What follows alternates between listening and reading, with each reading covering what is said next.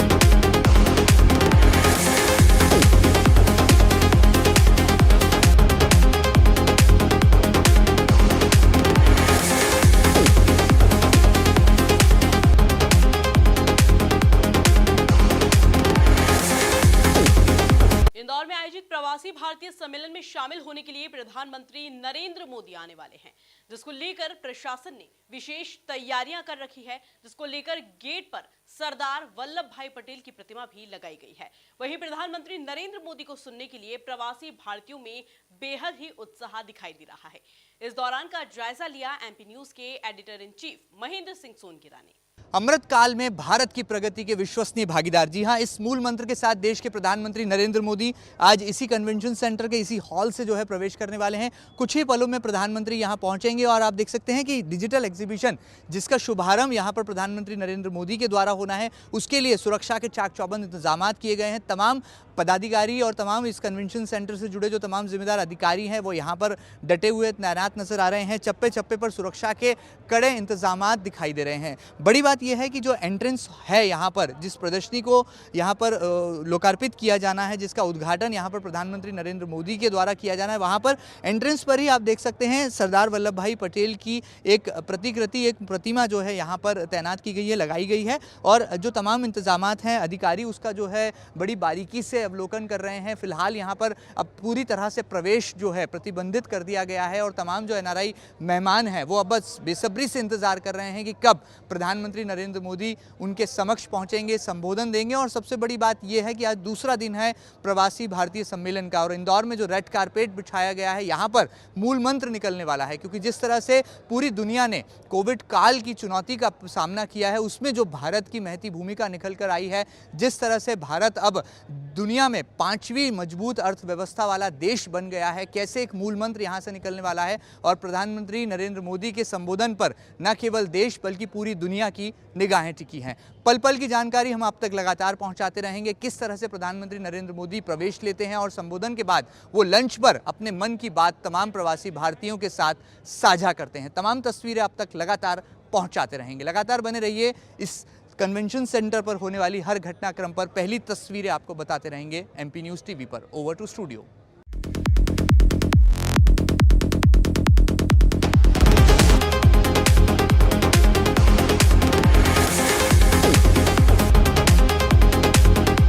इंदौर में आयोजित प्रवासी भारतीय सम्मेलन में शामिल होने के लिए प्रधानमंत्री नरेंद्र मोदी आने वाले हैं, जिसको लेकर प्रशासन ने विशेष तैयारियां कर रखी है, जिसको लेकर गेट पर सरदार वल्लभ भाई पटेल की प्रतिमा भी लगाई गई है।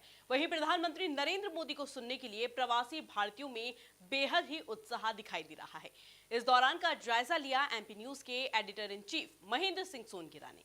अमृत काल में भारत की प्रगति के विश्वसनीय भागीदार, जी हां, इस मूल मंत्र के साथ देश के प्रधानमंत्री नरेंद्र मोदी आज इसी कन्वेंशन सेंटर के इसी हॉल से जो है प्रवेश करने वाले हैं। कुछ ही पलों में प्रधानमंत्री यहां पहुंचेंगे और आप देख सकते हैं कि डिजिटल एग्जीबिशन जिसका शुभारंभ यहां पर प्रधानमंत्री नरेंद्र मोदी के द्वारा होना है, उसके लिए सुरक्षा के चाक चौबंद इंतजाम किए गए हैं। तमाम पदाधिकारी और तमाम इस कन्वेंशन सेंटर से जुड़े जो तमाम जिम्मेदार अधिकारी हैं वो यहाँ पर डटे हुए तैनात नजर आ रहे हैं। चप्पे चप्पे पर सुरक्षा के कड़े इंतजामात दिखाई दे रहे हैं। बड़ी बात यह है कि जो एंट्रेंस है यहाँ पर, जिस प्रदर्शनी को यहाँ पर लोकार्पित किया जाना है, जिसका उद्घाटन यहाँ पर प्रधानमंत्री नरेंद्र मोदी के द्वारा किया जाना है, वहाँ पर एंट्रेंस पर ही आप देख सकते हैं सरदार वल्लभ भाई पटेल की एक प्रतिकृति, एक प्रतिमा जो है यहाँ पर तैनात की गई है, लगाई गई है। और जो तमाम इंतजामात हैं, अधिकारी उसका जो है बड़ी बारीकी से अवलोकन कर रहे हैं। फिलहाल यहाँ पर अब पूरी तरह से प्रवेश जो है प्रतिबंधित कर दिया गया है और तमाम जो एनआरआई मेहमान हैं वो अब बस बेसब्री से इंतजार कर रहे हैं कि कब प्रधानमंत्री Narendra Modi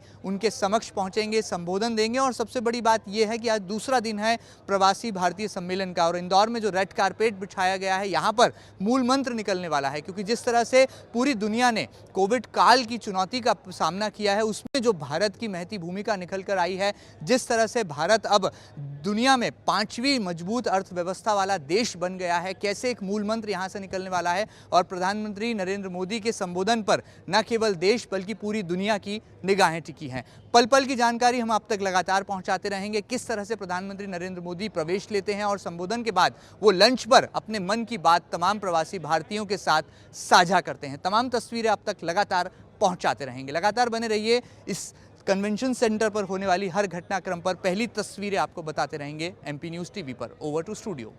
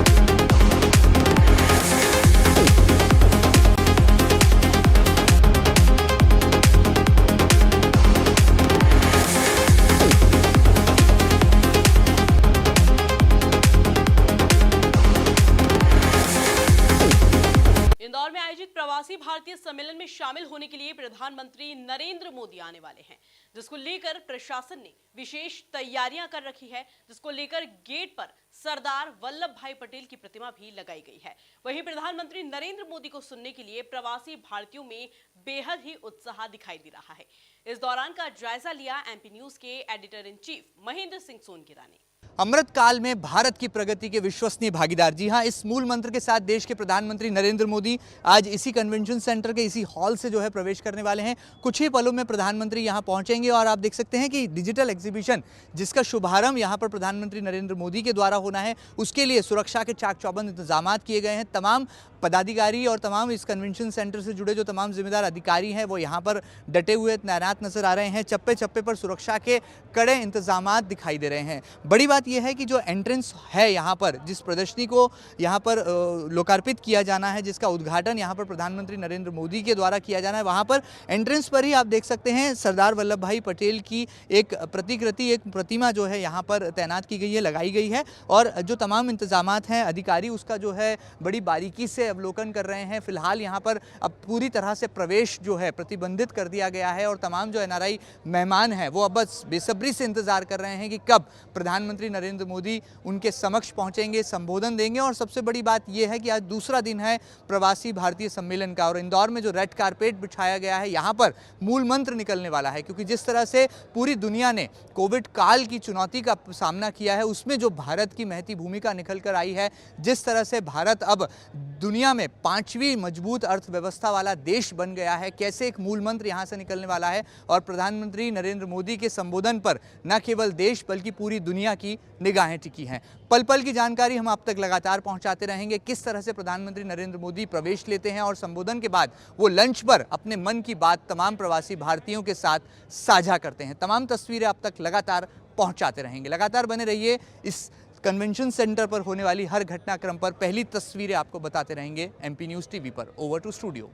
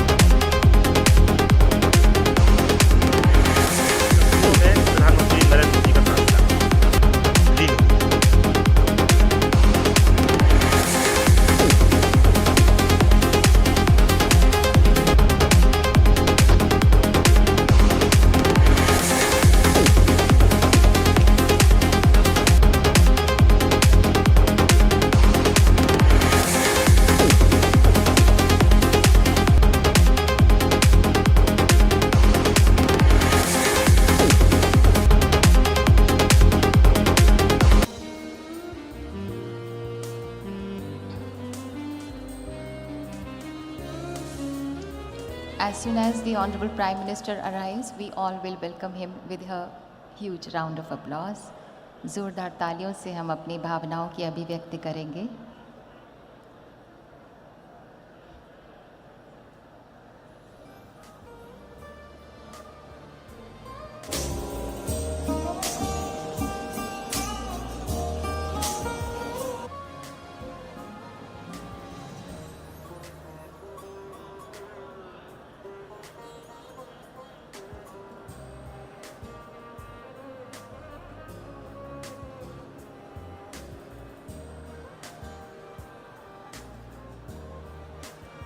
We'll welcome him with a huge round of applause. जोरदार तालियों से हम अपनी भावनाओं की अभिव्यक्ति करेंगे। मेहमान हमारे बीच में आ चुके हैं। माननीय राज्यपाल महोदय, माननीय मुख्यमंत्री महोदय, माननीय विदेश मंत्री जी, माननीय विदेश राज्य मंत्रीगण,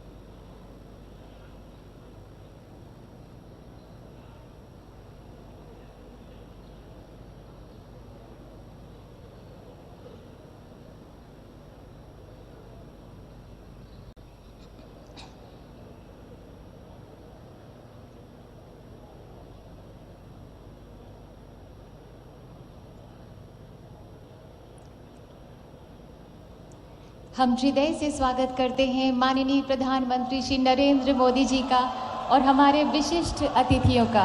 बहुत बहुत स्वागत है माननीय आपका।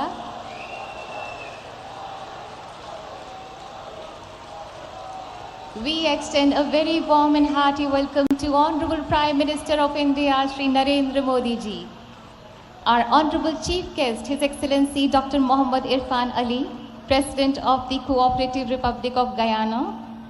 Our Honorable Special Guest of Honor, His Excellency Mr. Chandrika Prasad Santokhi, President of the Republic of Suriname.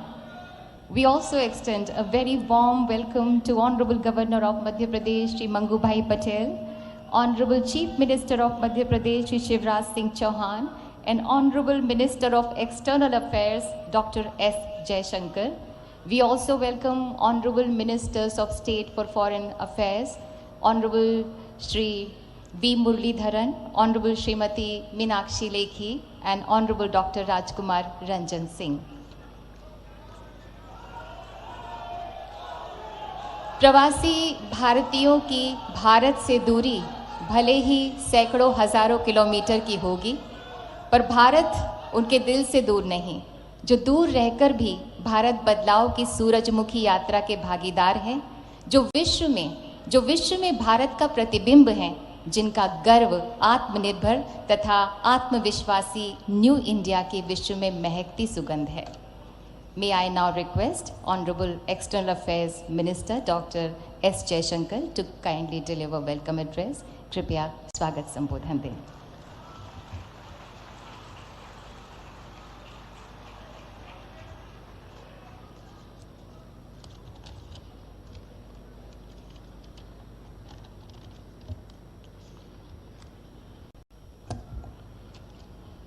परम आदरणीय प्रधानमंत्री जी, गयाना के राष्ट्रपति और पीबीडी के chief guest excellency doctor Mohamed Irfaan Ali ji, Suriname के राष्ट्रपति और special guest of honour excellency Shri Chandrika Prasad Santokhi ji, माननीय राज्यपाल श्री मंगूभाई पटेल जी, माननीय मुख्यमंत्री श्री शिवराज सिंह चौहान जी, माननीय मंत्रीगण, डेलीगेट्स, साथियों, आप सबको मेरा नमस्कार।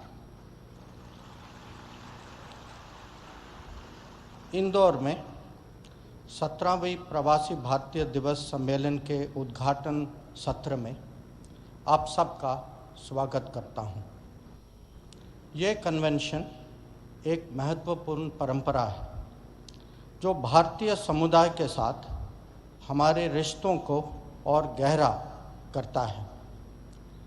साथियों, जैसा कि आप सब जानते हैं, पीबीडी के 3 मकसद हैं।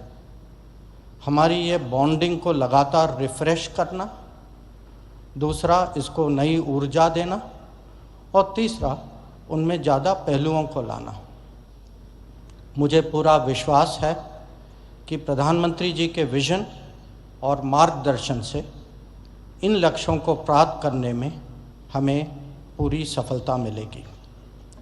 Friends, under prime minister Modi's leadership, India will surely emerge as a leading power. And along with that, the global standing of those with Indian heritage will also grow. And so too will the importance of the Pravasi Bhartiya Divas. We will deliberate on all that and more over the next 2 days, but right now I welcome you all to the 17th Pravasi Bhartiya Divas and sincerely thank all those who made the holding of this convention in Indore possible. Jai Hind.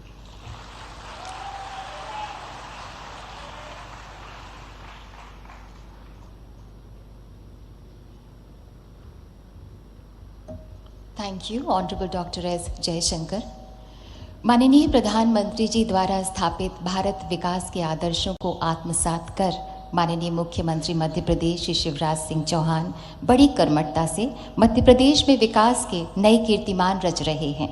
हमारा निवेदन है माननीय मुख्यमंत्री मध्य प्रदेश श्री शिवराज सिंह चौहान से कि कृपया अपनी भावनाएं व्यक्त करें।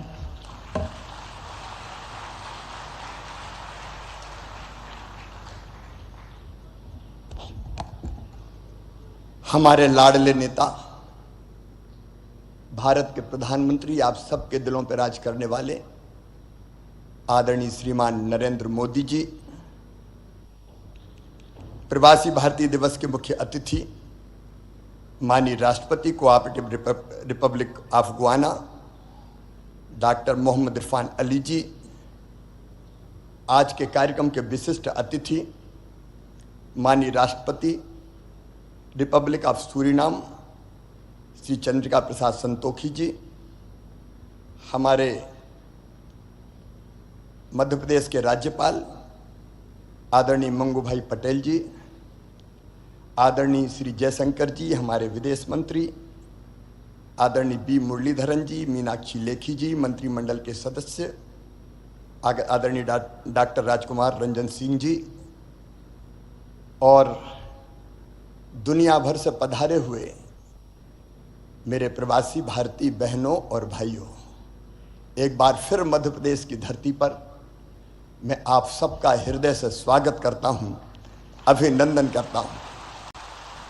आजादी के अमृत काल में मुझे तो ऐसा लग रहा है मध्य प्रदेश पे अमृत वर्षा हो रही है और सारी दुनिया से बाहें फैला के आप सब मध्य प्रदेश पधारे हैं। लेकिन मध्य प्रदेश और इंदौर ने भी कोई कसर नहीं छोड़ी है, अपने दिल के दरवाजे भी खोले हैं और अपने घरों के दरवाजे भी खोले हैं। माड़ने मड़े हुए हैं, रंगोली सजी हुई है, विद्युत बल्ब की लड़ियों से इंदौर को सजाया गया है।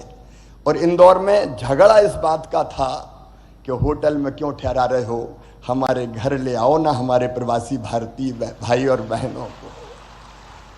एक अद्भुत उत्साह का और उमंग का वातावरण है।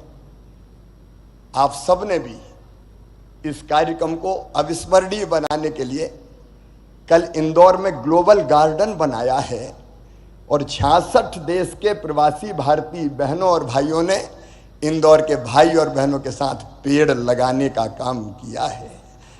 भारत माननीय प्रधानमंत्री श्रीमान नरेंद्र मोदी जी के नेतृत्व में सचमुच में एक नए भारत का उदय हो रहा है।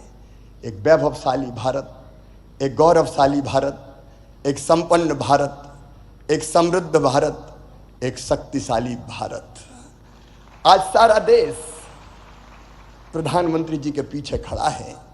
प्रधानमंत्री जी ने कहा स्वच्छ भारत, तो पूरे देश ने झाड़ू उठाई और इंदौर ने तो ऐसी उठाई कि स्वच्छता में सिक्सर मार दिया, छक्का लगाया।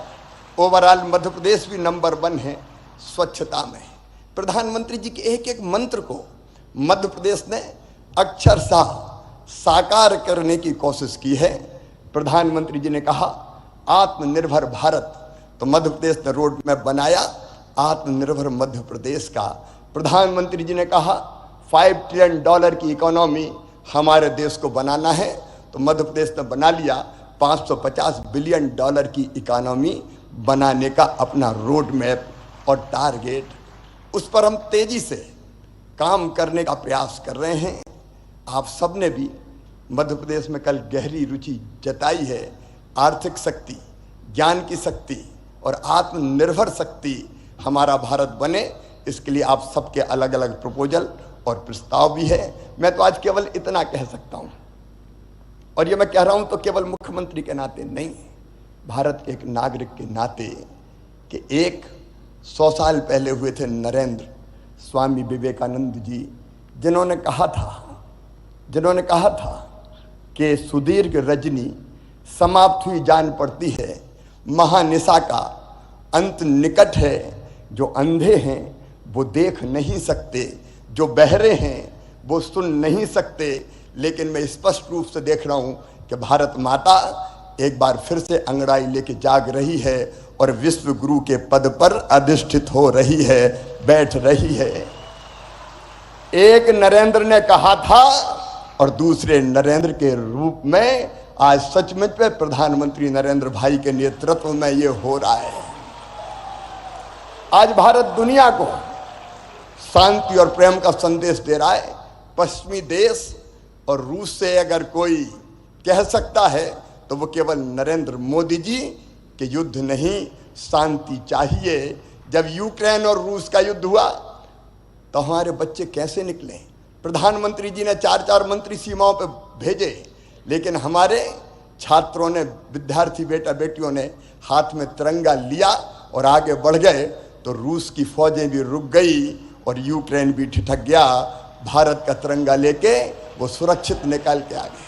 पूरी दुनिया को वसुधैव कुटुंबकम का संदेश देने वाले हमारे प्रधानमंत्री नरेंद्र मोदी जी, सब सुखी हो, सब निरोग हो, सबका मंगल हो, सबका कल्याण की राह दिखाने वाले नरेंद्र मोदी जी, हम सबका संकल्प है कि उनके नेतृत्व में भारत लगातार आगे बढ़ के कई मामलों में देश का नेतृत्व करे। एक बार मैं फिर आप सबका स्वागत करता हूं, अभिनंदन करता हूं और माफी चाहता हूं। हाल छोटा पड़ गया, लेकिन दिल में आपके लिए प्रेम की और स्नेह की कमी नहीं है। फिर आपका स्वागत, अभिनंदन। बोलिए भारत माता की।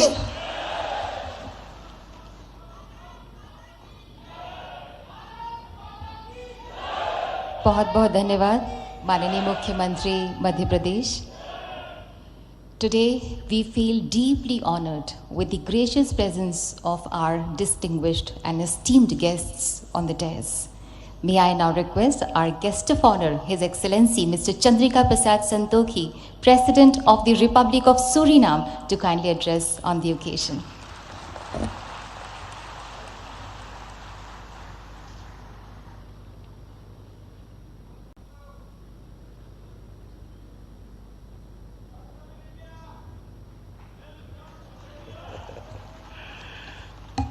धन्यवाद, धन्यवाद, नमस्कार, नमस्कार आप सब लोग के लिए नमस्कार। Honorable Prime Minister of India, Shri Narendra Modi, Honorable Minister of External Affairs, Dr. Jaishankar, Honorable Chief Minister of Madhya Pradesh, Shri Shivraj Singh Chauhan, President of the Cooperative Republic of Guyana, my brother, Dr. Mohammed Irfan Ali, distinguished ministers, distinguished ladies and gentlemen. Good morning. नमस्कार। महोदय, भारत की प्रधानमंत्री, आपको हृदय से मेरा नमस्कार और प्रणाम।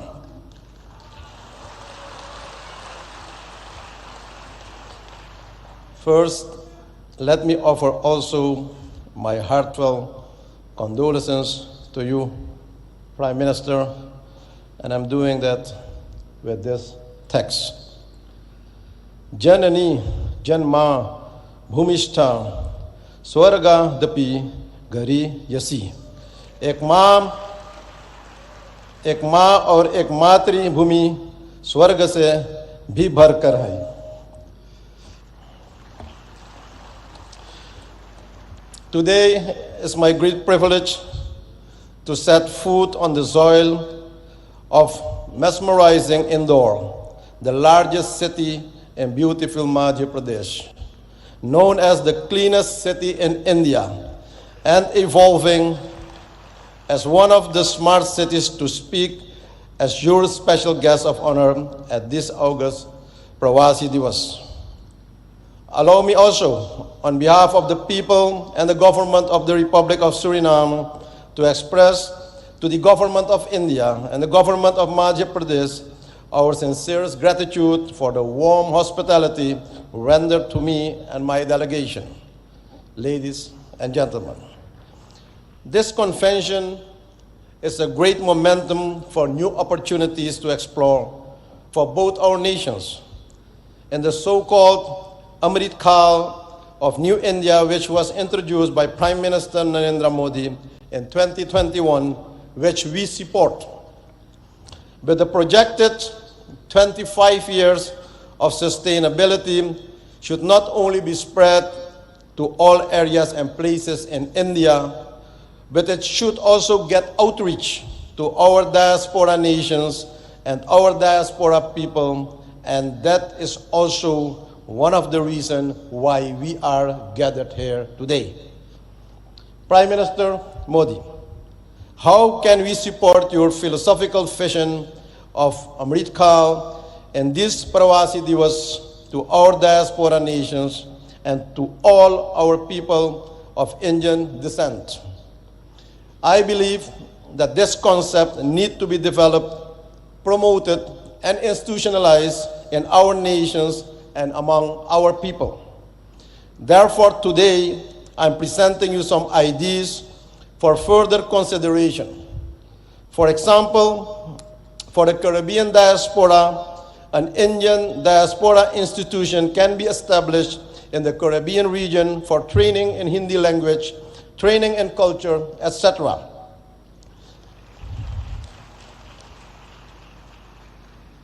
An academy in the Caribbean for supporting of film industry where the talented diaspora youth can get the opportunity to showcase their talent, training in yoga, Ayurveda, and spirituality as a way of life. To enable this, a diaspora fund should be created for the diaspora projects and programs in the region. Also, founding of training centers, schools in different areas and places of our countries should be initiated to learn the Hindi language, our bhasha, but also learning about our religions and culture and our parampara, our tradition. The establishment of a Caribbean high-tech training institution in modern technology should be welcomed for the diaspora nations to support the IT skills among our citizens. My country, Suriname, is willing to host one of those institutions. Ladies and gentlemen, recently we initiated the idea to establish an innovation hub for the youth of the Caribbean for science studies, study in climate change and biodiversity, which can be integrated and applied in this IT institution. Another proposal is investing in companies creating semi-finished products where Indian companies can develop and produce products in our own region to strengthen the local communities and economy. This will develop and support our own local industry, local content, for example, from our country. Wood furniture can be produced also locally based on the win-win principle. A regional enterprise for pharmaceuticals to produce affordable medicines for our people in the region. And also developing renewable energies in the diaspora nations that should be supported and expanded for the energy security. Another idea is the establishment of Indian financial institutions and banks for ease of doing business and trade in our region that will support financial inclusion of our business community and the people, but also to see this as a solution of financial exclusion by the threat of de-risking of several banks in the Caribbean nations by foreign banks, but also promotion of South-South cooperation, promoting connectivity through air and water connections for our nations, and creating and expanding joint markets for each other's products, and promoting movements of persons and goods through water and air connectivity. Supporting and promoting programs for the use of high technology by India for communication, education, and access to information to support knowledge and strengthen the human well-being for everyone in the community in our region. Ladies and gentlemen, very often, and you witness it every day, we are informed about the role and position of Indians in top companies of the world, in the health sector, in all modern medical institutions, IT world, and also the financial sector. The question is how we can benefit more from this wealth of knowledge and expertise in the diaspora community. Ladies and gentlemen, those are some thoughts. I see many opportunities for even a closer diaspora cooperation with Indian counterparts in all areas for the next 25 years. And I make use of this opportunity to invite all relevant actors from both sides to sit around the table and explore the new avenues of cooperation. Even on the highest levels of government, we should have more interactions and strategic dialogue to support and implement the vision of Amrit Kaal. Prime Minister Modi, my country Suriname is honored to mark the 150th anniversary of Indian arrival in Suriname in 2023, a significant milestone in the long and rich history of relations between our two countries. This is a memorable occasion. It's a time to celebrate the cultural ties forged between Suriname and India over the past 150 years and to reflect on how our two nations have worked together to promote understanding, cooperation, and mutual respect. The arrival of the immigrants from India and their progressive involvement in the Surinamese society has contributed in enriching cultural expressions and experiences. But they managed to keep their values, their dharma, and their identity, their pahichan. It is crucial to nurture these historical and cultural bonds and look ahead and chart a path towards broader economic and trade engagements and increased investment between our nations. With this in mind, it's now time that we benefit from a more mature type of diaspora cooperation, one that is also based on spiritual principles to eradicate poverty and also consciousness where real wealth is held. Despite the immense challenges of climate change, energy transition, and food security, we have to resolve all these challenges that we face as quickly as we can and with joint effort and commitment. We already have a solid partnership with many areas of cooperation, and with the relevant Indian authorities will undoubtedly advance the objectives of an enhanced and strategic partnership. Excellencies, friends, ladies and gentlemen, I'm aware of the fact that all crises and challenges can be faced. I see possibilities and opportunities. India has proven to be a reliable partner in regional and global matters. I express our appreciation that we'll have the opportunity to advance the voices of the Global South during the upcoming South Summit.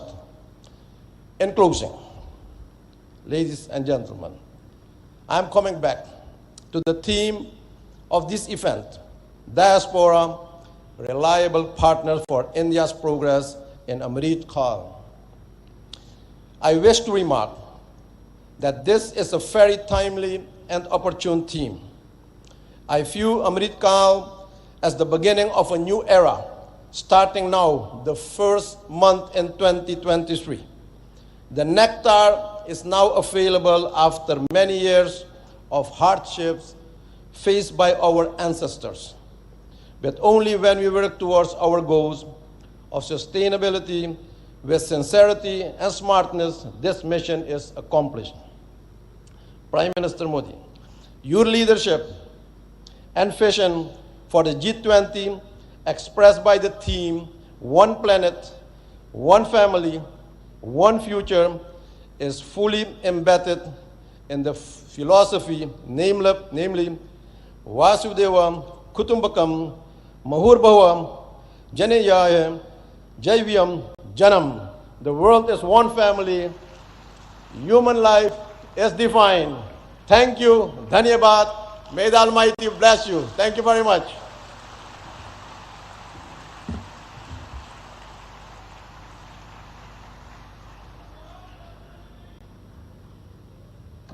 Thank you so much, His Excellency.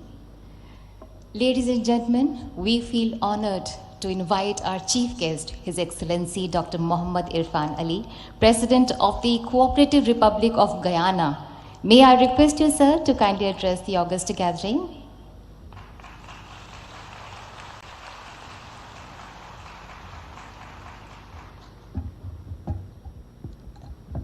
Thank you very much.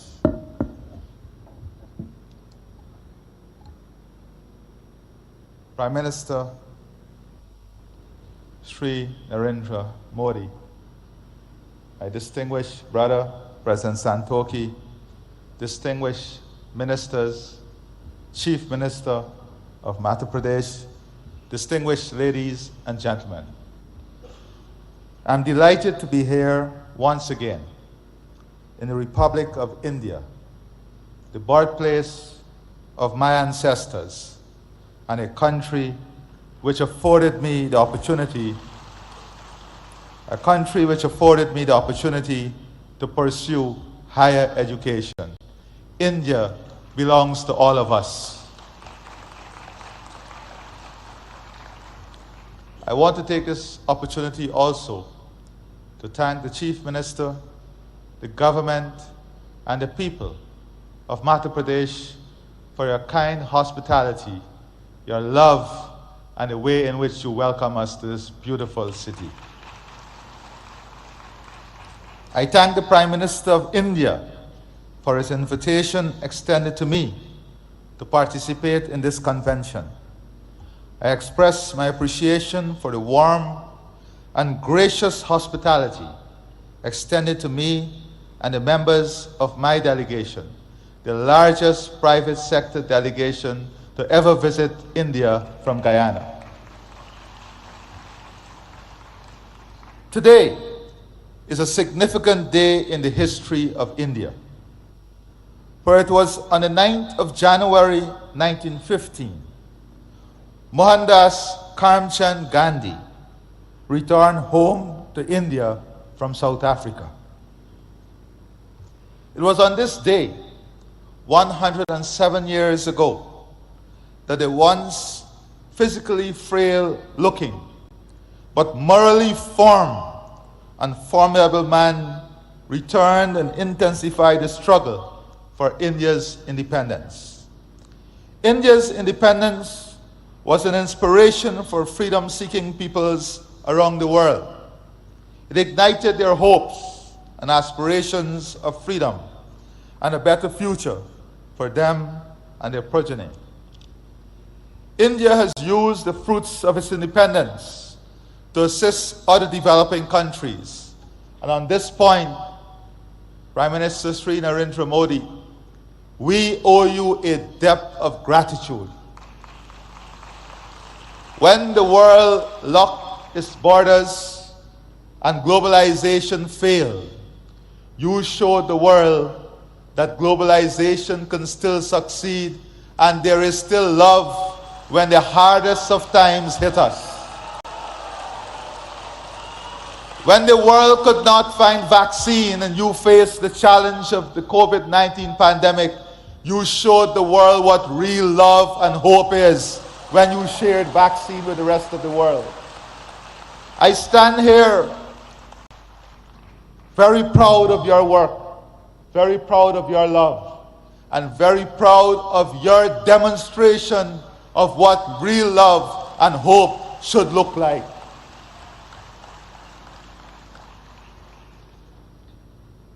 I take this opportunity to express once again my profound appreciation for India's support to Guyana. Since the establishment of diplomatic relations between our two states, Guyana has benefited from robust cooperation with India in the fields of agriculture, culture, diplomacy, education, health, housing, information communications technology, infrastructural development, investment, renewable energy, sport, trade, and water. Today, Guyana pursues similar ideals like Prime Minister Sri Narendra Modi. As President, I find commonality in the philosophy, Sabka Saath, Sabka Vikas, Sabka Vishwas, which is bringing everyone together, pursuing growth and development, and winning and building trust for everyone. This is the path that marries unity with prosperity, good governance with strong leadership that you are demonstrating. As our country expands, we embrace fully the Rainbow of India concept, which builds the country among the themes of Sanskriti, Krishti, Mahela Shakti, Prakrati, Sansadan, Yuva Shakti, Loktandra, and Gan, which is ensuring our country is built on the strength of its culture, agriculture, women, natural resources, youth power, democracy, and knowledge. India is a world leader in developing pratibha, talent, and utilizing prododiki, technology, and we look forward to further collaborating in these two areas.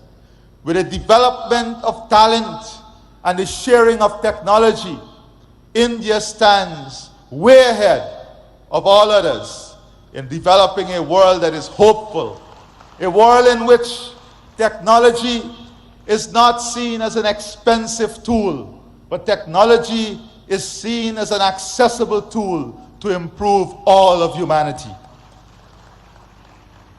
Guyana has also keenly observed India's management of relations with its diaspora.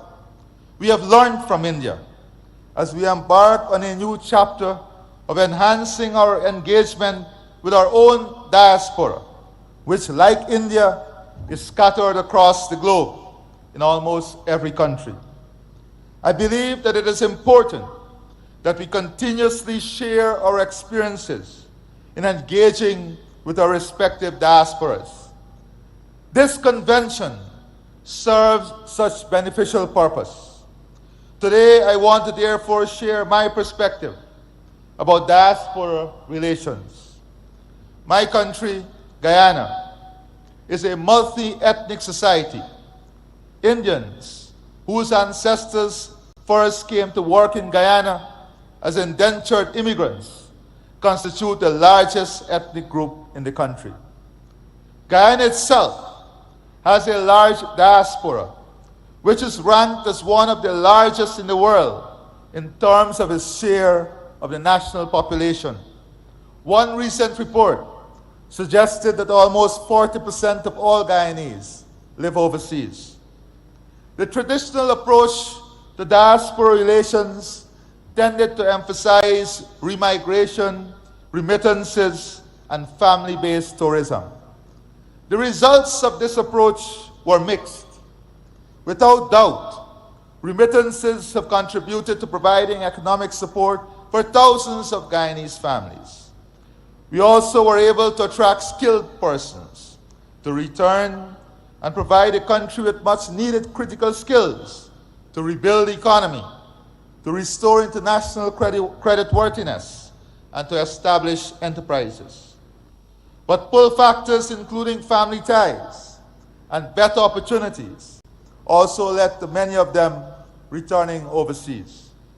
Guyana is now a much stronger economy than it has ever been. It is now the fastest growing economy in the world, registering a real GDP growth of 19.9% in 2021, and growth for 2022 estimated at more than 50%. On this note, Prime Minister Sri Narendra Modi, I assure you that the economic opportunity, growth, and potential of Guyana is open to the entire private sector of India to participate fully and to be involved in the transformation that is taking place. The country's economy is now in a full takeoff mode of development. This transformative stage of economic development is spawning massive economic opportunities across almost all sectors of the economy.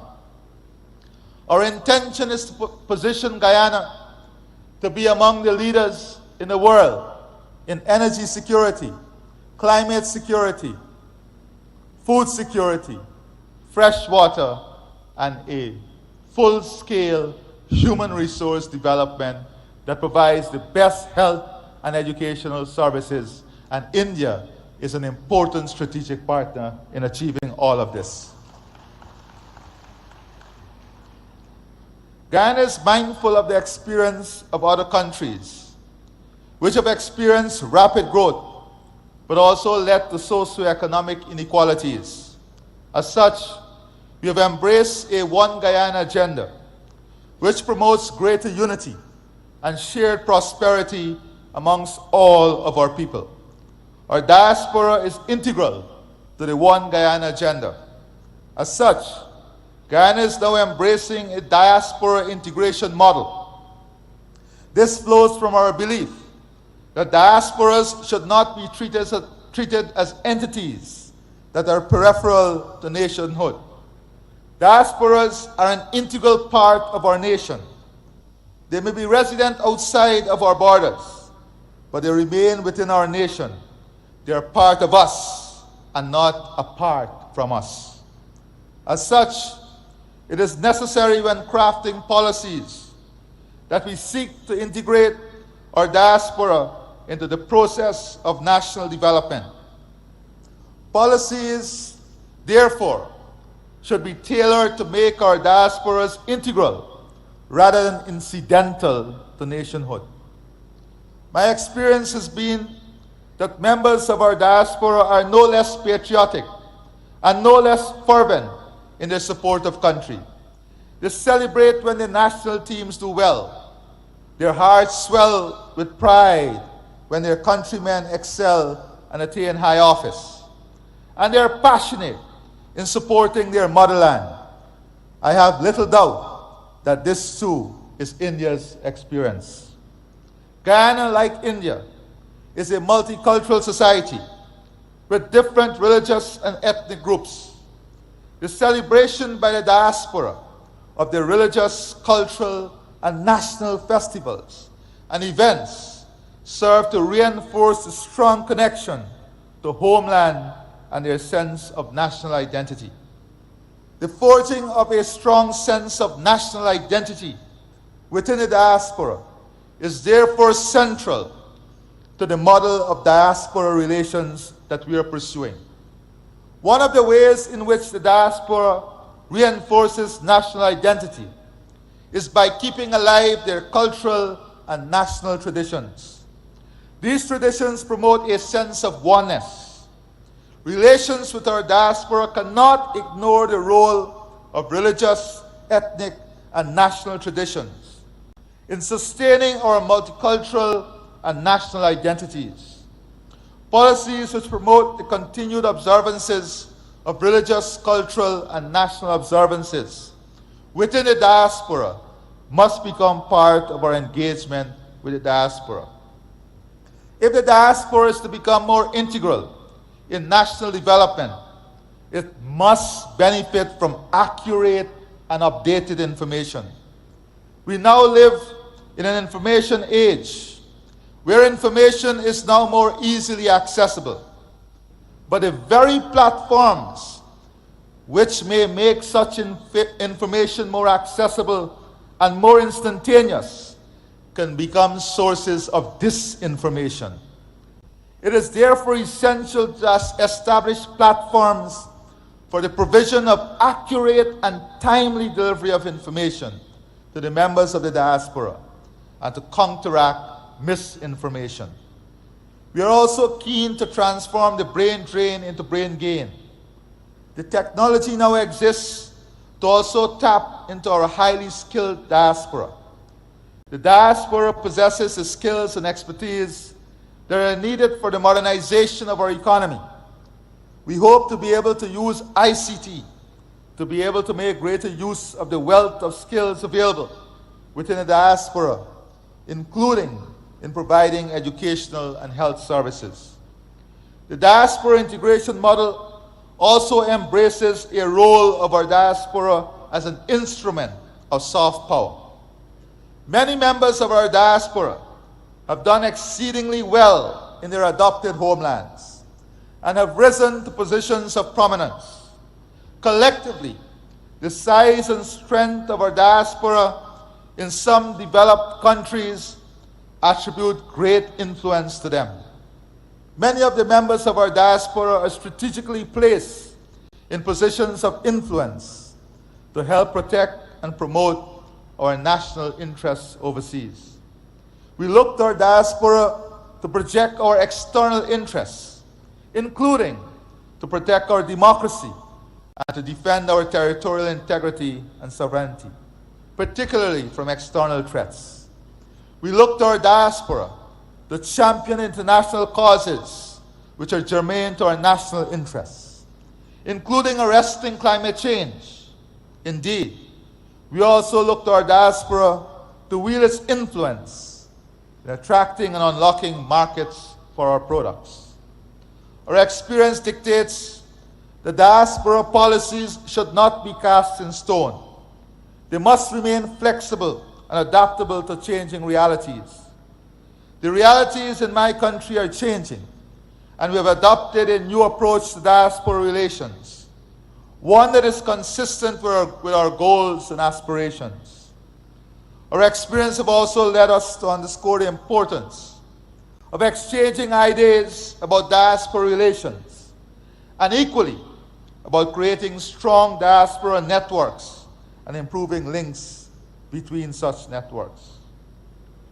Before I close, Prime Minister Sri Narendra Modi, distance may be keeping us apart, but our heart and soul connects us through faith and hope.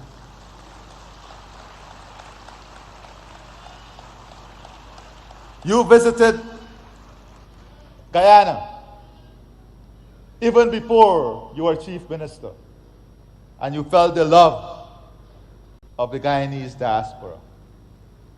I visited and I studied here even before I became president, and I felt the love of the Indian people.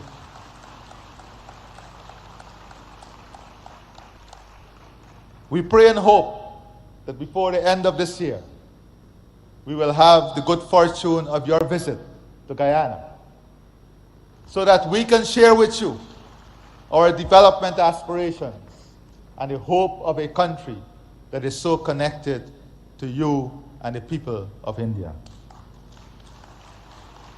I therefore see the Pravasi Divas Convention as an important platform for not only exchanging ideas on this subject, but also fostering deeper and stronger ties among states which have significant diasporas, such as India and Guyana.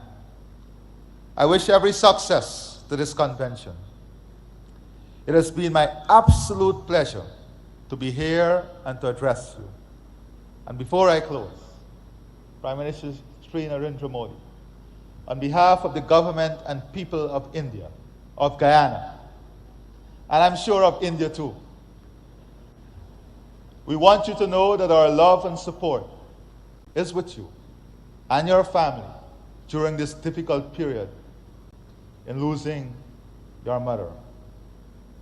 You have once again demonstrated to the world the importance of motherhood through your love, your commitment, your dedication, and your honor as a good son. May God bless you, and may God bless all of us. I thank you.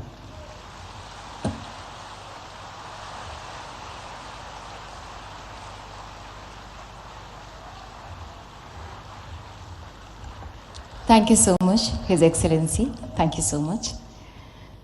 The Ministry of External Affairs has launched a campaign, Surakshit Jaye, Prashikshit Jaye, Go Safe, Go Trained, to promote safe and legal migration as well as overseas career prospects, जिसका मकसद है जागरूकता की मशाल जलाना कि सुरक्षित और लीगल चैनल के जरिए अगर कोई एस्पिरेंट जॉब के लिए ओवरसीज ट्रैवल कर रहा है और वो वेल इन्फॉर्म्ड भी है, तो वो बिना किसी जोखिम के सुरक्षित और प्रोडक्टिव रूप से विदेश में रह सकता है.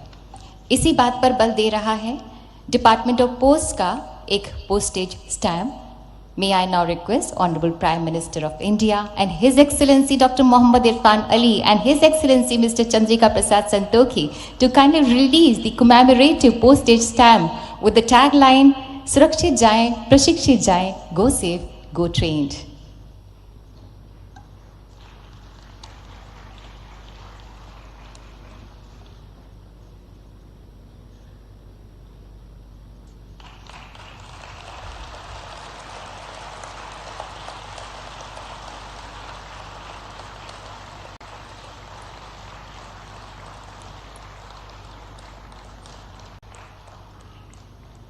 Thank you, sir. Thank you, His Excellencies. आज हर वो व्यक्ति जो भारत की जड़ों से जुड़ा है वो एक उजियारे विश्वास से भरा है, चाहे वो भारतवासी हो, चाहे वो प्रवासी भारतीय हो या वो भारतवंशी हो। भारत की आज जो विश्व में धाक और साख है उससे 21वीं सदी का भारत मानो विश्व मानचित्र पर जगमगाता सा अलग ही नजर आ रहा है और इसका श्रेय माननीय प्रधानमंत्री श्री नरेंद्र मोदी जी को ही जाता है, जिनकी हर सांस में भारत का स्वाभिमान स्पंदित होता है। May I invite the Prime Minister of the largest democracy in the world, माननीय Shri Narendra Modi ji, to kindly address the gathering, kindly guide us and show us the way forward.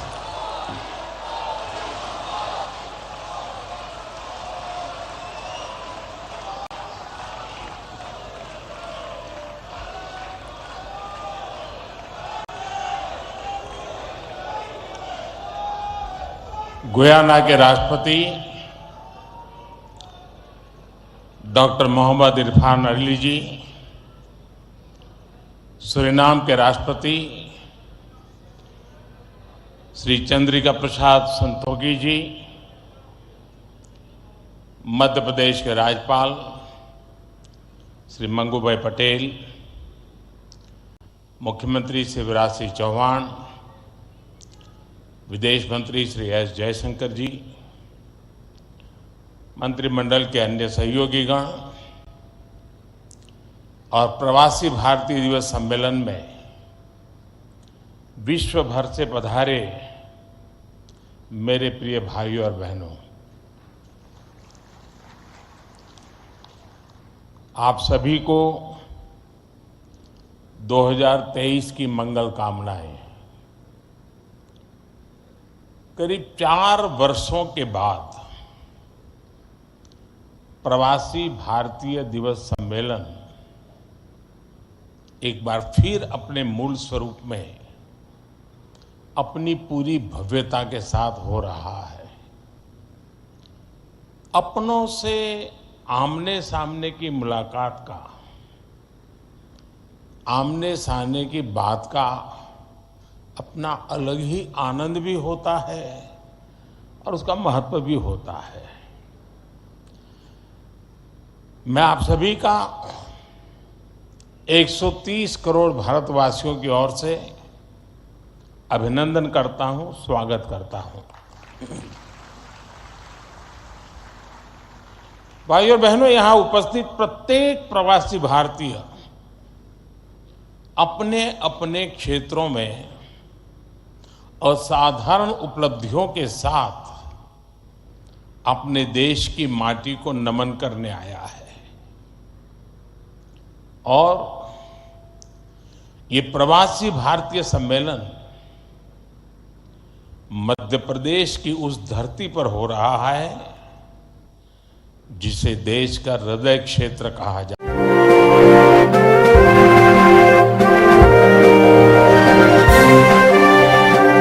मां नर्मदा का जल, यहाँ के जंगल, आदिवासी परंपरा, यहाँ का आध्यात्म, ऐसा कितना कुछ है जो आपकी इस यात्रा को अविस्मरणीय बनाएगा।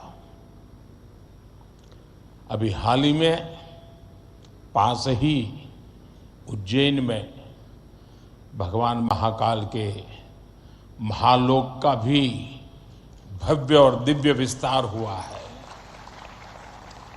मैं आशा करता हूं आप सब वहां जाकर भगवान महाकाल का आशीर्वाद भी लेंगे और उस अद्भुत अनुभव का हिस्सा भी बनेंगे।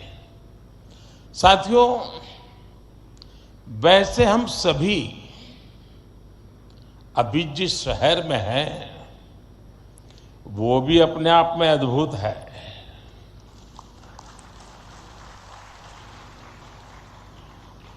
लोग कहते हैं कि इंदौर एक शहर है, लेकिन मैं कहता हूं इंदौर एक दौर है। ये वो दौर है जो समय से आगे चलता है फिर भी विरासत को समेटे रहता है। इंदौर ने स्वच्छता के क्षेत्र में देश में एक अलग पहचान स्थापित की है।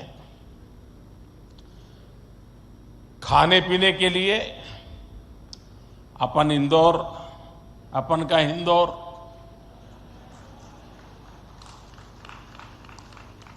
अपन का इंदौर देश ही नहीं पूरी दुनिया में लाजवाब है।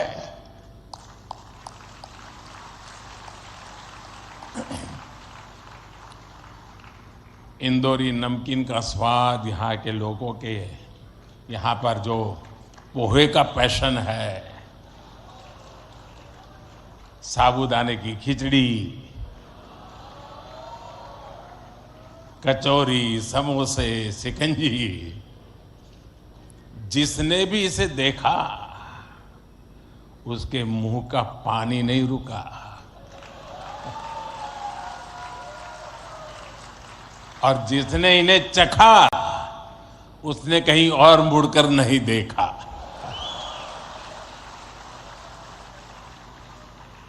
इसी तरह 56 दुकान तो प्रसिद्ध है ही, सराफा भी महत्वपूर्ण है। यही वजह है कि कुछ लोग इंदौर को स्वच्छता के साथ साथ स्वाद की राजधानी भी कहते हैं। मुझे विश्वास है यहाँ के अनुभव आप खुद भी नहीं भूलेंगे और वापस जाकर दूसरों को यहाँ के बारे में बताना भी नहीं भूलेंगे। फ्रेंड्स, दिस प्रवासी भारतीय दिवस is special in many ways. We celebrated 75 years of India's independence just a few months ago. Our digital exhibition related to our freedom struggle has been organized here. It brings the glorious era in front of you again.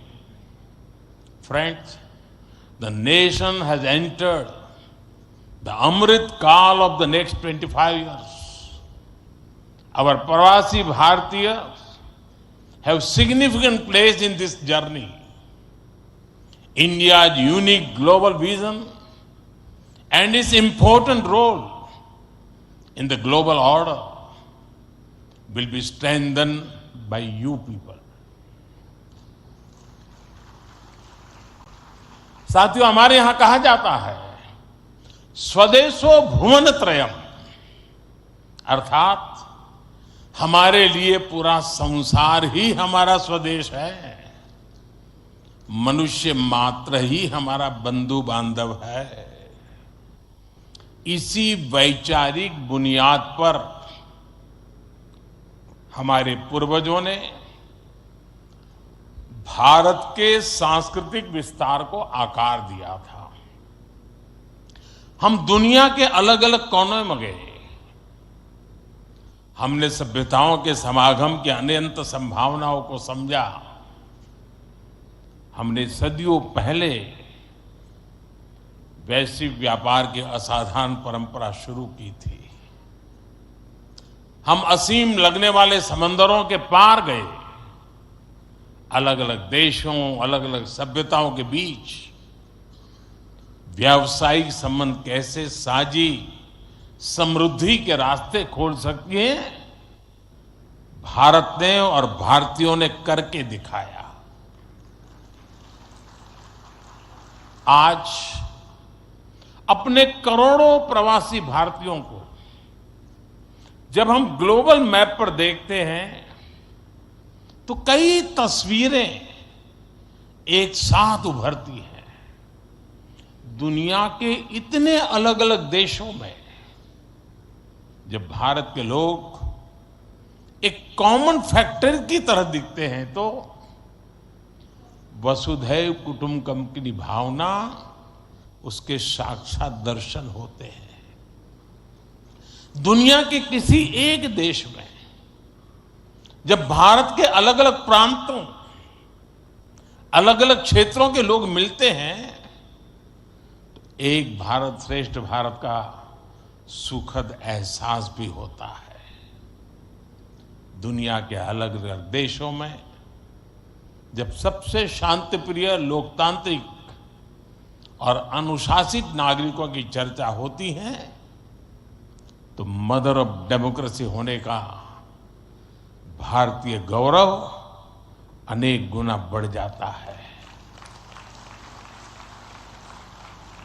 और जब हमारे इन प्रवासी भारतीयों के योगदान का विश्व आकलन करता है तो उसे सशक्त और समर्थ भारत, इसकी आवाज सुनाई देती है। इसलिए ही तो मैं आप सभी को, सभी प्रवासी भारतीयों को विदेशी धरती पर भारत का राष्ट्रदूत, ब्रांड एम्बेसडर कहता हूं। सरकारी व्यवस्था में राजदूत होते हैं, भारत की महान विरासत में आप राष्ट्रदूत होते हैं। Friends, your role as India's brand ambassador is diverse. You are brand ambassadors of Make in India. You are brand ambassadors of yoga and Ayurveda. You are also brand ambassadors of India's cottage industries and handicrafts. At the same time, you are also brand ambassadors of India's millets. You would already know that 2023 has been declared by the United Nations as the International Year of Millets. I appeal to you to take some millets products with you while returning. You also have another important role to play in these rapidly changing times. You are the people who will address the world's desire to know more about India. Today, the whole world is waiting and watching India keenly with great interest and curiosity. It is important to understand why I am saying this. साथियों, पिछले कुछ वर्षों में भारत ने विकास की जो गति प्राप्त की है, जो उपलब्धियां हासिल की हैं, वो असाधारण है, अभूतपूर्व है। जब भारत कोविड महामारी के बीच कुछ महीनों में ही स्वदेशी वैक्सीन बना लेता है, जब भारत अपने नागरिकों को 220 करोड़ से ज्यादा वैक्सीन डोज मुफ्त लगाने का रिकॉर्ड बनाता है, जब वैश्विक अस्थिरता के बीच भी भारत विश्व की उभरती अर्थव्यवस्था बनता है, जब भारत विश्व की बड़ी इकोनॉमी से कॉम्पीट करता है, टॉप 5 इकोनॉमी में शामिल होता है, जब भारत दुनिया का तीसरा सबसे बड़ा स्टार्टअप इकोसिस्टम बनता है, जब मोबाइल मैन्युफैक्चरिंग जैसे क्षेत्रों में, इलेक्ट्रॉनिक मैन्युफैक्चरिंग के क्षेत्र में मेक इन इंडिया का डंका बजता है, जब भारत अपने दम पर Tejas fighter plane, aircraft carrier, INS Vikrant और अरिहंत जैसी न्यूक्लियर सबमरीन बनाता है, तो स्वाभाविक है दुनिया और दुनिया के लोगों में क्यूरियोसिटी होती है कि भारत क्या कर रहा है, कैसे कर रहा है। लोग जानना चाहते हैं कि भारत की स्पीड क्या है, स्केल क्या है, भारत का फ्यूचर क्या है। इसी तरह जब कैशलेस इकोनॉमी की बात होती है, फिनटेक की चर्चा होती है, तो दुनिया ये देखकर हैरान में है कि विश्व के 40% real time digital transaction Bharat में होते हैं। जब स्पेस के फ्यूचर की बात होती है तो भारत की चर्चा स्पेस टेक्नोलॉजी के मोस्ट एडवांस देशों में होती है। भारत एक बार में 100 सैटेलाइट लॉन्च करने का रिकॉर्ड बना रहा है। सॉफ्टवेयर और डिजिटल टेक्नोलॉजी के क्षेत्र में हमारी ताकत दुनिया देख रही है। आप में से बहुत से लोग भी इसका बहुत बड़ा जरिया है। भारत का ये बढ़ता हुआ सामर्थ्य, भारत का ये दमखम, भारत की जड़ों से जुड़े हर व्यक्ति का सीना चौड़ा कर देता है। वैश्विक मंच पर आज भारत की आवाज, भारत का संदेश, भारत की कही बात एक अलग ही मायने रखती है। भारत की ये बढ़ती है ताकत आने वाले दिनों में और ज्यादा बढ़ने वाली है। और इसलिए भारत के प्रति जिज्ञासा, भारत के प्रति क्यूरियोसिटी भी और बढ़ेगी। और इसलिए विदेश में रहने वाले भारतीय मूल के लोगों की, प्रवासी भारतीयों की जिम्मेदारी भी बहुत बढ़ जाती है। आपके पास आज भारत के बारे में जितनी व्यापक जानकारी होगी, उतना ही आप दूसरों को भारत के बढ़ते सामर्थ्य के बारे में बता पाएंगे और तथ्यों के आधार पर बता पाएंगे। मेरा आग्रह है कि आपके पास कल्चरल और स्पिरिचुअल जानकारी के साथ साथ भारत की प्रगति की अपडेटेड इंफॉर्मेशन होनी चाहिए। साथियों, आप सबको ये भी पता है, इस वर्ष भारत दुनिया के G20 समूह की अध्यक्षता भी कर रहा है। भारत इस जिम्मेदारी को एक बड़े अवसर के रूप में देख रहा है। हमारे लिए ये दुनिया को भारत के बारे में बताने का अवसर है।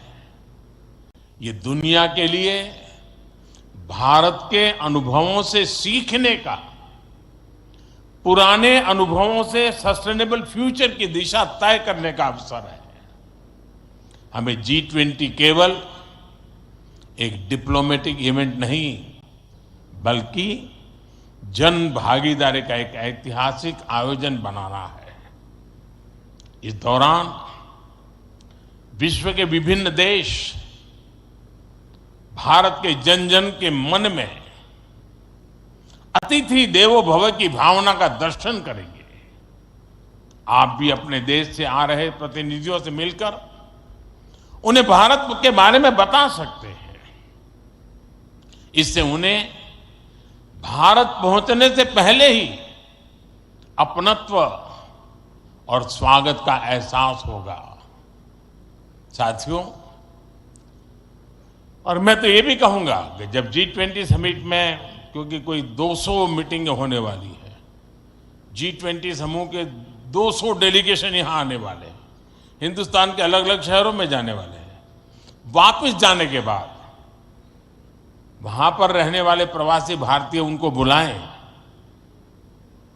भारत में गए थे तो कैसा रहा, उनके अनुभव सुने। मैं समझता हूं कि उनके साथ हमारे बंधन को और मजबूत करने के लिए अवसर बन जाएगा। साथियों, आज भारत के पास न केवल दुनिया के नॉलेज सेंटर बनने का, बल्कि स्किल कैपिटल बनने का सामर्थ्य भी है। आज भारत के पास सक्षम युवाओं की एक बड़ी तादाद है। हमारे युवाओं के पास स्किल भी है, वैल्यूज भी है और काम करने के लिए जरूरी जज्बा और ईमानदारी भी है। भारत की ये स्किल कैपिटल दुनिया के विकास का इंजन बन सकती है। भारत में उपस्थित युवाओं के साथ ही भारत की प्राथमिकता वो प्रवासी युवा भी हैं जो भारत से जुड़े हैं। हमारे नेक्स्ट जनरेशन युवा जो विदेश में जन्मे हैं, वहीं पले बड़े हैं, हम उन्हें भी अपने भारत को जानने समझने के लिए कई अवसर दे रहे हैं। नेक्स्ट जनरेशन प्रवासी युवाओं में भी भारत को लेकर उत्साह बढ़ता चला जा रहा है। ये हम सब, वो अपने माता पिता के देश के बारे में जानना चाहते हैं, अपनी जड़ों से जुड़ना चाहते हैं। ये हम सब की जिम्मेदारी है कि हम युवाओं को न केवल देश के बारे में गहराई से बताएं, बल्कि उन्हें भारत दिखाएं भी। पारंपरिक बोध और आधुनिक नजर के साथ ये युवा फ्यूचर वर्ल्ड को भारत के बारे में कहीं ज्यादा प्रभावी ढंग से बता पाएंगे। जितनी युवाओं में जिज्ञासा बढ़ेगी, उतना ही भारत से जुड़ा पर्यटन बढ़ेगा, भारत से जुड़ी रिसर्च बढ़ेगी, भारत का गौरव बढ़ेगा। ये युवा भारत के विभिन्न पर्वों के दौरान, प्रसिद्ध मेलों के दौरान आ सकते हैं या फिर बुद्ध सर्किट, रामायण सर्किट का लाभ उठा सकते हैं। वो आजादी के अमृत महोत्सव के तहत हो रहे कार्यक्रमों में भी जुड़ सकते हैं। साथियों, मेरा एक और सुझाव है। कई देशों में भारत से प्रवासी कई सदियों से जाकर बसे हैं। भारतीय प्रवासियों ने वहां के राष्ट्र के निर्माण में अपने असाधारण योगदान दिए हैं। हमें इनकी लाइफ, उनके स्ट्रगल्स और उनके अचीवमेंट्स को डॉक्यूमेंट करना चाहिए। हमारे कई बुजुर्गों के पास उस जमाने की कई मेमोरीज होगी। मेरा आग्रह है कि यूनिवर्सिटी के माध्यम से हर देश में हमारे डायस्पोरा के हिस्ट्री पर ऑडियो, वीडियो या लिखित डॉक्यूमेंटेशन के प्रयास किए जाएं। साथियों, कोई भी राष्ट्र उसमें निष्ठा रखने वाले हर व्यक्ति के दिल में जीवित रहता है। यहां भारत से कोई व्यक्ति जब विदेश जाता है और उसे वहां एक भी भारतीय मूल का व्यक्तित्व या व्यक्ति मिल जाता है, तो उसे लगता है कि उसे पूरा भारत मिल गया। यानी आप जहां रहते हैं, भारत को अपने साथ रखते हैं। बीते 8 वर्षों में देश ने अपने डायस्पोरा को ताकत देने के लिए हम बहुत प्रयास किया है। आज भारत का ये कमिटमेंट है कि आप दुनिया में कहीं भी रहेंगे, देश आपके हितों और अपेक्षाओं के लिए आपके साथ रहेगा। मैं गयाना के राष्ट्रपति जी और सूरीनाम के राष्ट्रपति जी का भी हृदय से आभार व्यक्त करता हूं, अभिनंदन करता हूं कि इस महत्वपूर्ण समारोह के लिए उन्होंने समय निकाला और उन्होंने जितनी बातें आज हमारे सामने रखी है वे वाकई बहुत उपयोगी हैं और मैं उनको विश्वास दिलाता हूं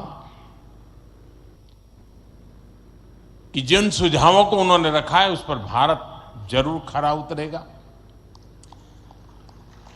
मैं गयाना जी के राष्ट्रपति जी का भी बहुत आभारी हूं कि उन्होंने आज काफी पुरानी यादें साझा की, क्योंकि जब मैं गयाना गया तो मैं कुछ भी नहीं था, मुख्यमंत्री भी नहीं था, और तब का नाता उन्होंने याद करके निकाला। मैं उनका बहुत बहुत आभारी हूं। मैं फिर एक बार आप सभी प्रवासी भारतीय दिवस के लिए इस समारोह में आए, बीच के गैप के बाद मिलने का मौका मिला है। मेरी तरफ से आपको अनेक अनेक शुभकामनाएं हैं। बहुत लोगों से मिलना होगा, बहुत लोग चीज़ें जानने को मिलेगी, जिससे लेकर के उन स्मृतियों को लेकर के फिर अपने कार्यक्षेत्र में लौटेंगे, अपने रिस्पेक्टिव कंट्री में जाएंगे। मुझे विश्वास है कि भारत के साथ जुड़ाव का एक नया युग शुरू होगा। मेरी आपको बहुत बहुत शुभकामनाएं। धन्यवाद।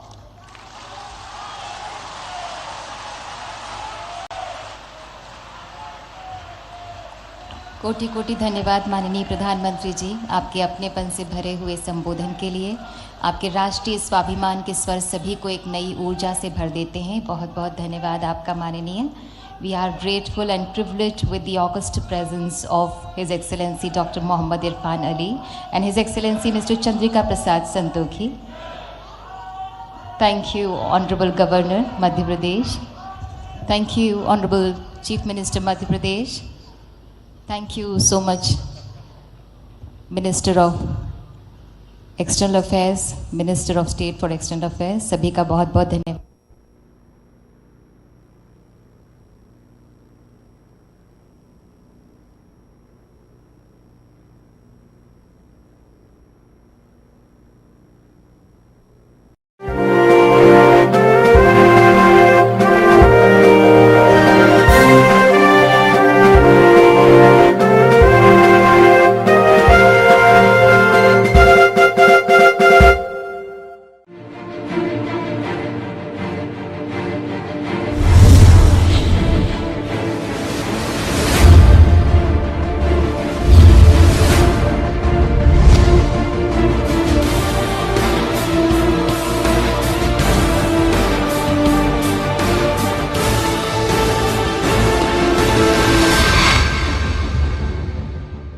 प्रदेश की आर्थिक राजधानी इंदौर में आयोजित प्रवासी भारतीय सम्मेलन में शामिल होने के लिए पहली बार मलेशिया से भी प्रवासियों का दल आया है, जिन्होंने आयोजन की दिल खोलकर तारीफ की और प्रधानमंत्री नरेंद्र मोदी के संबोधन को सबसे खास बताया।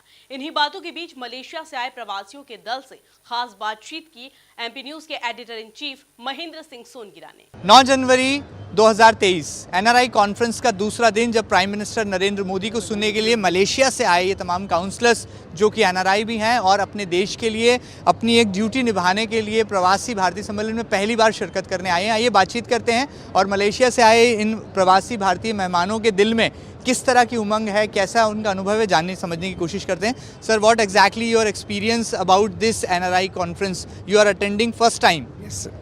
Welcome. This is my first time I'm actually attending this conference over here. Very excited about it. The setup looks very big and huge and very magnificent. And I'm actually going to waiting to see our PM Narendra Modi here, India's PM, and I'm going to listen to what actually he's going to say. So I'm all excited to be here. Actually, thank you so much. Do you want to share any experience of yours regarding this conference? Okay, first of all, I would like to thanks to the organizer to arrange a wonderful event and for this year. after the pandemic. I think during the pandemic, most of the country will be shut down and locked down, so nobody cannot enter everything. So this is a good opportunities to all over the world. All the participants delegated can join this Pravasi this year, and also I would like to say that this is chances to meet everybody and build a network into the politician and also in business connecting to the world. Thank you. What exactly your thoughts about the emerging India? You know, the concept of emerging India given by the Prime Minister of India. Well, hi. Okay, the concept of emerging India, I would say it's a very good concept. Okay, as it actually generates and it also helps to build the bridge and also the reputation of India across, especially in India. Yeah. In the last, what exactly? I have a question for you. You are doing counseling in the Malaysia. What exactly you are doing, and how you miss your country, India, in the Malaysia? Miss my? Your country in India. You're from Malaysia, yeah. Oh, thank you very much. My name is Prabhu Musami. This is my first time here. It's actually it's really excited. I'm really excited to attend this Pravasi Manadu. Actually, this is my first experience here. There is a lot of learning process to be to know. Actually, that's all. Actually. Thank you. आप देख सकते हैं कि excitement भी है, एक energetic जो है यहाँ पर अंदाज भी है, और एनआरआईज़ का ये साफ तौर पर मानना है कि पहली बार ही सही वो प्रवासी भारतीय सम्मेलन के रेड कारपेट पर शिरकत करने के लिए आए हैं और इंडिया की सबसे स्वच्छ शहर इंदौर आए हैं। ऐसे में वो प्रधानमंत्री नरेंद्र मोदी के संबोधन पर भी पूरी निगाहें टिकाए हुए हैं। फिलहाल इंदौर में एनआरआई कॉन्फ्रेंस के रेड कारपेट से वीडियो जर्नलिस्ट अरुण यादव के साथ महेंद्र सिंह, एमपी न्यूज़। तो वहीं प्रधानमंत्री नरेंद्र मोदी ने विकास और कल्याण की नई अवधारणा प्रस्तुत की है, ये कहना है प्रदेश के चिकित्सा शिक्षा मंत्री विश्वास सारंग का। इसके साथ ही उनका कहना है कि प्रवासी भारतीयों को प्रधानमंत्री नरेंद्र मोदी के अपने देश के नेतृत्व करने पर गर्व है, क्योंकि भारतीय कहीं भी रहे लेकिन उनका दिल भारत में ही धड़कता है। इन्हीं बातों के बीच मंत्री विश्वास सारंग से खास चर्चा की एमपी न्यूज के editor in chief Mahendra Singh Songira ने। इंदौर के 56 पर आप देख सकते हैं किस तरह जाएगा और एनआरआई मेहमानों की आवभगत के लिए पूरा इंदौर उमड़ पड़ा है। ऐसे में प्रदेश सरकार के चिकित्सा शिक्षा मंत्री विश्वास सारंग जी। विश्वास जी, कितना मजेदार आपके लिए आज का दिन है, क्या माना जाए प्रवासी भारतीयों के साथ ये तारीख आज इतिहास में दर्ज होने जा रही है? निश्चित रूप से देखिए, ये मध्य प्रदेश और इंदौर का सौभाग्य है कि हम पूरे दुनिया के वो भारतीय जो अलग अलग देशों में रहते हैं वो प्रवासी भारतीयों का स्वागत कर रहे हैं, उनकी मेजबानी कर रहे हैं, और नरेंद्र मोदी जी के नेतृत्व में जिस प्रकार से ये देश नए कलेवर में स्थापित हुआ है, विकास और कल्याण की जो नई अवधारणा नरेंद्र मोदी ने देश में स्थापित की है, उनको ये प्रवासी भारतीय एंडोर्स कर रहे हैं। तो और हमें ये सौभाग्य है कि हम उनका स्वागत कर रहे हैं। आज़ादी का अमृत वर्ष है, ऐसे में आपको लगता है कि प्रवासी भारतीयों से भी अब भारत की अपेक्षाएं हैं कि वो जहाँ रहें वहाँ भारत? निश्चित रूप से देखिए, ये हमारे वो भाई हैं जो रहते कहीं भी हों पर दिल तो उनका यही है, हिंदुस्तान में ही उनका दिल धड़कता है। तो वो इस देश के नवनिर्माण में, इस देश के विकास में अपनी भूमिका का निर्वहन करें, ये हमारे प्रधानमंत्री जी का भी आह्वान है और प्रदेश के मुख्यमंत्री जी का भी आह्वान है। पीएम नरेंद्र मोदी जी के लिए एक एक्साइटमेंट है, एक उत्साह, एक उमंग है एनआरआईज में। आपको क्या लगता है राष्ट्र के नाम जो संबोधन होगा उसमें क्या निकल सकता है?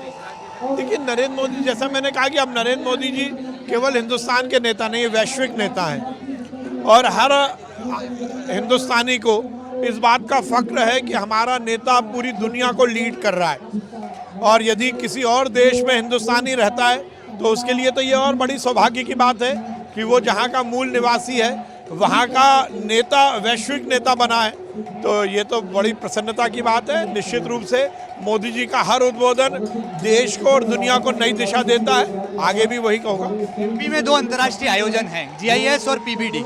सरकार के रिपोर्ट कार्ड में आपको लगता है कितने नंबर बढ़ने वाले?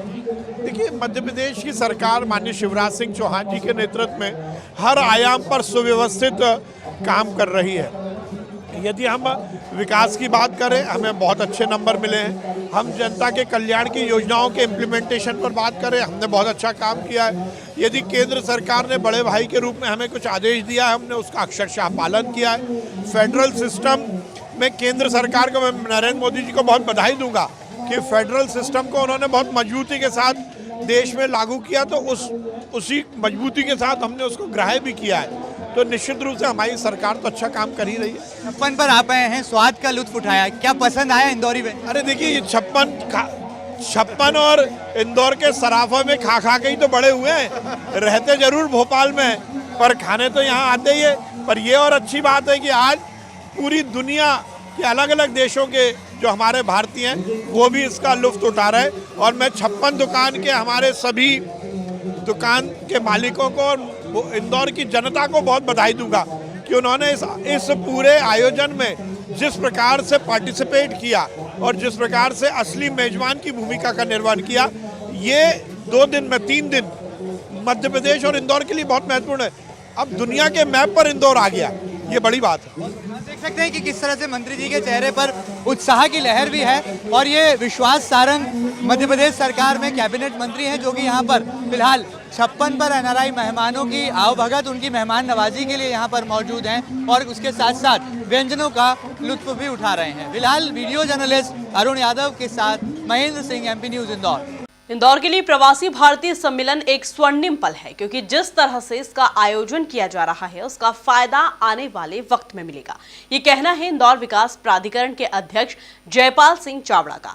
इसके साथ ही अनुसूचित जाति वित्त विकास निगम के अध्यक्ष सावन सोनकर का कहना है कि प्रवासी भारतीय सत्कार को देखकर अभिभूत नजर आ रहे हैं, क्योंकि ये इंदौर की परंपरा है। इन्हीं बातों के बीच आईडीए अध्यक्ष जयपाल सिंह चावड़ा और अनुसूचित जाति वित्त विकास निगम के अध्यक्ष सावन सोनकर से खास चर्चा की MP न्यूज के editor in chief Mahendra Singh Songira ने। आज इंदौर के आसमान में एनआरआई पतंगों की बहार है। ऐसा हम इसलिए कह रहे हैं क्योंकि पूरी की पूरी सरकार ने एनआरआई मेहमानों के लिए पतंगबाजी का एक खास आयोजन भी किया है। और ऐसे में इंदौर विकास प्राधिकरण के अध्यक्ष जयपाल सिंह चावड़ा भी यहाँ पर पतंगबाजी करते आपको दिखाई दे रहे हैं। आइए उनसे जानते हैं कि किस तरह से विकास की पतंग को वो उड़ान दे रहे हैं। किस तरह से चावड़ा जी आप देखते हैं इंदौर के विकास की उड़ान जो है भर रही है और आप पतंगबाजी के लिए मेहमानों का आवभगत कर रहे हैं, स्वागत है। देखिए, इंदौर में इस समय पूरे शहर में एक हर्ष और उल्लास का वातावरण है। माननीय मुख्यमंत्री जी यहाँ पर है, 5 दिनों से यहीं पर है। मोदी जी आने वाले हैं, हमारे राष्ट्रपति जी आने वाले हैं। सारा का सारा शहर उल्लासमय वातावरण पूरा बना हुआ है और हम सब सारे लोग बढ़िया एंजॉय कर रहे हैं।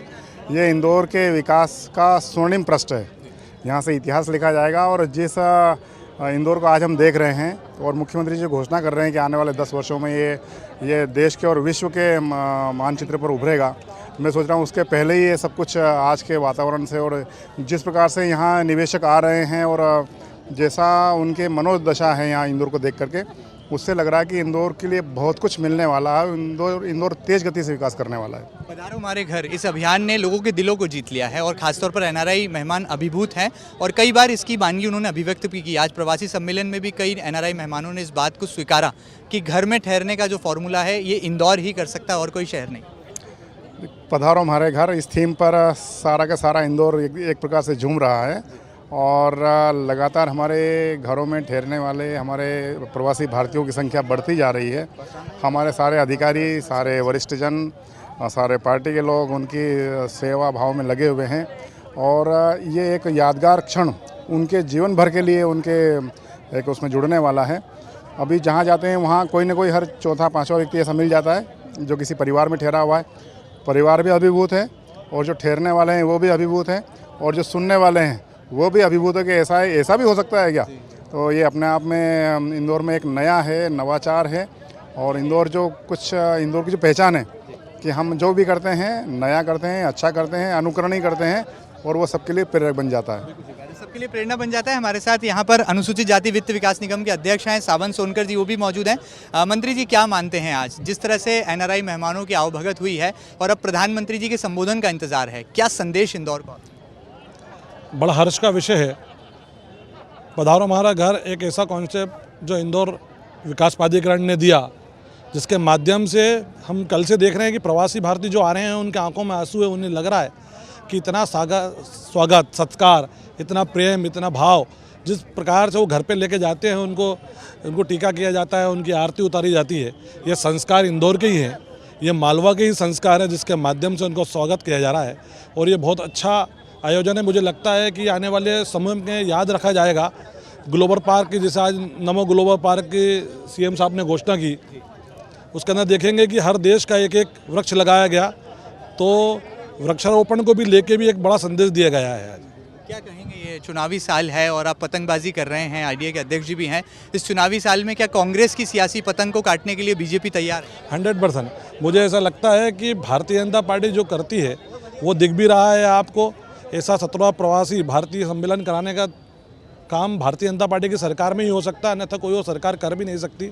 और भारतीय जनता पार्टी जितनी तेजी गति से चौमुखी विकास कर रही है पूरे प्रदेश के अंदर, अनुसूचित वर्ग के लिए देख लो, संत रविदास स्वरोजगार योजना के माध्यम से भी पूरे प्रदेश के अंदर अनुसूचित वर्ग के लोगों को लाभान्वित किया जा रहा है। डॉक्टर भीमराव अंबेडकर आर्थिक कल्याण योजना के माध्यम से पूरे प्रदेश के अंदर अनुसूचित वर्ग के लोगों को नए नए स्टार्टअप दिए जा रहे हैं। तो ये भारतीय जनता पार्टी की सरकार के द्वारा ही हो रहा है और 100% भारतीय जनता पार्टी की सरकार 2023 से वापस बनेगी। देख सकते हैं पतंगबाजी का मौका है, मकर संक्रांति की तारीख बहुत नज़दीक है और ऐसे में मिशन 2023 का भी आगाज़ हो चला है। ये कहना भी गलत नहीं होगा, लेकिन प्रवासी भारतीय मेहमानों की आवभगत में इंदौर की सरकार ने, इंदौर के तमाम जनप्रतिनिधियों ने एक कीर्तिमान जरूर फिलहाल स्थापित कर दिया है। वीडियो जर्नलिस्ट अरुण यादव के साथ महेंद्र सिंह, MP न्यूज़ इंदौर। इंदौर में आयोजित प्रवासी भारतीय सम्मेलन के बीच शहर में पतंगबाजी का भी आयोजन किया गया, जिसमें भाजपा के प्रदेश अध्यक्ष VD शर्मा मौजूद रहे, जिन्होंने कार्यक्रम के दौरान कहा कि प्रवासी भारतीयों को इंदौरियंस ने अपने घर जैसा वातावरण दिया, जो कि काबिले तारीफ है। इसके साथ ही उन्होंने कहा कि राष्ट्रपति द्रौपदी मुर्मू और प्रधानमंत्री नरेंद्र मोदी के आगमन का क्षण अभूतपूर्व है। इन्हीं बातों को लेकर भाजपा के प्रदेश अध्यक्ष VD शर्मा से खास बातचीत की MP न्यूज़ के editor in chief Mahendra Singh Songira ने। आज इंदौर के आसमान में NRI कॉन्फ्रेंस की पतंग जो है यहाँ पर उड़ान भर रही है और आप देख सकते हैं बीजेपी के प्रदेश अध्यक्ष खजुराहो से सांसद विष्णुदत्त शर्मा जी यहाँ पर पतंगबाजी कर रहे हैं और कई सारे NRI मेहमान भी यहाँ पर हैं। अध्यक्ष जी, क्या कहेंगे, किस तरह से आज आप देखते हैं प्रवासी भारतीयों की जो पतंग है इंदौर के आसमान में ऊंची उड़ाई? देखिए, प्रवासी भारतीयों के सम्मान में आज हमारे पतंग उत्सव हमारे सभी महापौर जी, योगेश मेहता जी, सचिन जी ने मिलकर के यहाँ किया है। ये जो आसमान पर पतंग उड़ रही है, इंदौर ने स्वच्छता के अभियान में इसी प्रकार से आसमान की ऊंचाइयों को छुआ है। मैं महापौर जी को, पूरे नेतृत्व को, भारतीय जनता पार्टी को, सभी प्रशासन शासन को बधाई देता हूं कि दुनिया के आए हुए जो लोग हैं उन सबको इतना आनंद लग रहा है कि हम अपने घर में आ गए। जो होम स्टे कराने का जो एक भारतीय जनता पार्टी के कार्यकर्ताओं ने अवसर दिया है, ये लोगों के मन और भाव, जो वसुधैव कुटुंबकम की कल्पना मात्र हम करते थे, आज उसको साकार इंदौर ने किया है। कल माननीय प्रधानमंत्री जी का अभिनंदन और तैयारी के स्वागत में पूरा इंदौर की जनता और भारतीय जनता पार्टी जुटी है। प्रवासी भारतीय दिवस की शुरुआत स्वर्गीय अटल बिहारी वाजपेयी जी ने की थी, वो भी मध्य प्रदेश से आते थे और ये पहला ऐसा सम्मेलन है जो कि मध्य प्रदेश की धरती पर हो रहा है। जी, ये हमारे लिए आनंद और उत्सव का वातावरण है कि मध्य प्रदेश के अंदर आज प्रवासी भारतीय सम्मेलन की शुरुआत हुई है। कल प्रधानमंत्री जी आएंगे, फिर महामहिम में राष्ट्रपति जी आएंगे, दुनिया के लोग आए हैं। मैं मिला हूं लोगों से, आज लोग बहुत भाव विभोर हैं। वो लोग कह रहे हैं कि हम कई बार गए हैं लेकिन इतना आनंद और इतनी आत्मीयता कहीं नहीं मिली। इंदौर ने पलक पावड़े बिछाकर, दिल खोलकर प्रवासी भारतीय आए जो लोग हैं, जो अपने हैं, उनको और आत्मीयता मिली है। ये वास्तव में ही इंदौर ने इतिहास बनाया। आज़ादी का अमृत वर्ष है और प्रधानमंत्री मोदी जी कह रहे हैं कि NRI से भी अपेक्षाएं हैं हमारे देश की, आप क्या मानते हैं? इसलिए मैं ऐसा मानता हूँ कि जो लोग आए हैं, मुझे भी कहीं मिले, झाबुआ का कोई है और वो अमेरिका के अंदर अपना बिजनेस कर रहे हैं, उनको लगता है कि देश के लिए कुछ करें। ऐसे ही अलग अलग देशों के जो लोग हैं, अलग अलग देशों में जो रहने वाले हमारे प्रवासी भारतीय हैं, वो भी, उनकी भी इच्छा है कि हम अपने देश के लिए कुछ करें। तो यही इस देश को आगे ले जाने का काम है। सियासी आसमान में कांग्रेस की पतंग तो आप काट चुके हैं, अगला लक्ष्य क्या? हमारा लक्ष्य तो हम सकारात्मक राजनीति करते हैं, अपनी लाइन आगे बढ़ाते हैं। हम संगठन के प्रत्येक बूथ पर 51% वोट लाने का, जैसे पतंग ऊंचाइयों पर जा रही है, उसी प्रकार से हर बूथ पर जीत का परचम ऊंचा जाए, यही संकल्प हमारा है। देख सकते हैं भारतीय जनता पार्टी की पतंग जो है आसमान में ऊंची जाए, ऐसी उम्मीदों के साथ यहाँ पर उड़ान भर रहे हैं। और बीजेपी के प्रदेश अध्यक्ष हैं, राजनीति को बड़े ही सूझबूझ तरीके से जो है अपने जीवन में आत्मसात करते हैं और फिलहाल प्रवासी भारतीय मेहमानों के स्वागत के लिए पलक पावड़े बिछाकर पूरी की पूरी सरकार और भारतीय जनता पार्टी किस कदर मैदान में उतरी हुई है, इसके सीधे नज़ारे आप MP न्यूज़ पर देख पा रहे हैं। फिलहाल रेड कारपेट NRI सम्मेलन से वीडियो जर्नलिस्ट अरुण यादव के साथ Mahendra Singh, MP news.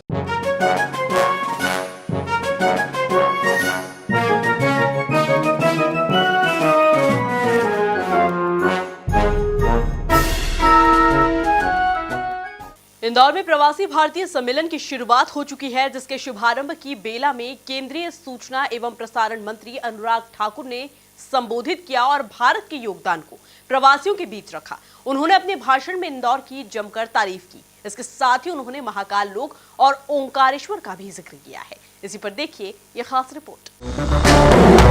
We are going to explore this beautiful city of Indore. प्रवासी भारतीय सम्मेलन की शुरुआत।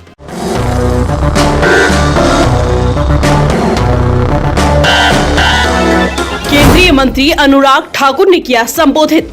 लेकिन रात को 10 बजे से सुबह के 2 बजे तक इंदौर के सराफा बाजार में जाना मत भूलिए। भारत के योगदान को प्रवासियों के बीच रखा।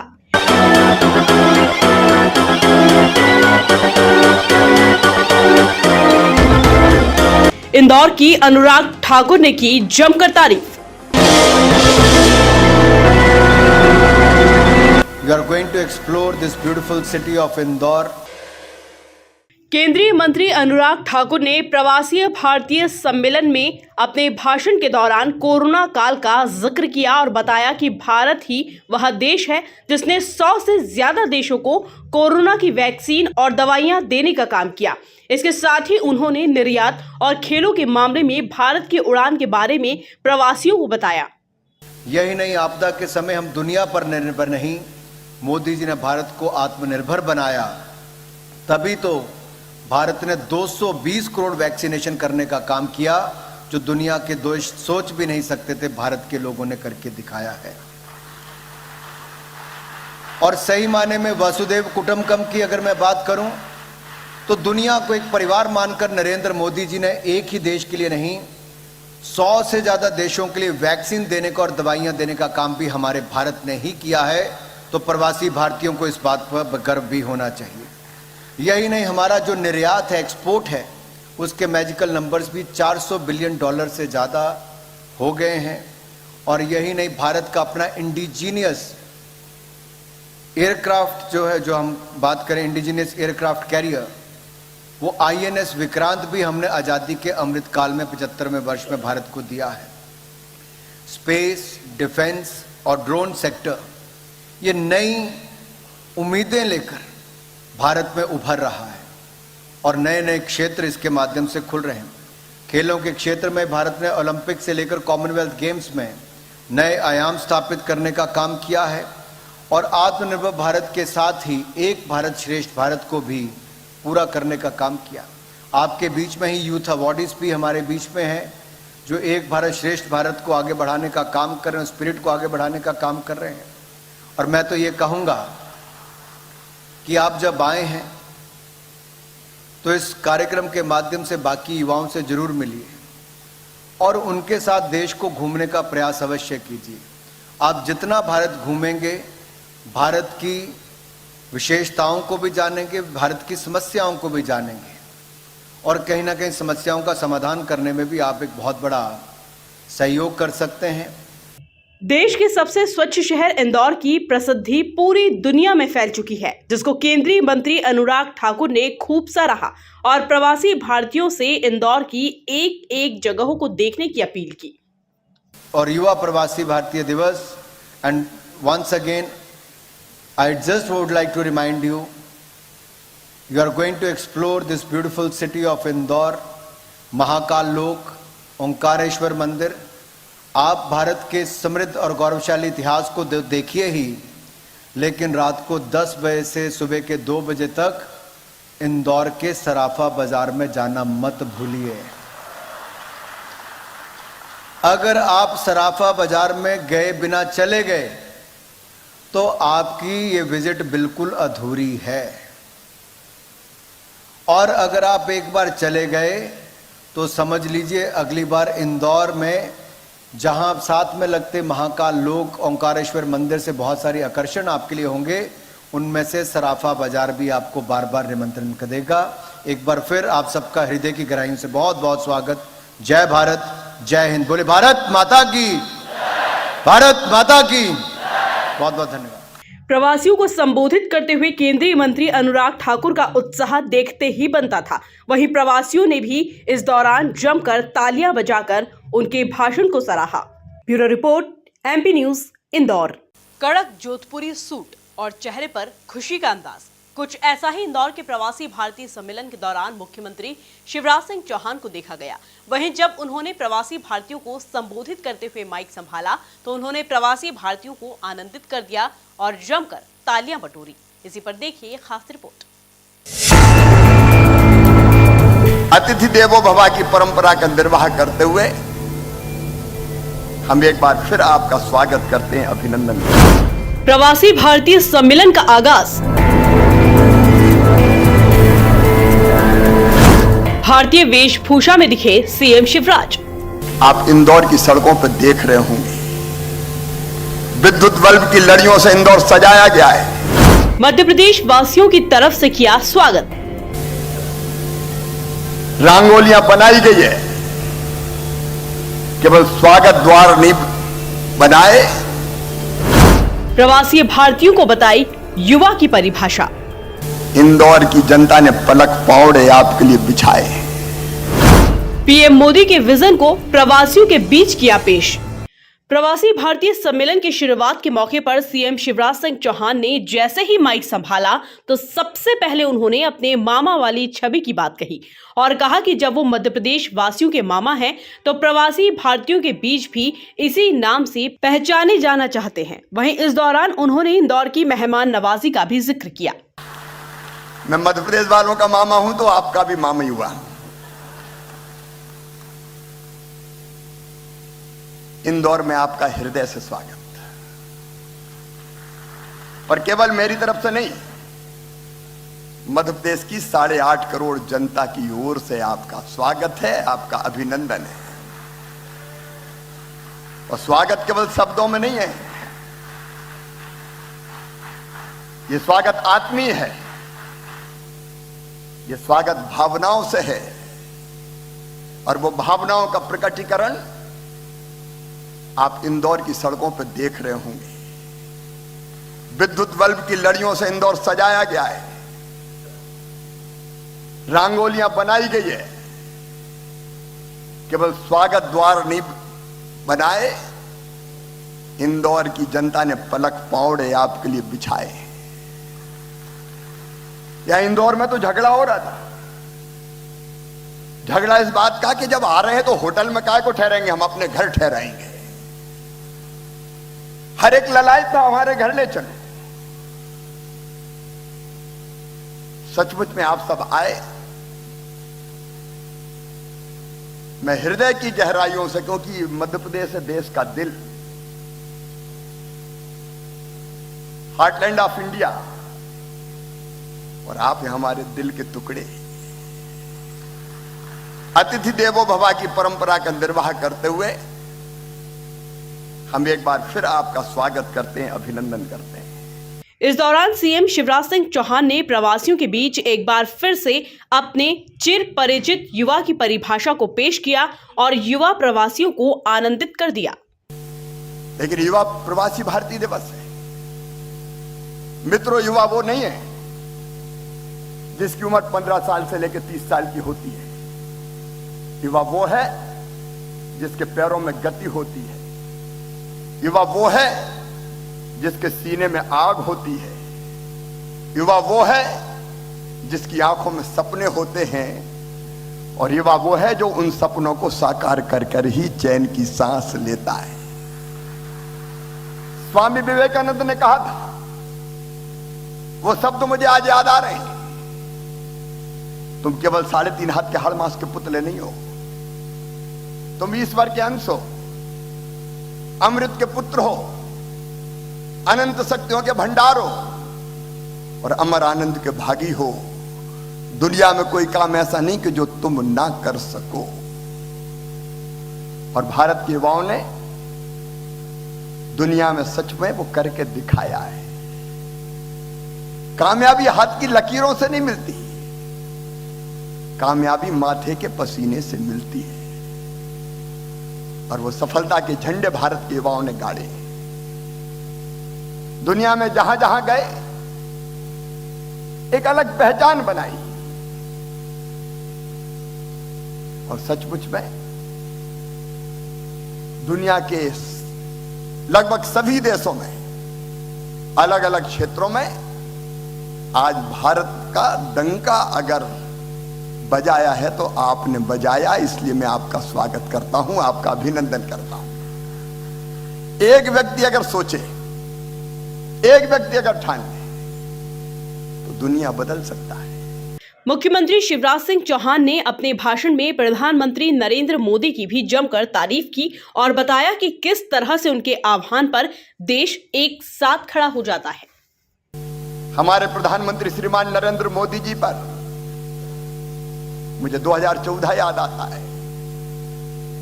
भारत के प्रधानमंत्री ने हाथ में झाड़ू थामी और कहा स्वच्छ भारत, तो पूरे देश ने हाथ में झाड़ू थाम ली और इंदौर ने तो स्वच्छता में छक्का लगा दिया, सिक्सर मारा है। लगातार 6वीं बार नंबर 1 और मध्य प्रदेश भी ओवरऑल नंबर 1। प्रधानमंत्री जी ने कहा मेक इन इंडिया, तो सारी चीजें भारत यहां बनाने लगा। डिजिटल इंडिया, तो दुनिया का 40% डिजिटल पेमेंट आज भारत में हो रहा है। स्किल इंडिया, यूथ स्किल हो गए। आज सचमुच में अनेकों क्षेत्रों में भारत मोदी जी के नेतृत्व में दुनिया को दिशा दिखा रहा है। और प्रधानमंत्री जी ने संकल्प लिया है आत्मनिर्भर भारत का, आत्मनिर्भर भारत। और आने वाले कल में भारत को ज्ञान शक्ति, अर्थ शक्ति, प्रधानमंत्री जी ने कहा $5 ट्रिलियन की इकोनॉमी भारत को बनाना है 2026 तक। तो अर्थ शक्ति और आत्मनिर्भर शक्ति बनाना है। इसके लिए जरूरी है इनोवेशन और technology.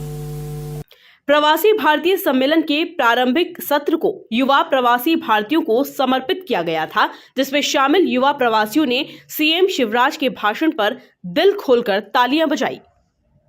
Bureau report, MP news, Indore. वैसे तो इंदौर पूरे देश में स्वच्छता के लिए जाना जाता है, वहीं अब इसकी प्रसिद्धि प्रवासी भारतीय सम्मेलन में आए प्रवासियों के बीच भी देखी जा रही है, जिसकी जानकारी यूनाइटेड किंगडम से आई डॉक्टर सतनाम से चर्चा के दौरान देखने को मिली, जिन्होंने कहा कि उनके दिल में भारत है और भारत के दिल में हम हैं।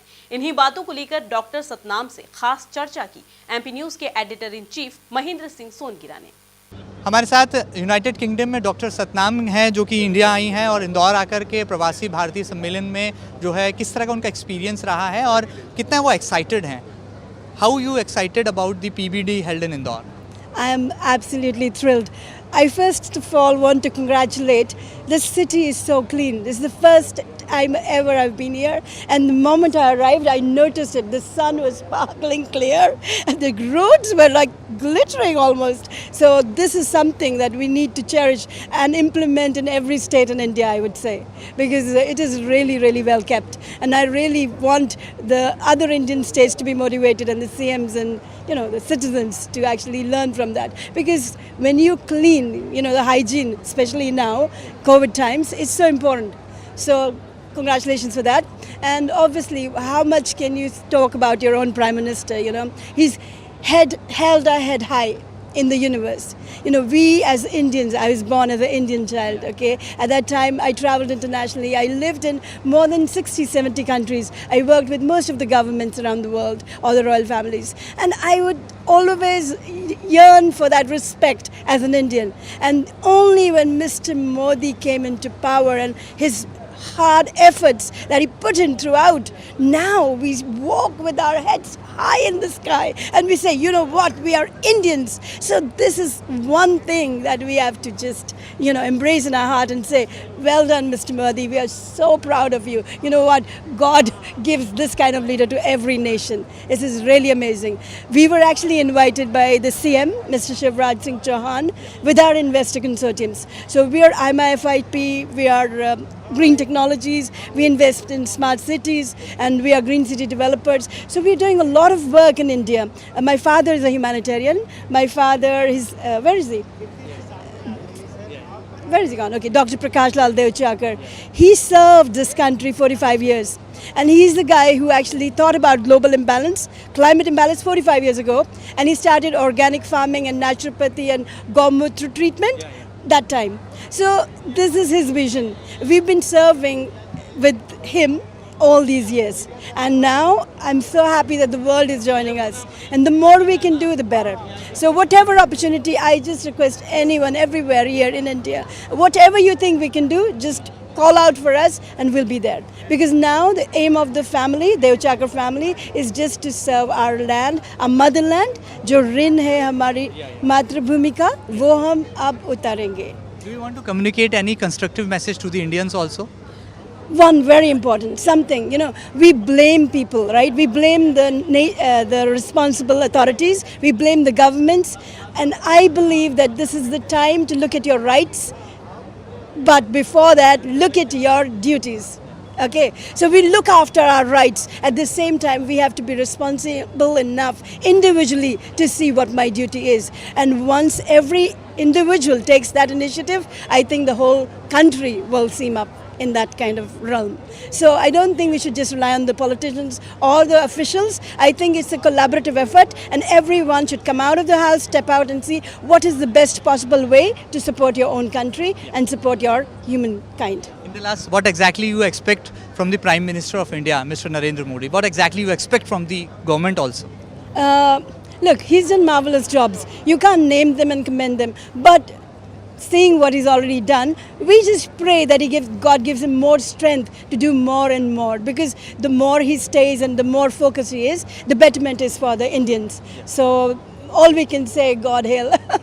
Almighty, give him more strength and maybe allow us as well, people like us all over the world, to join hands and serve the mission. So now we're so fortunate, you know, we get this opportunity because we want to, people outside, I tell you something now, Indians across the world now want to come back, right? They want to come back and they want to be part of this diaspora. Why? We feel so happy with our heritage. So thank you so much. Thank you so much.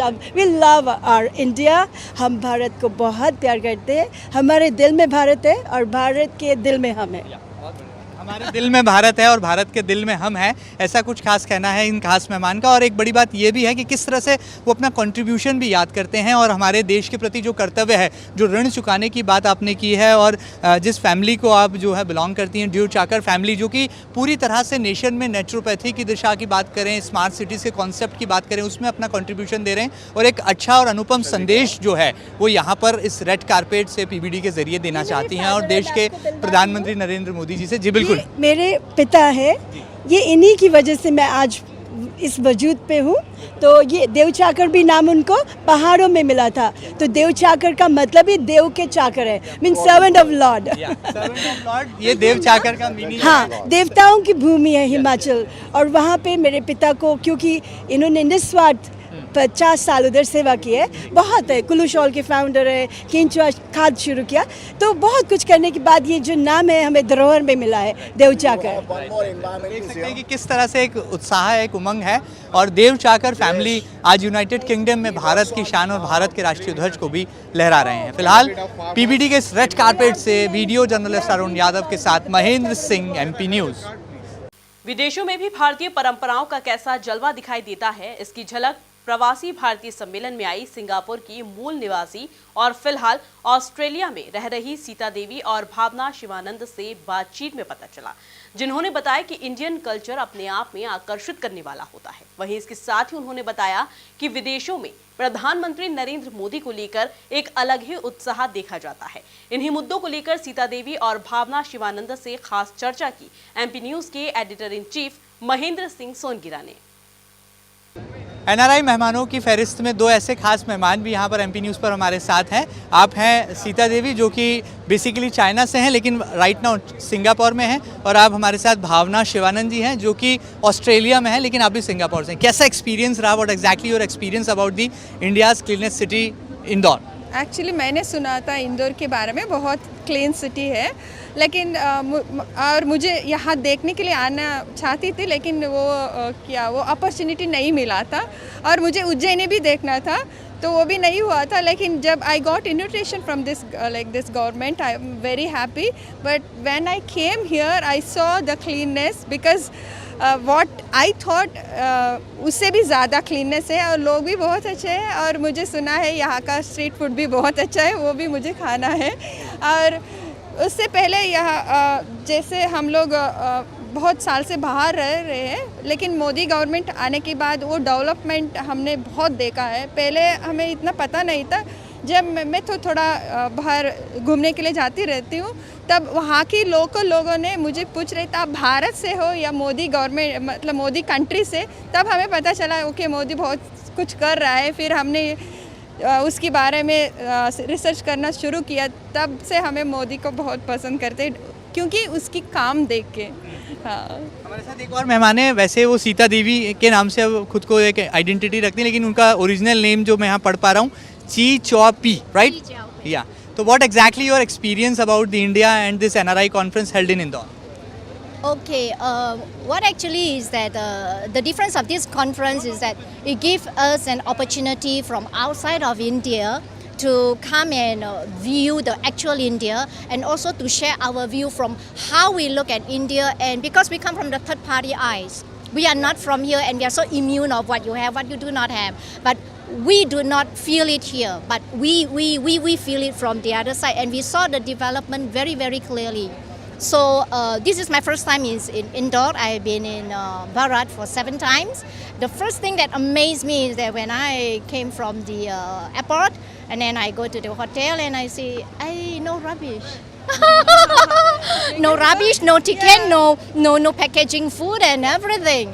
And I go, wow, how can this be, you know? In fact, I was thinking maybe I want to be a cleaner to clean, you know, but alone cannot. And I asked the recipe, the secret. I asked the volunteer of this event, what is the secret of Indore that makes this the cleanest city, you know? And she says, the government, the amazing government, the leadership. The leadership has to be correct, and then with the heart. If you go with the mind, with the brain, it will not work. And people can pretend, but it is because it's genuinely from the heart, and that is the basic genuinity of the Indian. They are born with it, you know, with very high values. And then it's very privileged, and the leadership is very important. They cooperated, and we get the very clean city. Hopefully, this Madhya Pradesh will lead the rest of the states, and a great bonus to the Shivraj ji. Yes, thank you very much. We love you. Thank you so much for all the hard work, and hats on to you. We have to say thanks. I have one question also. You are adopting the Sanatan Dharma, Sanatan Hindu Dharma. What exactly your experience about the Sanatan Hindu Dharma? You know, your previous name is Chi Chua Pi, and right now you are Sita Devi. What exactly your experience about the Sanatan?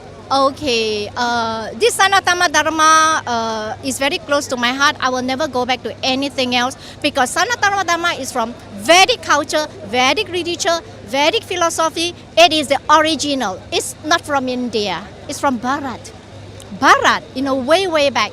And a long way back from Bharat, Sanatana Dharma, there's a lot of changes and a lot of things going on because of different culture, different race, different country, and this and everything for whatever reason.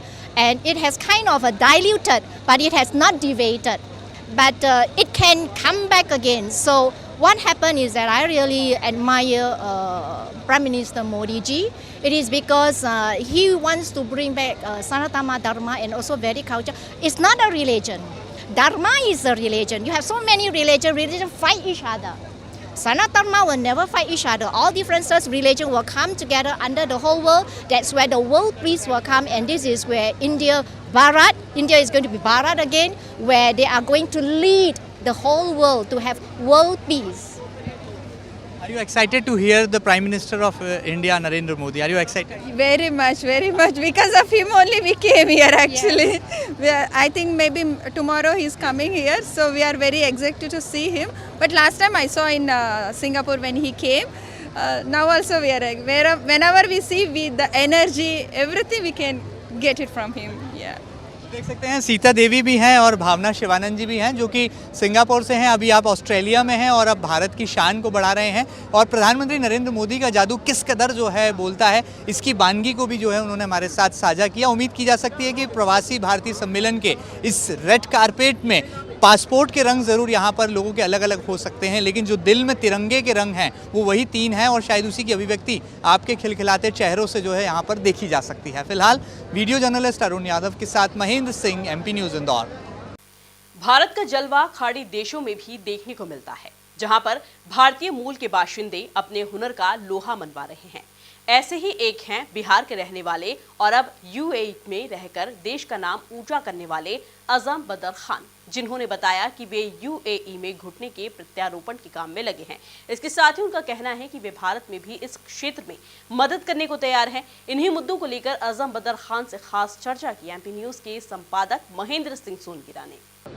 Doctor आजम बदर खान हमारे साथ हैं जो कि UAE में रहकर जो है भारत की शान को बढ़ा रहे हैं, हिंदुस्तान के नाम को बढ़ा रहे हैं। नी रिप्लेसमेंट सर्जन है। ये कहा जा सकता है कि इन दिनों सबसे ज़्यादा नी रिप्लेसमेंट को लेकर जो है रिसर्च हो रहा है। आखिर ये प्रॉब्लम क्यों हो रही है इतना भारतीयों में, उस पर उनकी एक रिसर्च चल रही है और इस प्रवासी भारतीय सम्मेलन में डॉक्टर साहब अपने क्या एक्सपर्ट कमेंट यहाँ पर देने वाले हैं, बात करते हैं। सबसे पहले डॉक्टर साहब आपका welcome to Indore, welcome to India. What exactly your experience about the NRI conference held in Indore? I'm very privileged that Indore is the most cleanest city of India, and I have the privilege of being here for the Pravasi Divas, and it's a great privilege that the country big like us, being an Indian, I belong from Bihar, I'm based in Dubai, I'm an orthopedic surgeon, a knee surgeon, but my main motive here is to talk about knee awareness campaign. I am really grateful to our Prime Minister, Mr. Narendra Modi ji, that he has been doing a lot about the health awareness in all aspects. We have been talking all around, we have been hearing about diabetes awareness, hypertensive, cancer awareness, but as you know that knee awareness is not something which has been talked about. We all talk about knee replacement, but I'm here to spread the awareness that we should take care of the knee. The same way as we do about diabetes and hypertension, that we should walk, we should take care of our diet. The very basic thing, if we do a little bit of exercise for strengthening of our knee, we can prevent our knee replacement to get to the stage of knee replacement. There are normally I say that it is 50% a patient who should take care of themselves, and doctors come 50% where we can, and I have a lot of example. Recently I had taken a knee arthritis patient to Mount Everest base camp. We trekked together and we were trying to spread this message. So basically coming back, I'm really grateful that I'm here in the most cleanest city of India, and it's my privilege to be Indian. And I really want to thank our Chief Minister of Madhya Pradesh, Mama Ji, as we call. Thank you, sir, for giving this opportunity to be here. And I'm eagerly looking forward to hear the speech of our Prime Minister. And I hope I am able to approach them, put across my idea of knee awareness campaign, which can be taken to a global level.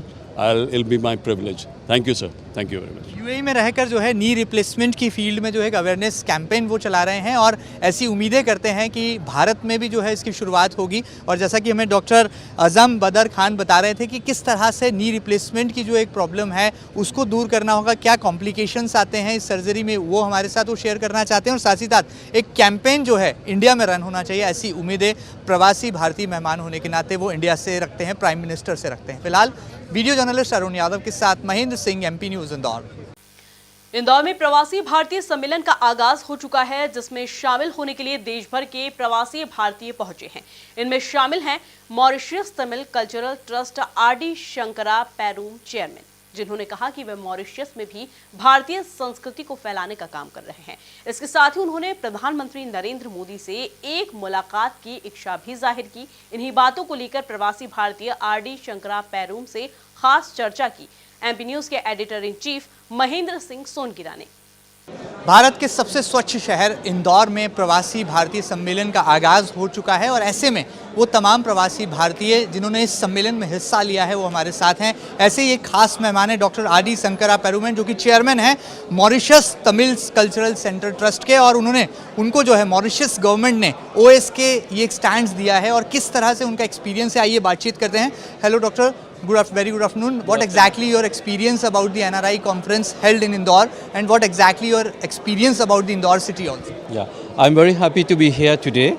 This is my first visit in Indore. Very nice city, very clean, same like Mauritius.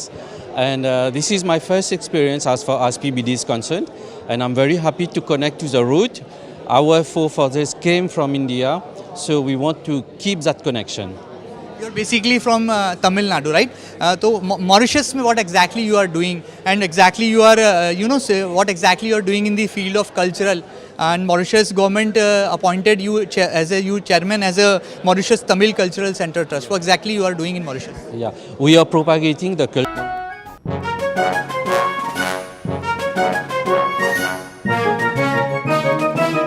भारतीय प्रवासी सम्मेलन में वो घड़ी आई गई जिसका बेसब्री से इंतजार तमाम NRI मेहमान कर रहे थे। और आपको बता दें कि आज वो दिन है जब राष्ट्र को मूल मंत्र देने के बाद प्रधानमंत्री नरेंद्र मोदी यहाँ पर अब लंच करने वाले हैं। जी हाँ, ये बहुत दिलचस्प मौका आने वाला है। जिस तरह से तैयारियां हुई हैं और प्रधानमंत्री नरेंद्र मोदी के साथ तकरीबन 100 से ज़्यादा ऐसे मेहमान हैं, NRI मेहमान हैं, जो कि उनके साथ लंच पर चर्चा भी करेंगे। जिस तरह से गुयाना के राष्ट्रपति, सूरीनाम के राष्ट्रपति प्रधानमंत्री नरेंद्र मोदी के साथ भोजन पर जो है चर्चा करने वाले, वहीं NRI मेहमान भी है और उनके साथ कैसे अच्छा तालमेल हो और भारत की भूमिका कैसे विश्व स्तर पर उभर कर आए, इस पर भी बात होगी। आइए आपको लिए चलते हैं और कुछ मौका मुआयना कराते हैं कि किस तरह से जो है इस लंच पर प्रधानमंत्री नरेंद्र मोदी के मन की बात भी होने वाली है। और बड़ी दिलचस्प बात यह है कि जिस तरह से डेस्टिनेशन, जी हाँ, प्रवासी भारतीय सम्मेलन का डेस्टिनेशन चूँकि इंदौर है, तो इंदौर की जो खासियत है उसका भी पूरा इंतज़ाम जो है यहाँ पर किया गया है। और जो NRI मेहमान आने वाले हैं उनके लिए जहाँ एक और पारंपरिक मालवी व्यंजनों का जो है पूरा यहाँ पर इंतज़ाम किए गए हैं, व्यवस्था की गई है, वहीं उसके साथ साथ जो यहाँ की खूबी है मालवा संस्कृति की, उसका भी पूरा ख्याल रखा है। आप देख सकते हैं कि मेरे ठीक पीछे यहाँ पर ये इंदौरी सेव स्टेशन आपको जो है नज़र आ रहा है। आइए आपको यहाँ पर लिए चलते हैं और थोड़ा करीब से आपको दिखाने और समझाने की कोशिश करते हैं कि जब यहाँ पर लंच पर प्रधानमंत्री नरेंद्र मोदी के साथ मन की बात होगी, तमाम NRI मेहमान होंगे, तो कैसे मालवा का स्वाद भी NRI मेहमान ले पाएँ, उसका भी पूरा ख्याल रखा गया है। यहाँ पर आप देखिए ये इंदौरी नमकीन की तस्वीरें हैं जो इस वक्त आप अपने टेलीविज़न स्क्रीन पर देख पा रहे हैं, MP न्यूज़ TV पर। किस तरह से मालवा के व्यंजनों पर जो है पूरा फोकस है और बताया ये जा रहा है कि इन्हीं तमाम मालवा व्यंजनों को जो है प्रधानमंत्री नरेंद्र मोदी भी यहाँ पर चखने वाले हैं। हम आगे बढ़ें तो यहाँ पर आपको जो है बाजरे का खिचड़ा, जी हाँ, ये भी मालवा की एक खूबी कही जाती है और इसका जो मिश्रण है वो घी और गुड़ के साथ जब होता है तो स्वाद जो है बड़ा लाजवाब हो जाता है। तो NRI मेहमानों के लिए यहाँ पूरा बंदोबस्त इंतज़ाम किया गया है। यहाँ पर आप देखिए मावा बाटी है जो कि मालवा की शान है और कहा जा सकता है कि जब भोजन के बाद मीठा ना हो तो भला जो है पूरा भोजन अधूरा सा लगता है। तो ऐसे में NRI मेहमान यहाँ पर मावा बाटी का भी लुत्फ़ उठाएंगे। जलेबी और पोहा, जी हाँ, जिसका जिक्र प्रधानमंत्री नरेंद्र मोदी ने अपने भाषण में भी किया है, उस जलेबी का इंतज़ाम भी जो है यहाँ पर किया गया है। और एक तरह से ये कहा जा सकता है कि देखिए आप यहाँ पर ये गुड़ से बनी जो गजक है, गुड़ से बनी जो वैराइटीज़ है गजक की, वो यहाँ पर आपको दिखाई दे रही है। ये भी बहुत ख़ास बात है कि भिंड और मुरैना मध्य प्रदेश का ही वो ऐसा ज़िला है जहाँ की गुड़ और गजक का जो है लुत्फ़ उठाने के लिए एनआरआई मेहमान बड़े उत्सुक रहते हैं। ऐसे में कमोबेश ये कहा जा सकता है कि प्रधानमंत्री नरेंद्र मोदी के लिए जहां एक और इंतजामात जो हैं चाक चौबंद हैं, पुख्ता हैं, तो वहीं एनआरआई मेहमानों के लिए यहाँ पर तरह तरह के पकवान बनाए गए हैं। लेकिन बड़ा सार ये है कि लंच पर प्रधानमंत्री मोदी क्या बात करते हैं, किस तरह से यूएस और यूके जैसे बड़े देशों में स्थापित भारतीयों के लिए वो क्या मूल मंत्र देते हैं और कैसे आने वाले दिनों में वसुदेव कुटुंबकम का जो संकल्प है उसको कैसे आत्मसात किया जाता है, उसको कैसे जो है क्रियान्वित किया जाता है, ये भारत आने वाले दिनों में साबित करके दिखाता है। बहरहाल इंदौर में प्रधानमंत्री नरेंद्र मोदी का लंच है और जाहिर सी बात है जब ये लंच होगा एनआरआई मेहमानों के साथ में तकरीबन 100 से ज़्यादा ऐसे नाम हैं एनआरआई मेहमानों के जो कि प्रधानमंत्री नरेंद्र मोदी के साथ भोजन लेंगे और मालवा के व्यंजनों का लुत्फ भी उठाएंगे। Over to studio.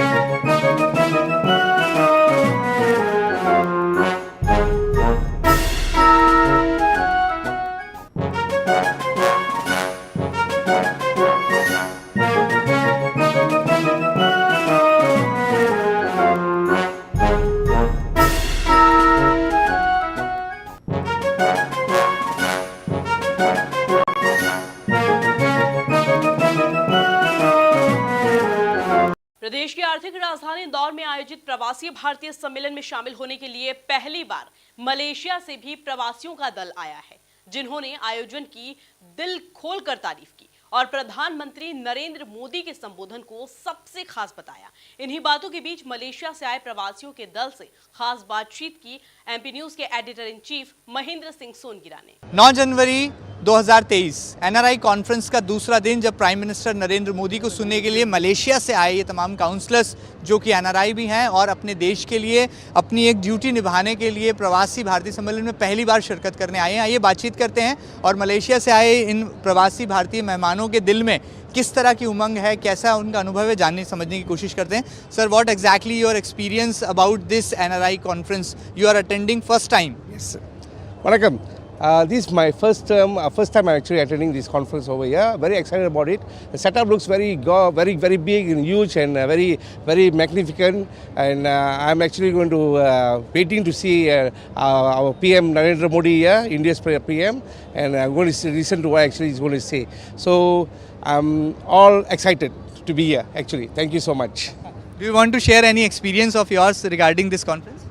Okay, first of all, I would like to thanks to the organizer to arrange a wonderful event and for this year after the pandemic. I think during the pandemic, most of the country will be shut down and locked down, so nobody cannot enter everything. So this is a good opportunities to all over the world.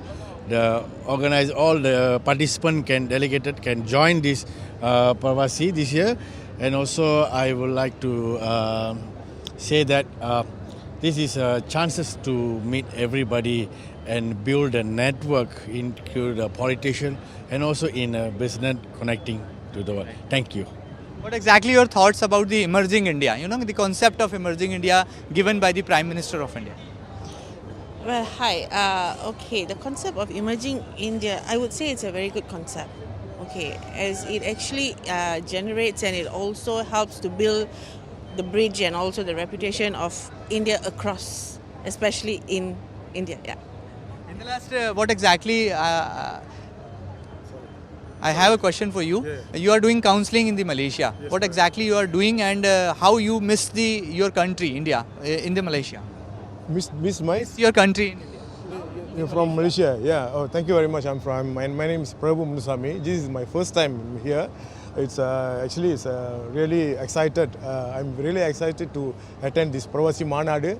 Actually, this is my first experience here. There is a lot of learning process to be to know. Actually, that's all. Actually. Thank you. देख सकते हैं कि excitement भी है, एक energetic जो है यहाँ पर अंदाज भी है और एनआरआईज़ का ये साफ तौर पर मानना है कि पहली बार ही सही वो प्रवासी भारतीय सम्मेलन के रेड कारपेट पर शिरकत करने के लिए आए हैं और इंडिया की सबसे स्वच्छ शहर इंदौर आए हैं। ऐसे में वो प्रधानमंत्री नरेंद्र मोदी के संबोधन पर भी पूरी निगाहें टिकाए हुए हैं। फिलहाल इंदौर में एनआरआई कॉन्फ्रेंस के रेड कारपेट से वीडियो जर्नलिस्ट अरुण यादव के साथ महेंद्र सिंह, एमपी न्यूज़। तमाम एनआरआई मेहमान कर रहे थे और आपको बता दें कि आज वो दिन है जब राष्ट्र को मूल मंत्र देने के बाद प्रधानमंत्री नरेंद्र मोदी यहाँ पर अब लंच करने वाले हैं। जी हाँ, ये बहुत दिलचस्प मौका आने वाला है। जिस तरह से तैयारियाँ हुई हैं और प्रधानमंत्री नरेंद्र मोदी के साथ तकरीबन 100 से ज़्यादा ऐसे मेहमान हैं, एनआरआई मेहमान हैं जो कि उनके साथ लंच पर चर्चा भी करेंगे।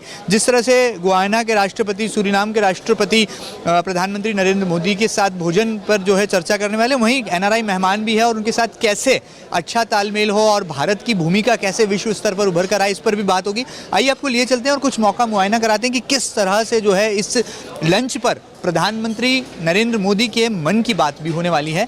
और बड़ी दिलचस्प बात यह है कि जिस तरह से डेस्टिनेशन, जी हाँ, प्रवासी भारतीय सम्मेलन का डेस्टिनेशन चूँकि इंदौर है, तो इंदौर की जो खासियत है उसका भी पूरा इंतज़ाम जो है यहाँ पर किया गया है। और जो एनआरआई मेहमान आने वाले हैं उनके लिए जहाँ एक और पारंपरिक मालवी व्यंजनों का जो है पूरा यहाँ पर इंतज़ाम किए गए हैं, व्यवस्था की गई है, वहीं उसके साथ साथ जो यहाँ की खूबी है मालवा संस्कृति की, उसका भी पूरा ख्याल रखा है। आप देख सकते हैं कि मेरे ठीक पीछे यहाँ पर ये इंदौरी सेव स्टेशन आपको जो है नज़र आ रहा है। आइए आपको यहाँ पर लिए चलते हैं और थोड़ा करीब से आपको दिखाने और समझाने की कोशिश करते हैं कि जब यहाँ पर लंच पर प्रधानमंत्री नरेंद्र मोदी के साथ मन की बात होगी, तमाम एनआरआई मेहमान होंगे, तो कैसे मालवा का स्वाद भी एनआरआई मेहमान ले पाएँ, उसका भी पूरा ख्याल रखा गया है। यहाँ पर आप देखिए ये इंदौरी नमकीन की तस्वीरें हैं जो इस वक्त आप अपने टेलीविज़न स्क्रीन पर देख पा रहे हैं, एमपी न्यूज़ टीवी पर। किस तरह से मालवा के व्यंजनों पर जो है पूरा फोकस है और बताया ये जा रहा है कि इन्हीं तमाम मालवा व्यंजनों को जो है प्रधानमंत्री नरेंद्र मोदी भी यहाँ पर चखने वाले हैं। हम आगे बढ़ें तो यहाँ पर आपको जो है बाजरे का खिचड़ा, जी हाँ, ये भी मालवा की एक खूबी कही जाती है और इसका जो मिश्रण है वो घी और गुड़ के साथ जब होता है तो स्वाद जो है बड़ा लाजवाब हो जाता है। तो एनआरआई मेहमानों के लिए यहाँ पूरा बंदोबस्त इंतज़ाम किया गया है। यहाँ पर आप देखिए मावा बाटी है जो कि मालवा की शान है और कहा जा सकता है कि जब भोजन के बाद मीठा ना हो तो भला जो है पूरा भोजन अधूरा सा लगता है। तो ऐसे में एनआरआई मेहमान यहाँ पर मावा बाटी का भी लुत्फ़ उठाएंगे। जलेबी और पोहा, जी हाँ, जिसका जिक्र प्रधानमंत्री नरेंद्र मोदी ने अपने भाषण में भी किया है, उस जलेबी का इंतज़ाम भी जो है यहाँ पर किया गया है। और एक तरह से ये कहा जा सकता है कि देखिए आप यहाँ पर ये गुड़ से बनी जो गजक है, गुड़ से बनी जो वैरायटीज़ है गजक की, वो यहाँ पर आपको दिखाई दे रही है।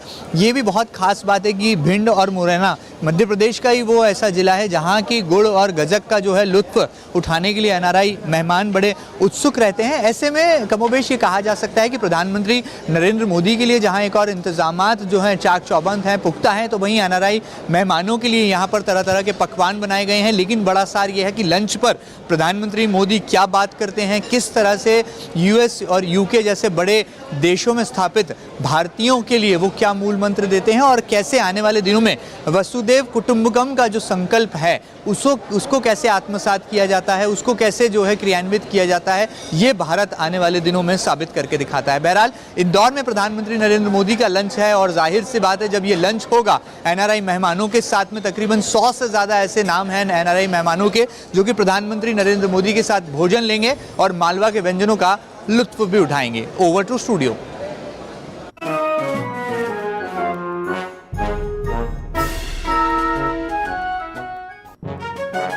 तो वहीं प्रधानमंत्री नरेंद्र मोदी ने विकास और कल्याण की नई अवधारणा प्रस्तुत की है, ये कहना है प्रदेश के चिकित्सा शिक्षा मंत्री विश्वास सारंग का।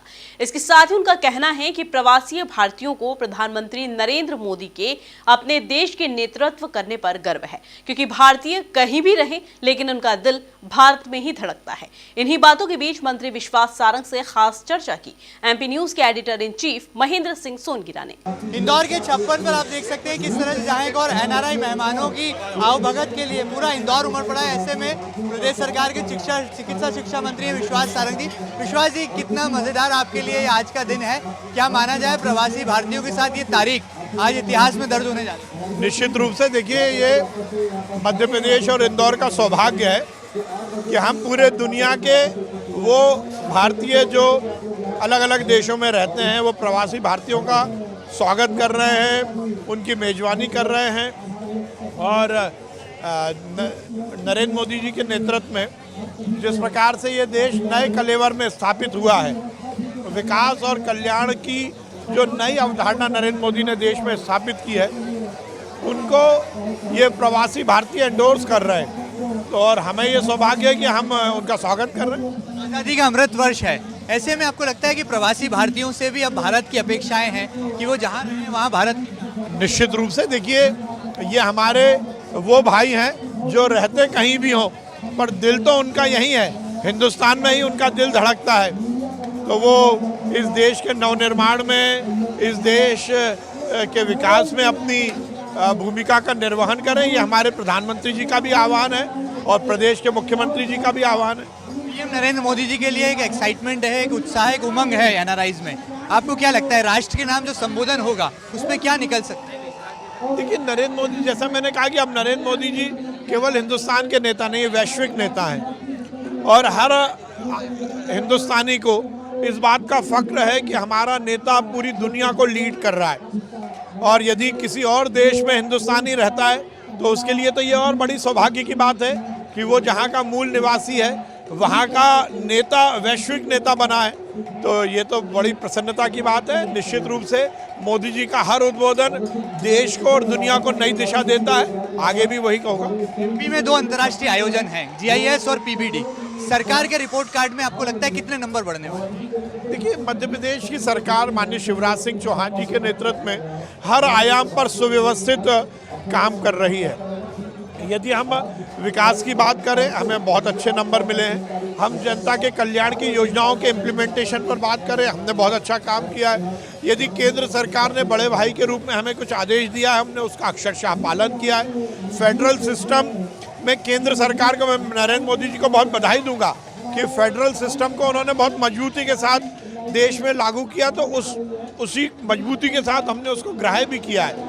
तो निश्चित रूप से हमारी सरकार तो अच्छा काम कर ही रही है। 56 पर आप आए हैं, स्वाद का लुत्फ उठाया, क्या पसंद आया इंदौरी में? अरे देखिए, ये 56 और इंदौर के सराफा में खा खा के ही तो बड़े हुए हैं।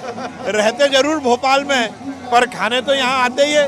पर ये और अच्छी बात है कि आज पूरी दुनिया के अलग अलग देशों के जो हमारे भारतीय हैं वो भी इसका लुत्फ उठा रहे हैं। और मैं 56 दुकान के हमारे सभी दुकान के मालिकों को और इंदौर की जनता को बहुत बधाई दूंगा कि उन्होंने इस पूरे आयोजन में जिस प्रकार से पार्टिसिपेट किया और जिस प्रकार से असली मेजबान की भूमिका का निर्वहन किया।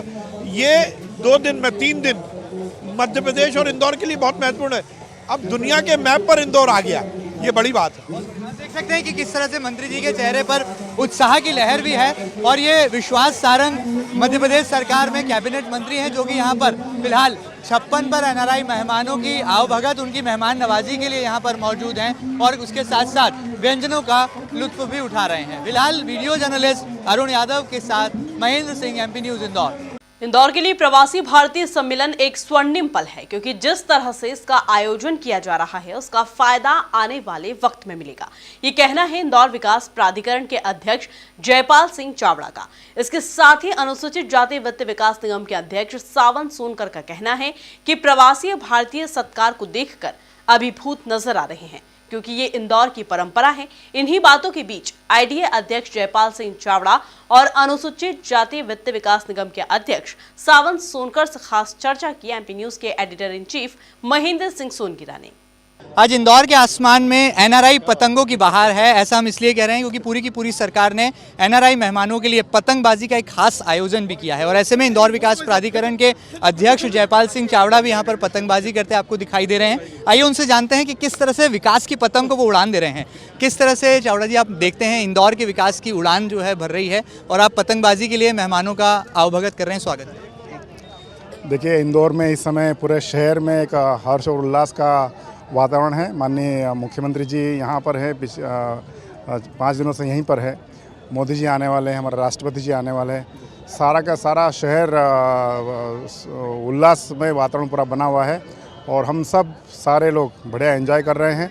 ये इंदौर के विकास का स्वर्णिम पृष्ठ है, यहाँ से इतिहास लिखा जाएगा। और जिस इंदौर को आज हम देख रहे हैं और मुख्यमंत्री जी घोषणा कर रहे हैं कि आने वाले 10 वर्षों में ये ये देश के और विश्व के मानचित्र पर उभरेगा।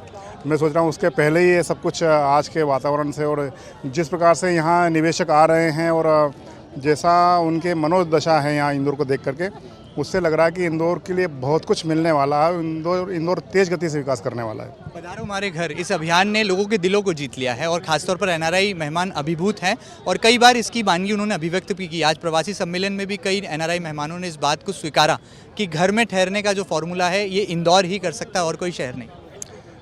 पधारो हमारे घर इस थीम पर सारा का सारा इंदौर एक प्रकार से झूम रहा है और लगातार हमारे घरों में ठहरने वाले हमारे प्रवासी भारतीयों की संख्या बढ़ती जा रही है। हमारे सारे अधिकारी, सारे वरिष्ठजन, सारे पार्टी के लोग उनकी सेवा भाव में लगे हुए हैं। नमस्कार, एमपी न्यूज़ में आप सभी का बहुत स्वागत है। इस वक्त आपके साथ मैं इंदौर में प्रवासी भारतीय सम्मेलन का आज दूसरा दिन है। प्रधानमंत्री नरेंद्र मोदी भी इस कार्यक्रम में पहुंचे। हम आपको बता दें कि एनआरआई ने संबोधित किया है। बहुत सारी बातें जो है प्रधानमंत्री नरेंद्र मोदी ने इस दौरान कही है। हालांकि इंदौर को लेकर बहुत ज़्यादा उन्होंने तारीफ की है। स्वच्छता की बात की जाए या फिर खान पान की बात की जाए, इंदौर के लिए बहुत कुछ आज उन्होंने यहाँ पर कहा है। इस वक्त मैं आपको बता दूँ कि मेरे साथ फोन लाइन पर जुड़े हुए हैं एमपी न्यूज़ के संवाददाता धर्मेंद्र यादव। उनके पास चलते और उनसे जानते हैं कि आखिरकार प्रधानमंत्री नरेंद्र मोदी ने इंदौर के लिए क्या कुछ कहा। धर्मेंद्र, एनआरआईज़ को संबोधित किया है, इंदौर की काफ़ी कुछ तारीफ की है और क्या कुछ कहा प्रधानमंत्री नरेंद्र मोदी ने?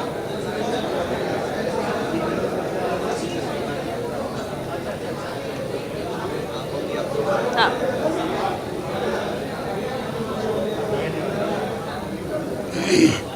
जी देखिए, प्रधानमंत्री नरेंद्र मोदी, हम आपको यही बताना चाहेंगे कि जो प्रधानमंत्री नरेंद्र मोदी हैं उनको बेसब्री से सुनने के लिए, जिस प्रकार से कल से जो प्रवासी भारतीय लोग इंदौर आए हुए थे उनको बेसब्री से सुनने के लिए उनका इंतज़ार कर रहे थे। आज उनका इंतज़ार यहाँ पर ख़त्म हुआ, वो वहाँ पर पहुँचे।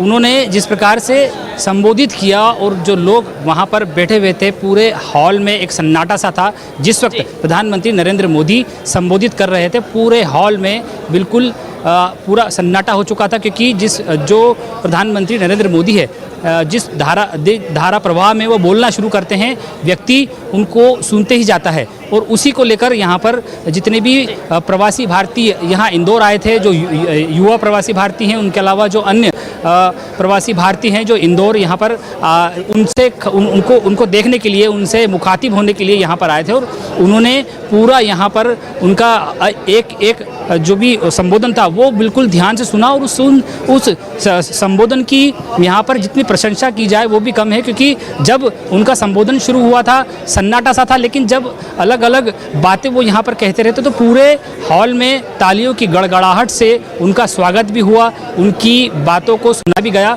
और प्रधानमंत्री नरेंद्र मोदी जिन्होंने आज यहाँ पर संबोधित किया सभी लोगों को, उन्होंने यह कहा है कि हमारा जो भारत है वो पूरे विश्व में एक अलग छवि रखता है। एक पूरे विश्व के पटल पर अपना झंडा जिस प्रकार से बुलंद यहाँ पर किया है, वो सिर्फ और सिर्फ जो प्रवासी भारतीय हैं उनके साथ साथ जो हमारे देश के 130 करोड़ यहाँ के जो लोग हैं उनकी कहीं ना कहीं पूरी मेहनत है, उनकी कहीं ना कहीं काबिलियत है, जिसको लेकर यहाँ पर प्रधानमंत्री नरेंद्र मोदी ने खास संबोधन दिया। और संबोधन में इन सब बातों का जिक्र भी किया। और जो भी जितने भी यहाँ पर प्रवासी भारतीय आए थे उनको धन्यवाद भी किया, उनकी तारीफ भी की, और उन्हें यही बताया कि आप कहीं भी रहें, हम आपके साथ रहेंगे। और जो पूरा भारत है, भारत के साथ साथ यहाँ के सब लोग हैं, जितने भी यहाँ के 130 करोड़ जो लोग हैं यहाँ पर, वो सब आपके साथ है, उनकी दुआएं आपके साथ है। और आप जहाँ भी रहेंगे, हमें बिल्कुल विश्वास है कि भारत का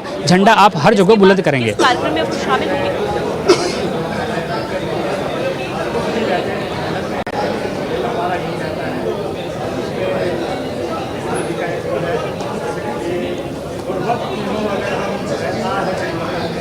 जी, अभी फ़िलहाल में उनका जो संबोधन वो ख़त्म हो चुका है। संबोधन के बाद उन्होंने जो बाहर एक गैलरी वहाँ पर लगाई गई थी, जहाँ पर अलग अलग प्रकार से जितने भी जो क्रांतिकारी लोग थे, जो क्रांतिकारी जिन्होंने हमारे देश में जो आज़ादी के लिए जिस प्रकार से उन्होंने लड़ाई लड़ी थी, उनका वहाँ पर जो एक प्रदर्शनी लगाई गई थी, उस प्रदर्शनी का उन्होंने शुभारंभ किया। और उसके बाद अभी हाल फिलहाल में वो जो 108 से अधिक कुछ डेलीगेट्स हैं जिनके साथ में फिलहाल वो यहाँ पर मेल मुलाकात कर रहे हैं, उनके साथ भोजन भी कर रहे हैं। और आने वाले जो समय है, आने वाले समय में जो हमारा हिंदुस्तान है, भारत है, उसकी किस प्रकार से रूपरेखा रहे, किस प्रकार से उसको तरक्की के रास्ते पे ले जाया जाए, उसके विषय में भी यहाँ पर कई प्रकार की बातें वो फिलहाल पूरे डेलीगेट्स के साथ में कर रहे हैं। सभी को यहाँ पर परोसा जाएगा आज।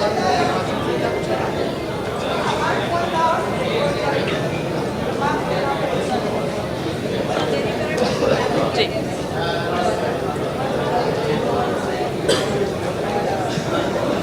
हाँ जी, मैं आपको बता दूं कि जितने भी प्रवासी भारतीय हैं उनके लिए खास डिशेस यहाँ पर तैयार की गई है, जिसमें हर प्रकार की, चाहे हम बात करें पोहे जलेबी से लेकर चाट चौपाटी के जितने भी जो पुराने तरीके से बनाई गई जितनी भी डिशेस हैं उनको यहाँ पर तैयार किया हुआ था और उनको कल से ही इन सब डिशेस का स्वाद यहाँ पर चखने को मिल रहा है। चाहे पोहे जलेबी के साथ साथ हम भुट्टे के किश की बात करें, खमण की बात करें, या फिर हम बात करें गराड़ू की, क्योंकि ठंड के समय पे इन सब चीज़ों का ज़्यादा उपयोग होता है। और उसी के साथ ये जितने भी प्रवासी भारतीय हैं वो यहाँ के चटकारों के साथ साथ छप्पन और सराफा के बाज़ारों के भी जितने भी वहाँ पर चटकारे थे, जितने भी लुफ्त वो उठाना चाह रहे थे, उन लोगों ने सबने पूरी शिद्दत से वहाँ पर जाके जो है इंदौर के जितने भी चाट चौपाटी है उसका आनंद लिया।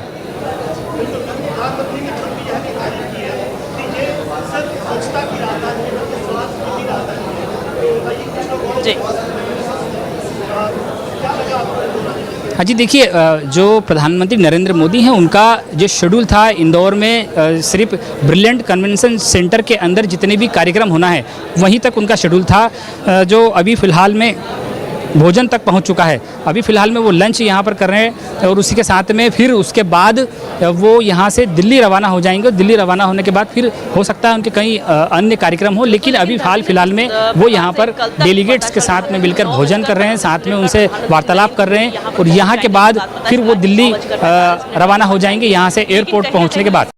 चीज़ें डिले हो गई, अभी क्या लग रहा है कितने बजे प्रधानमंत्री नरेंद्र मोदी जो है वो यहाँ से निकलेंगे और एयरपोर्ट पहुँचेंगे?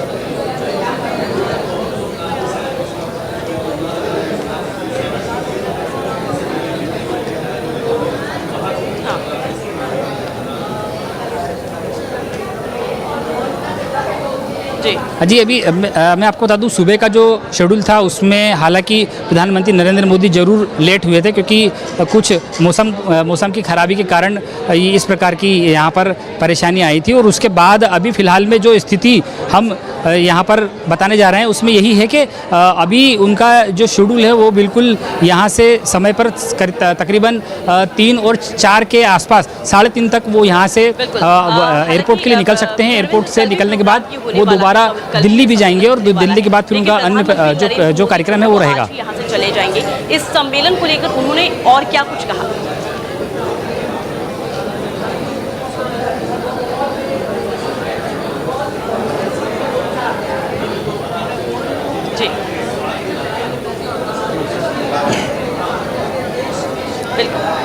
देखिए, इस सम्मेलन को लेके उन्होंने काफ़ी कुछ कहा है, क्योंकि उन्होंने जब वो यहाँ पर संबोधन शुरू किया था, मैंने आपको बताया कि संबोधन के समय पर बिल्कुल लोग उनको सुनने के लिए काफ़ी उत्सुक थे। उसी को लेकर यहाँ पर जब संबोधन शुरू हुआ उसके बाद उन्होंने सबसे पहले मध्य प्रदेश की तारीफ़ की। उन्होंने कहा है कि पूरे देश में मध्य प्रदेश जो है पूरे देश का एक दिल है, क्योंकि वो बीचों बीच बसा हुआ है। और उसी के साथ सबसे बड़ी बात है उस दिल की जो धड़कन है वो इंदौर है। और इंदौर मात्र इंदौर नहीं है, वो एक नया दौर है जो आने वाले समय में कहीं ना कहीं लोगों को प्रेरणा देगा, लोगों को एक ऐसी राह पे ले जाएगा। क्योंकि इंदौर भले ही सबसे आगे निकल चुका है, चाहे स्वच्छता की बात करें या फिर अन्य प्रकार के जो स्टार्टअप हैं उसकी बात करें, तो उसमें भले ही इंदौर बहुत आगे निकल चुका है, लेकिन वो आगे निकलने के साथ साथ भी अपनी जो विरासत है उसको समेटे हुए, अपनी जो संस्कृति है उसको साथ लेके यहाँ पर इंदौर अपने नए दौर में जी रहा है। और इंदौर के लोगों की काफ़ी तारीफ़ की। उन्होंने कहा है कि इंदौर के लोग जहाँ भी जाते हैं अपनी छाप जरूर छोड़ते हैं, क्योंकि जब वो किसी अन्य शहर में या अन्य देशों में जाता है तो उसके जो बोलचाल है, उसके खान पान से इंदौरी होने का एक कहीं ना कहीं नज़रिया जो वो झलकता है, इंदौरी होने का एक फ़न यहाँ पर झलकता है। उसी को लेकर यहाँ पर उन्होंने इंदौर की तो काफ़ी तारीफ़ की और उन्होंने यही भी कहा है कि इंदौर अगर आप आए हैं तो सबसे पहले इंदौर आने के बाद आपको यहाँ पर उसकी चाट चौपाटी का आनंद लेना जरूरी है, क्योंकि अगर आपने इंदौर का पोहा जलेबी नहीं खाया तो आपने यहाँ पर कुछ भी नहीं खाया। उसके साथ अगर आपने यहाँ की चाट चौपाटियों का आनंद नहीं लिया तो इस प्रकार की उन्होंने जितने भी प्रवासी भारतीय हैं उनसे यह बात की कि अगर आप इंदौर आएँ तो इस प्रकार का इन सब चीज़ों का लुत्फ़ भी उठाएं, क्योंकि अगर आप इंदौर आने के बाद अगर आपने यहाँ पर जो इन सब चीज़ों का लुत्फ़ नहीं लिया, चाट चौपाटी का आनंद नहीं लिया, तो आपने इंदौर आने के बाद कुछ भी नहीं किया। और उन्होंने यह भी कहा है कि जो मैं बोल रहा हूँ उसको बोलते बोलते हो सकता है कि सबके मुंह में पानी भी आ रहा हो, क्योंकि इन सब जो बातें होती हैं उनको लेकर जब बात शुरू होती चौपाटी की और चाट की, इंदौर खासतौर पर इंदौर को लेकर, तो उसमें कहीं ना कहीं लोगों के मुंह में पानी जरूर आ जाता है। संवाददाता जो जानकारी दे रहे थे, हम आपको बता दें कि प्रधानमंत्री नरेंद्र मोदी संबोधन उन्होंने यहाँ पर संबोधित किया एनआरआईज को, उसके बाद वो लंच के लिए अभी चले गए हैं। हालांकि जो तय कार्यक्रम है उसमें शामिल होने के बाद प्रधानमंत्री नरेंद्र मोदी यहाँ से सीधे दिल्ली के लिए रवाना हो जाएंगे। यहाँ लेते एक छोटा सा ब्रेक के बाद जल्द हाजिर होंगे। बने रहिए एमपी न्यूज़ के साथ।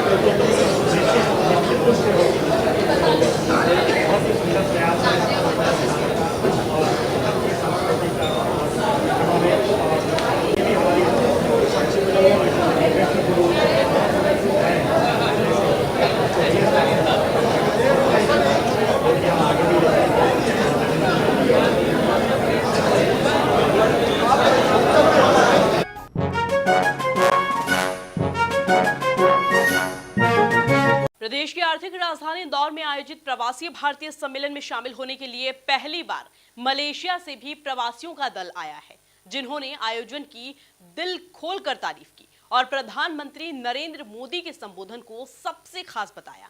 इन्हीं बातों के बीच मलेशिया से आए प्रवासियों के दल से खास बातचीत की एमपी न्यूज के editor in chief Mahendra Singh Songira ने। 9 जनवरी 2023 एनआरआई कॉन्फ्रेंस का दूसरा दिन, जब प्राइम मिनिस्टर नरेंद्र मोदी को सुनने के लिए मलेशिया से आए ये तमाम काउंसलर्स जो कि एनआरआई भी हैं और अपने देश के लिए अपनी एक ड्यूटी निभाने के लिए प्रवासी भारतीय सम्मेलन में पहली बार शिरकत करने आए हैं। आइए बातचीत करते हैं और मलेशिया से आए इन प्रवासी भारतीय मेहमानों के दिल में किस तरह की उमंग है, कैसा उनका अनुभव है, जानने समझने की कोशिश करते हैं। Sir, what exactly your experience about this NRI conference? You are attending first time? Yes. Welcome. This is my first time I'm actually attending this conference over here. Very excited about it. The setup looks very big and huge and very magnificent. And I'm actually going to waiting to see our PM Narendra Modi here, India's PM, and I'm going to listen to what actually he's going to say. So I'm all excited to be here. Actually, thank you so much. Do you want to share any experience of yours regarding this conference? Okay, first of all, I would like to thanks to the organizer to arrange a wonderful event and for this year after the pandemic. I think during the pandemic, most of the country will be shut down and locked down, so nobody cannot enter everything. So this is a good opportunities to all over the world.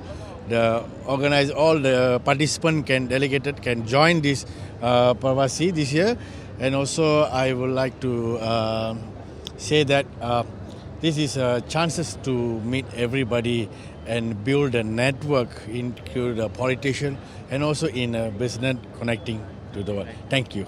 What exactly your thoughts about the emerging India? You know, the concept of emerging India given by the Prime Minister of India. Well, hi. Okay, the concept of emerging India, I would say it's a very good concept. Okay, as it actually generates and it also helps to build the bridge and also the reputation of India across, especially in India. Yeah. In the last, what exactly? I have a question for you. You are doing counseling in the Malaysia. Yes, what exactly you are doing and how you miss your country, India, in the Malaysia? Miss your country. You're from Malaysia, yeah. Oh, thank you very much. My name is Pravasi. This is my first time here. It's actually really excited. I'm really excited to attend this Pravasi Manadu. Actually, this is my first experience here. There is a lot of learning process to be That's all. Thank you. तो देख सकते हैं कि excitement भी है, एक energetic जो है यहाँ पर अंदाज भी है और एनआरआईज़ का ये साफ तौर पर मानना है कि पहली बार ही सही वो प्रवासी भारतीय सम्मेलन के रेड कारपेट पर शिरकत करने के लिए आए हैं और इंडिया की सबसे स्वच्छ शहर इंदौर आए हैं। ऐसे में वो प्रधानमंत्री नरेंद्र मोदी के संबोधन पर भी पूरी निगाहें टिकाए हुए हैं। फिलहाल इंदौर में एनआरआई कॉन्फ्रेंस के रेड कारपेट से वीडियो जर्नलिस्ट अरुण यादव के साथ महेंद्र सिंह, एमपी न्यूज़। तमाम एनआरआई मेहमान कर रहे थे और आपको बता दें कि आज वो दिन है जब राष्ट्र को मूल मंत्र देने के बाद प्रधानमंत्री नरेंद्र मोदी यहाँ पर अब लंच करने वाले हैं। जी हाँ, ये बहुत दिलचस्प मौका आने वाला है। जिस तरह से तैयारियाँ हुई हैं और प्रधानमंत्री नरेंद्र मोदी के साथ तकरीबन 100 से ज़्यादा ऐसे मेहमान हैं, एनआरआई मेहमान हैं जो कि उनके साथ लंच पर चर्चा भी करेंगे। जिस तरह से गुयाना के राष्ट्रपति, सूरीनाम के राष्ट्रपति प्रधानमंत्री नरेंद्र मोदी के साथ भोजन पर जो है चर्चा करने वाले, वहीं एनआरआई मेहमान भी है और उनके साथ कैसे अच्छा तालमेल हो और भारत की भूमिका कैसे विश्व स्तर पर उभर कर आए, इस पर भी बात होगी। आइए आपको लिए चलते हैं और कुछ मौका मुआयना कराते हैं कि किस तरह से जो है इस लंच पर प्रधानमंत्री नरेंद्र मोदी के मन की बात भी होने वाली है।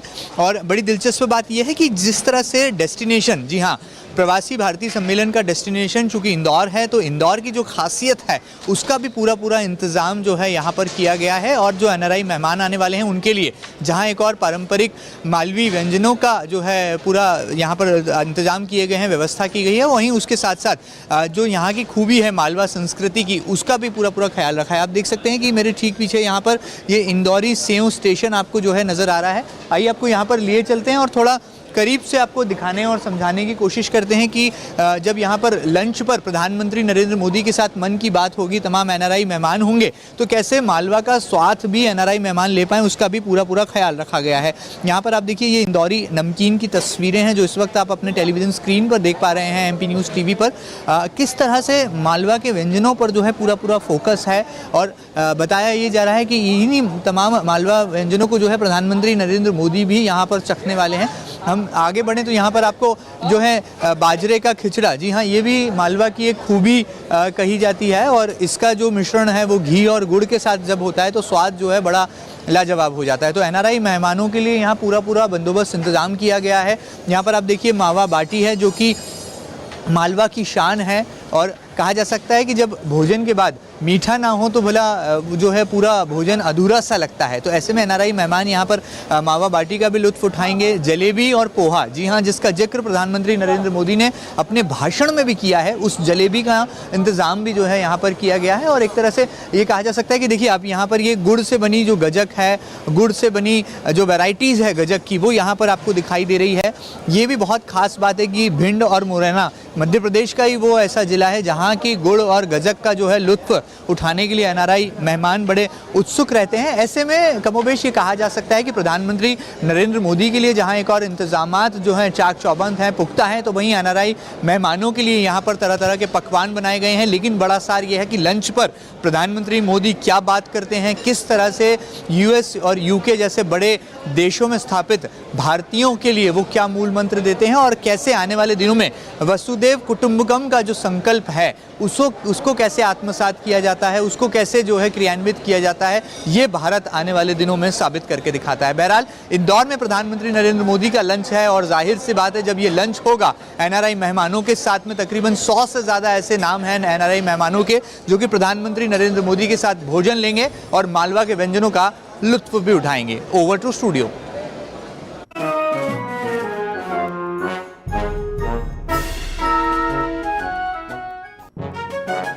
इंदौर में ग्लोबल समिट में आयोजित प्रवासी भारतीय सम्मेलन नए रंग बिखेर रहा है। इंदौर की मेहमान नवाजी और स्वच्छता के साथ प्रदेश सरकार के इंतजामों के कायल हुए प्रवासी भारतीय शहरवासियों से अब रूबरू हो रहे हैं। इसी की एक तस्वीर कभी इंदौर के आर्थिक कमर कहलाने वाले मेल क्षेत्र से देखने को मिली। इसी पर देखिए हमारी यह खास रिपोर्ट। प्रवासी भारतीय सम्मेलन में शामिल होने के लिए यूनाइटेड किंगडम से आई एनआरआई महिला डॉक्टर सतनाम रविवार शाम मिल क्षेत्र के मालवा मिल इलाके में पहुंची। यहां उन्होंने संत बालीनाथ मार्ग पर चाणक्य कॉम्प्लेक्स के पास स्थित राजस्थानी परिधान की दुकान राजस्थानी परिधान से नाक में पहनने वाली आर्टिफिशियल ज्वेलरी खरीदी। साथ ही पास में स्थित राज इलेक्ट्रिकल से एक छोटा सा इलेक्ट्रॉनिक उपकरण भी खरीदा। इस मौके पर एनआरआई डॉक्टर सतनाम ने राजस्थानी परिधान के विषय में जानकारी लेकर दुकान संचालक मनोज सिंह तंवर और श्रीमती विमलेश तंवर से चर्चा की।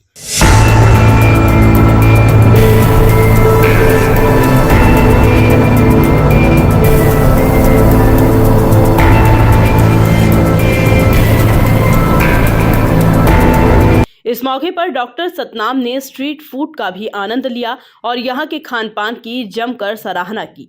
इसके साथ ही दुकान संचालक मनोज सिंह तंवर और श्रीमती विमलेश तंवर के साथ फोटो भी खिंचवाए। Bureau report, MP news, Indore. वैसे तो इंदौर पूरे देश में स्वच्छता के लिए जाना जाता है, वहीं अब इसकी प्रसिद्धि प्रवासी भारतीय सम्मेलन में आए प्रवासियों के बीच भी देखी जा रही है, जिसकी जानकारी यूनाइटेड किंगडम से आई डॉक्टर सतनाम से चर्चा के दौरान देखने को मिली, जिन्होंने कहा कि उनके दिल में भारत है और भारत के दिल में हम हैं। इन्हीं बातों को लेकर डॉक्टर सतनाम से खास चर्चा की एमपी न्यूज के editor in chief Mahendra Singh Songira ने। हमारे साथ यूनाइटेड किंगडम में डॉक्टर सतनाम हैं, जो कि इंडिया आई हैं और इंदौर आकर के प्रवासी भारतीय सम्मेलन में जो है किस तरह का उनका एक्सपीरियंस रहा है और कितना वो एक्साइटेड हैं। How you excited about the PBD held in Indore? I am absolutely thrilled. I first of all want to congratulate. This city is so clean. This is the first time ever I've been here, and the moment I arrived I noticed it. The sun was sparkling clear and the roads were like glittering almost. So this is something that we need to cherish and implement in every state in India, I would say, because it is really well kept, and I really want the other Indian states to be motivated and the CMs and the citizens to actually learn from that, because when you clean, the hygiene, especially now COVID times, it's so important. So congratulations for that. And obviously, how much can you talk about your own Prime Minister? He's held our head high in the universe. We as Indians, I was born as an Indian child, okay? At that time, I traveled internationally. I lived in more than 60, 70 countries. I worked with most of the governments around the world, all the royal families. And I would always yearn for that respect as an Indian. And only when Mr. Modi came into power and his hard efforts that he put in throughout, now we walk with our heads high in the sky and we say, you know what, we are Indians. So this is one thing that we have to just, embrace in our heart and say, well done, Mr. Modi, we are so proud of you. You know what, God gives this kind of leader to every nation. This is really amazing. We were actually invited by the CM, Mr. Shivraj Singh Chauhan, with our investor consortiums. So we are IMIFIP, we are green technologies, we invest in smart cities, and we are green city developers. So we're doing a lot of work in India. My father is a humanitarian. My father is, where is he? Where is he gone? Okay, Dr. Prakash Lal Devchakar. He served this country 45 years. And he's the guy who actually thought about global imbalance, climate imbalance 45 years ago. And he started organic farming and naturopathy and Gaumutra treatment that time. So this is his vision. We've been serving with him all these years, and now I'm so happy that the world is joining us, and the more we can do, the better.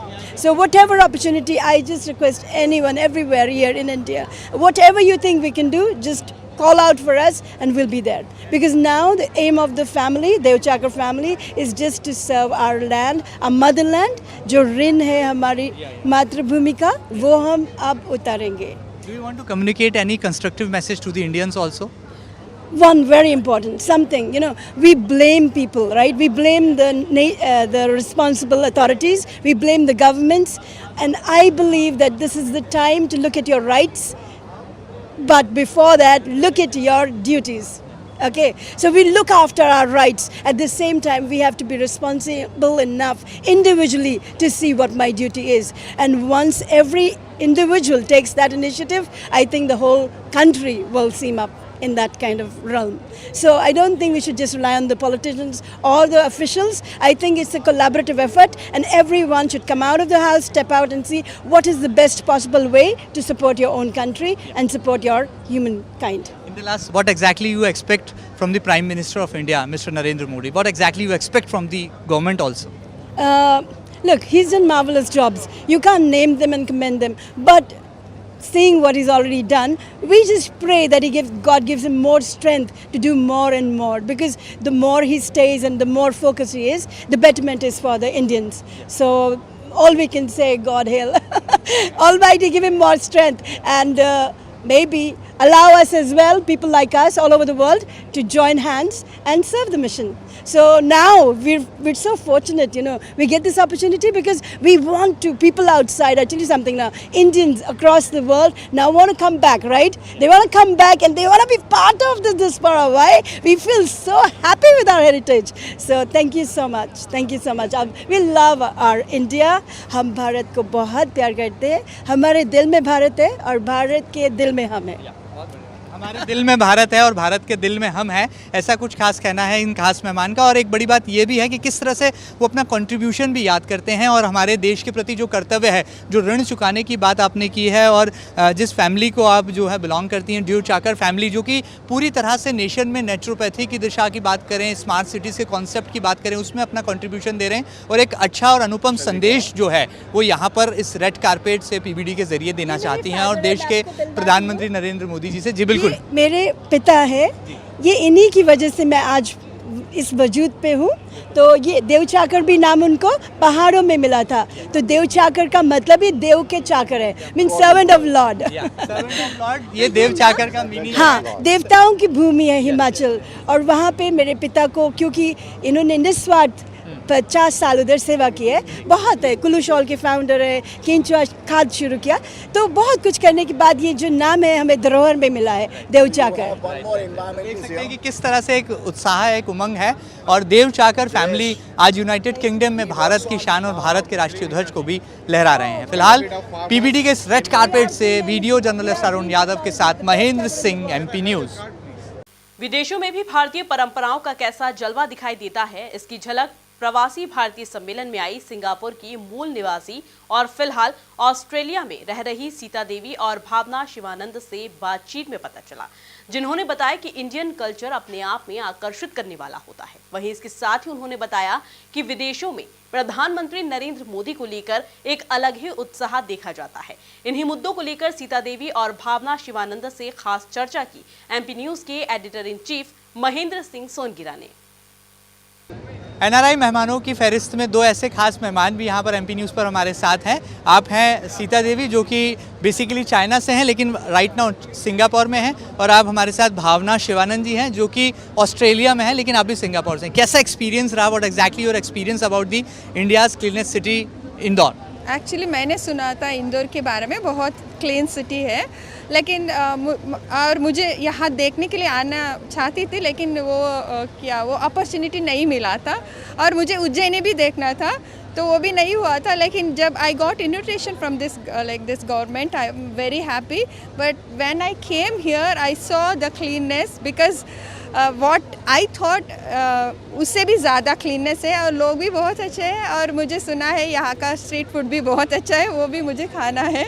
और उससे पहले यहाँ जैसे हम लोग बहुत साल से बाहर रह रहे हैं, लेकिन मोदी गवर्नमेंट आने के बाद वो डेवलपमेंट हमने बहुत देखा है। पहले हमें इतना पता नहीं था, जब मैं तो थोड़ा बाहर घूमने के लिए जाती रहती हूँ, तब वहाँ की लोकल लोगों ने मुझे पूछ रहे थे आप भारत से हो या मोदी गवर्नमेंट, मतलब मोदी कंट्री से, तब हमें पता चला ओके मोदी बहुत कुछ कर रहा है। फिर हमने उसके बारे में रिसर्च करना शुरू किया, तब से हमें मोदी को बहुत पसंद करते हैं, क्योंकि उसकी काम देख के।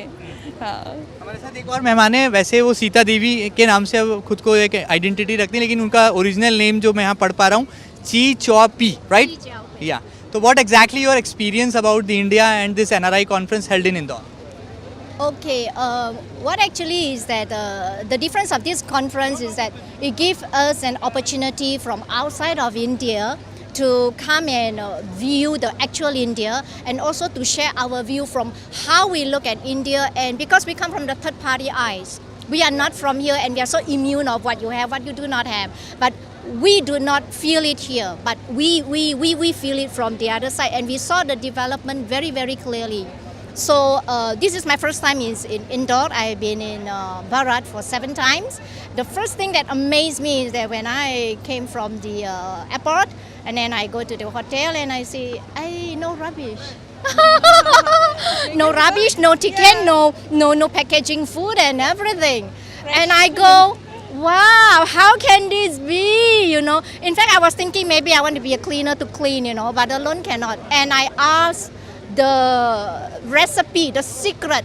I asked the volunteer of this event, what is the secret of Indore that makes this the cleanest city, you know? And she says, the government, the amazing government, the leadership. The leadership has to be correct, and then with the heart. If you go with the mind, with the brain, it will not work. And people can pretend, but it is because it's genuinely from the heart, and that is the basic genuinity of the Indians. They are born with it, you know, with very high values. And then it's very privileged, and the leadership is very important. They cooperated, and we get the very clean city. Hopefully, this Madhya Pradesh will lead the rest of the states, and a great bonus to the Shivraj ji. Yes, thank you very much. Shivraj We Mama. love you. Thank you so much for all the hard work, and pass on to you. We have to say thanks. I have one question also. You are adopting the Sanatan Dharma, Sanatan Hindu Dharma. What exactly your experience about the Sanatan Hindu Dharma? You know, your previous name is Chi Chua Pi, and right now you are Sita Devi. What exactly your experience about the Sanatan? Okay, this Sanatana Dharma is very close to my heart. I will never go back to anything else because Sanatana Dharma is from Vedic culture, Vedic literature, Vedic philosophy. It is the original. It's not from India. It's from Bharat. Bharat, you know, way back. And a long way back from Bharat, Sanatana Dharma, there's a lot of changes and a lot of things going on because of different culture, different race, different country, and this, that, and everything for whatever reason. And it has kind of diluted, but it has not deviated. But it can come back again. So what happened is that I really admire Prime Minister Modi ji. It is because he wants to bring back Sanatana Dharma and also Vedic culture. It's not a religion. Dharma is a religion. You have so many religions fight each other. Sanatana will never fight each other. All differences, religion will come together under the whole world. That's where the world peace will come, and this is where India is going to be Bharat again, where they are going to lead the whole world to have world peace. Are you excited to hear the Prime Minister of India, Narendra Modi? Are you excited? Very much. Because of him only we came here actually. I think maybe tomorrow he's coming here, so we are very excited to see him. But last time I saw in Singapore when he came. Now also we are whenever we see the energy, everything we can get it from him. Yeah.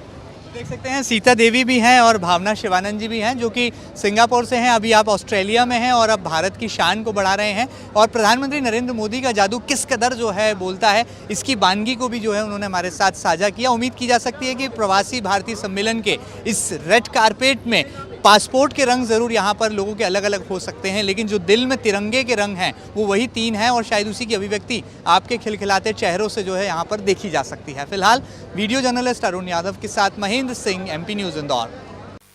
Bharat का जलवा खाड़ी देशों में भी देखने को मिलता है, जहां पर भारतीय मूल के बाशिंदे अपने हुनर का लोहा मनवा रहे हैं।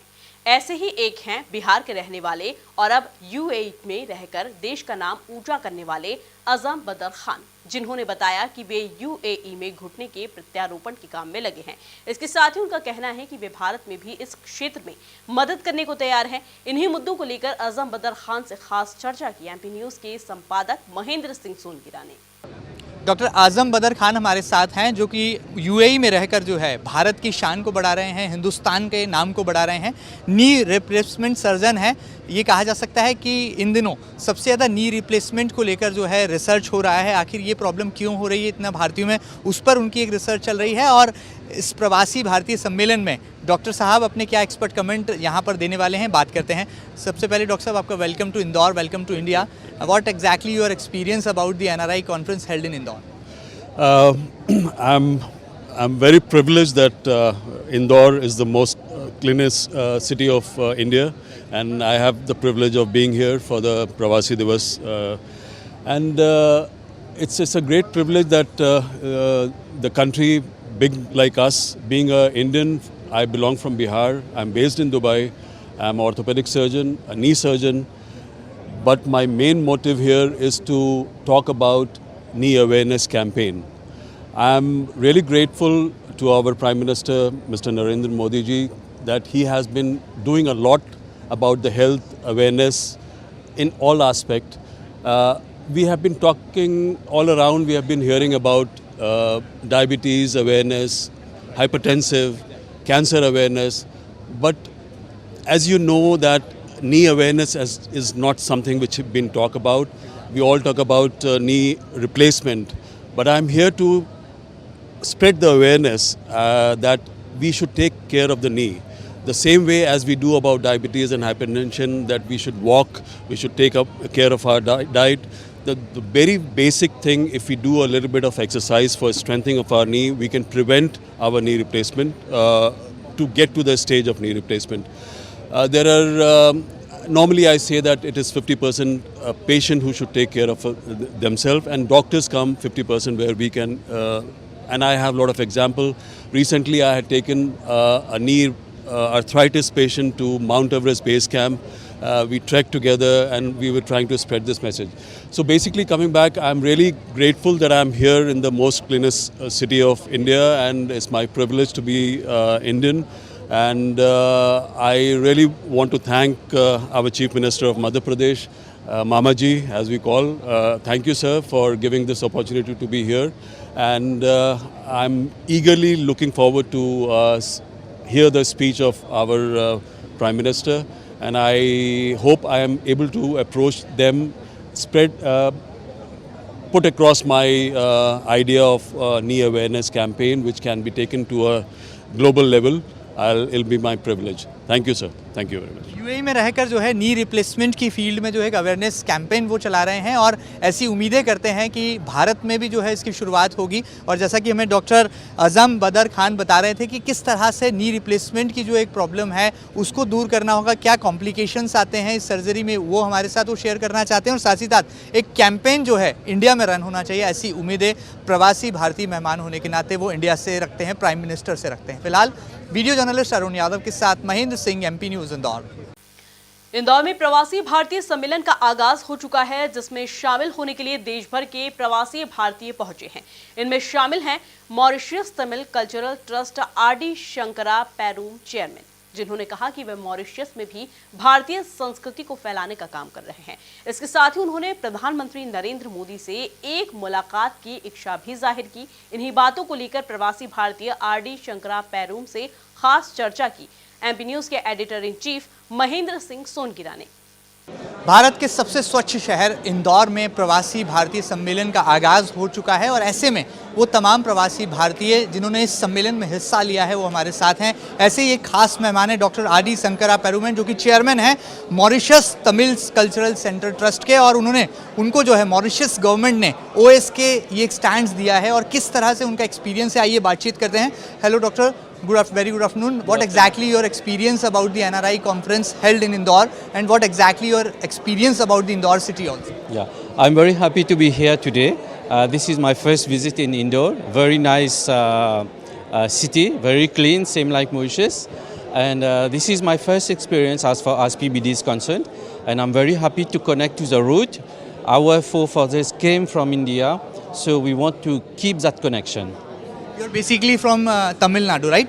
So Mauritius में what exactly you are doing, and exactly you are what exactly you are doing in the field of cultural, and Mauritius government appointed you as a chairman as a Mauritius Tamil Cultural Center Trust. What exactly you are doing in Mauritius? Yeah, we are propagating. दिशा निर्देशन में आपने जिस तरीके से corona में चीज़ों को manage किया वो वाकई काबिल तारीफ़ है। हम आपको बहुत बहुत आभार प्रकट करते हैं, धन्यवाद प्रकट करते हैं माननीय Dr. Mansukh Mandaviya ji, Honorable Minister of Health and Family Welfare, who will be chairing this session.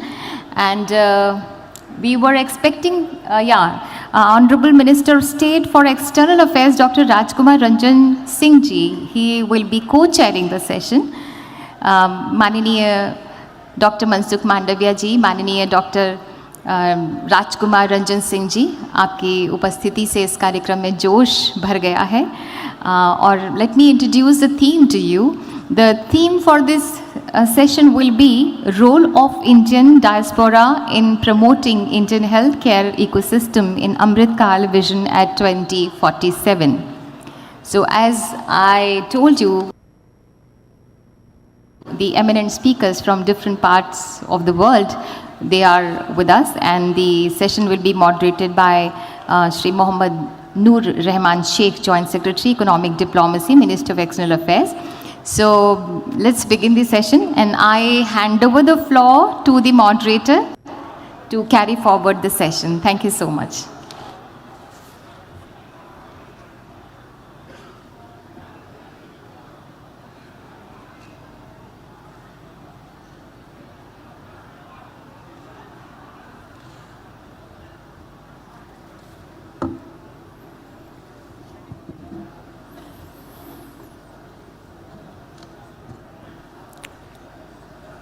Namaskar.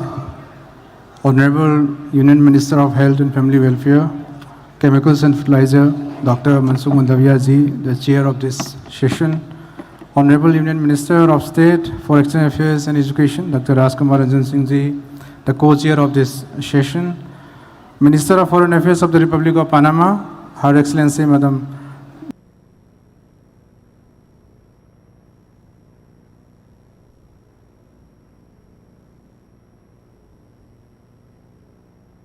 Jananath Tiwani,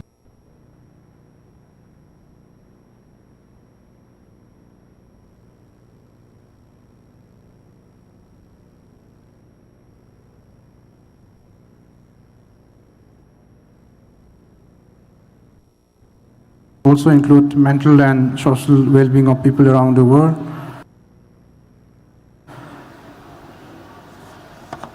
As the COVID pandemic hit us in 2020, it disrupted the global order, distressed economies, and made health systems vulnerable.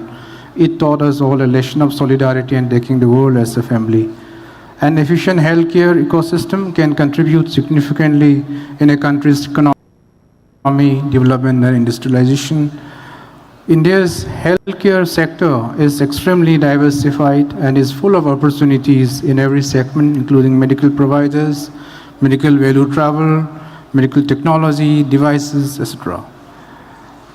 Today's panel discussion of very eminent panelists with us, and of course with the expertise of the Union Health Minister and the Union Minister of State for External Affairs, we will explore areas of further enhancing the role of Indian diaspora in the healthcare ecosystem in Amrit Kal at Vision 2047, which is like 100 years of India's independence. To make this engagement more productive and meaningful, we have today amongst us this very experienced panelists with us, with various backgrounds, yet with a common goal to improve the healthcare ecosystem across the globe. Now I would like to request Honorable Union Minister of State for External Affairs and Education, Dr. Rajkumar Ranjan Singh ji, for his opening remarks for this plenary. Sir.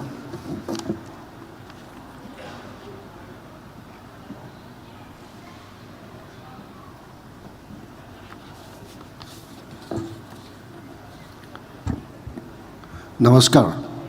Excellency Foreign Minister Madam Mankomo ji,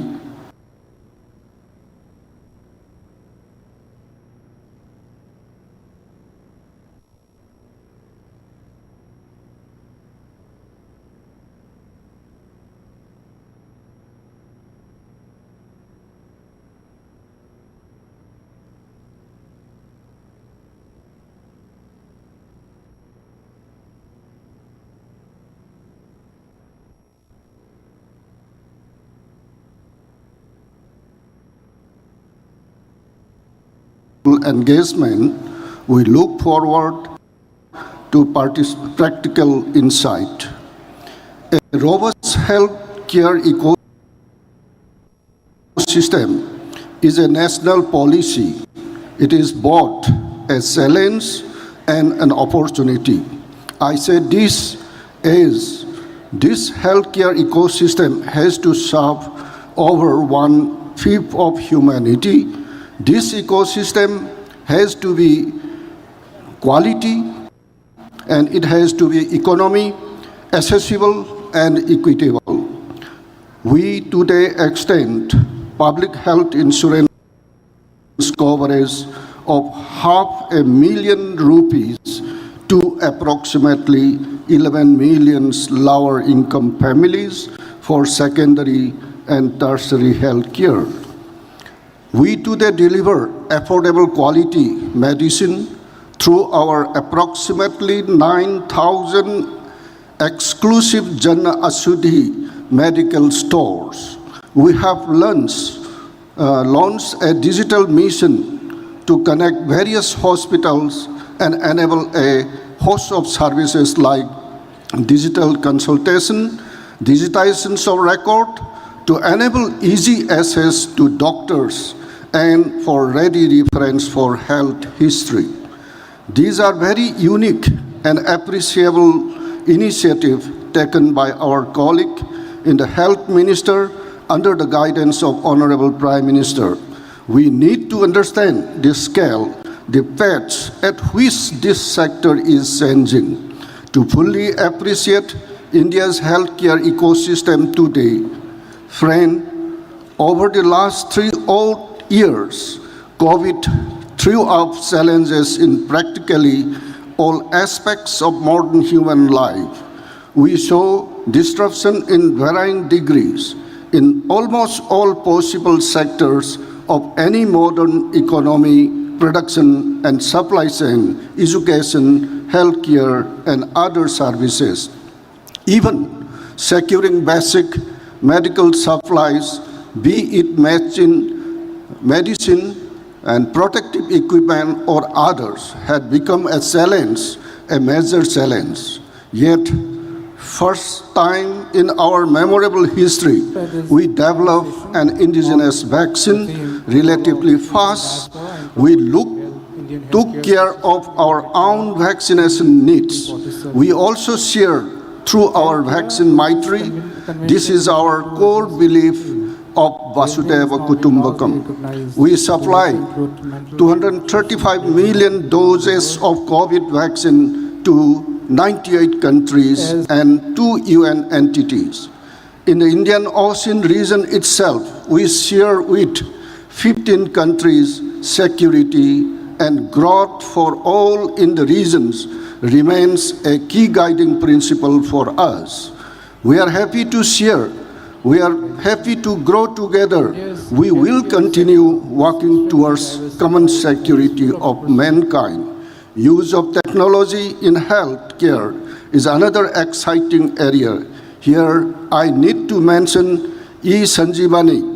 This platform benefited 390 million during the pandemic alone. It provides video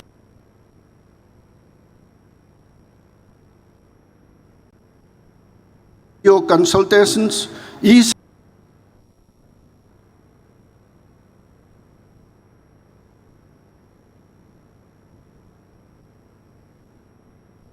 we plan to extend similar telemedicine services to 54 African nations through e-Arogya Bharti programs. Pilot of this program shows encouraging result.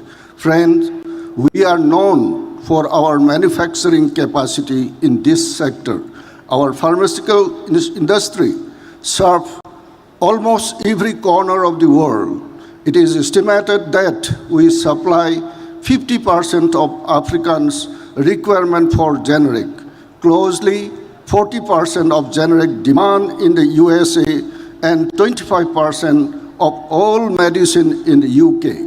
We supply almost 70% of World Health Organization's vaccines listed in their essential immunization schedules. This industry is currently valued at $50 billion. It is projected to grow to $65 billion by next year and reach $120 billion by 2030. Our domestic medical devices market size is expected to reach $50 billion by 2030. The compound annual growth rate of this sector is expected to be 15%, almost double of the world CAGR opportunities about here. In medical value tourism, we are today a premier and attractive destination for travelers from across the globe. People visit not only for clinical treatment, but also for research and rejuvenation through yoga and traditional therapies. This is testimony to the quality of services and value at which these services are provided. Opportunities for growth in all these three verticals in the healthcare sector are immense. This is a very promising sector to benefit from and contribute to India's growth story.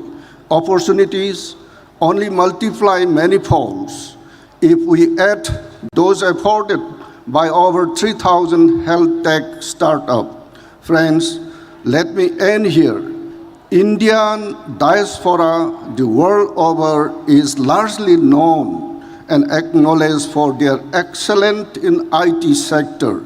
They have earned it. Likewise, Indian diaspora working hard for the well-being of the societies in their adopted countries should also be recognized and revered. Their services, not only during the pandemic, but at all times, are not only invaluable, but are noble, human, and commendable. They should be acknowledged and appreciated. Thank you. I look forward to an engaging session ahead. Jai Hind.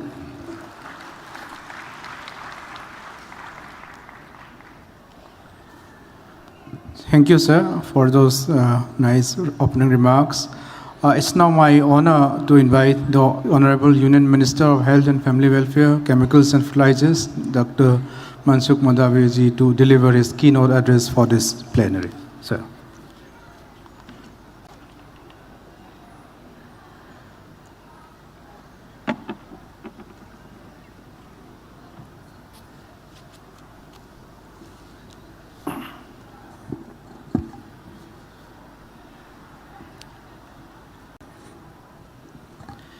Namaste. Namaste. Thank you.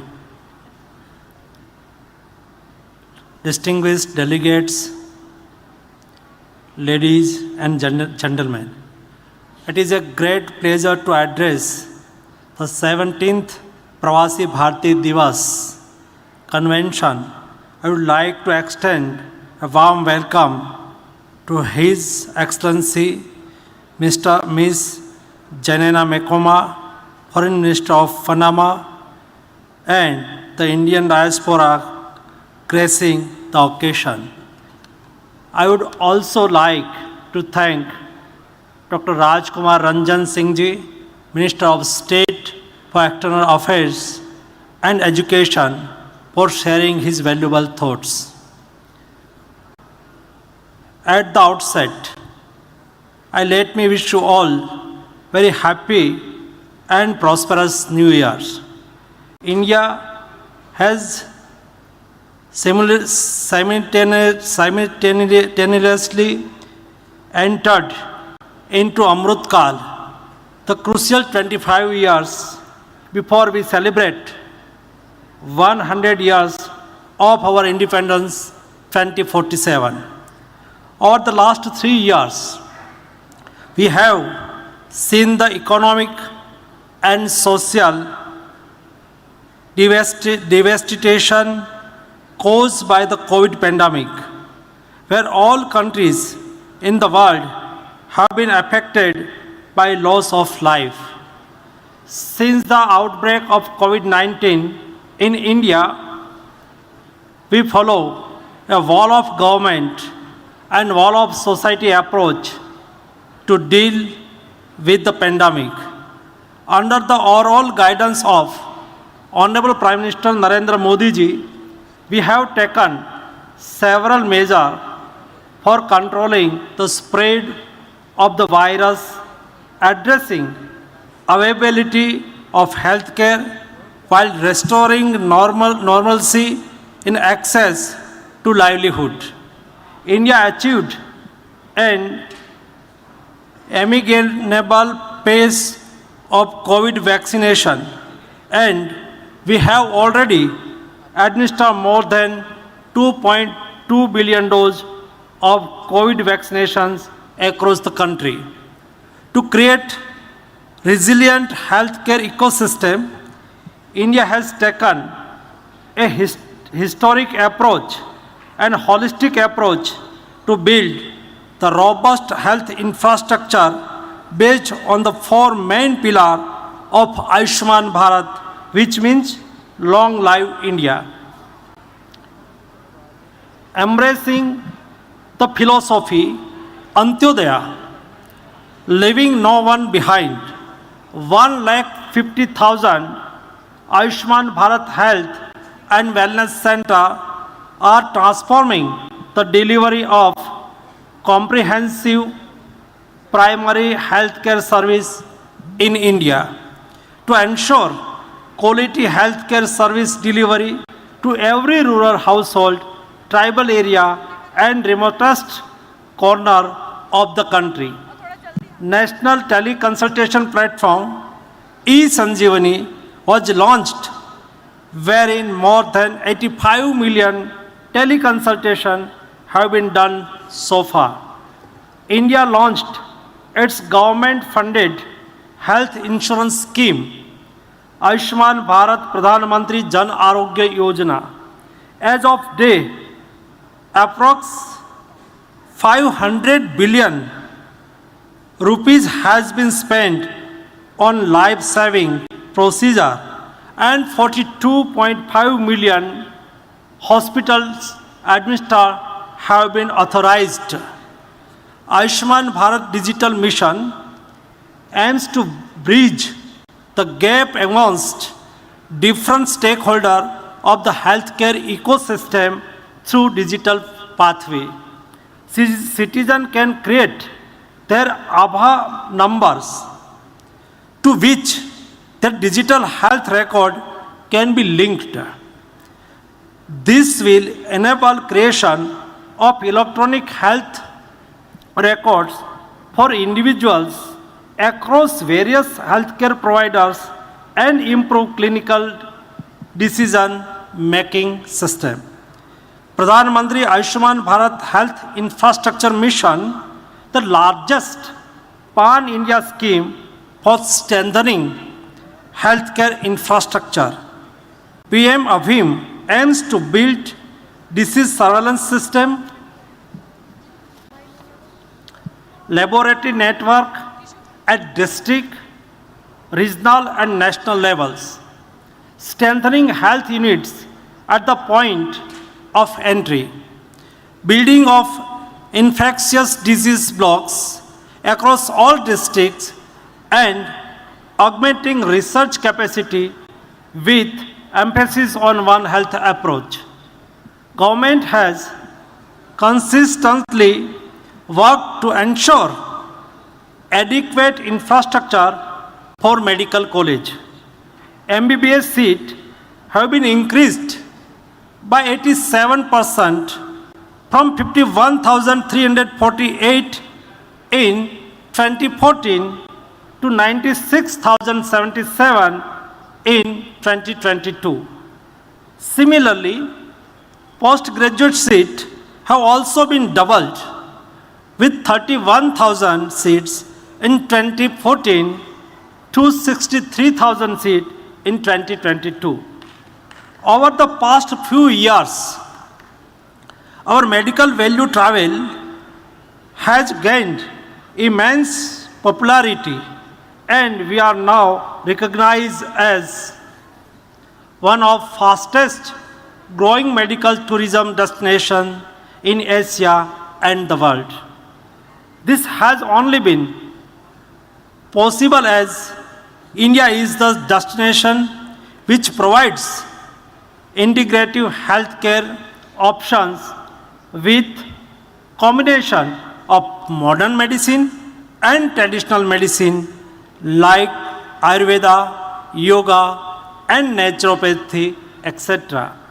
With the presence of 40 JCI and 1400 plus hospitals accredited by the NABH, India offers a wide variety of options to foreigners who want access to affordable and quality healthcare with timely appointments. Equipped with highly trained and experienced healthcare workers, well versed in English, India has 1.3 million plus allopathic, 0.8 million plus doctors trained in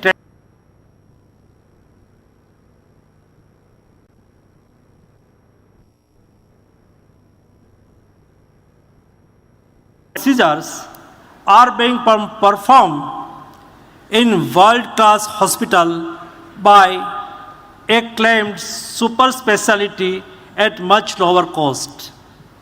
Ladies and gentlemen, the coming years will belong to those who have invested in healthcare. Arogya param bhagyam. Health is the greatest fortune. Investing in healthcare in investing in future. India has assumed presidency of G20 with them one earth, one family and one future. Our effort is to build consensus of convergence of efforts going at global level to address any public health threats, ensure medical countermeasures availability to every country by leveraging and augmenting existing capacities of the countries and promoting digital health agenda at global level. All these areas would require support from government and will be driven by private sector supports. Indian diaspora community remain an invaluable source to the country, generating high-value products while promoting India's healthcare services worldwide. At this time, when our overseas Indians proactively start engaging in the promotion of India's best practice in healthcare, telemedicine, medical supplies, teleconsultation, vaccines, etc. The COVID-19 pandemic is a reminder that our diaspora remains connected to the country and continues to play a huge role in the development of our country. You are our brand ambassadors to the world, and I exhort you to continue to work together with government under the spirit of leaving no one behind. I am very much confident that all of you will also play a pivotal role in building New India. Thank you. Thank you very much.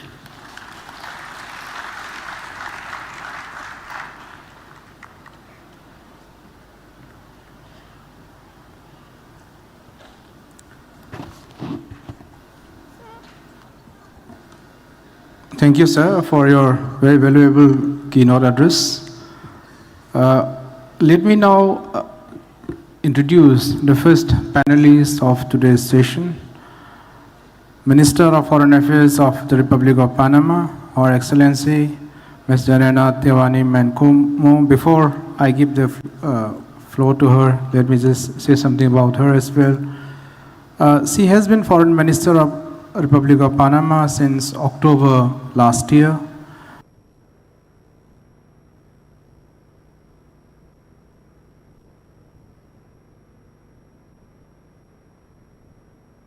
In the Panamanian prisons.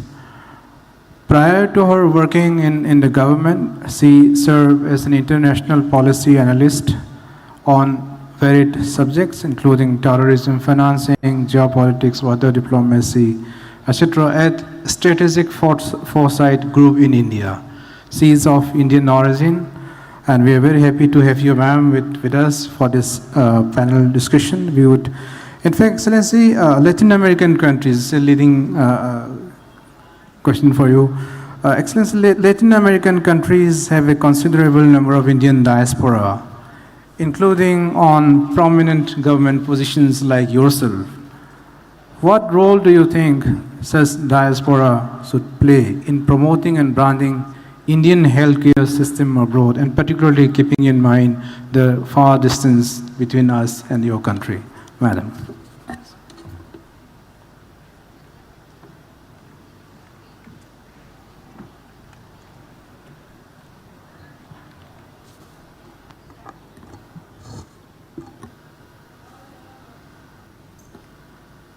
Excellencies, Honorable Ministers, members of the Government of India, allow me to first extend, on behalf of President Laurentino Cortizo Cohen, my warmest regards and gratitude for your hospitality in Madhya Pradesh. Namaste, everyone. It is an honor to be here today to celebrate Pravasi Bhartiya Divas Conference 2023, remembering Mahatma Gandhi's return from South Africa to his homeland, Bharat. This moment marks also an important date for the Indian diaspora in Panama and Indo-Panama relations, as with my appointment, I became the first person of Indian origin to be part of a cabinet in Panama. Thank you.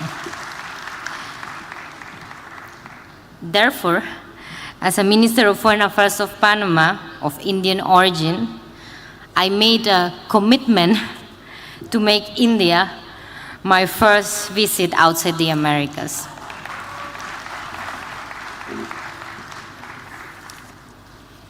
And on a personal, very personal note, it is also a very emotional moment for me to be the one to mark this special occasion, because it is impossible for me to talk about the Indian diaspora's role in the future without looking back in so much gratitude to our ancestors. My grandparents, as well as my husband's grandparents, were all from Karachi, Singh. It is impossible to talk about the future of the diaspora without looking back at the journey of sacrifice they made after losing everything during partition, so they could raise us all and we could enjoy the privilege of education and success. But moreover, gratitude for raising us in values of duty and resilience, so we can all endure difficult times stoically with integrity and discipline. And I know I can speak for many of us in this room when I say that our parents and grandparents prioritized raising us with Indian values of spirituality and unity, that today we can share with the world. And that just as I'm grateful for that, many of us, I'm sure here, are grateful for this connection that allow us to feel rooted in the ground that we are currently standing on today, returning to the source, Bharat.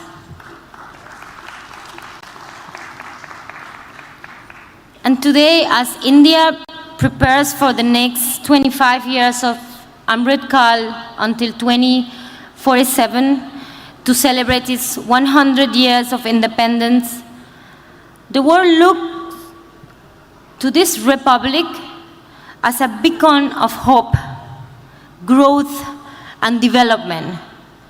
As the motto to follow is more than appropriate at these times of anguish: one earth, one family, and one future, which this signifies unity, which is a key and much needed word to put into practice, especially within the G20 context.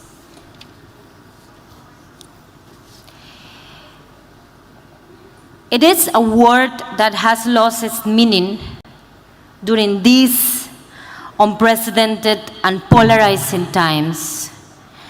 And it is a concept that we all need to rescue to the sake of continued international cooperation, peace, and security, and the upholding of human rights globally. Now let's talk a bit about Panama and its diaspora.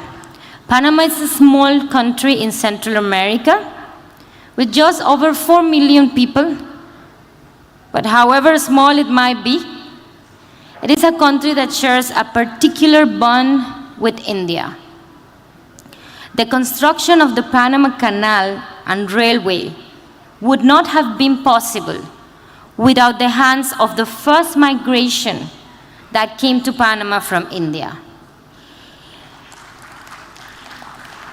In fact, India's first resident mission in Central America was established in Panama, and we are home to the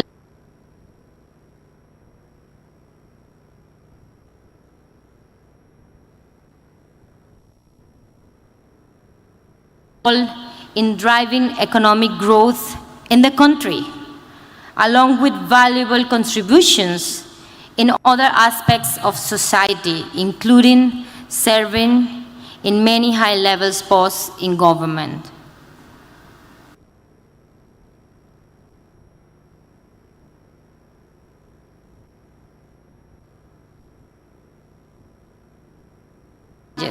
As well as opportunities in our proportions. But today this event poses the opportunity for us to regroup, reflect as diaspora in Latin America, and rejoice in the diversity that we are fortunate to foster. As we come from all continents and all backgrounds,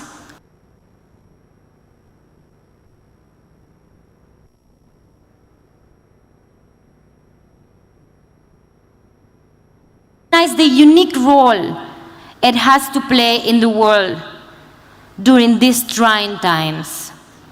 As a world power ready to stand its grounds on principles of peace, prosperity, and inclusive economic growth. I myself have been witness to how our Panamanian society has received Indian gastronomy, culture, spirituality, and health practices with open arms. Now, this opportunity to enhance health systems in a global manner and to enter Amrit Kal with the purpose of Vasudhaiva Kutumbakam that tell us that the world is one family, a family that has the obligation to share with one another everything that brings health and wellness to a suffering population. It is our collective responsibility as members of this diaspora and world citizens to worry about each other and to open ourselves to collaborate on all levels. Now, I would like to talk a bit about our national context. For instance, We have established in Panama a roundtable where skilled and professional physicians, economists, business sector, and other disciplines work together, assisting our Vice President to make the right choices in order to lower medicine costs for our citizenry. But we also consider Panamanians. It is our duty to share these benefits across the region. This is why Panama is aiming to become the region's pharmaceutical and bioscientific hub. It is a strategy that we have worked closely on with different partners, and another clear example of the countless synergies we share with India. We want to invite Indian pharmaceutical companies to manufacture medicines in Panama and help lower costs in the region and use Panama's privileged geographic position. This enforces the Vedic principle of Vasudhaiva Kutumbakam.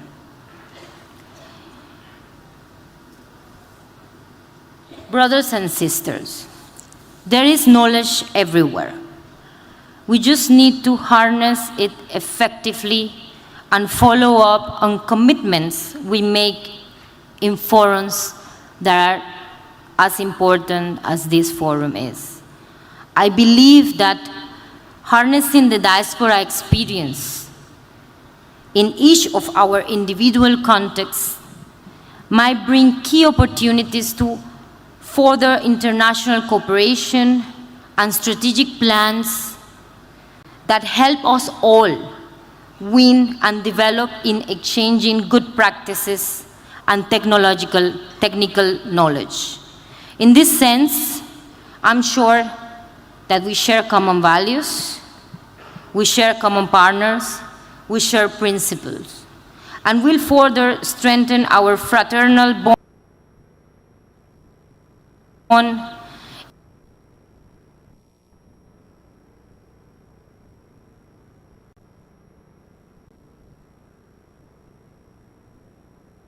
in this incredible country. Thank you very much.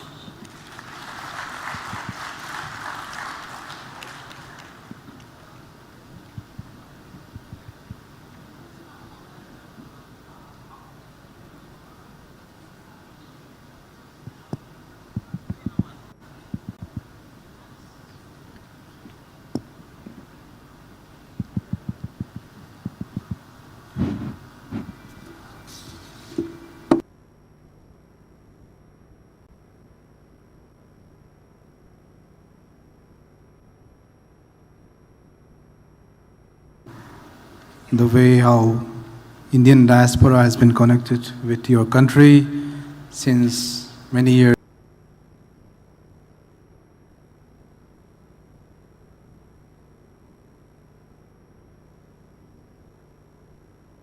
In Panama. And I'm sure diaspora will pick that up for the offer of partnership in Panama's healthcare journey as well. I would now like to introduce the next panelist, Dr. Sampath Sivangi of USA.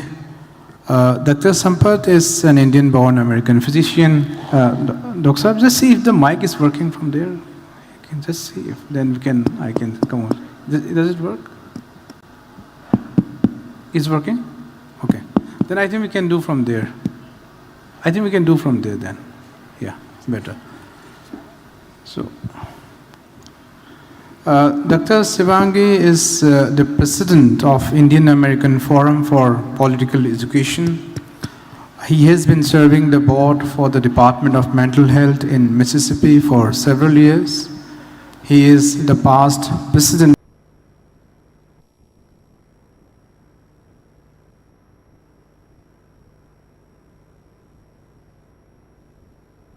in 2017.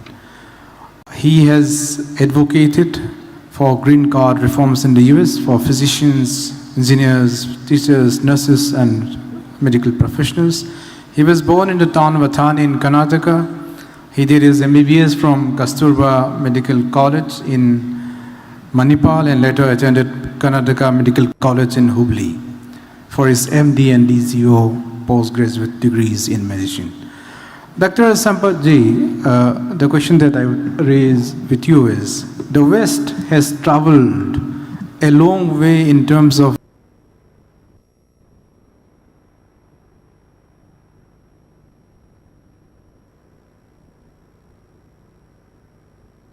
and brought it to the center of the public health policy arena.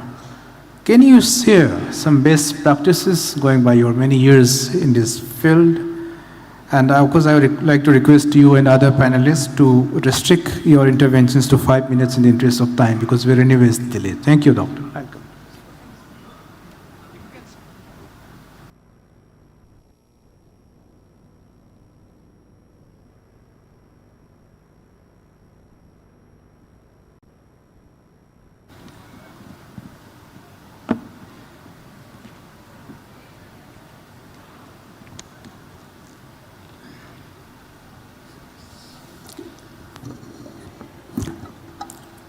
Good afternoon.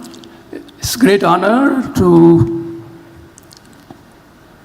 present a broader outlook of mental health in West, specifically in the United States of America, and what we should look in our own homeland country, India.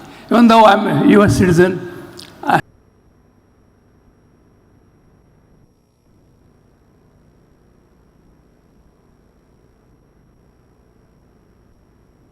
there is no way to solve problems of mental health in India in 5 minutes.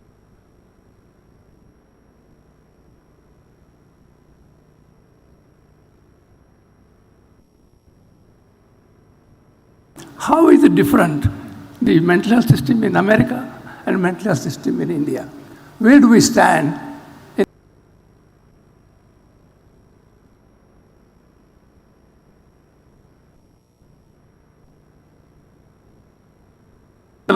Innovative quality, pharma and medical devices across the world, reaching goal of, as our speaker said, Vasudev Kutumbakam. Indian pharma, they flock every shelf in America at fraction of cost. Americans charge for the same medication. So we are much ahead of that. So I had to give a brief background before we go to mental health. I'm going to skip a few things because of the paucity of time. Goals and aims of Indian diaspora. What are our roles? Just because we live some other country doesn't mean we can't offer some assistance, help to India. So in that regard, US, we have formed an organization called Indian American Physicians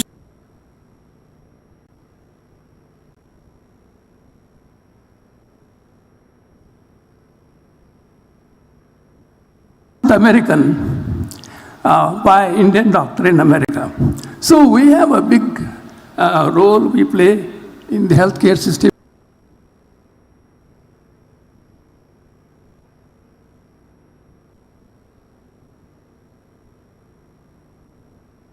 In mind, what we did API, it's called AAPI. Actually, our present president is also here. He may want to raise some.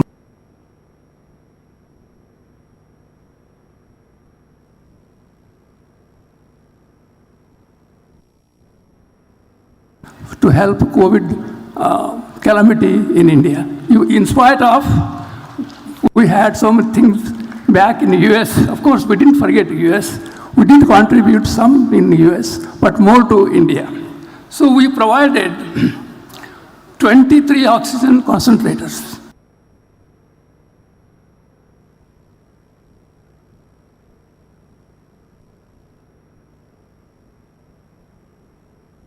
Ventilators, 200 high-flow oxygen. 4 oxygen plants were installed in various hospitals in India. And 5 chemiluminescence immunoanalyzers, each costing 50 lakhs of rupees. So I'm just mentioning the role of diaspora, how we can help India. Because it's not a big deal.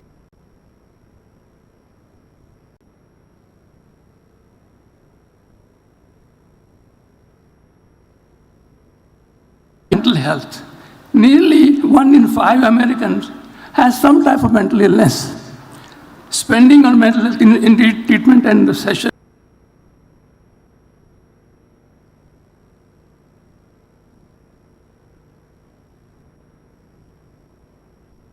Population is 1.4 billion. American population is only 300 million population. Access to care can be prohibitively expensive. Some key figures of West. In 2019, 78% of adults were experiencing mental illness in America. That is, over 50 million Americans have mental illness. Over 1 in 10 youth in the US are experiencing depression that severely impairs their ability to function in school, work, and home. And 2.7 million suffer severe major depression. See how big is the mental illness problem across the world? Because we may not be aware. India is not aware what is going on all over the world, including India. 6.3% of youth in the US reported substance abuse. That means drug abuse, alcohol, and all kinds of things.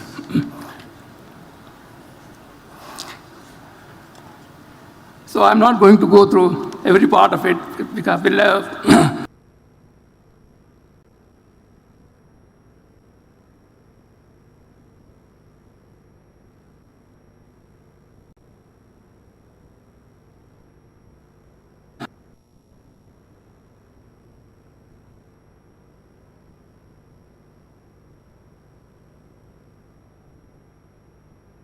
in our mind.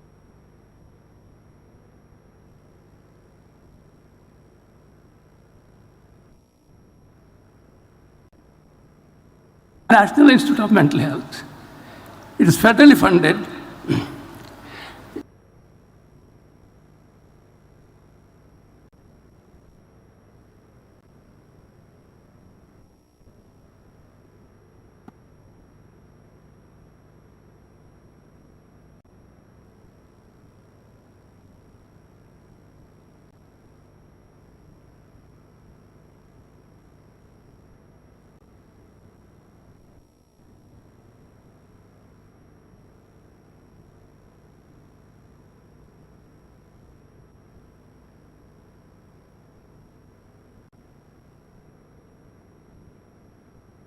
And get help for mental health. See, recently I was involved in this.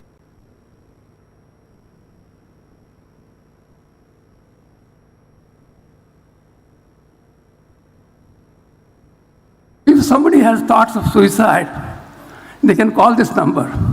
And there are goals and aims of Indian diaspora. What are our roles? Just because we live some other country doesn't mean we can't offer some assistance, help to India. So in that regard, US, we have formed an organization called American Physicians of Indian origin. We are more than 1 lakh medical doctors in America. We treat every 7th American by Indian doctor in America. So we have a big role we play in the healthcare system of America. But why not we play similar role in India?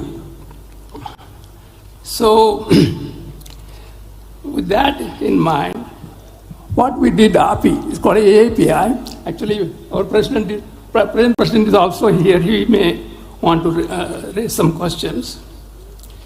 So during COVID, API raised $5 million, almost close to 50 crores of rupees, to help COVID calamity in India. In spite of, we had so many things back in the US. Of course, we didn't forget the US. We did contribute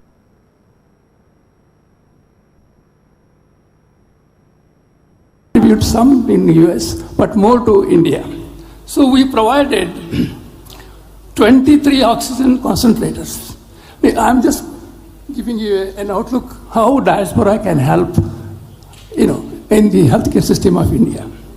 So we provided 100 ventilators, 200 high flow oxygen, 4 oxygen plants were installed in various hospitals in India, and 5 chemiluminescence immunoanalyzers, each costing 50 lakhs of rupees. So I'm just mentioning the role of diaspora, how we can help India. 50 crores is not a big deal when India is spending maybe $50 billion for a COVID relief. So coming back to mental health, nearly 1 in 5 Americans has some type of mental illness. Spending on mental health in treatment and sessions reached $225 billion in 2019. Can India afford such expenses? But our population is 1.4 billion. American population is only 300 million population. Access to care can be prohibitively expensive. Some key figures of West. In 2019, 78% of adults were experiencing mental illness in America. That is, over 50 million Americans have mental illness. Over 1 in 10 youth in the US are experiencing depression that severely impairs their ability to function in school, work, and home. And 2.7 million suffer severe major depression. See how big is the mental illness problem across the world? Because we may not be aware. India is not aware what is going on all over the world, including India. 6.3% of youth in the US reported substance abuse. That means drug abuse, alcohol, and all kinds of things.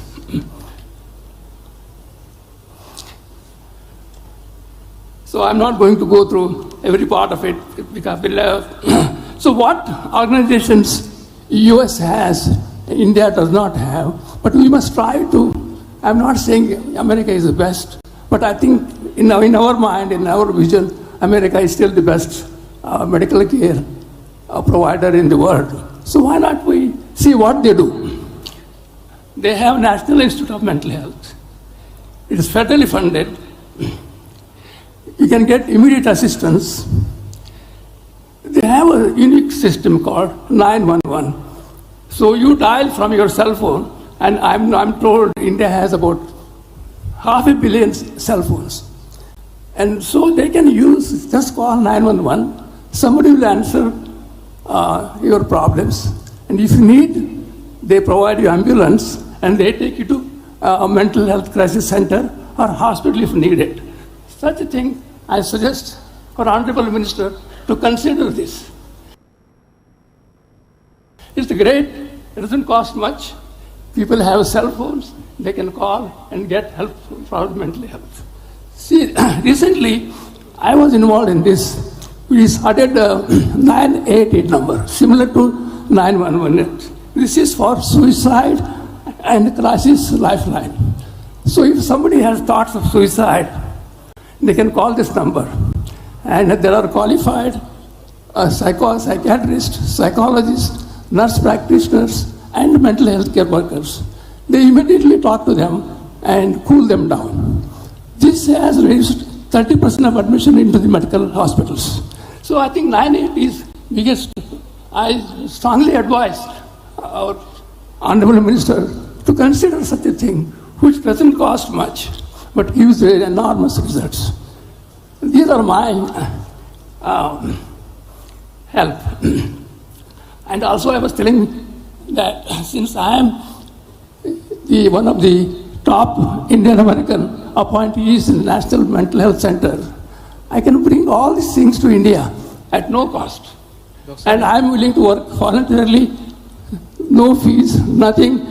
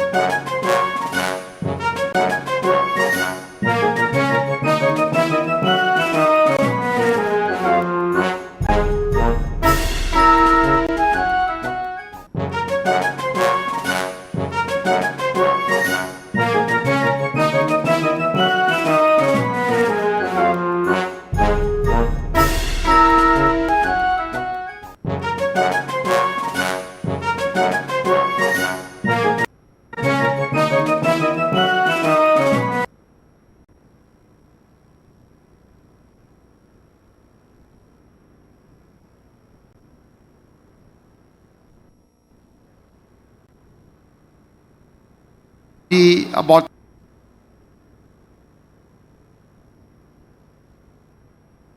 got Chinese, and 8 to 9% of the Malaysian population are from India origin. There's about 3 million plus who are Indian origin by the Malaysian citizens. We get about 50,000 Indian nationals coming to Malaysia for treatment. 10,000 of them a year are unique medical tourists. And with that, we have got a huge potential to increase healthcare technology from India. In terms of digitalization of healthcare, pharmaceutical, medical equipment, because India can make very cost-effective medical technology, especially digitalization, pharmaceutical and medical equipment, because we rely a lot from the Western world, which is actually very expensive for a Southeast Asian country to use. So we encourage and we hope in terms of even using software in healthcare. For example, for those who are involved in artificial intelligence in healthcare, India has got a huge potential in that, and those softwares are easily usable in countries like Malaysia, Singapore, Thailand, Indonesia, to speak for the rest of the countries in my region. So the cost effectiveness will be helpful. We hope some of the relationship can be enhanced, G to G relationship. We got ministers in our panel here who can actually talk to our government to make this a little bit easy and seamless for us to work together. And Malaysia is a good place to invest comparing to other parts of Southeast Asia. We speak English widely. Our quality of life in Malaysia is very good. Great place to have recreation, and is designed very well for investors to come to Malaysia. Very unique country. We are safe from all catastrophe by the grace of God. We don't have catastrophes in our country, and we are now beginning to be politically stable with our new Prime Minister, Prime Minister Datuk Seri Anwar Ibrahim, who is now has made the country much stable than.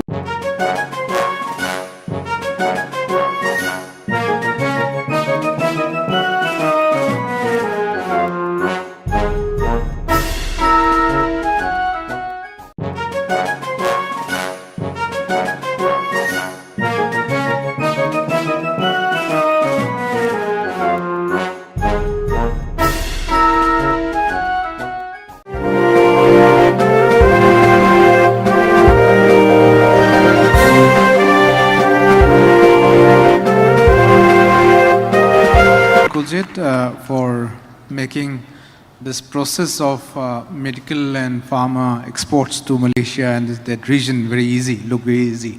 So I think that's a good takeaway from your intervention. Let me now introduce the next panelist, Dr. Muhyiddin Said Karimuddin. Dr. Karimuddin is a Saudi-based Indian pediatrician, and he has been involved in several academic, social welfare and humanitarian causes. He has been deeply engaged with the Indian local community. In fact, I know it because I was in Saudi Arabia for 8 years, and he was a very prominent member of the Indian community there in Saudi Arabia. He was born in Madras, Chennai, and pursued his MBBS from Government Stanley Medical College. I think you can sit and talk, it's no issues. In 1973, followed by his postgraduate medicine from University College of Ireland. Since 1980, he has been in Saudi Arabia, and there are famous Indian embassy schools in Saudi Arabia, and he was chairman of the Indian school in Jeddah. He was awarded Pravasi Bhartiya Sammelan Award in 2011 for his outstanding achievement in the field of community service. Dr. Karimuddin, in your views, this is a leading question for you, how India can expand its initiative of Heal by India may we say by tying up with various other countries in setting up healthcare facilities involving our diaspora, and also like to bring in, say, we have a lot of Indian healthcare professionals who are trained in various countries around the world, particularly say in CIS or Nepal or Bangladesh, Philippines, for example. How could this, how could the diaspora engage such, foreign country trained Indian professionals also, please? Yeah.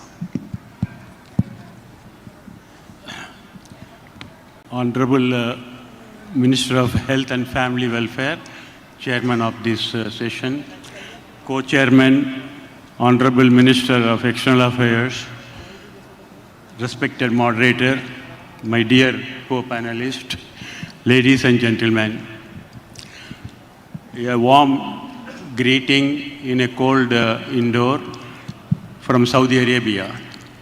Assalamu alaikum rahmatullahi barakatuh. Namaste and vanakkam from my city of birth, Chennai. I just want to give a small profile about myself, a very small one. As the moderator said, I moved to Saudi Arabia in 1980. When I went and met my father-in-law, he said, no, you cannot go. Your MBBS was done with the taxpayer money of Indian people, and you have to serve Indian people only. Yeah, those days there was no donation and all those things, and it was entirely the money spent by the government. Then I said that I'm going to Gulf, in Arabian countries. Then he thought about it and he said, okay, they are on par with us. They are not those days they were not, the oil boom was not there, and that just started. So I was allowed to go there, and I am living there for the past 42 years. But I'm still very proud to hold this passport with my hand. I'm an Indian still, and I'm holding Indian passport. There was an opportunity of late to apply for the Saudi citizenship, but I didn't go for because I love this book, because my father-in-law spent so many years in jail as a freedom fighter, Tamarapatra winner. He accepted the Tamarapatra, but he refused to take pension, saying that I don't want labor charge for my freedom struggle. That's the small background about me. And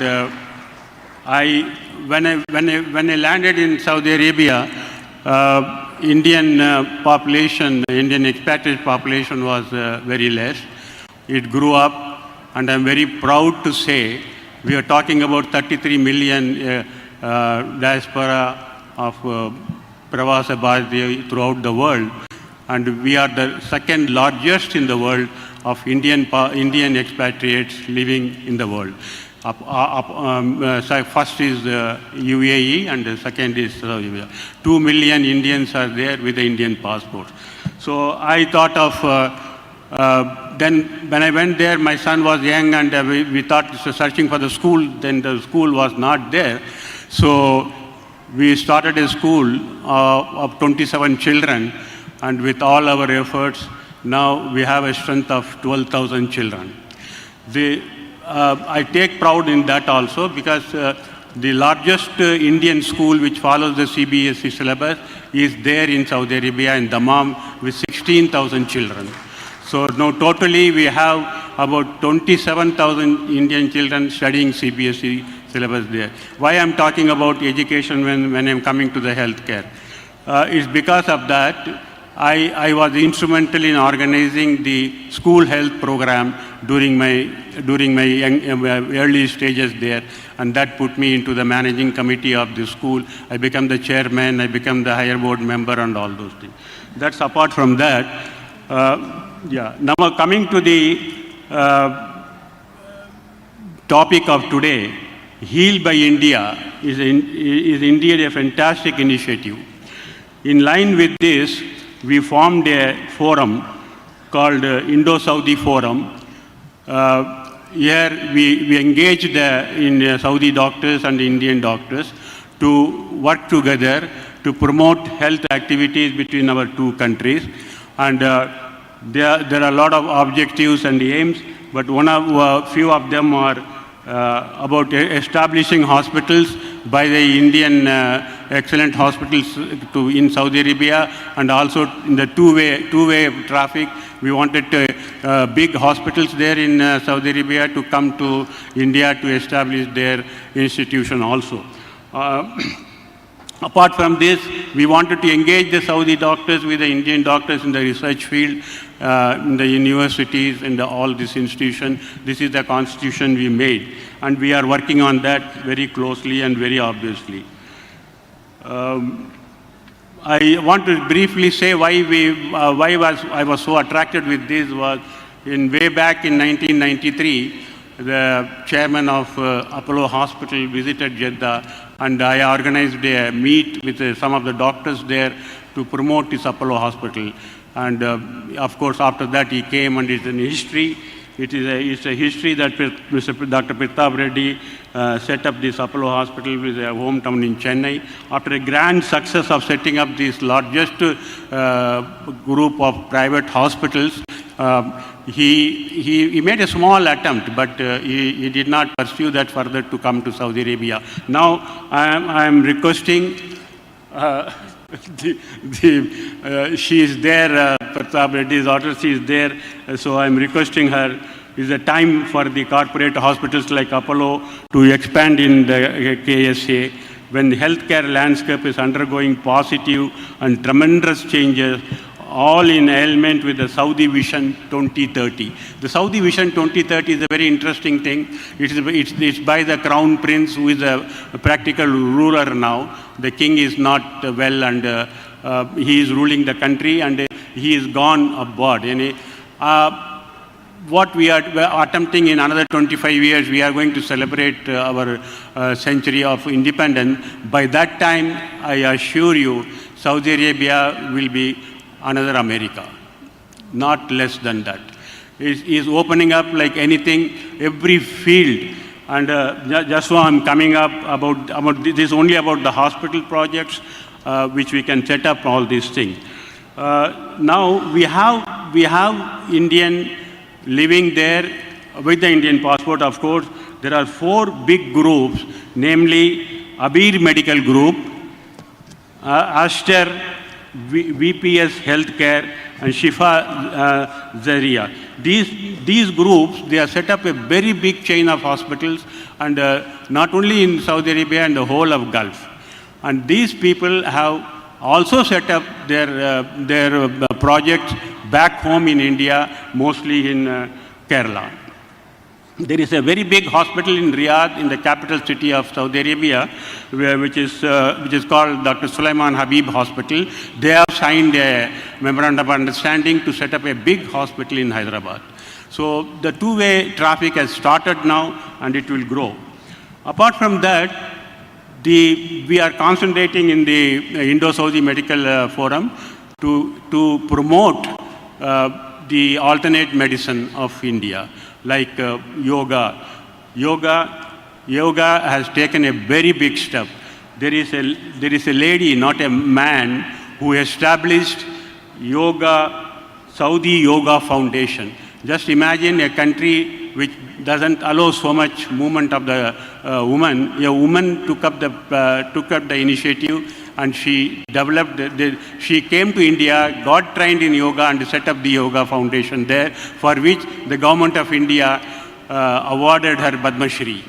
So that was a great honor for a Saudi lady to get Padma Shri award from the Prime Minister, from the President of India.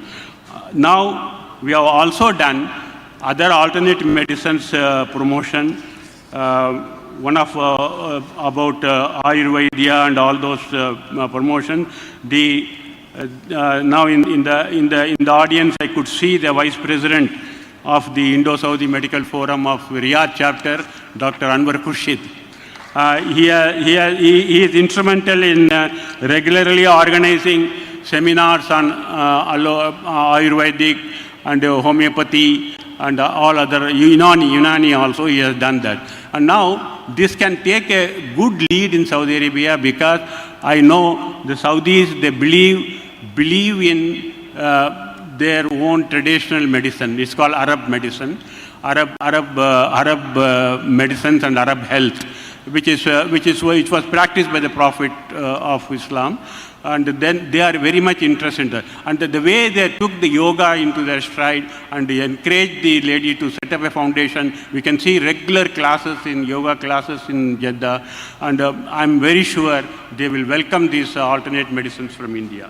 So this is one of the fields which I'm really going to concentrate on, all these things.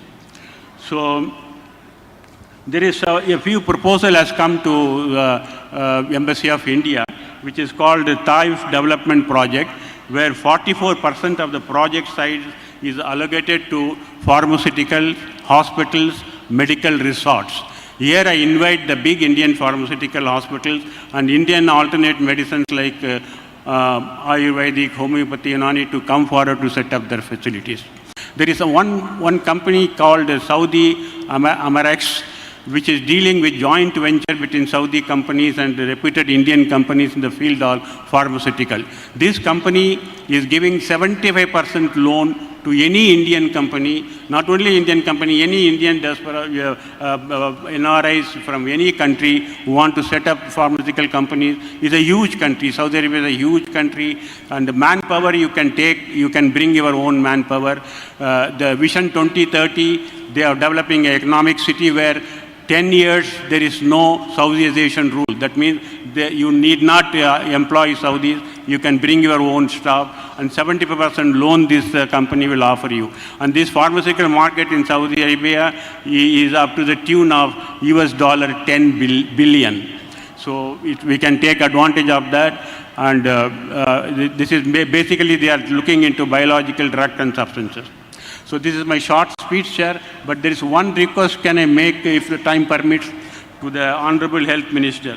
With all these positive things, what is happening in Saudi Arabia, we are facing one big issue for the past 40 years. We have been trying to do this. Our MD degrees, MS degrees, DM, BNB, they are not recognized on par with the Egyptian degrees and the Pakistani degrees. And they are not considered for consultant. I honestly tell you, when I went in 1980, so, please, I request you, I written a paper on that. I will submit to you. Please look into that, sir.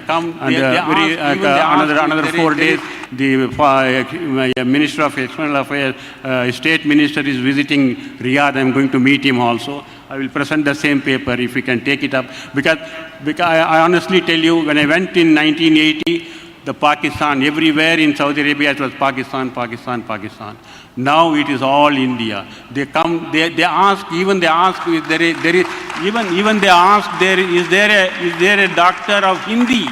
They say not Indian, Hindi. Is there a doctor of Hindi in your clinic? They come to you. 40 years I'm practicing.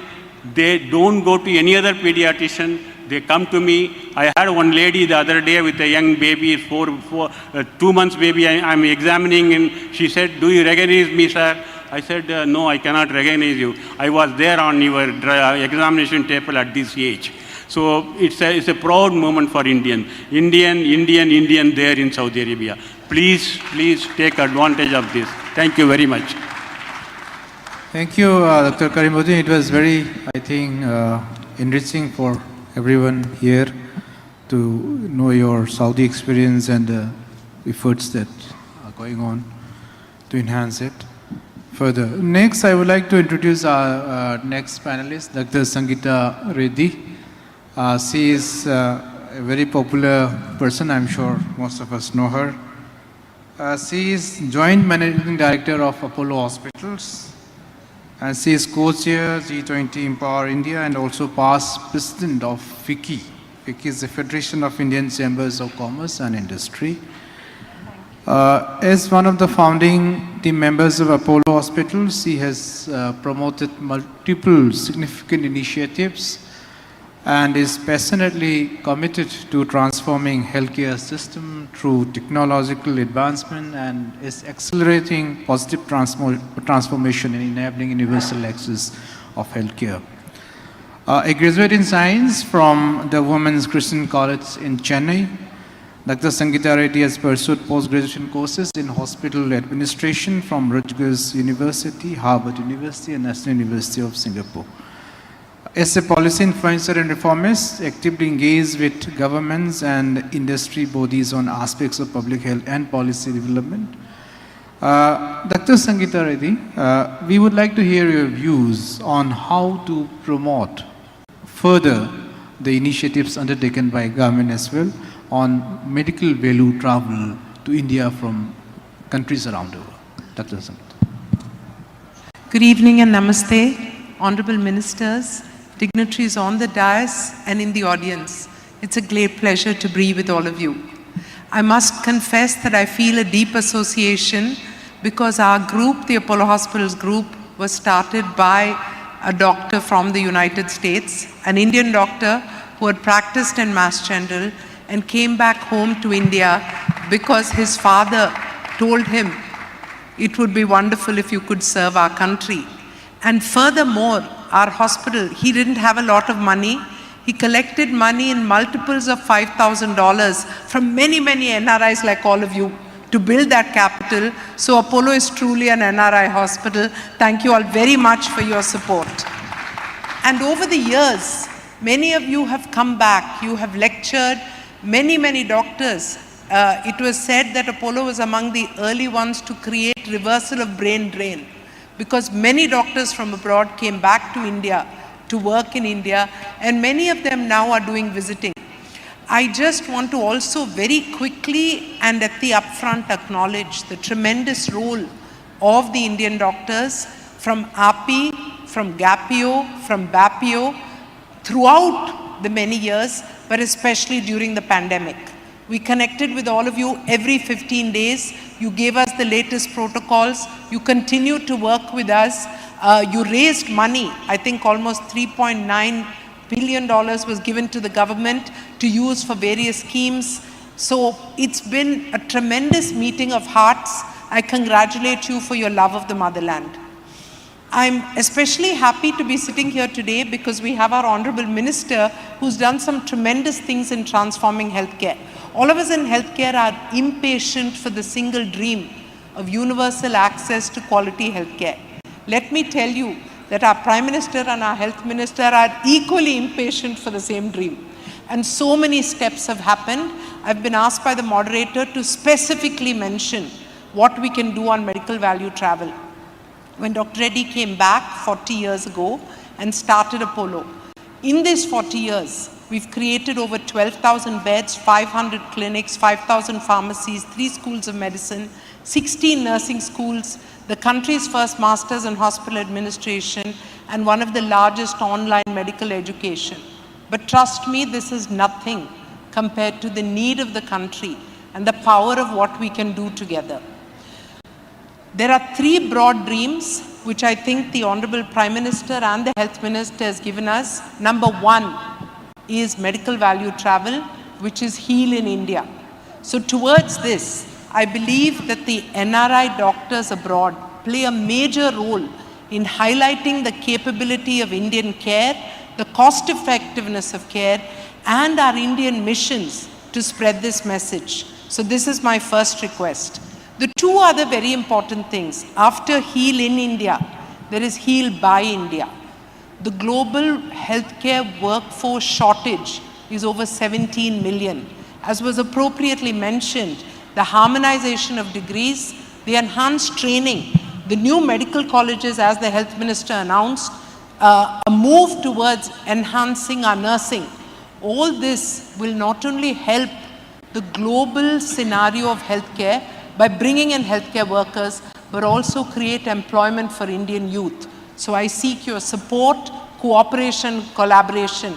I believe that every year India can send a minimum of 2 million qualified trained people to serve across the world. And this will truly transform not only what is happening in healthcare in homes, in hospitals, but also continue on the path of the tremendous respect that Indian doctors and nurses have created for us globally. Because of your contribution, many times we walk into every forum and we receive that respect, this medium can continue multifold. After Heal in India and Heal by India, the third important area is Heal from India. In today's environment of connected care, you heard about eSanjeevani, which is our telemedicine platform.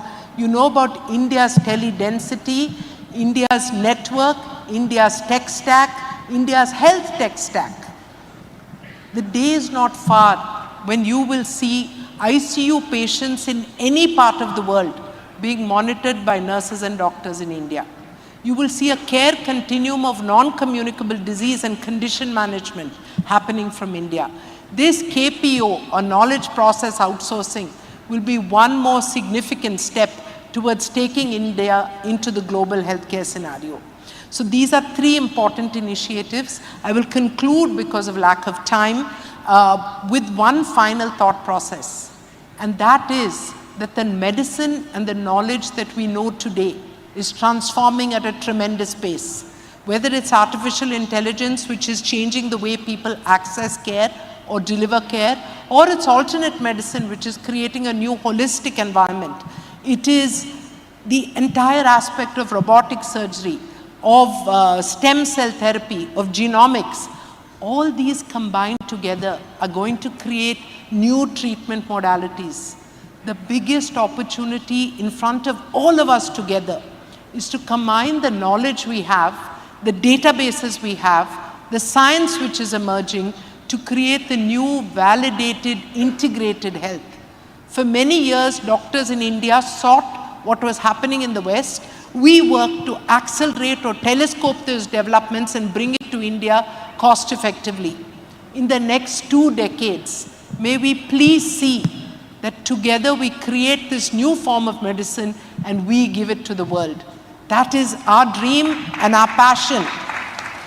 And this new form of medicine will focus on prevention, will be more holistic, will definitely use high technology of robotics and replacement. The joint replacements we do, the organ replacements we do, in 10 years these will be happening very, very differently. Whether it's 3D printing or stem cell or a combination of these technologies. So please, can we partner on a continuing basis on the research of the medicine of the future? And I request the Honorable Minister to help us create this joint platform so we can evolve and bring these cures in our lifetime. They're going to happen.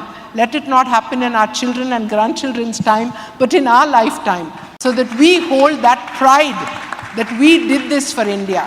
I thank you all for this opportunity. I'm extremely excited about what we can do together, and I request you to reach out to me, the ministry, to anyone, and say, let us continue this participation and collaboration, because this is so much to be done. So many more lives to be touched, so much that we can contribute. Each one of us are trying to do it individually. We can become a force multiplier if we do it together. Thank you all very much, and namaste. Thank you, Dr. Sangeeta Reddy, for your very insightful views and the idea of Heal in India, Heal by India, and Heal from India. I think that's a great thought. Now I would like to introduce our last panelist, Dr. Ravi Kohli. He's based in US. He's the current president of American Association of Physicians of Indian Origin. As Dr. Sampath said, this association has 100,000 physicians in its membership. Dr. Kohli is a board-certified psychiatrist with various specializations. He has 3 decades of experience in healthcare field. Dr. Kohli graduated from Rangaraya Medical College, NTR, University of Health Sciences, in 1981. He is currently affiliated with medical facilities at the Washington Health Systems in Greene and Washington counties in Pennsylvania. Dr. Kohli, at the moment there are over 3,500 health tech startups in India, spanning from platforms helping to monitor health conditions, apps using AI to detect illnesses and diseases, stem cell research, and much more. Now those startups, in the year 2021 alone, they received about $2.2 billion. So the interest in this sector is, of course, quite huge. Now, we would like to hear from you how our diaspora can help in attracting more investments in health tech startups. Dr. Kohli. Good afternoon. I'm Dr. Ravi Kohli, President of AAPI. In the interest of time, I'll refrain from any personal anecdotal comments and also try to follow the guidelines set for us. And I want to thank Health Minister Dr. Manshuk Mandavia ji and Rajkumar Ranjan Singh ji for organizing this event. Thank you very much. And my first thought about it is all problems are local, and the problems and the solution should be local. We just cannot follow the Western technologies and Western methodologies and Western resources for our local problems. So we need to identify what problems we are facing in our society with our resources and what we can do to use these healthcare and technology to solve those problems. Just copying the West will not solve our problems. Actually, West itself is being burdened by its own technology and cost escalations and a lack of proper care at the proper time in the proper place.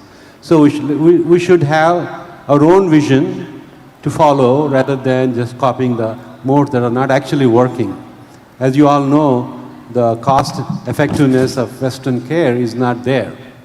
So we have a vast population in this country and our problems are different. For example, doctor-patient ratio and resources, infrastructures, even the pharmacy access, the pharmacy refills, all these problems are local.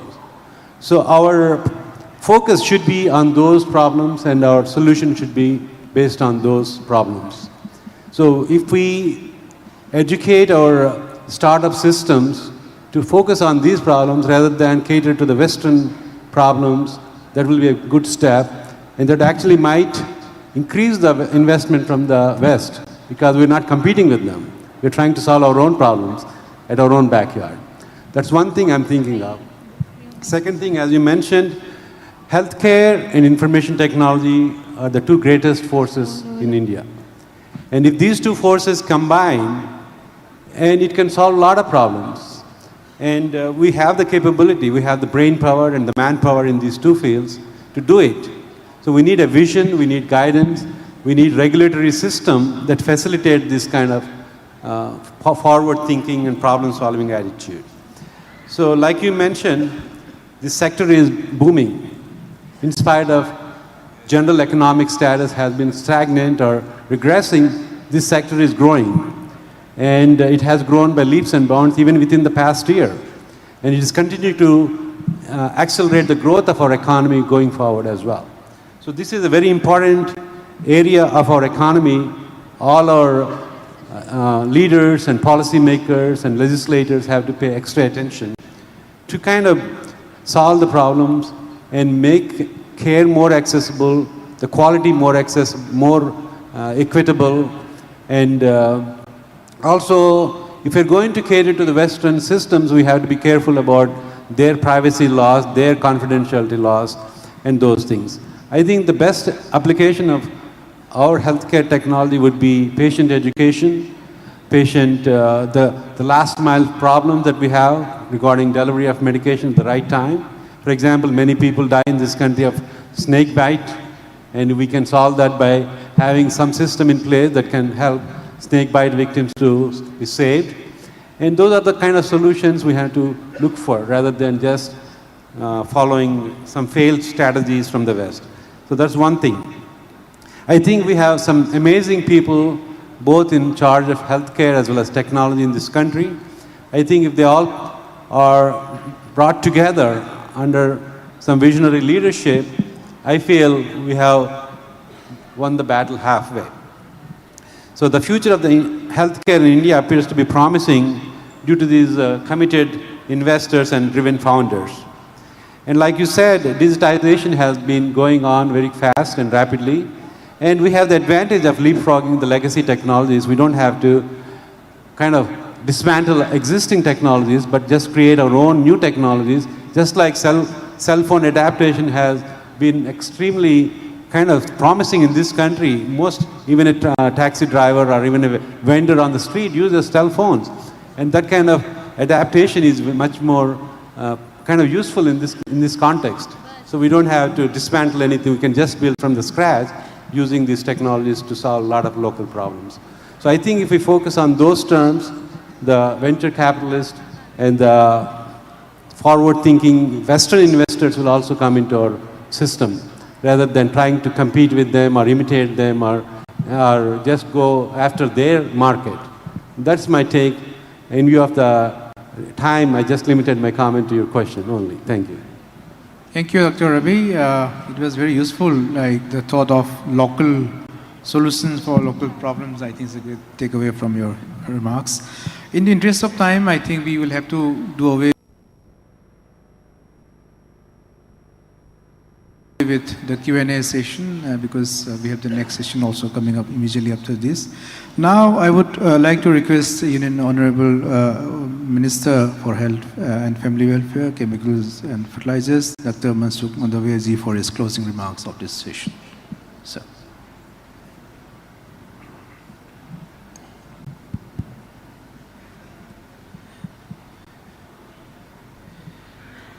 Thank you to all panelists. You have given to important suggestion and your thought. But in a health sector, it's a global sector. But all country have for their self model. मैं मानता हूँ कि health एक ऐसा sector है जिसमें अपना अपना मॉडल होता है. Western country have for them self model.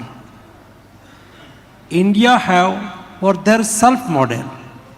हम सब लोगों ने ड्यूरिंग कोविड क्राइसिस इंडिया का भी मॉडल देखा, दुनिया का भी मॉडल देखा, डेवलप्ड कंट्री का भी कोविड मैनेजमेंट का मॉडल देखा,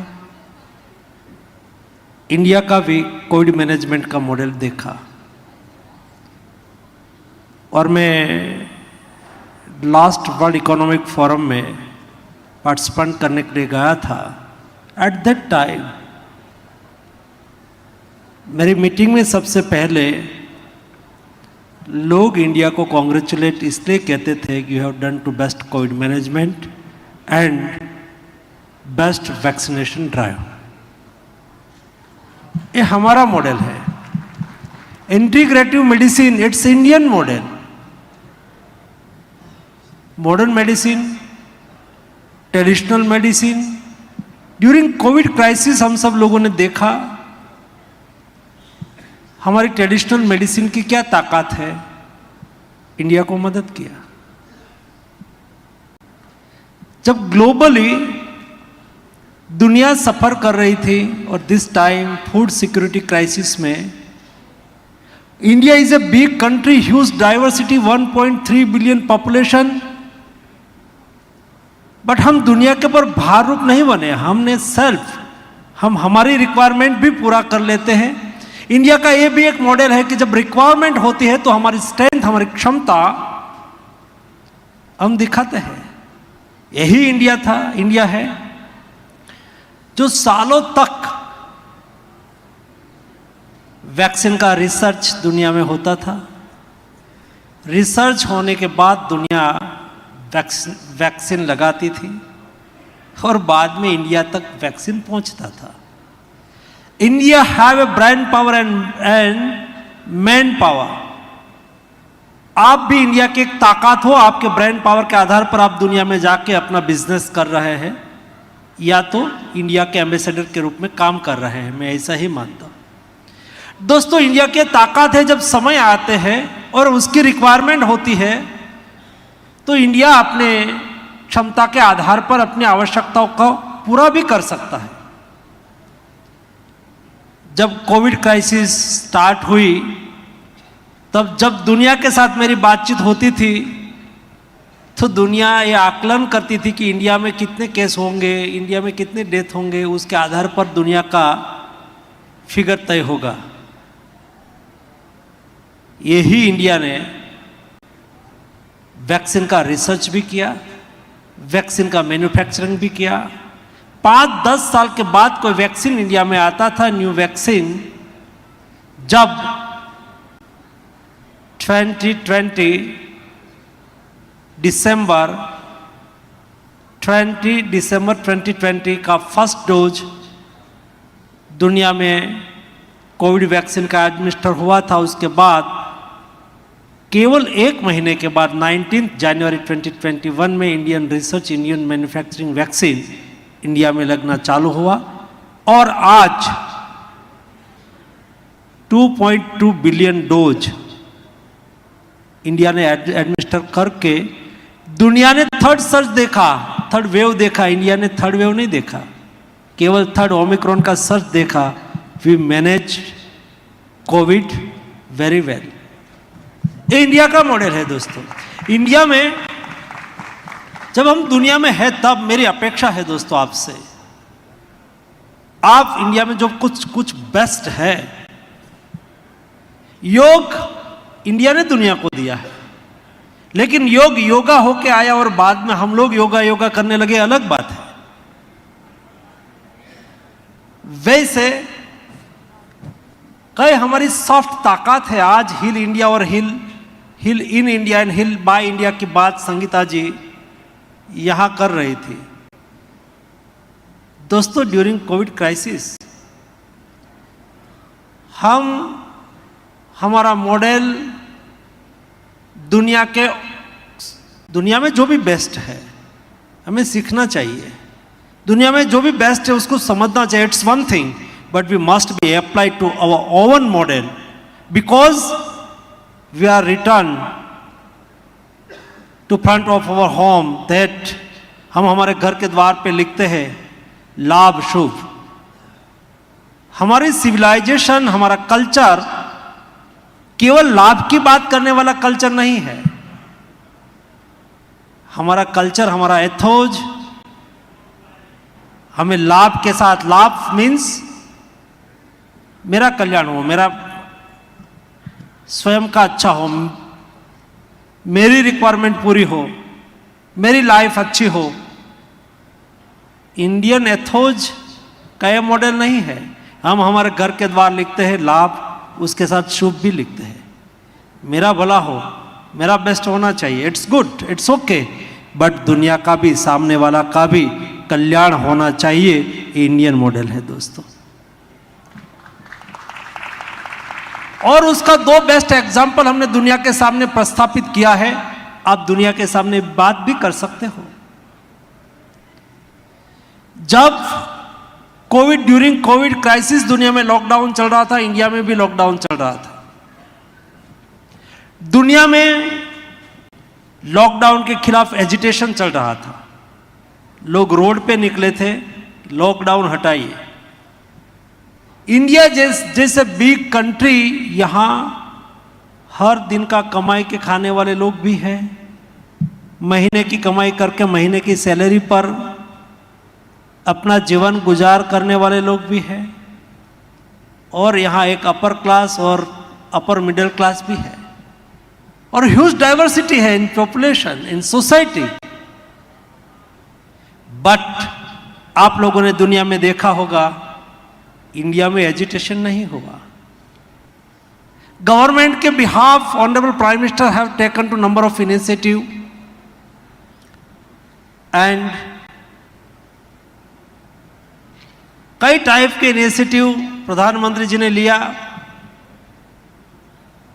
लेकिन उसके साथ साथ सोसाइटी ने भी अपना इनिशिएटिव लिया। कॉर्पोरेट सेक्टर अपनी ओर से लगे, एनजीओज अपने ओर से लगी। इतना ही नहीं, लेकिन हर व्यक्ति ने अपने पड़ोस में रहने वाले कोई भूखे तो नहीं सोते हैं ना, उसका भी ख्याल रखा, और हम कोविड क्राइसिस के सामने, लॉकडाउन के सामने बेस्ट तरीके से लड़ पाए और हम सफल रहे दोस्तों। ये हमारा हेल्थ का एक और भी मॉडल है। हेल्थ सेक्टर में हमारा second model, important model is it that in a health sector in medicine it's not commerce to a country. हमारे लिए हेल्थ केयर कॉमर्स नहीं है, हमारे लिए हेल्थ केयर सर्विस है, सेवा है।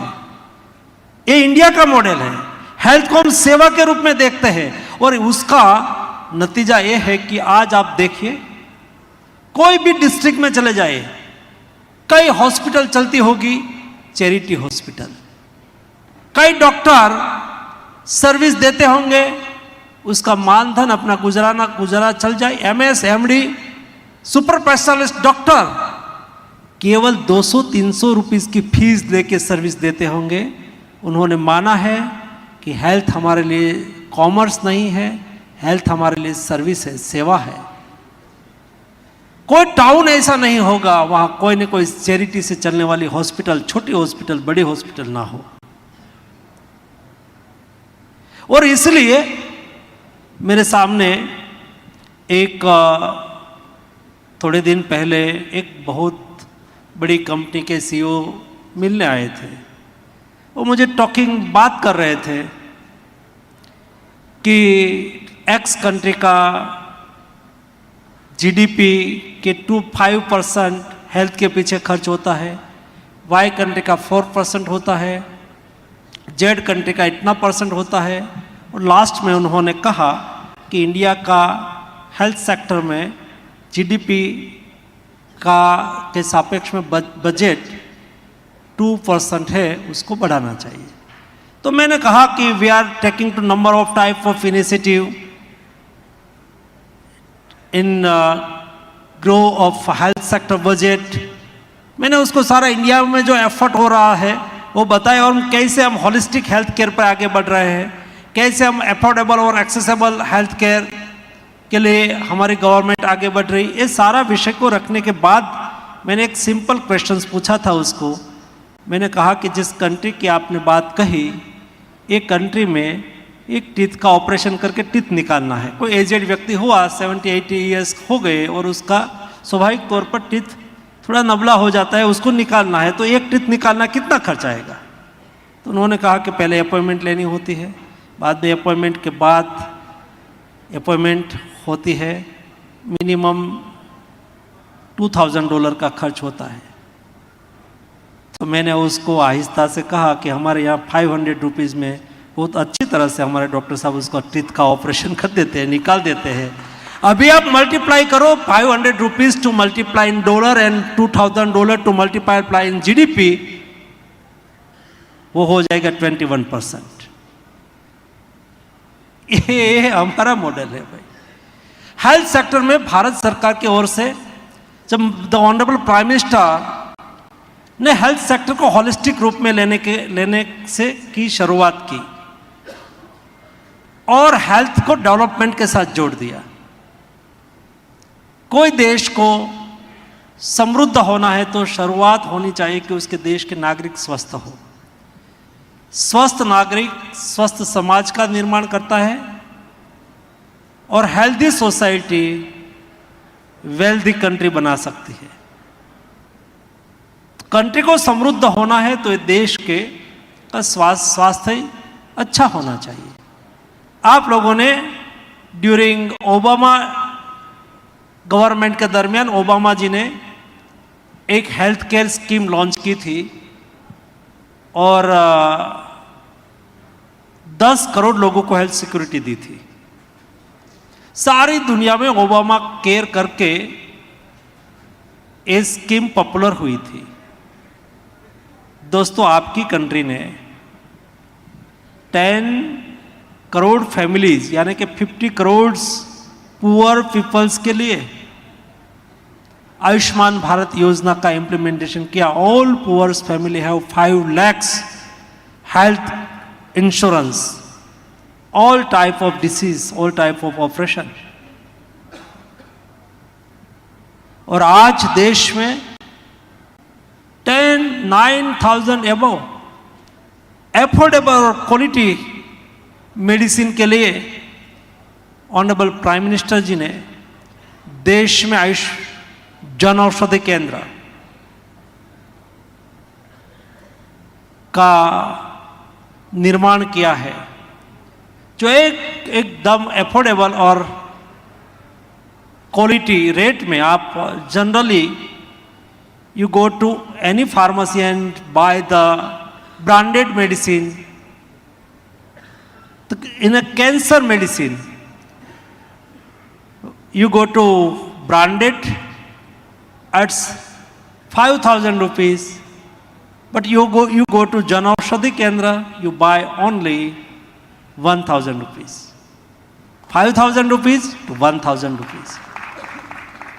गरीब लोगों तक एफोर्डेबल मेडिसिन कैसे मिले, गरीब लोगों तक हेल्थ सिक्योरिटी कैसे मिले। कोई गरीब के यहाँ बिना दवाई का खर्च करने से उसके यहाँ मृत्यु की नौबत नहीं आनी चाहिए, हमने एश्योर कर दिया है। दोस्तों, हम लोग दुनिया में जाके गौरव ले सकते हैं। आज दुनिया में एफोर्डेबल मेडिसिन कौन प्रोवाइड करता है? हम ही दुनिया में जेनरिक मेडिसिन प्रोवाइड करते हैं। आज सारी दुनिया 5 पिल लेती है तो एक इंडिया में बनी हुई जेनरिक मेडिसिन, जेनरिक टैबलेट है, ये हम ही दुनिया को प्रोवाइड कर रहे हैं। हमारे लिए प्राउड है। हम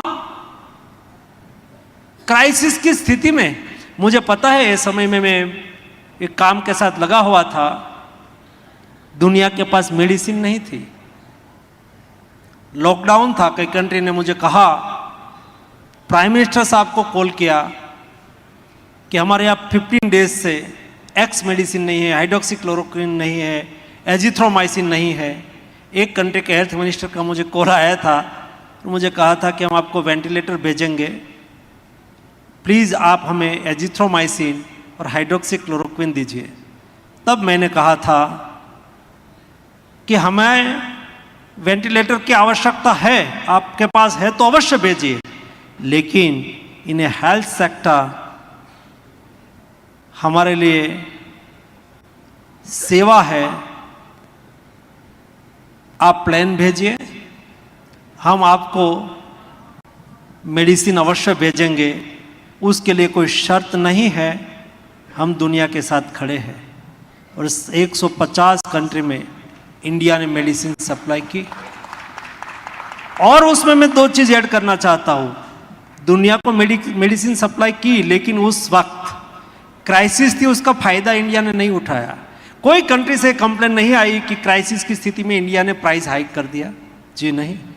कोई कंट्री की ओर से ऐसी शिकायत नहीं आई कि आपने पुरियस क्वालिटी की मेडिसिन सप्लाई कर दिया, जी नहीं, हमने ऐसा नहीं किया।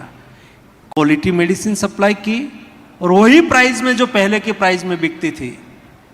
दोस्तों, ये इंडिया का मॉडल है। हम सब लोग इंडिया के डायस्पोरा के रूप में, आप इंडिया के प्रतिनिधि हैं, हमारे एम्बेसडर तो वहाँ जाके एडमिनिस्ट्रेटिव गवर्नमेंट काम देखते होंगे, लेकिन आप जिस कंट्री में है वहाँ के लोगों के साथ जुड़े हुए हैं, बिजनेस से जुड़े हुए हैं, नेबर किसी के नेबर के रूप में आप जुड़े हुए होंगे, किसी के साथ आपका रिश्ता बना होगा, जिस इंस्टीट्यूट में आप काम करते होंगे, जिस सेक्टर में आप बिजनेस करते होंगे, वहाँ के कई आपके कलीग होते होंगे। दोस्तों, इंडिया का सही मॉडल हमें उसके सामने रखना चाहिए और वहाँ से जो बेस्ट है वो इंडिया तक कैसे पहुँचे उसकी भी बात अवश्य होनी चाहिए। ग्लोबलाइजेशन के ज़माने में हम संकुचित नहीं हो सकते हैं। दुनिया के साथ रिश्ता साझा करना, दुनिया के साथ कदम से कदम मिलाना, एक दूसरे की रिक्वायरमेंट को पूरा करना, ये उद्देश्य के साथ मोदी जी के नेतृत्व में हमारी सरकार काम कर रही है। आप सब लोग प्रवासी भारतीय दिन पर इंडिया में आए, इंडिया की ओर से आपका अभिवादन करता हूँ। धन्यवाद।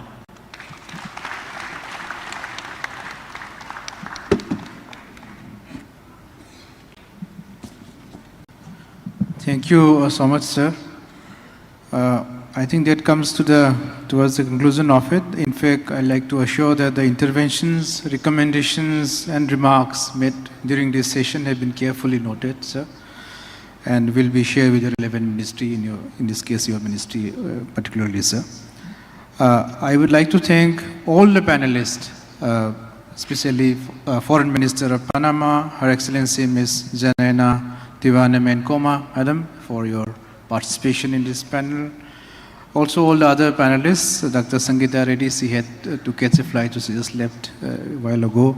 Dr. Karimuddin Saab, Datuk, Dr. Kuljit Singh, Dr. Ravi Kohli, Dr. Sampat Sivangi Saab, for your very valuable interventions, remarks. I would also like to place on record our deepest gratitude to Honorable Union Minister of Health and Family Welfare, Chemicals and Fertilizers, Dr. Mansukh Madavezi, for chairing this session, sir. And the Honorable Union Minister of State for External Affairs and Education, Dr. Rajkumar Ranjan Singh ji, for co-chairing the session, sir. And your remarks and interventions have been very insightful, and I'm sure everyone present here have been enlightened by those remarks, sir.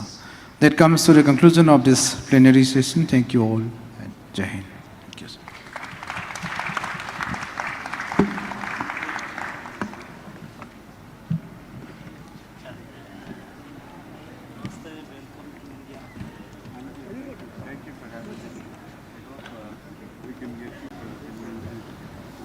Thank you, Honorable Minister, Shri Mansukh Mandaviya ji, and thank you so much, Honorable Minister of State, for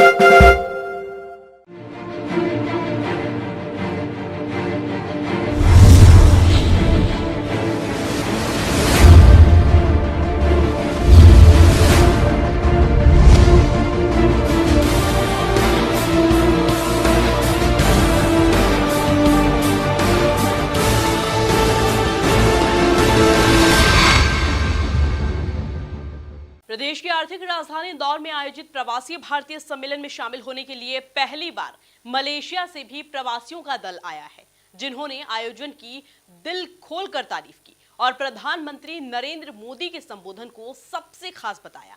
इन्हीं बातों के बीच Malaysia से आए प्रवासियों के दल से खास बातचीत की एमपी न्यूज के editor in chief Mahendra Singh Songira ने। 9 जनवरी 2023 एनआरआई कॉन्फ्रेंस का दूसरा दिन, जब प्राइम मिनिस्टर नरेंद्र मोदी को सुनने के लिए मलेशिया से आए ये तमाम काउंसलर्स जो कि एनआरआई भी हैं और अपने देश के लिए अपनी एक ड्यूटी निभाने के लिए प्रवासी भारतीय सम्मेलन में पहली बार शिरकत करने आए हैं। आइए बातचीत करते हैं और मलेशिया से आए इन प्रवासी भारतीय मेहमानों के दिल में किस तरह की उमंग है, कैसा उनका अनुभव है, जानने समझने की कोशिश करते हैं। Sir, what exactly your experience about this NRI conference? You are attending first time? Yes.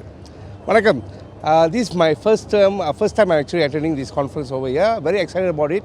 The setup looks very big and huge and very magnificent. And I'm actually going to waiting to see our PM Narendra Modi here, India's PM, and I'm going to listen to what actually he's going to say. So I'm all excited to be here. Actually, thank you so much. Do you want to share any experience of yours regarding this conference? Okay, first of all, I would like to thanks to the organizer to arrange a wonderful event and for this year after the pandemic. I think during the pandemic, most of the country will be shut down and locked down, so nobody cannot enter everything. So this is a good opportunities to all over the world. All the participants can join this Pravasi this year, and also I would like to say that this is chances to meet everybody and build a network, include a politician and also in a business connecting to the world. Thank you. What exactly your thoughts about the emerging India? You know, the concept of emerging India given by the Prime Minister of India. Well, hi. Okay, the concept of emerging India, I would say it's a very good concept. Okay, as it actually generates and it also helps to build the bridge and also the reputation of India across, especially in India. Yeah. In the last, what exactly? I have a question for you. Yeah. You are doing counseling in the Malaysia. Yes, what exactly you are doing and how you miss your country, India, in the Malaysia? Miss your country in India. You're from Malaysia, yeah. Oh, thank you very much. My name is Pravasi. This is my first time here. It's actually it's really excited. I'm really excited to attend this Pravasi Manadu. Actually, this is my first experience here. There is a lot of learning process to be to know. Actually, that's all. Actually. Thank you. तो देख सकते हैं कि excitement भी है, एक energetic जो है यहाँ पर अंदाज भी है और एनआरआईज़ का ये साफ तौर पर मानना है कि पहली बार ही सही वो प्रवासी भारतीय सम्मेलन के रेड कारपेट पर शिरकत करने के लिए आए हैं और इंडिया की सबसे स्वच्छ शहर इंदौर आए हैं। ऐसे में वो प्रधानमंत्री नरेंद्र मोदी के संबोधन पर भी पूरी निगाहें टिकाए हुए हैं। फिलहाल इंदौर में एनआरआई कॉन्फ्रेंस के रेड कारपेट से वीडियो जर्नलिस्ट अरुण यादव के साथ महेंद्र सिंह, एमपी न्यूज़। तमाम एनआरआई मेहमान कर रहे थे और आपको बता दें कि आज वो दिन है जब राष्ट्र को मूल मंत्र देने के बाद प्रधानमंत्री नरेंद्र मोदी यहाँ पर अब लंच करने वाले हैं। जी हाँ, ये बहुत दिलचस्प मौका आने वाला है। जिस तरह से तैयारियाँ हुई हैं और प्रधानमंत्री नरेंद्र मोदी के साथ तकरीबन 100 से ज़्यादा ऐसे मेहमान हैं, एनआरआई मेहमान हैं जो कि उनके साथ लंच पर चर्चा भी करेंगे। जिस तरह से गुयाना के राष्ट्रपति, सूरीनाम के राष्ट्रपति प्रधानमंत्री नरेंद्र मोदी के साथ भोजन पर जो है चर्चा करने वाले, वहीं एनआरआई मेहमान भी है और उनके साथ कैसे अच्छा तालमेल हो और भारत की भूमिका कैसे विश्व स्तर पर उभर कर आए, इस पर भी बात होगी। आइए आपको लिए चलते हैं और कुछ मौका मुआयना कराते हैं कि किस तरह से जो है इस लंच पर प्रधानमंत्री नरेंद्र मोदी के मन की बात भी होने वाली है। और बड़ी दिलचस्प बात यह है कि जिस तरह से डेस्टिनेशन, जी हाँ, प्रवासी भारतीय सम्मेलन का डेस्टिनेशन चूँकि इंदौर है, तो इंदौर की जो खासियत है उसका भी पूरा इंतज़ाम जो है यहाँ पर किया गया है। और जो एनआरआई मेहमान आने वाले हैं उनके लिए जहाँ एक और पारंपरिक मालवी व्यंजनों का जो है पूरा यहाँ पर इंतज़ाम किए गए हैं, व्यवस्था की गई है, वहीं उसके साथ साथ जो यहाँ की खूबी है मालवा संस्कृति की, उसका भी पूरा ख्याल रखा है। आप देख सकते हैं कि मेरे ठीक पीछे यहाँ पर ये इंदौरी सेव स्टेशन आपको जो है नज़र आ रहा है। आइए आपको यहाँ पर लिए चलते हैं और थोड़ा करीब से आपको दिखाने और समझाने की कोशिश करते हैं कि जब यहाँ पर लंच पर प्रधानमंत्री नरेंद्र मोदी के साथ मन की बात होगी, तमाम एनआरआई मेहमान होंगे, तो कैसे मालवा का स्वाद भी एनआरआई मेहमान ले पाएँ, उसका भी पूरा ख्याल रखा गया है। यहाँ पर आप देखिए ये इंदौरी नमकीन की तस्वीरें हैं जो इस वक्त आप अपने टेलीविज़न स्क्रीन पर देख पा रहे हैं, एमपी न्यूज़ टीवी पर। किस तरह से मालवा के व्यंजनों पर जो है पूरा फोकस है और बताया ये जा रहा है कि इन्हीं तमाम मालवा व्यंजनों को जो है प्रधानमंत्री नरेंद्र मोदी भी यहाँ पर चखने वाले हैं।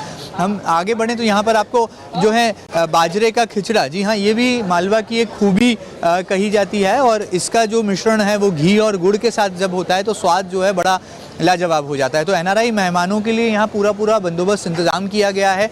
यहाँ पर आप देखिए मावा बाटी है जो कि मालवा की शान है और कहा जा सकता है कि जब भोजन के बाद मीठा ना हो तो भला जो है पूरा भोजन अधूरा सा लगता है। तो ऐसे में एनआरआई मेहमान यहाँ पर मावा बाटी का भी लुत्फ़ उठाएंगे। जलेबी और पोहा, जी हाँ, जिसका जिक्र प्रधानमंत्री नरेंद्र मोदी ने अपने भाषण में भी किया है, उस जलेबी का इंतज़ाम भी जो है यहाँ पर किया गया है। और एक तरह से ये कहा जा सकता है कि देखिए आप यहाँ पर ये गुड़ से बनी जो गजक है, गुड़ से बनी जो वैरायटीज़ है गजक की, वो यहाँ पर आपको दिखाई दे रही है।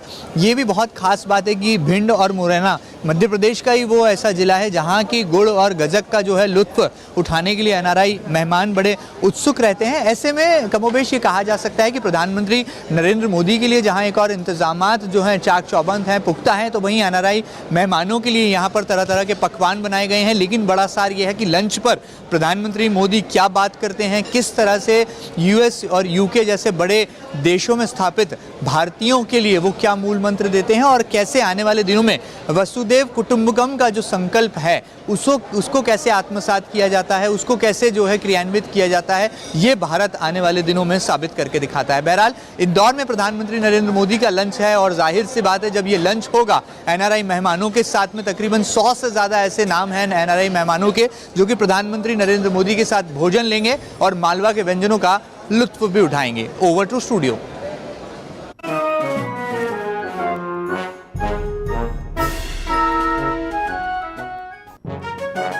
इंदौर में ग्लोबल समिट में आयोजित प्रवासी भारतीय सम्मेलन नए रंग बिखेर रहा है। इंदौर की मेहमान नवाजी और स्वच्छता के साथ प्रदेश सरकार के इंतजामों के कायल हुए प्रवासी भारतीय शहरवासियों से अब रूबरू हो रहे हैं।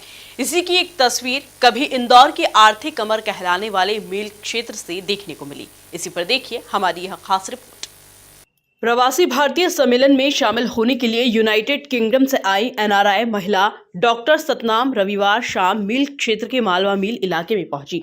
यहां उन्होंने संत बालीनाथ मार्ग पर चाणक्य कॉम्प्लेक्स के पास स्थित राजस्थानी परिधान की दुकान राज राजस्थानी परिधान से नाक में पहनने वाली आर्टिफिशियल ज्वेलरी खरीदी।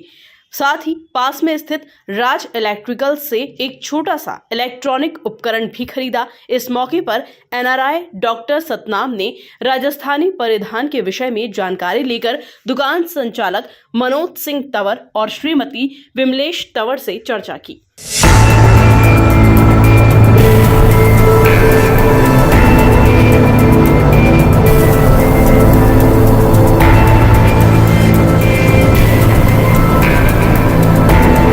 इस मौके पर डॉक्टर सतनाम ने स्ट्रीट फूड का भी आनंद लिया और यहां के खान पान की जमकर सराहना की। इसके साथ ही दुकान संचालक मनोज सिंह तंवर और श्रीमती विमलेश तंवर के साथ फोटो भी खिंचवाए। Bureau report, MP news, Indore. विदेशों में भी भारतीय परंपराओं का कैसा जलवा दिखाई देता है, इसकी झलक प्रवासी भारतीय सम्मेलन में आई सिंगापुर की मूल निवासी और फिलहाल ऑस्ट्रेलिया में रह रही सीता देवी और भावना शिवानंद से बातचीत में पता। मिस मीनाक्षी लेखी जो है उनको किसी इंट्रोडक्शन की जरूरत नहीं है। She is a very dynamic और एनर्जेटिक वुमन। आप महिला सशक्तिकरण का प्रतीक है और ये कहने की जरूरत नहीं कि आप बहुत बढ़िया ओरेटर हैं और आज हमारे बीच में आप आई हैं। आप इस कार्यक्रम की शोभा बढ़ा रही हैं। पधारने का बहुत बहुत धन्यवाद माननीय। तो एक बार जोरदार तालियां हमारी माननीय मंत्री महोदया के लिए। She is the symbol of woman empowerment, महिला सशक्तिकरण का प्रतीक है। So let me introduce the theme to you, leveraging the soft power of India goodwill through craft, cuisine and creativity. And today this session we have, as I told you, the eminent speakers, the guests are there from different genres. And जब हम बात कर रहे हैं craft, cuisine and creativity की, तो जब इंदौर की बात आ रही है और बार बार प्राइम मिनिस्टर साहब ने भी और सब ने बताया कि यहाँ की कुजीन बहुत अच्छी है, तो मुझे लग रहा है कि बहुत रेलेवेंट सेशन होने वाला है। So I hand over the floor to the coordinator, to the moderator, to proceedings, to further proceedings.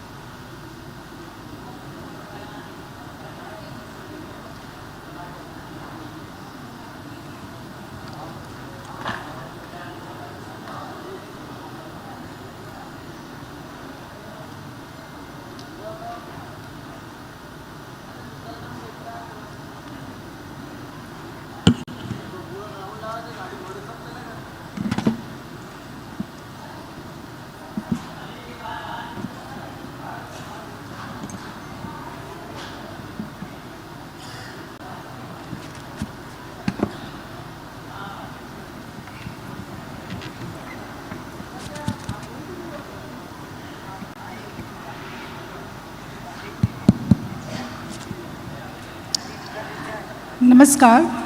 Good evening to all the eminent speakers representing different countries and wonderful audience gathered here, who are going to witness and be a part of the discussion on leveraging the soft power of India, goodwill through craft, cuisine and creativity. We have welcomed the new year after listening to the energetic speech made by the Honorable Prime Minister Shri Narendra Modi ji today on 17th Pravasi Bhartiya Divas. And this type of the session is already very close to each and everybody's heart, including our Prime Minister. These three C's not only leverage the soft power and goodwill, but also strengthens the local masses down the line by making them self-reliant. On this occasion, we have Honorable Minister of State for External Affairs and Culture, Srimati Meenakshi Lekhi ji, who is not only a minister, but an eminent lawyer and a social activist too. She is an eminent speaker, known for her exemplary debate in the Lok Sabha on intolerance in India, Triple Talaq Bill.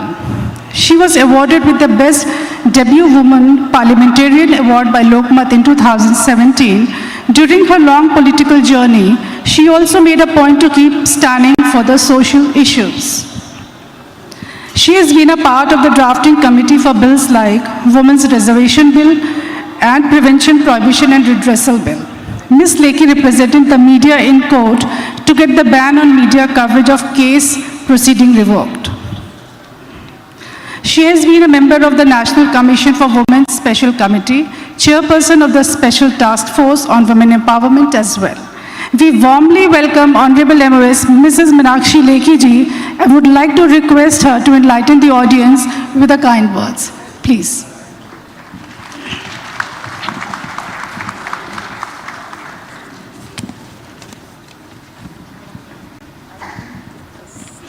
I need a stand. Stand here.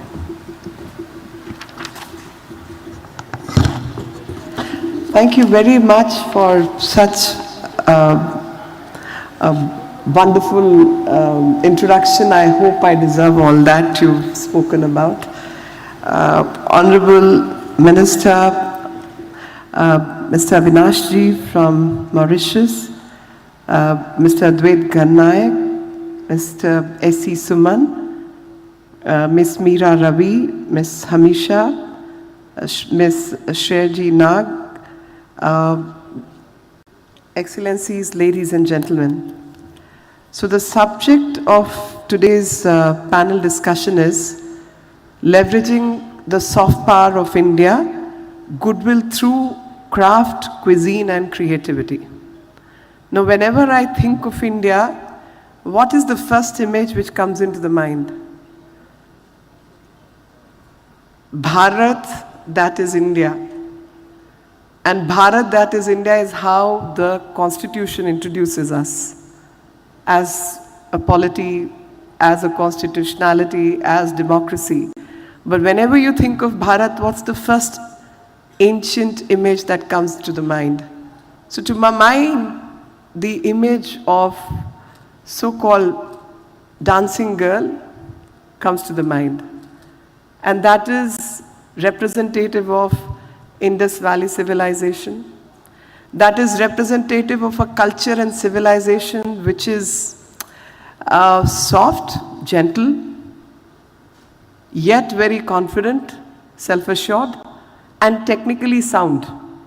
Because to create that piece of bronze in few thousand BC, 5,000 years ago, plus more than 5,000 years ago, you needed the art and the craft and you needed the skill to produce that. And what is that image depicting? That image is depicting a young woman who is careless, confident, and standing right up. You see, the West has learned this pose now. And I must say, this pose they must have replicated and copied from Indian history and Indian civilization. This is our pose. But the problem with us is we never created patents on our poses. We never created difficulties for others who wanted to replicate us. We never came in the way, rather we promoted sharing of knowledge. That's the kind of people we are. And that gentle face of a young woman standing by herself with so much of confidence also depicts a civilization which is by and large peaceful. And that's what Indian diaspora, Indian ethos, Indian value system is also all about. We are basically non-violent people, basically promoters of non-violence, value system which is sharing knowledge, sharing craft, busy in creativity. And I always have an argument for this, that if you're an artist, most of these people on the dais are artists. So if you're an artist, with the exception of me, I'm no artist, but I would say that people who are artists, what are they working on? What is that they wish to do or engage themselves with?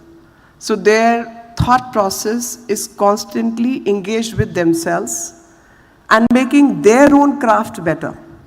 So who are they competing with? Themselves. So if somebody is a singer would try to learn as many rags, as much the grammar of music, as much as possible, create variation, create different tunes and diversionary methodology on those aspects. But that's what they will be busy engaging in.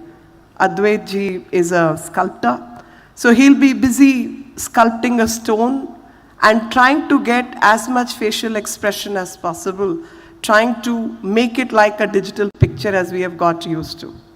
And when we talk about Indian architecture, so it's not about spiritual powers and ethos which were depicted in all the architectural buildings and temples and so on and so forth, but it also depicted the involvement of the creator with his or her own piece and making the art better and better, because you are constantly upskilling yourself. Where is the time to be violent? Because most violence comes from the thought. So if you're busy making a living, if you're busy learning new things, if you're busy creating a knowledge pool, if you're busy writing, reading, and engaging in discussion, and maybe being true to being argumentative Indian, where is the time to pick up a sword and start killing people? You're just busy doing what you're good at. And thus the Harappan civilization, which itself depicts what India's values and ethos are all about. And that value system would definitely not mean that if we are getting attacked, we will remain non-violent. So comes Ashoka's edicts. So Harappan civilization gets to be followed by Mauryan period.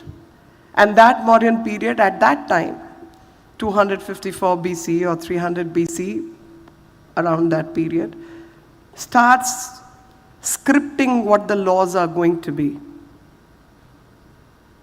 And all that area which is no longer part of India was part of India.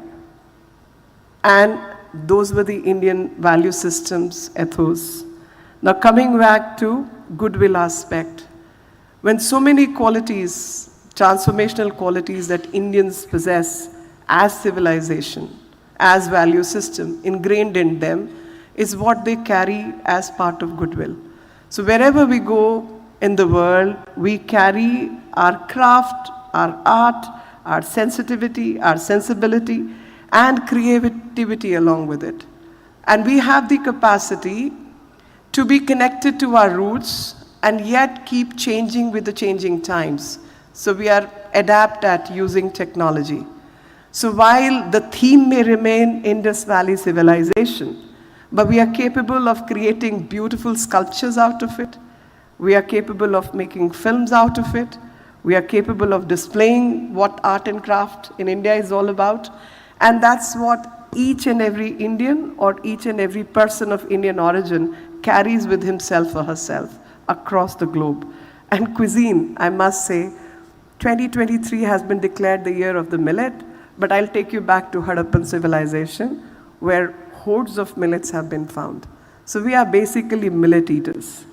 And since we are millet eaters, we gave up this habit of eating millet and we went on to eating polished food. So did our weight go up, our glycemic index changed, diabetes to everything else. I've been hearing a lot about healthcare just before this particular session. So it goes to indicate that the healthcare could be made better by preventive healthcare, and that's what is also India's take on the healthcare system itself, the global healthcare system itself. So you can reduce the burden. Instead of being curative approach, you can just go back to yoga, eat the right dietary food, and then convert the entire thing into preventive healthcare mechanism. And Ayurveda, of course, the timing of what we eat, season of what we eat, who should eat what as per one's own pravriti and dosh, that's all part of Ayurveda. And this system, fortunately, comes to us from Atharveda. Ayurveda is part of Atharveda, which went out of this country, traveled to the Middle East, and came back to us in the form of Unani medicine. Because through Middle East, it will go to Europe, which is Greece, the borders, and come back to us as Unani medicine, come back to us by a different name. And now the Europe and the West is taking it and aping it as holistic medicine. When you ask them the foundation of holistic medicine, they'll be quiet, but holistic medicine is the medicine which came out of this country. And it is thankfully all written, so no one can really say that this never came from India. This Sushruta Samhita's articles, which they use as equipment and instrument for operating cataract to other surgeries, happen to be identical even today. I know there are many doctors present here in the audience. I know how Indian doctors are respected the world over. But I also know that Sushruta Samhita is the first book of medicine which nobody gives credit to. But Sushruta Samhita is where the description of our instruments and equipment lies, and that continues to be in use till date. That is what India's soft power is all about. But soft power is so soft in our hearts and heads, and of course the value system, that we forget to take credit. While the power has to be soft, the exercise of it, or I can use the word branding of it, needs to be more rigorous. And that rigor is what needs to be followed. That we must learn to claim it to be ours. We must say it's come from us. And I was just reading about that, how in the times of Ashoka and beyond, Fayan came much later, second CE. Fayan describes that in the region which is of course now Pakistan, then India, Takshashila and other areas, the public healthcare system was so great that anyone who's a widow, a cripple, animals included, and others could be taken to these facilities, and Vaishya means the traders and the merchants who were controlling that area were funding these institutes. So charity and medicine just went hand in hand, and these people used to fund these institutes. In these institutes, public healthcare system persisted.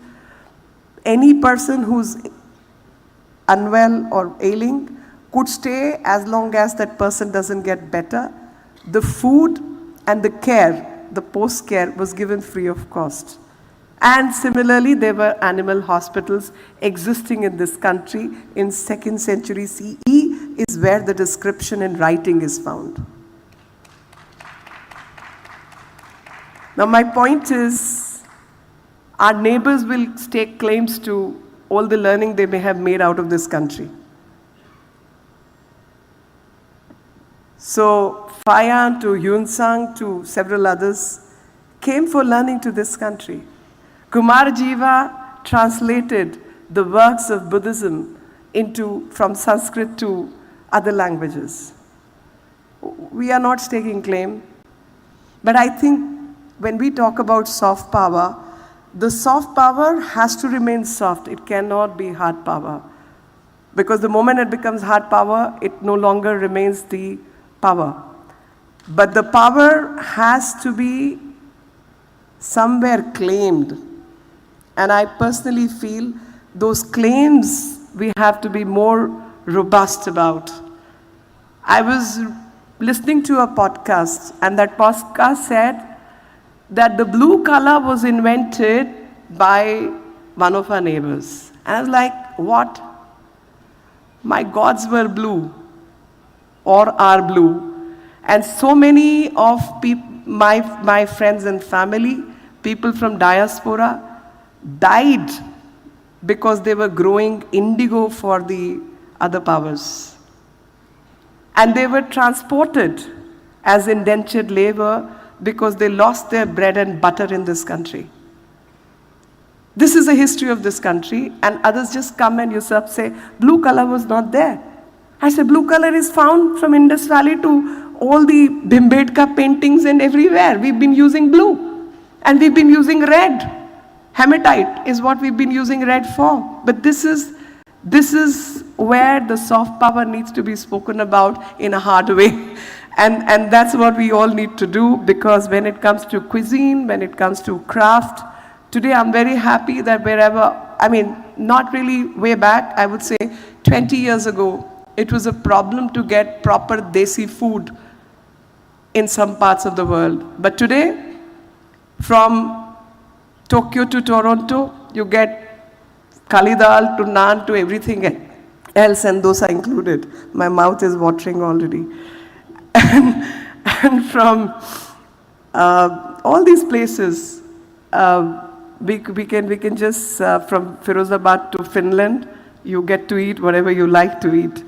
This is the story of cuisine. Indian cuisine has become very popular, and with 2023 being the year of the millet, I'm very sure that it would still become better, because millet, the way Europe uses it, is mostly in the form of gruel, and that can be sometimes unpalatable for the children and all. But the way we use millet, we have 20,000 dishes which can be turned out of millet and can make it really tasty and healthy food. So cuisine could be one way of interacting, and we as Indians believe that the way to the heart is through the stomach. I'm not going on the medical field, but just as a, as we say, Khidwan,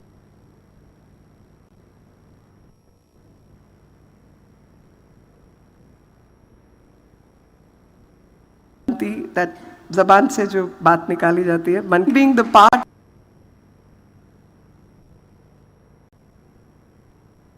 of our soft power is very well appreciated, and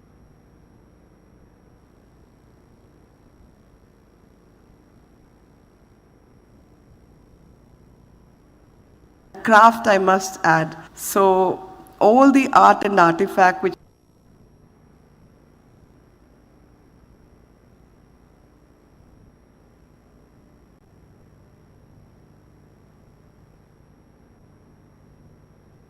we see, and I'm very, very proud to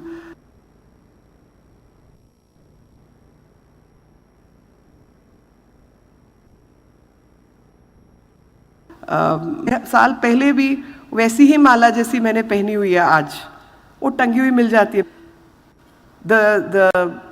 From Kanjivaram to Chanderi, मध्य प्रदेश में खड़े तो चंदेरी की बात करनी ज़रूरी है. We see all that even today. From hand-woven saris to Ajrak paints to the paintings on the wall, the murals, same thing you can see today. A few thousand-year-old tradition which continues today. The cart, in fact, as a child, I remember, there used to be a cart made like a kullad ka adha piece, drum, and the two wheels, and it'll go tuck, tuck, tuck, tuck, tuck. It'll go like a drum, and all the children will run around with it. And same kind of cart is what you see as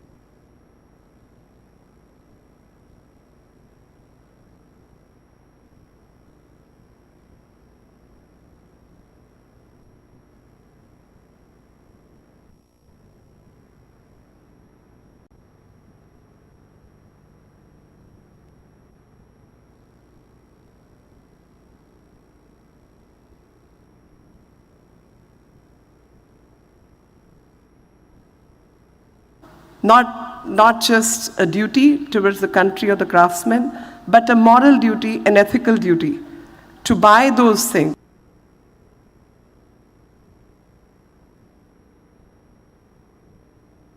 Nowhere in the world people have continued with their skill as these people have continued.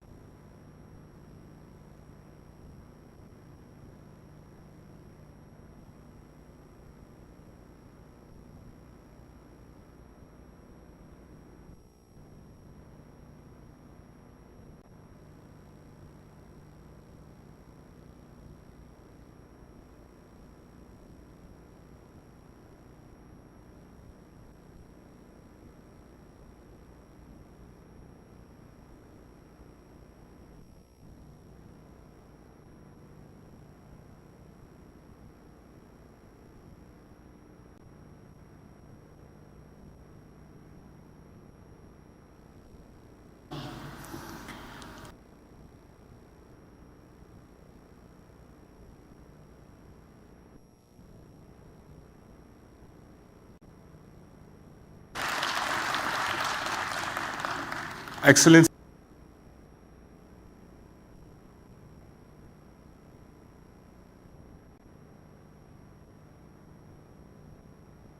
Mauritius, हमारे भी घर में देसी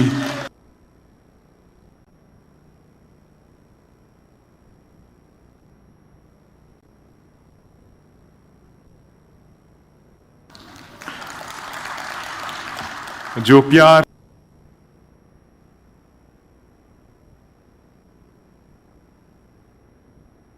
together in such grandeur this and allow me to thank and congratulate the government of India is not just a conference.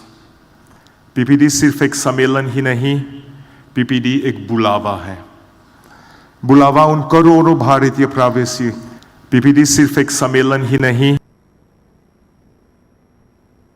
a call to connect to our roots, to our traditions, to our values, and a call to connect to our origin, to our. So on behalf of all those Pravasi, Phir, Dhanyavad India, for opening up your arms to welcome us in Indore and for taking such good care of all of us. And a special word of gratitude to the CM of Madhya Pradesh for the organization and logistics.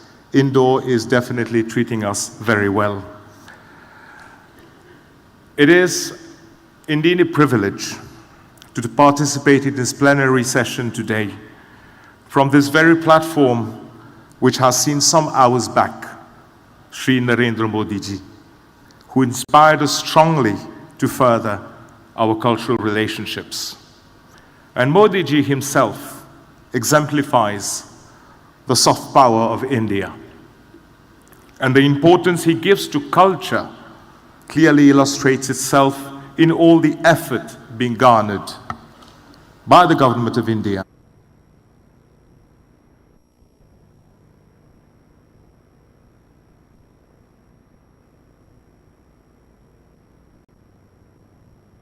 Summit this year, which is chaired by India, of course, is Vasudev Kutumbakam, one earth, one family, one culture, our tradition, and our ties, us Pravasi. And it is also not a coincidence that the theme of the G20 summit because this we year, do not only share which is chaired by India, humanity, of course, is Vasudev Kutumbakam, one earth, one family, one future. And our ties, us Pravasi, is even stronger and deeper because we do not only share the ties of humanity, but we also share the ties of blood. And then when it comes to Mauritius, this relationship, this bond is even thicker. Our ancestors from India came to Mauritius and have helped build a nation based on sanskar, on Sanskriti, which flow along the tides of the Ganges, Ma Ganga. This is why each and every time I come to India, I feel at home. Our ancestors left India for Mauritius, but India couldn't leave the hearts of our ancestors until date. 5 generations down the line, India still lives in our hearts. And when we travel for this Divas, we bring our part of India to Indore.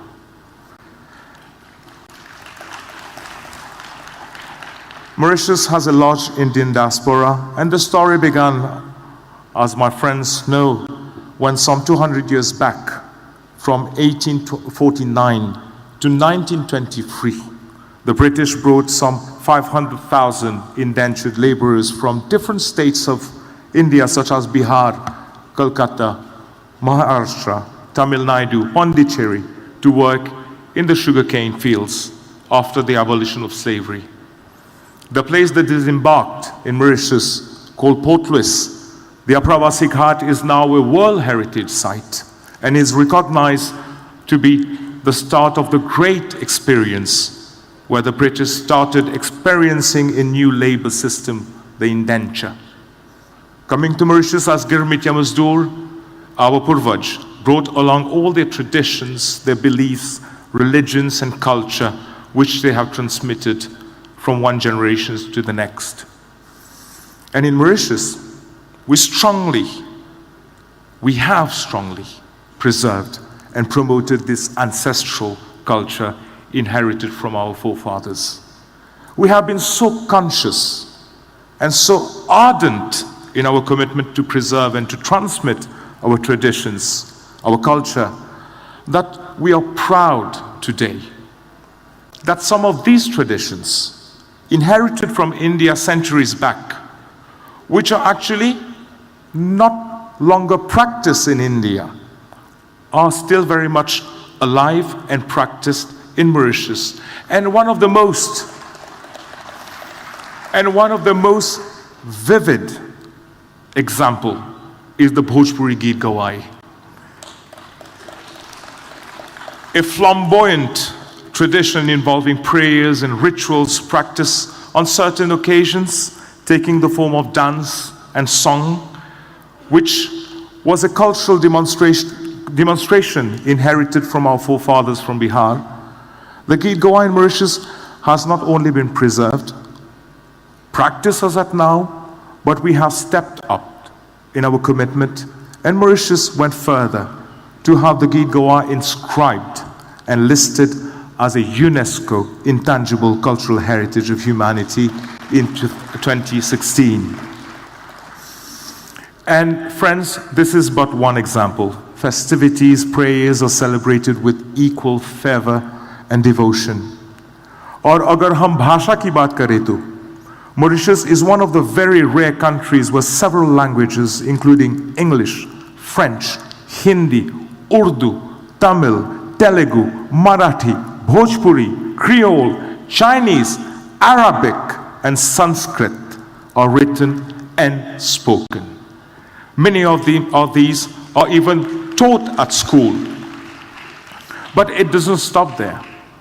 Over the years, we have introduced several legislations enacting the setting up of cultural centers and speaking unions with clear and non-equivocal mandates of promoting and preserving the rich Indian cultural heritage, its language, craft, the cuisine, and creativity. We have amongst us many of the chairpersons of these cultural centers and speaking unions who have flown from Mauritius for the cultural center, along with chairpersons of various social cultural organizations who have made it a must to travel for this Divas, and other organizations such as Gopio, Sanatan Dharm, and others. And as Modi ji stated earlier, which applies to Mauritius, we have moved on the path of modernization, on socio-economic development, but we have tightly and fervently clutched ourselves to our virasat, our cultural heritage. And this is what defines our strength. Not just Mauritius, not just India, but for the whole diaspora. The determination to progress without any jeopardy to our sanskars, to our values, our resilience, the patience, the hard work. Today, if I take the case of Mauritius, from a monocrop economy, Mauritius has flourished into a service-driven and knowledge economy. And all along these phases of development and progress, Excellency, allow me to highlight that India has stood along with Mauritius, strong and firm. Whether we speak of our ICT sector, the metro, our health sector, our educational sector, and most importantly, in moment of crisis, like during COVID, with the provision of the much sought after life-saving vaccines and other medical support. Bharat ne hamara saath nahi chhoda. And we are ever grateful to India for considering and for standing for its diaspora at every moment, and the more so during challenging times. Our shared linkage with India has undoubtedly shaped our way of life, which is so strong that today I am proudly heading a delegation of almost 500 persons for this conference. The goodwill of India is present in the very heart and soul of each Mauritian, irrespective of his ethnic background. And I should say that the Indian diaspora at large is the largest and most probably one of the most successful diasporas in the world. And whether a person goes, wherever a person goes, it is undeniable that he brings and shares his culture with him. And even when he leaves the place, a part of his culture remains behind him and imbibed by other person. This is the case of Indian culture. The Indian culture is millennium. It's full of creativity, culturally rich, and focus on humanity. And this element of humanity rests on the principle of dharma. And Excellency, I've heard you talk about dharma, about values, about Ramayana. I'm myself a lover of Bhagwan Shri Ram.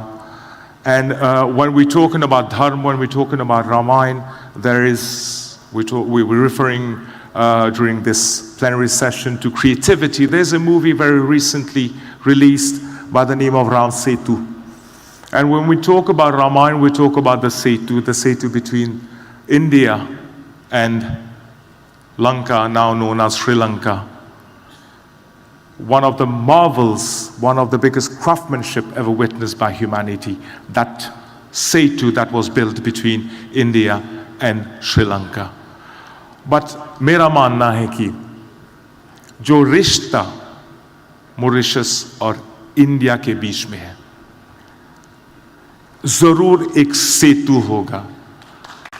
Mauritius और India के बीच एक सेतु होगा जो शायद invisible है, which makes our relationship so strong, so unique, so privileged that even the government of India has considered Mauritius to be on the table of the G20 summit this year. So thank you, India. And before concluding, please allow me to convey to the government and to the people of India the warmest regards of our Prime Minister, Honorable Pravin Kumar Jagannath, who he himself was the chief guest of the previous PPD 2019.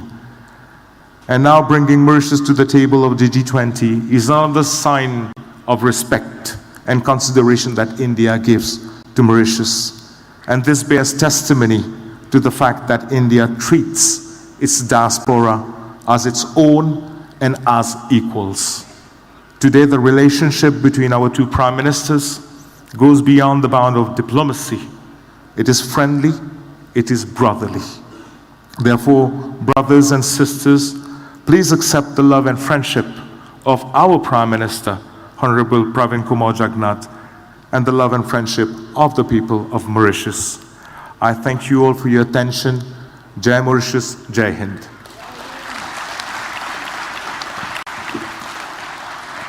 We are seriously touched by your kind words, Honorable Minister. And after listening to you, I'm sure there is a Ram Setu kind of thing between India and Mauritius. And I could see and I could hear the thumping claps from the audience from the Mauritius. And thanks a lot, Honorable Minister, for your kind and wonderful address. I'm sure the audience had an enlightening experience. Now we welcome our next speaker, Shri Advait Gannayak ji on the dais. He is the Director General, National Gallery for Modern Art, Ministry of Culture, Government of India. A postgraduate in Sculpture Slade School in Fine Arts, London, MFA in Sculpture College of Art, and has also been the Director of KIIT School of Fine Art, Orissa. He has received several prestigious awards: Scottish International Sculpture Award in 1996, National Award for Sculpture by National Lalit Kala Academy, State Award from Orissa Lalit Kala Academy. His exquisite works are showcased in National Police. No, let the audience know that how great you are. Let me complete. Okay, fine. Please welcome Mr. Gannayak ji. सबको प्रणाम, stage को भूमिस्थ प्रणाम, आदरणीय मंत्री जी मीनाक्षी लेखी जी,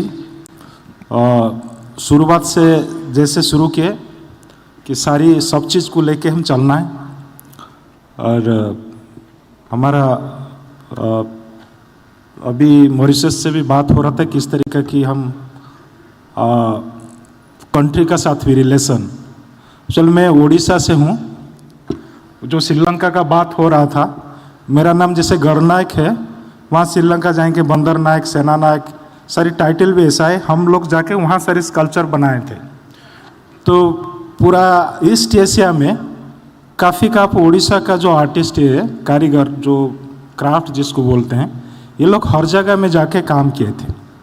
actual मैं जब कोणार्क का बात अभी उड़ीसा से मैं शुरू करता हूँ, जो सॉफ्ट पावर का बात अभी हम कर रहे हैं कि ताजमहल का भी बात करते हैं। छोटा सा एक मॉन्यूमेंट पूरा सिटी को चलाता है। आप ताजमहल देखेंगे, उसका आसपास पूरा सिटी चलता है सिर्फ एक ताजमहल के लिए, और कुछ नहीं है। लेकिन कैसे तो चलता है सब कुछ सिस्टम। तो अंदर से जो एनर्जी, एक कोणार्क भी अभी देखेंगे कि पूरी कहाँ भी जो बड़े मॉन्यूमेंट हमारा बनता था वो अलग तरीका से बनता था। वो उसको आप देखेंगे ना, इसमें जो छोटे छोटे बात हम करते हैं उसको में क्राफ्ट लेवल में हम चले जाते हैं। मैं क्राफ्ट बोलना अच्छा नहीं लगता है। ये सारी इंडिजिनस आर्ट है। ये हमारी, उसको हम जातिवाद करके अलग कर दिए, क्योंकि जो कंटेम्प्रेरी आर्टिस्ट होता है उसका सिग्नेचर काउंट करता है, उसका करोड़ रुपया में सेल होता है। लेकिन गांव में जो कारीगर होता है कि जो गॉन पेंटिंग करता है कि पट्टा पेंटिंग करता है, वो भी कंटेम्प्रेरी स्टाइल में काम करता है, लेकिन उसको हम मानते नहीं, बोलते ये क्राफ्ट है। इसमें ठीक है, अरे कितना दिन काम किया, 2 दिन काम किया, अच्छा ठीक है। कितना मटेरियल, 200 रुपया, अच्छा ठीक है, 1000 रुपया होगा, ठीक है। मतलब इस तरह का हम ट्रीटमेंट करते हैं क्राफ्ट का साथ। क्राफ्ट बोल के उसका नाम भी क्राफ्ट देते हैं, और ट्रीटमेंट भी ऐसे करते हैं कि जैसे कि ये इंडिया का नहीं है, ये बाहर का लोग हमको बताए ये क्राफ्ट है, ये आर्ट है। लेकिन हमारी जो आप अजंता एलोरा का बात सुनेंगे, क्या कंटेम्प्रेरी आर्ट है, उस टाइम आप सोच भी नहीं सकते। बनाना तो भूल जाइए, जिसने इमेजिन किया, द वे ऑफ इमेजिनियरिंग इतना वास्ट है। अभी तो बोल रहे एलियन आके बनाया, हमने बनाया नहीं। डिस्कवरी चैनल में कभी कभी चर्चा भी होता है, मैंने देखा है कि जो अजंता एलोरा इतना इजी नहीं, जो कैलाश टेम्पल बना, अरे कैसे वो सोचा भाई, कहाँ से शुरू करेगा पत्थर, एक ही चट्टान में पूरा मंदिर बनाना, भाई कैसे उसका मन में आया, कैसे वो सोचा है भाई, किस तरीका उनका दिमाग था।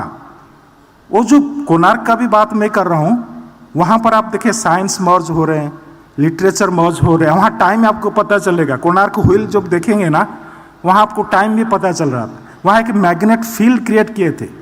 तो हमारे जो आर्ट, सिर्फ आर्टिस्ट ही काम नहीं कर रहा था, सोसाइटी में सब मिलके उसको तैयार कर रहे थे और एक मोन्यूमेंट का रूप देते थे।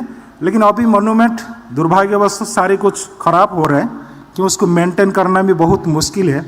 इसलिए छोटे छोटे जगह में, कोई गांव से आया, कोई छोटे एरिया से भी, उड़ीसा में मैंने देखा है, भुवनेश्वर में 1000 टेम्पल है। तो वहाँ पर जहाँ भी देखेंगे टेम्पल है टेम्पल। हमारे जो म्यूजियम कल्चर हमारा कंट्री में नहीं है। हम तो जहाँ भी जाएंगे म्यूजियम देखेंगे। तो दूसरे कंट्री में ये सारी कुछ नहीं था। अब देखिए अमेरिका क्या 400 साल है ना, कितना दिन है, 4 साल, क्या म्यूजियम बनाए, हजारों म्यूजियम बनाए, और कहाँ से लेके बनाए, किस तरह का बनाए। लेकिन हमारे पास सब कुछ है, हम इसको इस तरह का नज़रिया में देखते हैं कि वो क्राफ्ट नज़रिया में देखते हैं। सबसे दुख की बात वही है। मैं जब से भी मिनिस्ट्री में ज्वाइन किया था, तब से भी हैमरिंग कर रहा हूँ, कभी मैं दोनों को चाहता हूँ को शादी करा, प्यार कराने के लिए, कंटेम्प्रेरी आर्टिस्ट और ट्रेडिशनल आर्टिस्ट। मैं कला कुंभ बनाया था, करीब हजारों आर्टिस्ट साथ में काम किए। वहाँ traditional artist, contemporary artist, tribal artist, सब लोग आए और साथ मिल के खाए, साथ मिल के गाना गाए, साथ मिल के डांस किए, साथ मिल के पेंटिंग किए। क्या ना, एक बार बैठो ना साथ में, आप वो जो जातिवाद धीरे धीरे खत्म हो जाएगा। अभी इस तरीका हम जो पत्थर में भी काम करते हैं ना, शुरू में बहुत झगड़ा होता है, टेंशन होता है, ब्लीडिंग होता है, हैमरिंग होता है। कुछ टाइम के बाद कंप्रोमाइज करते हैं, उसका स्किन इतना सॉफ्ट हो जाता है कि आपका स्किन का साथ मर्ज हो जाता है। फिर दोस्ती शुरू होता है। जब दोस्ती हो जाता है ना, फिर आपके लिए वो मटेरियल नहीं रहता है, वो पत्थर आपको बताता है इसका अंदर क्या होगा। तो एक जो हमारा बिलीव है ना, बहुत पावरफुल बिलीव है। हम लोग बिलीव करते हैं पत्थर के अंदर कुछ भी चीज़ हम रखते हैं वो सुप्रीम पावर तक पहुंचा देता है। वो क्वालिटी उसका ऊपर है। हम उसको मांझना करते हैं, घी में, दूध में, क्या क्या आप सिबलिंग जाएंगे कहाँ भी, हम उसको मांझना करते हैं। मांझना मतलब एनर्जी ट्रांसफर करते हैं उसके अंदर, और वो एनर्जी फिर सुप्रीम पावर तक पहुंचता है। ये एक जो मंदिर भी जाते हैं ना, सामने एक बहुत बड़ा गेट होगा, आप ऐसे देखते हैं ना थोड़ा डर जाता है, अरे क्या इतना बड़ा है। आगे जाएंगे सभा मंडप, फिर और आगे जाएंगे नाट्य मंडप, लास्ट में गर्भगृह होता है। क्योंकि आप जब प्रोसेस में जा रहे हैं ना, जब देखते हैं ना, आप धीरे धीरे फिल्टर होते हैं और आपको टाइम मिलता है कि मेन स्टैचू का साथ आप डायलॉग कर सकते हैं। ये प्रोसेस ही हमारा आर्ट है। हम कभी सोचे नहीं है उसका यूज वाले आर्ट का, कभी सोचे नहीं है। मैं भी एनजीएम में काम करता था, जो इंडिया गेट में शाम को हजारों हजारों लोग आते हैं। मैंने काफ़ी भी बाजा बजाया, ये क्या सब कुछ क्या, हम आ जाओ भाई देखो, आटा बनाया, बाजा बजा के बोला, लेकिन वो पब्लिक के साथ कनेक्ट नहीं कर पाता है। क्योंकि पब्लिक का आर्ट अलग है, हम जो कॉन्टेम्परेरी आर्ट अलग है, उसका साथ कनेक्शन नहीं होता है। वो कनेक्शन बहुत ज़रूरी है, और उसका हमेशा हम एक्सचेंज वैल्यू का बात करते हैं, कितना में सेल हुआ, करोड़ों रुपया में सेल हुआ, लेकिन उसका यूज वैल्यू कभी हम सोचते नहीं है। क्योंकि अभी भी हम जो बातचीत कर रहे हैं, जब हमको बातचीत करना भी नहीं आता था तो हम पत्थर पे थोड़ा लिख के जाते थे कि हम यहाँ शिकार करने के लिए जा रहे हैं। ये जो पेंटिंग हो, ड्राइंग हो, पोट्री हो, कुछ भी चीज़ है ना, ये हमारा इतिहास है। आज भी जो कर रहे हैं ना, हजारों साल का बाद, ये इतिहास है। लेकिन उसी एंगल में हम सोचते नहीं है, क्योंकि उस टाइम 12-13 सेंचुरी का बाद हम लोग बहुत पीछे चले गए। मेरे ख्याल से जो मोनूमेंट बना 16 सेंचुरी में ताजमहल का बाद, इस तरह का बढ़िया मोनूमेंट भी हम नहीं बना पाए जो कि हम विश्व धरोहर में दिखा सकते। सब जो मिल जाते हैं ना, एक सुंदर रूप तैयार होता है। और उसमें मेरे को भी लगता है आर्टिस्ट वही कर सकता। आर्टिस्ट सोसाइटी को चेंज नहीं कर सकता, लेकिन एक एटमॉस्फेयर क्रिएट कर सकता, जो एटमॉस्फेयर कोई भी कॉन्सेप्ट, किसी भी कॉन्सेप्ट लेकर आए, वो रिजल्ट लेके पार होता था। वो आर्टिस्ट का, जब आप सोचिए इंडिपेंडेंस से पहले आप देखिए, वहाँ पर गुरुजी शांति निकेतन बना रहे हैं, वहाँ पर नंदलाल बोस, श्री अरविंदो, विवेकानंद, और ये लोग सारे बैठ के बात कर रहे हैं कि हमारी चीज़ को रिवाइव कैसे करेंगे, क्योंकि बोल रहे हम विदेशी कलर यूज नहीं करेंगे। क्या स्वाभिमान था आर्टिस्ट का। वो अवनींद्रनाथ टैगोर भारत माता बना रहे हैं, बंकिम चटर्जी वंदे मातरम लिख रहे हैं। एक एटमॉस्फेयर वो चेंज कर रहे थे, सब इसमें पार्ट हो। मेरे को अभी भी याद है, मैं जब गांव जाता था, जो लड़की का हमारा गांव में शादी होता था ना, पूरा गांव का शादी होता था। वहां पर कोई भी आर्टिस्ट, कोई पत्थर में, कोई मिट्टी में, कोई कपड़ा बनाता है, उसको पता है कौन सा कलर में कपड़ा मैं बनाऊं तो उसका शादी में लगेगा। कहां तक हम सोचते थे। अब इवेंट मैनेजमेंट गांव तक भी पहुंच गया, वो सिस्टम भी खत्म हो गया। शहर में का स्थिति ये है। अभी प्रधानमंत्री जी खेलो इंडिया बनाए, कितना अच्छा बनाए, आप लोग प्राइज लेकर आए ना। तो इस तरह का मेरे को लगता है कि आर्ट इंडिया होना चाहिए, वो छोटे छोटे जगह से शुरू होना चाहिए। अभी क्या हो रहे, हम बड़े बड़े शहर में बैठ के प्लान करते हैं और उसको गांव को भेजते हैं, वो लोग उल्टी करते हैं, डाइजेशन नहीं होता है। तो इसलिए छोटे छोटे चीज़ से हम शुरू करते हैं। अभी गांधी जी का बात भी मैं पढ़ रहा था, गांधी जी नंदलाल बोस को बता रहे हैं, आपको झाड़ू लगाना आता है। झाड़ू लगाते हैं तो कर्व में लगाते हैं ना स्ट्रेट में लगाते हैं, और पहले झाड़ के आगे लेते हैं ना बाद में झाड़ते हैं। इतनी छोटी छोटी बात कैसे आर्टिस्ट का साथ डायलॉग हो रहा था, किस तरह का स्थिति था, और देश में किस तरह का सोच था कि, क्योंकि देखिए सरकार तो ऐसे चलता है, ब्यूरोक्रेट हो, पॉलिटिशियन हो, सरकार चलता है, लेकिन सोसाइटी को आर्टिस्ट चलाता है। धन्यवाद। Thank you so much, Mr. Garnaik, for such a beautiful, sensitive approach. And thank you for sharing your ongoing journey and giving wonderful suggestions. To take the discussion further, we have Ms. Meera Ravi on the dais. She represents Bahrain, a third-generation writer and journalist since 1982 with early 4 decades of experience in covering Middle Eastern news affairs. Currently, she is the editor of Salam Bahrain, a much-loved Asian diaspora magazine. Prior to that, she has worked as Bahrain correspondent for the UAE-based Gulf News and the Khalij Times, and as news editor and special correspondent for the Bahrain Tribune newspaper. We warmly welcome Ms. Meera Ravi on the dais, and we would love to listen of a tape. Thank you. Thank you so much. Honorable Minister Meenakshi Lekhi, Honorable Minister Tilak from Mauritius, my distinguished fellow panelists, and equally distinguished audience.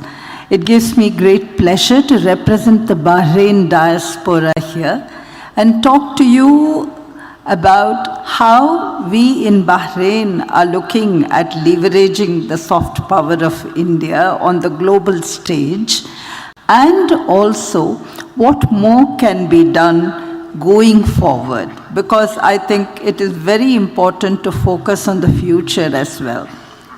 Before I get into the heart of my talk, let me share a real incident with you.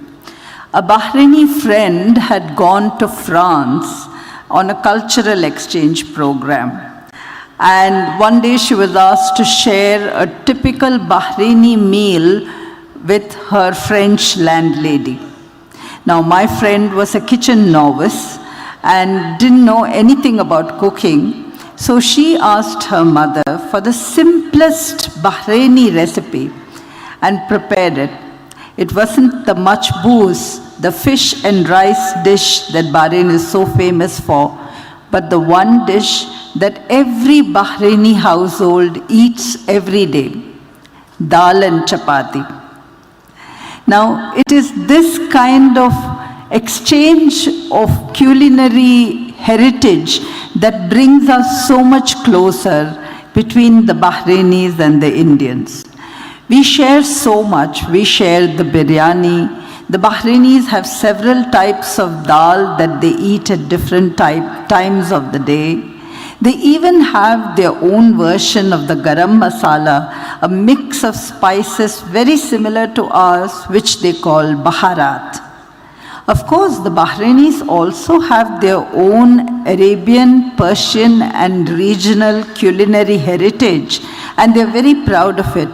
But at every corner, you will see a warm culinary hug from India, bringing you closer to their culture. And that is what Indian soft power is about. But ladies and gentlemen, before you decide that cuisine is a soft power, let us remember that it was the search for Indian spices that fueled the search for a route to India, brought people from the Arab world as well as Europe to India, and in the process, it started a thrilling exchange of scientific ideas, spiritual ideas, and art between the peoples of the world. And all this because they came to India looking for spices. That soft power spun off a huge search for more things. Now, when it comes to Indian crafts, for example, again, I would like to tell you that this is not just a pretty face. Indian crafts is a huge multi-million-dollar industry. I have it on good authority that this sector generated exports valued at $4.35 billion during 2021-22. Indian craftsmen as well as designers who go to colleges and come up with beautiful ideas to reorganize the aesthetics of crafts have made more than 6 million people, traditional artisans as well as new contemporary designers, empowered and employed in this sector. In addition, the handloom sector employs nearly 5 million people. I would say this is more than soft power. This is a very strong power. In the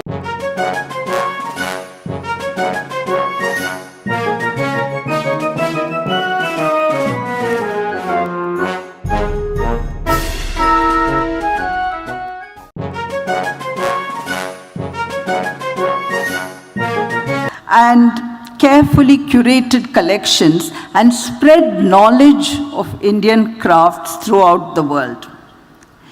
In Bahrain, we have often showcased Indian crafts through the presence of award-winning craftspeople at local events, and it has taught us that the power to showcase Indian crafts lies in our hands. Ladies and gentlemen, each one of us in this room is an influencer. We are patrons of art. We are all here, and I see that most of us in the Pravasi Bhartiya Divas are using this occasion to explore the arts and crafts of our country. So we clearly love beautiful Indian crafts and we know about it. Why not take it one step further and organize ourselves so that we empower other people with the knowledge of Indian crafts as well? There is no platform too small. It could be a local church fete, it could be your school fundraiser, or it could just be a buyer-seller mela during Christmas time. But if you were to put Indian crafts center stage, and I'm sure that the Honorable Minister will be only too happy to give us ideas, and her ministry will help us also, we will be able to spread the word of Indian crafts everywhere. Now, coming to today's topic, leveraging the soft power of India. We have been talking thus far about what this soft power is, but how do we leverage it? I would personally say that there are perhaps 4 main goals that we have to keep in mind to take forward India's soft power. The first one, and I'm speaking from our experience in Bahrain and the Gulf mainly, the first one is actually to take Indian soft power and performance arts out of the ghetto. What I mean is that in Bahrain, for example, there are 450,000 Indians almost, and they have spun out into more than 100 clubs which bring regional as well as pan-Indian entertainment to Bahrain. However, most of the people who come and enjoy these arts or these entertainment shows are Indians themselves. Very rarely do we have a small number of Bahrainis who come. This means that the bulk of our energy, the bulk of our sponsorships, the bulk of our money goes towards promoting India for Indians. Now, that is not something that we should be doing. We should be promoting India for the rest of the world. That's one way to leverage the soft power. The other thing that I would like to recommend, and I'm sure that all of you who are from abroad will agree with me, is that India has gone so far ahead in terms of trends. You know, all of us, when we do programs, we are sticking to a tried and tested template that India has left far behind. That is a lazy option and we shouldn't be doing it. We should actually be on trend and make sure that whether it is cuisine, we have so many nouvelle cuisine experts in India, whether it's film or whether it's literature or the crafts and performing arts, we know what is happening in India so that we can take that fresh and contemporary mood of traditional India to the world. The next thing I want to say is, why should we just stick to mainstream? Why not explore regional? We have all come to Indore. For me at least, it is a first time, as it is for many of us, and I'm simply stunned at the variety and beauty of this city, as well as the foods that are here and the fabrics that we can get.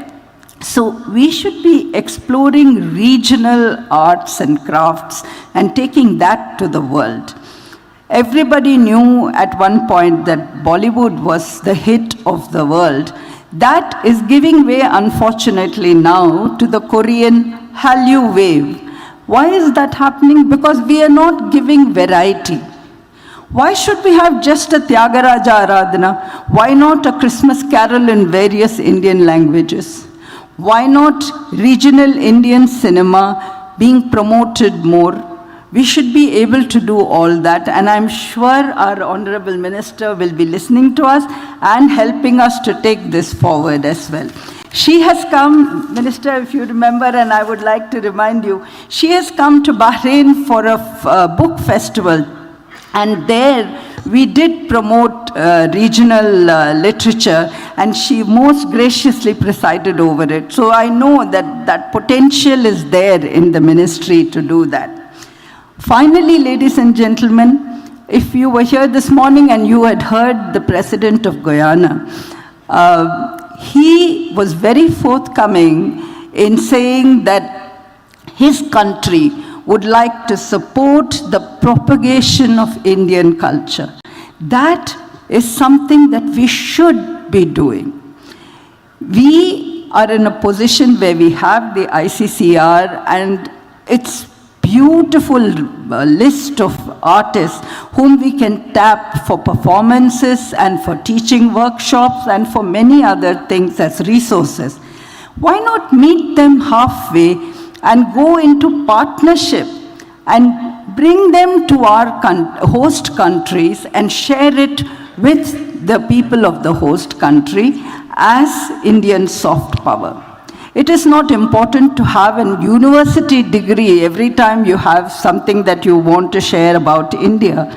You can just explore it as a hobby. Sometimes that lasts much longer than a formal study. When we do all these things, we will find that leveraging Indian soft power for the future is much easier and far more effective, and will probably leave us with more lasting results. Jai Hind, Namaskar. Thank you so much, Ms. Meera. Taking the discussion further, I would like to invite Hamisha on the dais. She's from Nigeria, a film producer, director, entrepreneur, and a motivational speaker. We welcome Hamisha. Namaste, everybody. I'm very excited to be here representing my country, Nigeria and India. So I'm actually going to talk to you today about one of India's biggest cultural exports, Bollywood. It was just mentioned just now. And actually, Bollywood is a big impact in my country, Nigeria. I don't know if anybody here has heard of the industry Nollywood. Can I have a show of hands? Have anybody heard Nollywood? Shout out to Nollywood. It's the Nigerian film industry. And what's very interesting about the Nigerian film industry is the impact Bollywood has had on it. So back in the day, 1960s, some Indian movies were imported into Nigeria, and it was an instant hit. So today, if you come visit Lagos, where I live, every second household knows who Amitabh Bachchan is, who knows Hema Malini, who knows Shami Kapoor, sometimes even more than me, and I've grown up in an Indian household. So that's very exciting for us, because if you go to a grocery store, if you go to a hair salon, you'll see ZTV running in the background. You'll see Sony TV. Linear TV is huge there. And what happens is they actually dub it in English, but the accent is different. So I've lived in Nigeria my whole life. I've been a businesswoman there. I ran restaurants for 7 years. After I sold my restaurant, it left me free to follow my big dream. As mentioned earlier, I'm also a motivational speaker. So I love telling people, go after your dreams. And one of my biggest dreams was entering the film industry. So I decided to merge the two industries. That's Bollywood and Nollywood. And I wondered why no one had done it before, because they're the two biggest in the world in terms of volume output. We have Bollywood, which is #1, and Nollywood, which is #2. Now, Nollywood is still a growing industry. We're sort of catching up with Bollywood, I feel. And so that is how it impacted me, because I decided to go ahead and just make a movie. I decided to follow my dreams, and that's what created Namaste Wahala. Namaste Wahala translates to hello trouble. And trouble it was, but it was like very, very good trouble. And the minute that we dropped that poster, we made the movie, we did not finish it because as life happens, COVID happened. So we paused, and as in how we started living at home, we started doing post-production virtually. We realized that me sitting in Lagos, Nigeria, and my post-production company in Mumbai, there was a way for us to connect. So we connected through the lockdown and we finished the movie. Now the cinemas were shut in the world. However, Netflix landed in Nigeria at the same time. And as luck would have it, they decided to go and buy the movie, and we released on Valentine's Day 2021. Overnight, it became the 6th best movie in the world. We were trending in the US, we were trending in the UK, and we were trending in India. And this is the first time Nollywood has done that. So to me, that just shows you the impact of what Bollywood did for us. And I'm very, very excited to announce today that I have actually brought Nollywood to India. So as of day after tomorrow, some of the biggest actors from Nollywood are landing in Mumbai, and we are actually making an Indian web series based in Mumbai. So we have a hashtag, it's Nollywood Goes to India. And I'm just very excited to see where this goes, because one of the most important things I like to tell people, and it's very cliche, it's the message I think we all know, is we are all one. You know, we may look different, we have different reactions. If any of you have seen my movie, Namaste Wahala, there was an Indian guy and a Nigerian woman. And of course, we showed the different culture. You know, we have different food, we have different ethics. However, one of the major things we saw in the movie was the similarity with the reactions of the parents. So both cultures respect elders, both cultures love food, both cultures love fashion, both cultures love love. So when you realize later that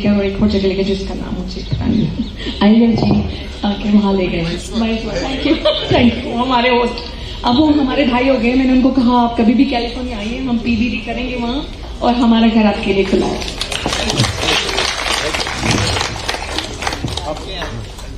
क्या नाम आपका आशीष भाई को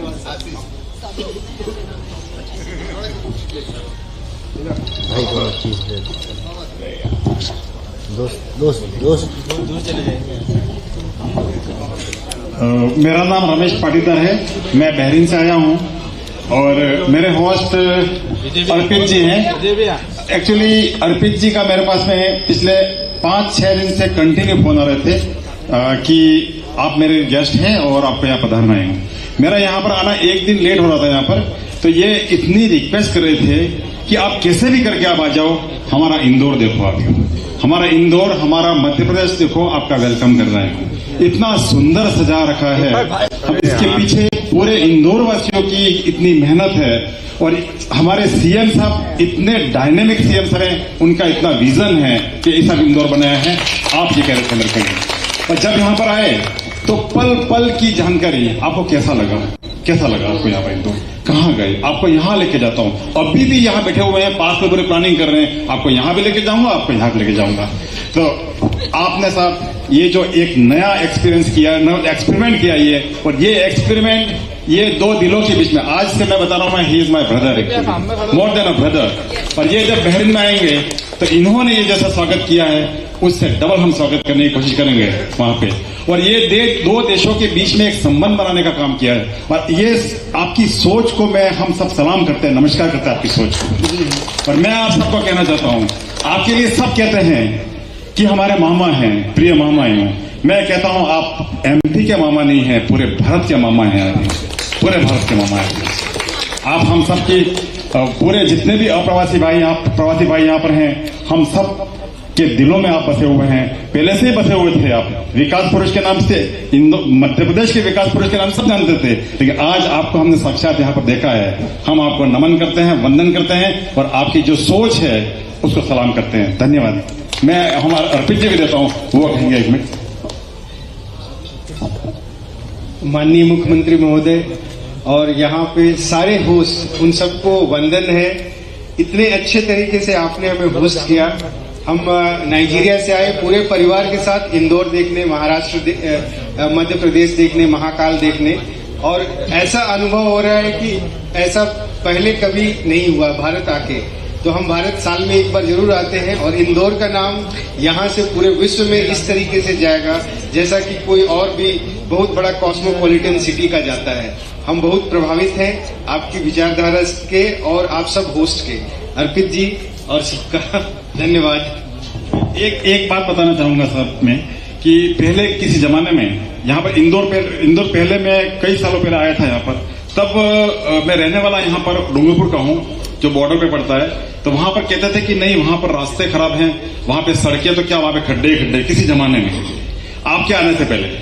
तो लेकिन अब जब यहाँ पर आया तो क्या रोड है यहाँ पे, क्या मतलब पूरे ऐसे रोड्स यहाँ पर आपने कमाल कर दिया सर रियली। और आप मैं आज कहता हूं मैं आप पूरे भारत के मामा नहीं, हम सब प्रवासी भारतीयों की मामा बन गए आज।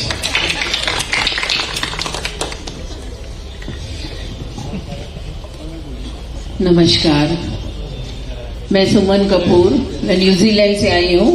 कदाच सबसे दूर का देश है और वहाँ से जब मैं यहाँ पर पहुँची तो मैंने मेरे होस्ट जो थे उनका जो उत्साह देखा और जो स्वागत भाव देखा, गदगद हो गई।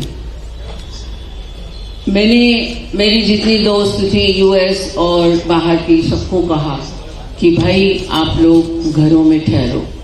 और जैसा कि इनका कहना बिल्कुल सही था कि लोगों के मन में थोड़ा डर था थोड़ा, और उनको कन्विंस करना पड़ा। पता नहीं क्यों मुझको मन में ऐसा भाव आया कि मैं सबको कन्विंस करूं कि नहीं नहीं बिल्कुल ठीक है। तो कुछ इन्होंने हमारी बात को रखते हुए बहुत से लोगों ने अपने होटल के रूम्स कैंसिल किए और फिर वो लोग आए यहाँ। तो सबका अलग अलग तरीके से जो स्वागत हुआ, कुछ मैंने न्यूज़पेपर में देखा और कुछ ये कमेंडेबल। मतलब ये बात सच है कि ये जो सोच थी आपकी मंत्री जी, ये एक बहुत प्रोग्रेसिव सोच रही है। और जैसा आपने सोचा कि ये बहुत अच्छा रहेगा कि इस तरीके से रोकें सबको यहाँ पर घरों के अंदर, सो कल्चरल एक्सचेंज भी होगा। लेकिन ये जो रीत आपने चलाई है, ये रीत हर साल आएगी। रघुपत क्या कहते हैं, रघुकुल रीत सदा चली आएगी। तो ये इंदौर रीत जो है वो चलेगी। और ये मेरे होस्ट यहाँ पर हैंगे गुप्ता जी, मनोज गुप्ता जी, बहुत आनंद आया। सुबह सुबह 7 बजे जब मैं 6:30 बजे यहाँ पहुंची थी और 7 बजे इन्होंने ढोल पड़वा दिए। तो हमारे कंट्री में हम लोगों के वहाँ आवाज नहीं होती, वो नॉइस पोल्यूशन वाले आ जाते हैं, वो नहीं समझते ये सब भाव। और मैं इन्होंने और 5 पड़ोसी सब मिलने आए। ये कितना अच्छा लगा, सबसे इन्होंने मिलवाया, बहुत आनंद आया, बहुत सुकून मिला दिल में। और मनोज जी खुद भी फिर जैसे ही हम अंदर गए कि माता जी ने बिंदी लगा के, हार पहना के और पगड़ी ये पहना के सब जो स्वागत किया, यकीन मानिए मैं तो अचंभित रह गई, जिसको बोलते हैं कि अरे ऐसा है। तो मेरे को एकदम ख्याल आया, अरे बच्चों को आना चाहिए था, बच्चों को ये जरूर देखना चाहिए था कि ये हमारा कल्चर है। वो लोग तो न्यूजीलैंड के बॉर्न ब्रॉट अप, उनको ये चीजें नहीं समझ में आती। लेकिन जब हम एक्सपीरियंस करते हैं, जब हम यहाँ आते हैं, तो वो एक अलग टाइप का कनेक्शन बन जाता है। तो जो हमारे होस्ट फैमिली है, उनको तो मैं एक्सटेंडेड फैमिली बोलती हूँ अब। तो उनको सबको मैंने हमेशा के लिए, हम लोगों का इस तरीके के आपस में ताल्लुकात हो जाते हैं कि आप लोग कभी भी न्यूजीलैंड आओ, आपका अपना घर है। और वो भी बहुत खूबसूरत जगह है। कुछ नहीं तो घूमने तो जरूर आना और मिलने जरूर आना आप लोग। बहुत बहुत धन्यवाद। प्लीज आप लोग मेरा ये दिल से आप सबका आभार है। मेरा ये जो शब्द है ये दिल से निकले हुए हैं और मुझे बहुत ज्यादा घुमा फिरा के कहने की वो नहीं है समझ, लेकिन मैंने कोशिश की कि मैं हिंदी में अपनी बात बहुत अच्छे से कर सकूं। धन्यवाद। माननीय मुख्यमंत्री महोदय, मेरा नाम रमन शर्मा है। मैं श्री बीके जर्जन जी की फैमिली यहाँ ठहरा हूँ। मेरे साथ मेरे मित्र भी हैं। तो मुझे लग रहा है मेरे बाबूजी सामने बैठे हैं, मेरी बातें सुन रहे हैं। इतना प्यार मिला है मुझे कि मैं भावुक हो चुका हूँ। आपका वो जो गाना है कि मेहमान जो हमारा होता है वो जान से प्यारा होता है, वो जान से प्यारा होता है। ये राजपुर की फिल्म बाकी मुझे लग रहा है कि ये इनसे कोई सीखे। मैं सच बोल रहा हूँ कि मैं तो सच में इनसे कुछ सीख के जा रहा हूँ। और अब मैं जब जाऊँगा आया गेस्ट की तरह था और जाऊँगा मैं जैसे अपनी फैमिली को छोड़ के जाऊँगा। Such I am touched, very very touched sir, very touched. And thanks to you. I will not take much time because I'll other people just do other people also say. Thank you. Bye. Hello, नमस्कार जी, मेरा नाम राकेश सोडी है, मैं Australia से आया हूँ और मैं अग्रवाल फैमिली पवन एंड राधिका अग्रवाल के साथ रुका हूँ और मैं ये बता सकता हूँ कि मुझे 7 स्टार फैसिलिटी है। मेरी बेरेट्रिक सर्जरी हुई है, उन्होंने एक एक चीज़ का ध्यान रखा है और मैं उनको शब्दों में उनकी तारीफ नहीं कर सकता हूँ। राधिका जी मेरी बहन बन चुकी है और मैं 40 साल पहले अपने पिताजी के पास यहाँ आया करता था और 40 साल के बाद अभी मैं जब देख रहा हूँ इंदौर को तो इस माइंड बॉगलिंग है। और मैं आपसे एक चीज़ निवेदन करना चाहता हूँ। मैं हिंदुस्तान आने का एक और रीजन है कि मैं यहाँ पर एक अच्छा काम करने की सोच रहा हूँ।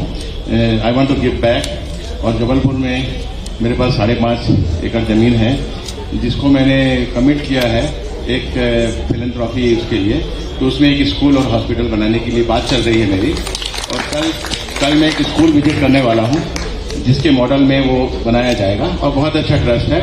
आपसे निवेदन है कि बहुत सी प्रशासनिक और बहुत सी मेरे एब्सेंस में बहुत से घुसपैठियाँ टाइप की चीज़ें हुई हैं और उसके कारण मैं थोड़ा सा परेशान हूँ।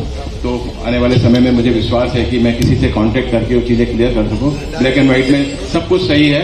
इतना मैं चाहता हूँ कि बहुत बड़ा काम ईश्वर की इच्छा ने मुझे बोला है कि ये करना है और ये जबलपुर में प्राइम लैंड है 5 एकड़ 5.5 एकड़ में जहाँ पर ये काम होगा। और मुझे आपसे निवेदन है कि मुझे थोड़ा सा हेल्प करें जिससे ये जो थोड़ी सी चीज़ें हैं वो क्लियर हो जाएगी।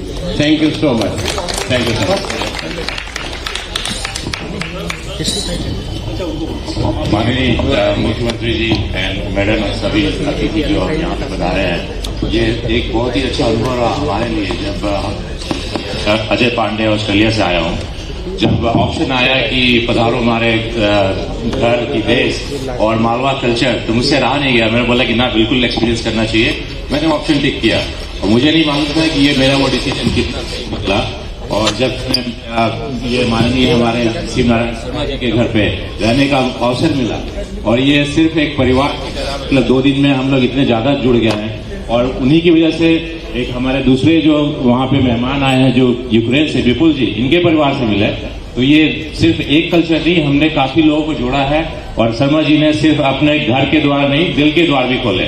इनसे, इनके पूरे परिवार से, इनके नाती और नतीन से भी हमारी दोस्ती हो गई है और उन्हें भी हमने ऑस्ट्रेलिया आने का निमंत्रण दिया है। बहुत ही और हम लोग बहुत खुश हैं यहाँ के। धन्यवाद। नमस्कार, मैं स्वाधीन पवार रसल खेमा से हूँ, यूएई से। मैं डॉक्टर मनीष पटेल के घर रुका हूँ और फर्स्ट नमस्कार। हम लोग जब फर्स्ट टाइम आया था मैंने, तो ऐसा महसूस हो रहा था, फर्स्ट टाइम आया हूँ तो पूरा नया नया दिख रहा था। जैसा मैं उनके साथ रह रहा हूँ जस्ट एज ए फैमिली, मैं मतलब ऐसा नहीं कि मैं कितने साल से उनको जान रहा हूँ, ऐसा मेरे को महसूस हुआ है। बहुत ही अच्छी हॉस्पिटैलिटी मेरे को मिली है और कॉलोनी के लोग इतने अच्छे हैं, जब भी कोई उनके घर में आते हैं तो इतना अच्छा प्रेम से देखते हैं और समझने उनके घर में आमंत्रण करते हैं, आइए आइए हमारे घर। तो मैंने बहुत ही अच्छा फील किया है। बड़ौदा, ये इंदौर मैंने फर्स्ट टाइम आया है, बहुत ही अच्छा मेरे को हॉस्पिटैलिटी मिला है। बहुत बहुत शुक्रिया।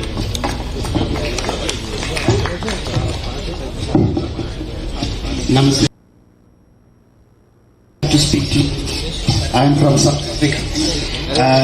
Not sure if you're aware that South Africa hosts more than 1 million Indians. We are proud to be Indians of third generation in South Africa. I want to thank you for hosting us. The family, thank you so much for having us and my wife Shamain here.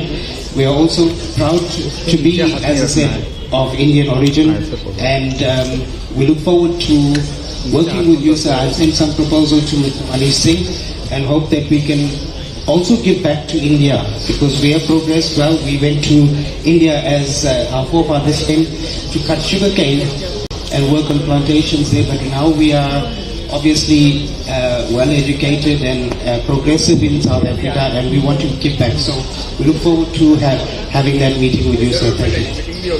Yes, and we'd like to host you. Thank you.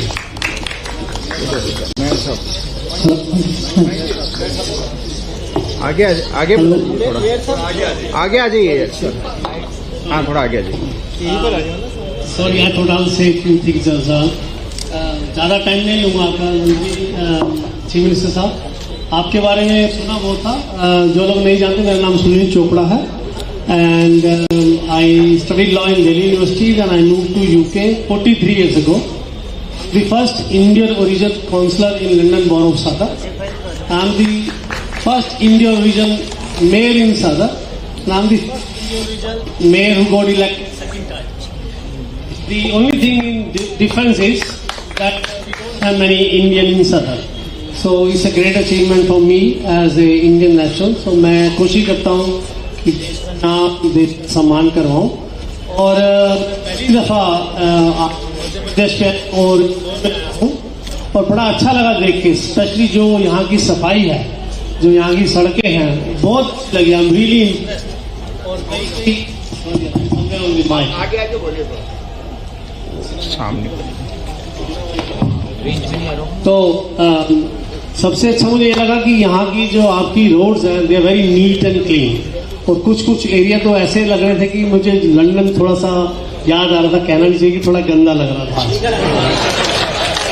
तो बड़ा अच्छा है आपका, बड़ा initiative है। कई सालों से आपके बारे में सुनते थे, पढ़ते थे, देखते थे टीवी पे, लेकिन आज आपके साक्षात दर्शन करके और स्पेशली भाभी जी के साथ इतना आपने प्यार से हमारा सम्मान किया और बात की हमसे, बड़ा अच्छा लगा। नहीं तो normally this is the perception that जो इंडियन के politician they are big headed, with due respect to some of them, and लेकिन आपने बड़ा सबको सम्मान दिया। कितनी दुनिया के यहाँ लोग आए, हर देश के लोग आए हैं, and everybody so impressed, they are so happy that they are in Indore, कि इंदौर में आके उनको इतना सम्मान मिला। और जो ये इनिशिएटिव जिसने भी स्टार्ट किया, जैसे आपने बोला कि चाहे whoever the brain child was, कि इनको लोगों के घर के साथ रखा जाए, घर के साथ जोड़ा जाए, I am really very happy for that, really great initiative.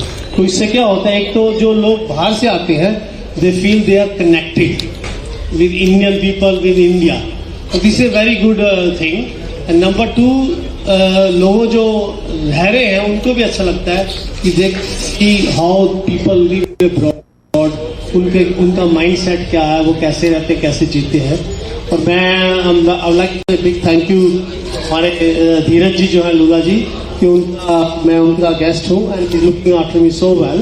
सुबह से जब से आए हूँ खिलाते पिलाते रह रहे हैं और हर जगह लेके जा रहे हैं, और थैंक यू सो मच। और जो भी हो जिससे हेल्प कर रहा है, और आपको शायद पता नहीं होगा कि मेरा आज रजिस्ट्रेशन में नहीं था, तो मैंने संत जी से बात की तो उन्होंने कहा ये लो अभी हो गया 5 मिनट में। तो मिस्टर साहब, I would like to say big thank you to you कि आपने भी बड़ी मदद की मेरी to get my registration done. तो everybody is taking so much interest in anybody, NRI or not.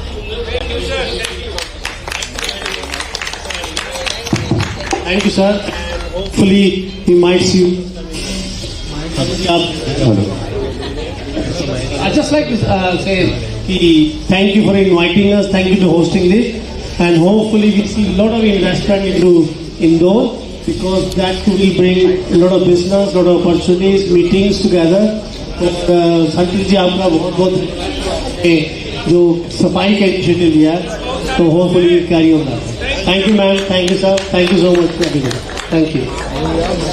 माननीय मुख्यमंत्री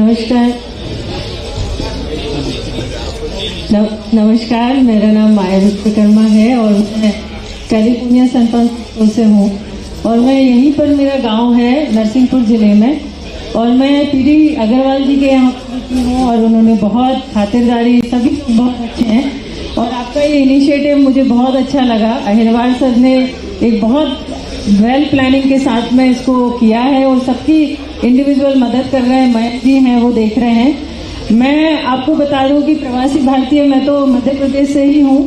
काफ़ी समय से यहाँ सुकर्मा फाउंडेशन से काम कर रही हूँ।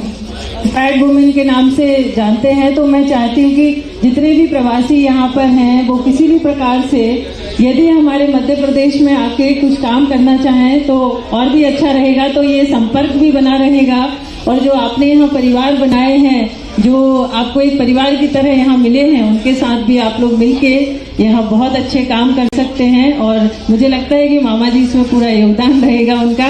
तो यही बात कहने के लिए मैं आप सबके लिए सबका बहुत बहुत धन्यवाद जो यहाँ पर आए और आपने बहुत अच्छी व्यवस्था की जी।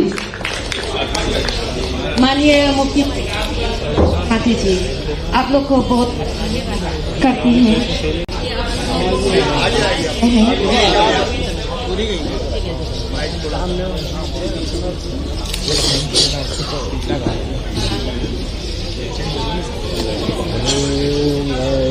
मैं आपको धन्यवाद करना चाहती हूँ क्योंकि पीबीटी पूरे विश्व के लिए बहुत आवश्यक है, क्योंकि केवल आप सभी एनआरआई को यहाँ स्वागत नहीं कर रहे हैं। मैं यहाँ पे एक NIR हूँ, नॉन इंडियन रेजिडेंट, और आप लोग आपस में होने से पूरे विश्व में फैल रहे हैं। केवल विश्व के कल्याण के लिए बहुत आवश्यक है, क्योंकि सभी लोग संस्कृति और पद्धति को इस संस्कृति और हेलो संस्कृति और पद्धति को सच समझकर पूरे विश्व में, तभी हम लोग विश्व कल्याण और विश्व शांति, इकोनॉमिक स्थिति और सब चीज का विकास करवा सकते हैं। तो ये आपको बहुत बहुत धन्यवाद करती हूँ। छोटी सी कि आप सभी लोग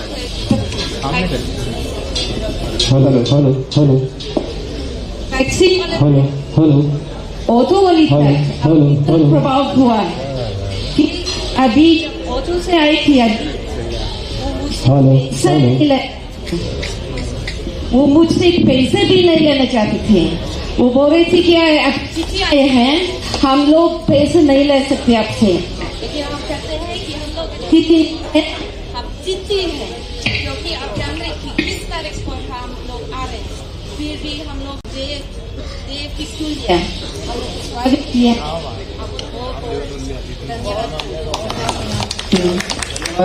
निश्चित रूप से सभी के अपने उद्गार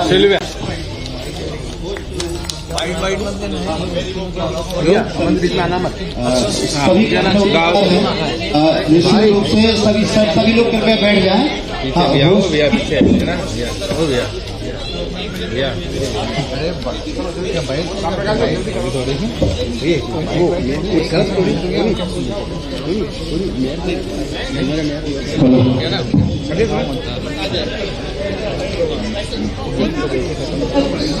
You all, I would like to thank my host Mr. Arpit, जिन्होंने हमें होस्ट किया, जैसा हमारा स्वागत किया जैसे शायद का भी स्वागत नहीं होता है। पूरा फूल का वीडियो रिकॉर्डिंग अच्छे से रखा है कि हमारे गाड़ी है, सब कुछ है। हैप्पी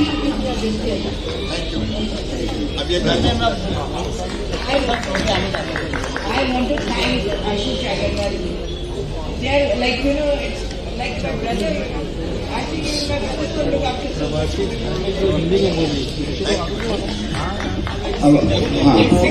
सभी आनंदा कॉलोनी के जितने होस्ट हैं एक बार माननीय मुख्यमंत्री महोदय से मिलना चाह रहे हैं।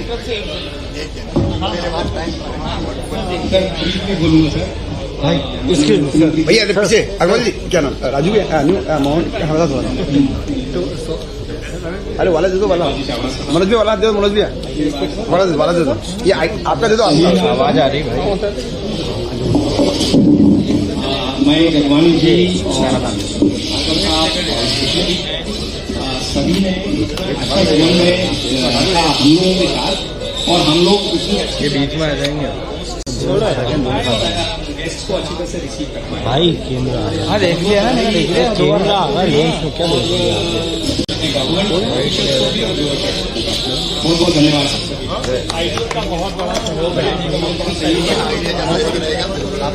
सभी लोग कृपया बैठ जाएं हमारे जो है कि वो अतिथि जाते हैं उनको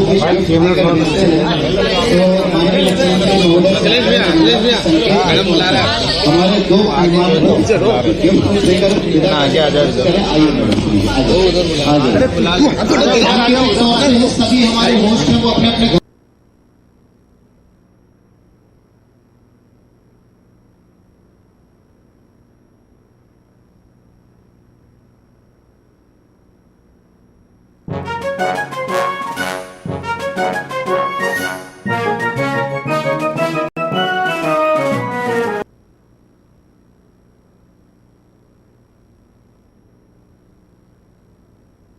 August, and her body stayed intact for the next 21 days until she was buried.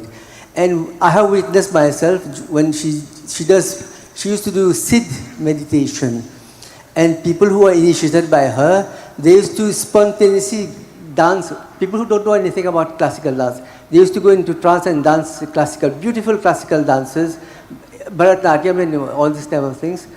And this, I would like to ask you that if you are aware of that. Yeah, I really understand what you're getting at, and I think it's a beautiful idea to put light upon. In the sense, obviously, Indian classical dances originated in the temples, and one of the main purpose was to please the gods and not entertainment. That is for sure. However, when we are working in Europe, in order to create a bigger impact, sometimes we need to be a little away from strong religious contacts. We cannot always impose saying that, this is a dance of the gods. So we have to create a balance out there in order to make sure that, European dancers are also dancing Indian classical dances today. But obviously deep inside, it is a dance that was born to please the gods. And many of us who are believers, when we dance, we obviously believe in that. Yeah, thank you. Thank you. No, I would just add on to what Ms. Nag has just said. So what I'm reminded of is that this person should be in the audience somewhere. We have Dr. Archana. Is she here? From Geneva? Yeah, she's there. So there's a very renowned scientist here who's working at CERN.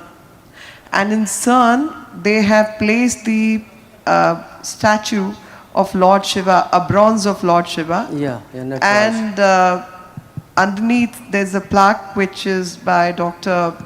Fraser Opa, and that says that the cosmic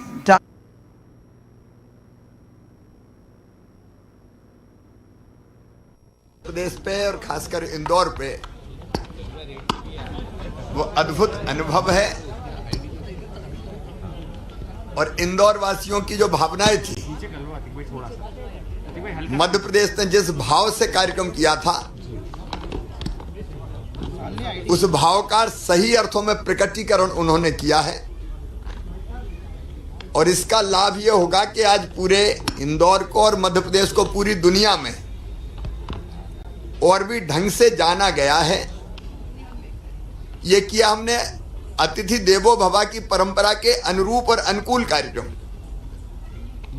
लेकिन अप्रत्यक्ष रूप से अगर देखें तो इस कार्यक्रम के कारण मध्य प्रदेश की और इंदौर की विशेषताएं पूरे विश्व में गई है और हमारे लिए पूरी दुनिया में एक बहुत अच्छा भाव पैदा हुआ है। अब अगर कोई सोचेगा इन्वेस्टमेंट कहाँ करें, तो सबसे पहले नाम आएगा मध्य प्रदेश चलो, इंदौर चलो। और इसलिए ये कार्यक्रम हम तो किसी लालच से नहीं, भाव से कर रहे हैं। लेकिन भाव जो होता है वैसा फिर दूसरी तरफ से भी भाव आता है। मैं प्रधानमंत्री जी का आभारी हूं कि वो पधारे भी और उन्हें सही अर्थों में मध्य प्रदेश को और इंदौर को दुनिया के सामने रखा। पधारो हमारे घर एक कॉन्सेप्ट आप लेके आए थे, जिस तरह से फीडबैक मिला, आपको लगता है वो सफल हुआ है? ऐसा कि मैं तो जब सुन रहा था तो मैं स्वयं भावुक हो रहा था। आपने उनके मन के भाव देखे, उनके हृदय से जो भावनाएं निकल रही थी, कई बार तो ऐसा लग रहा था कि आंखों में आंसू आ जाए।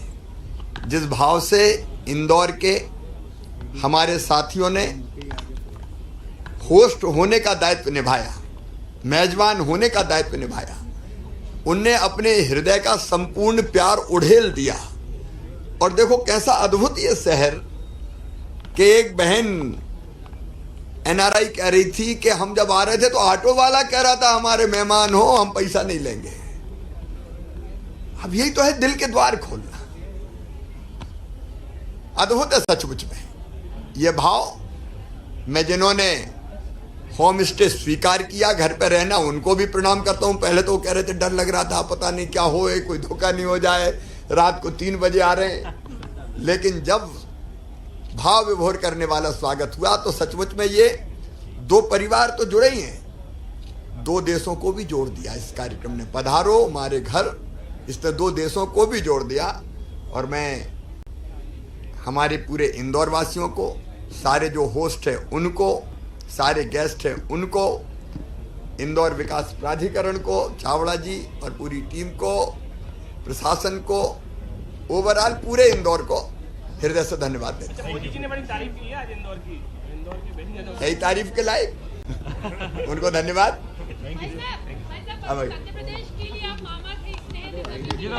देश के आप लोग बोल रहे हैं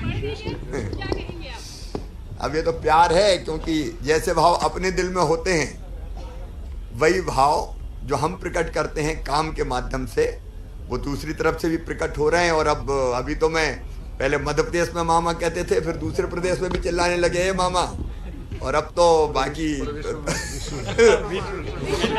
विश्व में भी लोग मामा कह रहे हैं, तो जिम्मेदारी और बढ़ जाती है। थैंक यू सर, बहुत धन्यवाद। चलो पीछे हट जाओ, पीछे हट जाओ, पीछे हट जाओ। अरे हट गए, चलो।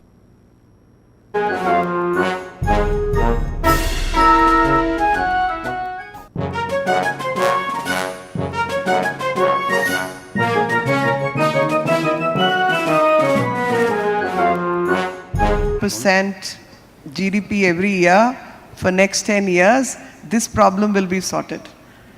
Because half the time, the struggle is not just the struggle of dominance, but economy is one very big dominant factor. And that creates the demand, and once the demand is created, so comes the services and products. And products, if I may use the word product, I'm sure the artists here on the dais and otherwise will not mind my using this word. But if the product is the creativity, if the product is the craft and the art of India, then that product needs to be taken or scaled up like an entrepreneurial level, and we need to learn to sell it to the world and showcase it in that manner. I mean, all the branded things which people end up buying, you'll be surprised, a whole lot of them are created in India, and it's the Indian craftsmanship, but the branding is somebody else's. Whether it's some of the branded bags which have embroideries from India, or the leather from India, some of the dresses, the gowns which you see so many celebrities wear, the craft will be Indian, but the branding is somebody else's. So entrepreneurial aspect of all of you sitting in the audience needs to be hiked up so that you know how to brand India and rebrand India to scale it up to that level, and don't sell it cheap. Please, you have to learn to make it expensive. Thank you so much. Hello. Hello. Hello. Hello. I have a question. Minister Avinash, you very nicely described that there is this invisible setu. Actually, the question is for Meenakshi ji. There is this invisible setu between India and Mauritius, and then you went on to talk about the prevalence of some Bhojpuri-related culture. The question is for Meenakshi ji. The question is that Meenakshi ji, as you would rightly know, Bhojpuri is a language that is not only just spoken in many parts of India, not just in Mauritius, but also in many countries from where we have delegates today, whether it is Fiji, Suriname, Guyana, in Netherlands, actually, a lot of people had shifted from Suriname to Netherlands, and that's why there is some people, in fact, a large number of people who speak Bhojpuri. So the question is, to keep it crisp, is the government of India, especially because you're also the Minister of External Affairs for State and also Culture, is the government of India looking at promoting Bhojpuri to build more invisible setus between such countries? Thank you. So I heard about Nollywood and also Bollywood. So Bhojpuri also has become a film space in itself. And Bhojpuri film circuit is very, very big in India. And I'm sure the Suriname, Mauritius share the same ethos. I can't name Ravi Kishan and other such people who are stars, Manoj being the other one. So they are all stars here. And they are very well appreciated outside the country because Bhojpuri is a very appreciated language. But when it comes to government's effort, government keeps promoting, and India being as wide as it is, the depth of every culture will have to take its own dip. And country and the ministry, by and large, the government of India promotes everything else. I can't just focus on one dialect of the language because there are so many other dialects of the same language. So Hindi can be spoken by maybe 20 or more such dialects, or 200 dialects for that matter. So each dialect as a government, you have to promote all. So Bhojpuri is one of them, but not exclusively. If I may add a couple of thoughts on this question. This is a second question that goes along the same line of having either a cultural center in their own jurisdiction, or how to promote tradition or language, for instance, as you said, Bhojpuri, in your own country. You would need to understand that we as diaspora, we have a shared responsibility. There are certain things that the government of India or India can do, but there is this part of responsibility we will have to assume, we will have to undertake certain initiatives. If I take the example of Mauritius, and as I mentioned in my speech, we have taken up the leadership to set up cultural centers on our own, in our own country, promoting Indian culture, independently of what the government of India or India is doing. And then, of course, afterwards, once we have our own structure, once we do our own homework, when we show the willingness to promote and preserve the Indian culture, then of course there is this natural flow of collaboration from the government of India, from India that comes in. So I think what we need to think, us diaspora, individually or collectively, is how to step up on our side first, how to see it's not just only government initiatives, it can also be NGOs, it can be social cultural organizations. There are so many vehicles, so many institutions that we can think of to collectively work on the preservation of our Indian culture. Because when we talk about Indian culture, of course its origin, it flows down from India, but we have also the responsibility today to preserve it, not for India, but for our children, for the generations to come. This depends on what we do. What we do, what we will do, will ensure the future of our children and of this Indian culture. Hello. Meenakshi ma'am, I have a question for you. Meenakshi ma'am, I have a question in regard to what we have discussed. I'm sorry, I would interrupt. Ma'am, just 2 minutes. Okay. Just 2 minutes, please. So ma'am, Please I am be an quick. artist. मैं कलाकार हूँ. 2500 साल पुरानी मधुबनी जो शैली है वो perform करती हूँ. I have done shows in World Trade Center, Art Basel Miami, London, Venice, and all these places. I have like the experience that I had, like in respect to the question that somebody asked before, like how can we brand ourselves? One thing when I travel to India, what I feel is people, like when you know, being an artist, when I come from outside, I get more recognition than being here and being an artist. So I have an idea and suggestion, and a question also, just 2 minutes. Ma'am, what if we do an Indian art movement where, for example, if we take Rajwada, Chhatris, or Rani Ki Vav, all these places, we bring 3 international artists, we bring 3 local artists, 3 housewives probably, and maybe locals can support that event, and we can do a show. So that can help us, build an image and make them aware of what our history has been. Because when I post about like Rani Ki Vav, Please, I would like to interrupt. You have to be really crisp. The other session is yet to start, and I'm already getting several reminders. So, Meenakshi ma'am, I want to know how the government or the ministry can help, and what do you think about the idea? No, the idea is nice, except I feel I don't want to name, but many foreigners came to this country, took away our art form, learnt our art form, rebranded themselves, and did not even say it's come from India. So no credit to India.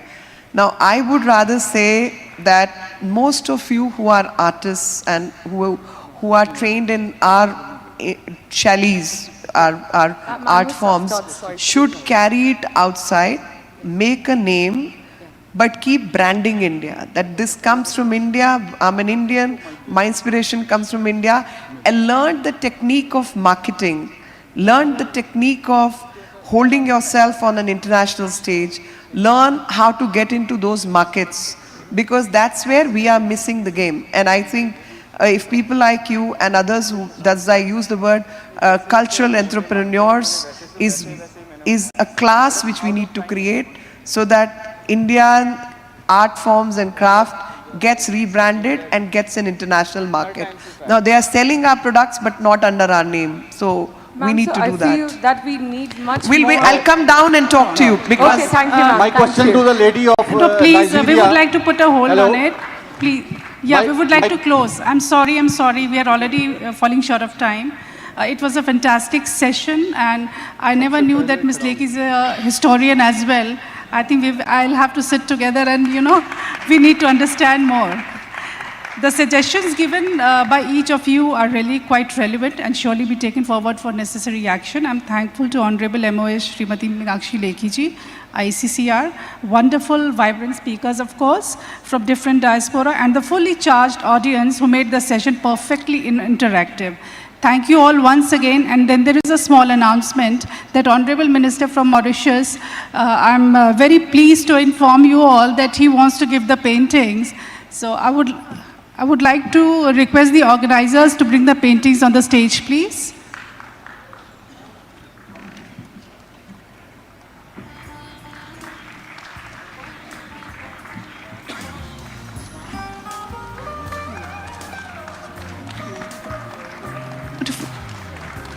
Beautiful painting, beautiful. Thank you.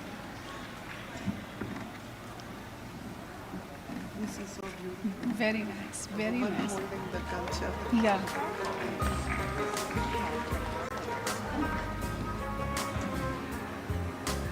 So kind of you, Mr. Tilak, so kind of you.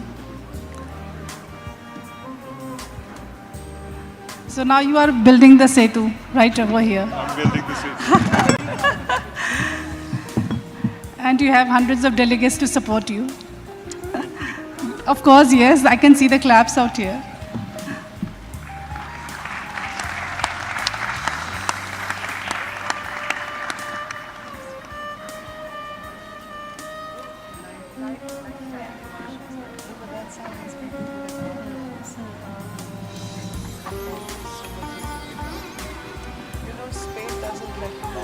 I expect the audience to give a big round of applause for the Honorable Minister, please.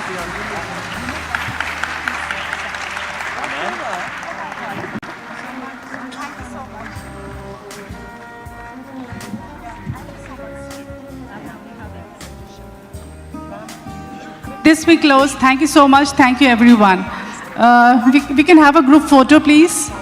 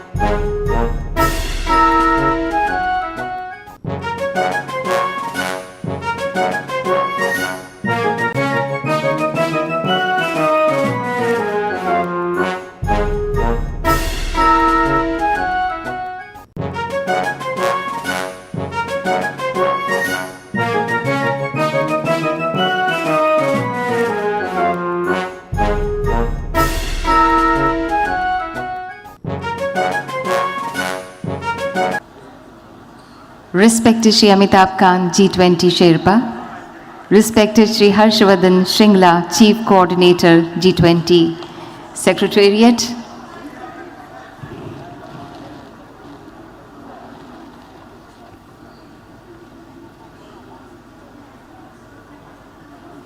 May I invite Shri Amitabh Khan ji and Shri Shringla ji to please join us here on the stage to begin this town hall session.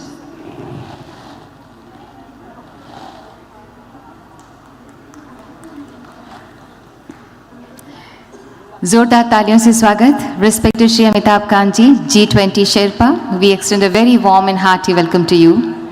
Respected Shri Harshvardhan Shringla, Chief Coordinator G20 Secretariat, I would like to invite you as well, sir. एक बार जोरदार तालियों से हमारे मेहमानों का स्वागत करें. I would like to invite Ambassador Shri Muktesh K. Pardeshi, OSD G20 Operations, and Ambassador Shri Abhay Thakur, Additional Secretary G20, to whom we extend a very warm welcome. बहुत बहुत स्वागत है आज के इस कार्यक्रम में, टाउन हॉल सेशन में. Mister Amitabh Kant doesn't need any introduction, पर मैं ज़रूर छोटा सा उनके बारे में बताना अपनी जिम्मेदारी समझती हूँ. The G20 team is led by respected Shri Amitabh Kant ji, India's G20 Sherpa. Respected Shri Amitabh Khan ji is a government reformer and a policy change agent for India. आप कई flagship national initiatives के key driver भी रहे हैं. Startup India, Make in India, Incredible India, Kerala, God's Own Country, and the aspirational districts, etc. So may I now invite respected Shri Amitabh Khan ji to kindly speak on the occasion.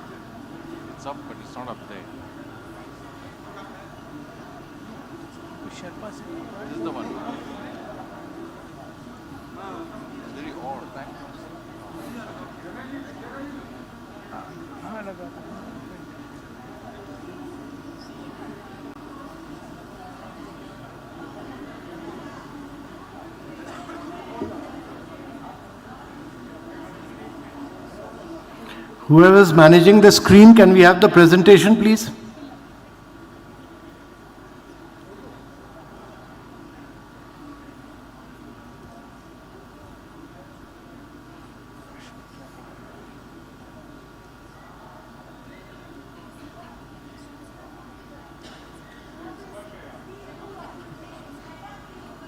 Okay. Distinguished guests, ladies and gentlemen, there's some technical issue, I'm told, so we'll just wait for that. But in the meanwhile, let me start. We take this from the G20 Secretariat. We take this opportunity to welcome all our NRI friends from across the world. G20 is being held in India for the first time. This will be under India's presidency, and the Prime Minister will be the leader of the G20. It's a meeting of all the G20 leaders. Now, G20 is important because G20 comprises of about 85% of the global GDP. It accounts for about 78% of the global trade.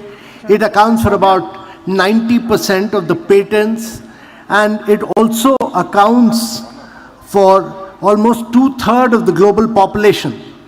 And therefore, G20 is the most important global grouping in the world.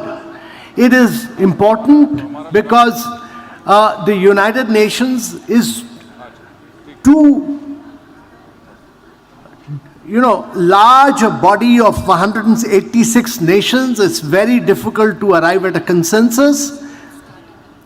Okay. It's G7 is a body of some rich nations, and therefore the only forum which is able to put the developed and the developing countries together is the G20. Therefore, as you see on the screen, it is more powerful than United Nations and G7, and it's a very major body. It's a very powerful forum for bringing the developed and the developing world together. Now, G20 in the past have had major success stories. Every time there's been a crisis of growth, there's been a challenge of recession, if there's been a challenge of the East Asian crisis or the Russian ruble or the Mexican peso crisis, the G20 has acted, and therefore G20 has had very major impact earlier.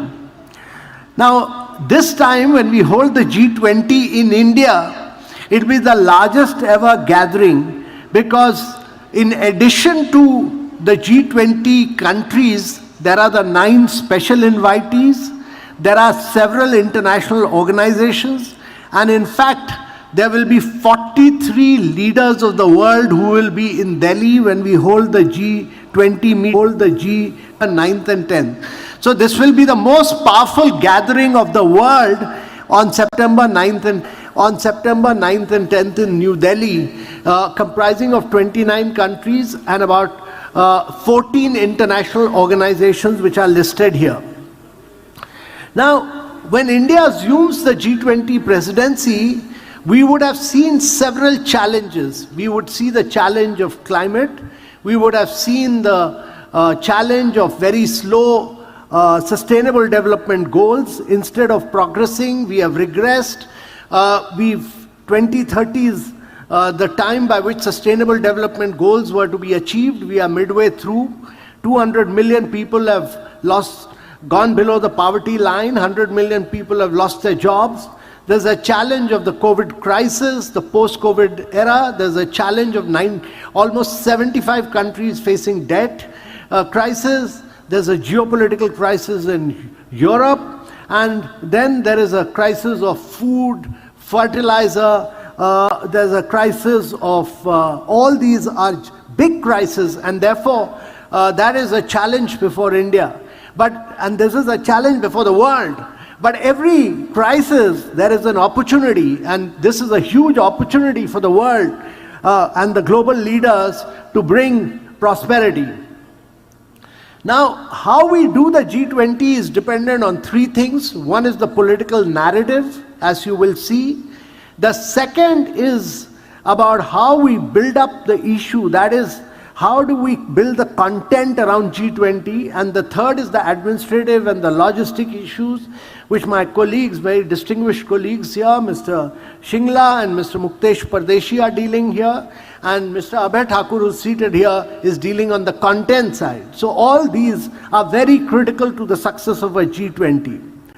Now, India is a very strong player, has elucidated that this is an opportunity to really face the world today by solving all the crises together. He's talked about that India's G20 presidency will advocate the oneness of all. Our theme is, our motto is, and our slogan is one earth, one family, one future, because we are all part of same cosmos. There is unity in diversity. We may have different political systems, we may have different ideologies, but we come from the same cosmos web, and therefore we should advocate the oneness of all. So there is a very strong political will led by the Honorable Prime Minister, and we are also the fastest growing large economy in the world at about 7%. We have sound macroeconomic fundamentals. We have robust public finances. We have strong manufacturing and export growth. We are the top FDI in climate change. So all these are driving our growth, and this establishes our leadership. In addition to that, we are the fastest growing large economy. We have smartphone data consumer. We are the number one in the world. We are the number one in terms of global fintech adoption. And we are number 2 in terms of global retail development index. We are number 3 in terms of startup ecosystem in the world. And therefore, if you see, even number 3 in terms of the size of the economy by PPP, we are the number 2 mobile manufacturer in the world. And therefore, India has really demonstrated to the world that we are leading in terms of technology, and we are poised towards becoming a high-income country by 2047. In addition to that, we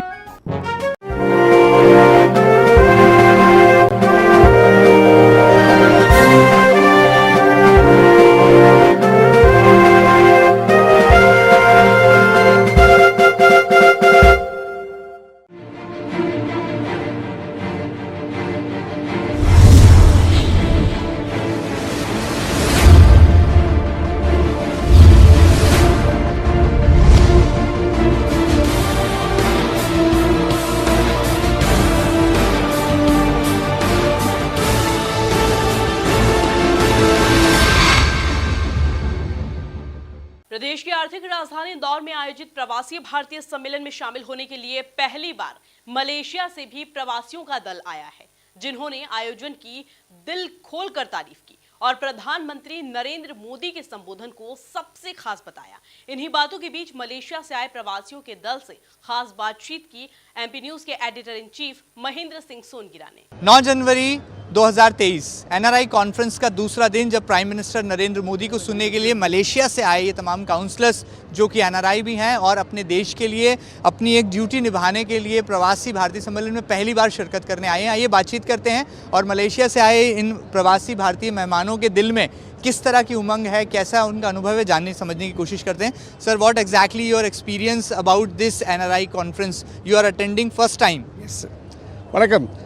This is my first time I'm actually attending this conference over here. Very excited about it. The setup looks very big and huge and very magnificent. And I'm actually going to waiting to see our PM Narendra Modi here, India's PM, and I'm going to listen to what actually he's going to say. So I'm all excited to be here. Actually, thank you so much. Do you want to share any experience of yours regarding this conference? Okay, first of all, I would like to thanks to the organizer to arrange a wonderful event and for this year after the pandemic. I think during the pandemic, most of the country will be shut down and locked down, so nobody cannot enter everything. So this is a good opportunities to all over the world. All the participants can join this Pravasi this year, and also I would like to say that this is chances to meet everybody and build a network into the politician and also in business connecting to the world. Thank you. What exactly your thoughts about the emerging India? You know, the concept of emerging India given by the Prime Minister of India. Well, hi.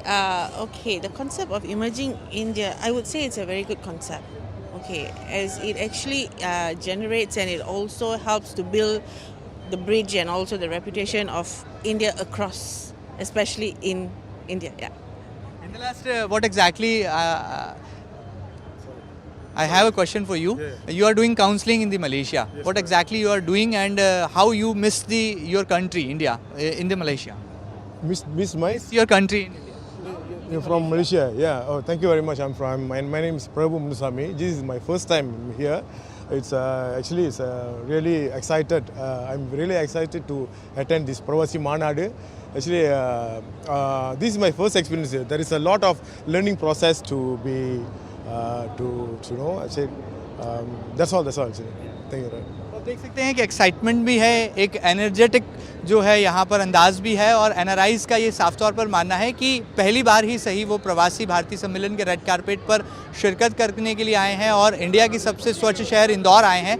ऐसे में वो प्रधानमंत्री नरेंद्र मोदी के संबोधन पर भी पूरी निगाहें टिकाए हुए हैं। फिलहाल इंदौर में एनआरआई कॉन्फ्रेंस के रेड कारपेट से वीडियो जर्नलिस्ट अरुण यादव के साथ महेंद्र सिंह, एमपी न्यूज़। तमाम एनआरआई मेहमान कर रहे थे और आपको बता दें कि आज वो दिन है जब राष्ट्र को मूल मंत्र देने के बाद प्रधानमंत्री नरेंद्र मोदी यहाँ पर अब लंच करने वाले हैं। जी हाँ, ये बहुत दिलचस्प मौका आने वाला है। जिस तरह से तैयारियाँ हुई हैं और प्रधानमंत्री नरेंद्र मोदी के साथ तकरीबन 100 से ज़्यादा ऐसे मेहमान हैं, एनआरआई मेहमान हैं जो कि उनके साथ लंच पर चर्चा भी करेंगे। जिस तरह से गुयाना के राष्ट्रपति, सूरीनाम के राष्ट्रपति प्रधानमंत्री नरेंद्र मोदी के साथ भोजन पर जो है चर्चा करने वाले, वहीं एनआरआई मेहमान भी है और उनके साथ कैसे अच्छा तालमेल हो और भारत की भूमिका कैसे विश्व स्तर पर उभर कर आए, इस पर भी बात होगी। आइए आपको लिए चलते हैं और कुछ मौका मुआयना कराते हैं कि किस तरह से जो है इस लंच पर प्रधानमंत्री नरेंद्र मोदी के मन की बात भी होने वाली है। और बड़ी दिलचस्प बात यह है कि जिस तरह से डेस्टिनेशन, जी हाँ, प्रवासी भारतीय सम्मेलन का डेस्टिनेशन चूँकि इंदौर है, तो इंदौर की जो खासियत है उसका भी पूरा इंतज़ाम जो है यहाँ पर किया गया है। और जो एनआरआई मेहमान आने वाले हैं उनके लिए जहाँ एक और पारंपरिक मालवी व्यंजनों का जो है पूरा यहाँ पर इंतज़ाम किए गए हैं, व्यवस्था की गई है, वहीं उसके साथ साथ जो यहाँ की खूबी है मालवा संस्कृति की, उसका भी पूरा ख्याल रखा है। आप देख सकते हैं कि मेरे ठीक पीछे यहाँ पर ये इंदौरी सेव स्टेशन आपको जो है नज़र आ रहा है। आइए आपको यहाँ पर लिए चलते हैं और थोड़ा करीब से आपको दिखाने और समझाने की कोशिश करते हैं कि जब यहाँ पर लंच पर प्रधानमंत्री नरेंद्र मोदी के साथ मन की बात होगी, तमाम एनआरआई मेहमान होंगे, तो कैसे मालवा का स्वाद भी एनआरआई मेहमान ले पाएँ, उसका भी पूरा ख्याल रखा गया है। यहाँ पर आप देखिए ये इंदौरी नमकीन की तस्वीरें हैं जो इस वक्त आप अपने टेलीविज़न स्क्रीन पर देख पा रहे हैं, एमपी न्यूज़ टीवी पर। किस तरह से मालवा के व्यंजनों पर जो है पूरा फोकस है और बताया ये जा रहा है कि इन्हीं तमाम मालवा व्यंजनों को जो है प्रधानमंत्री नरेंद्र मोदी भी यहाँ पर चखने वाले हैं। हम आगे बढ़ें तो यहाँ पर आपको जो है बाजरे का खिचड़ा, जी हाँ, ये भी मालवा की एक खूबी कही जाती है और इसका जो मिश्रण है वो घी और गुड़ के साथ जब होता है तो स्वाद जो है बड़ा लाजवाब हो जाता है। तो एनआरआई मेहमानों के लिए यहाँ पूरा बंदोबस्त इंतज़ाम किया गया है। यहाँ पर आप देखिए मावा बाटी है जो कि मालवा की शान है और कहा जा सकता है कि जब भोजन के बाद मीठा ना हो तो भला जो है पूरा भोजन अधूरा सा लगता है। तो ऐसे में एनआरआई मेहमान यहाँ पर मावा बाटी का भी लुत्फ़ उठाएंगे। जलेबी और पोहा, जी हाँ, जिसका जिक्र प्रधानमंत्री नरेंद्र मोदी ने अपने भाषण में भी किया है, उस जलेबी का इंतज़ाम भी जो है यहाँ पर किया गया है। और एक तरह से ये कहा जा सकता है कि देखिए आप यहाँ पर ये गुड़ से बनी जो गजक है, गुड़ से बनी जो वैरायटीज़ है गजक की, वो यहाँ पर आपको दिखाई दे रही है।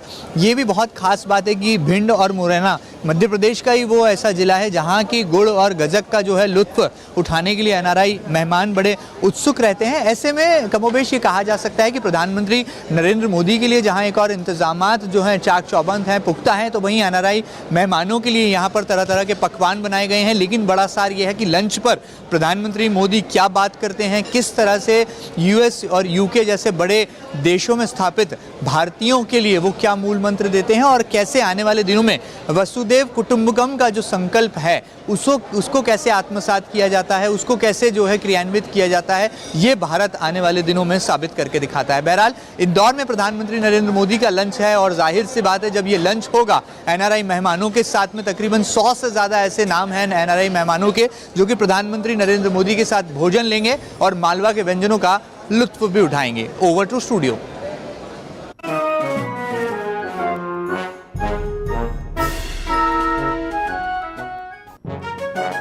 इंदौर में ग्लोबल समिट में आयोजित प्रवासी भारतीय सम्मेलन नए रंग बिखेर रहा है। इंदौर की मेहमान नवाजी और स्वच्छता के साथ प्रदेश सरकार के इंतजामों के कायल हुए प्रवासी भारतीय शहरवासियों से अब रूबरू हो रहे हैं। इसी की एक तस्वीर कभी इंदौर की आर्थिक कमर कहलाने वाले मील क्षेत्र से देखने को मिली। इसी पर देखिए हमारी यह खास रिपोर्ट।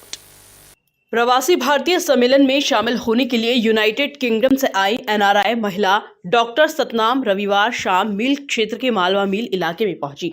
यहां उन्होंने संत बालीनाथ मार्ग पर चाणक्य कॉम्प्लेक्स के पास स्थित राजस्थानी परिधान की दुकान राजस्थानी परिधान से नाक में पहनने वाली आर्टिफिशियल ज्वेलरी खरीदी। साथ ही पास में स्थित राज इलेक्ट्रिकल से एक छोटा सा इलेक्ट्रॉनिक उपकरण भी खरीदा। इस मौके पर एनआरआई डॉक्टर सतनाम ने राजस्थानी परिधान के विषय में जानकारी लेकर दुकान संचालक मनोज सिंह तंवर और श्रीमती विमलेश तंवर से चर्चा की।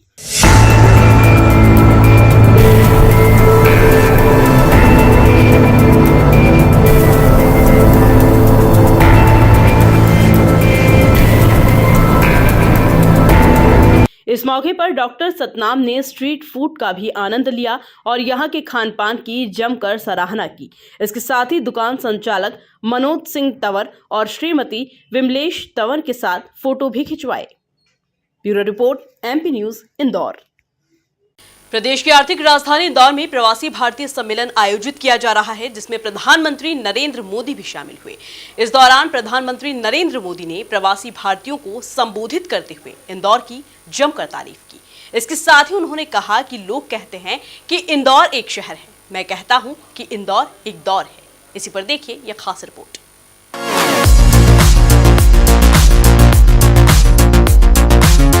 अपन का इंदौर देश ही नहीं पूरी दुनिया में लाजवाब है। लोग कहते हैं कि इंदौर एक शहर है, लेकिन मैं कहता हूं इंदौर एक दौर है।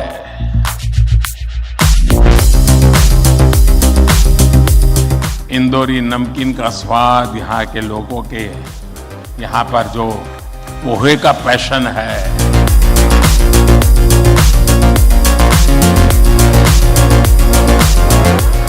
और जिसने इन्हें चखा उसने कहीं और मुड़कर नहीं देखा।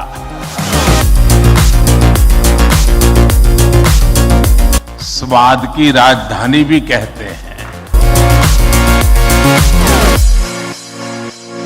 प्रदेश की आर्थिक राजधानी इंदौर में प्रवासी भारतीय सम्मेलन आयोजित किया जा रहा है, जहां प्रवासी भारतीय सम्मेलन में प्रधानमंत्री नरेंद्र मोदी ने हिस्सा लिया। इस दौरान प्रधानमंत्री नरेंद्र मोदी के साथ सूरीनाम के राष्ट्रपति चंद्रिका प्रसाद संतोखी, गुयाना के राष्ट्रपति डॉक्टर मोहम्मद इरफान अली, केंद्रीय विदेश मंत्री एस जयशंकर, विदेश राज्य मंत्री मीनाक्षी लेखी, प्रदेश के मुख्यमंत्री शिवराज सिंह चौहान समेत तमाम अतिथि मौजूद रहे। इस दौरान प्रधानमंत्री नरेंद्र मोदी सूरीनाम के राष्ट्रपति चंद्रिका प्रसाद संतोखी और गुयाना के राष्ट्रपति डॉक्टर मोहम्मद इरफान अली ने प्रवासी भारतीय सम्मेलन को संबोधित किया। पीएम नरेंद्र मोदी ने कहा कि साथियों, वैसे हम सभी जिस शहर में हैं वो भी अपने आप में अद्भुत है। लोग कहते हैं कि इंदौर एक शहर है, लेकिन मैं कहता हूं कि इंदौर एक दौर है। ये वो दौर है जो समय से आगे चलता है, फिर भी विरासत को समेटे रहता है।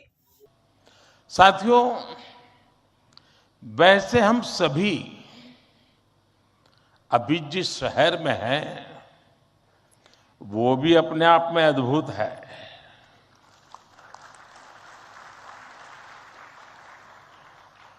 लोग कहते हैं कि इंदौर एक शहर है, लेकिन मैं कहता हूं इंदौर एक दौर है।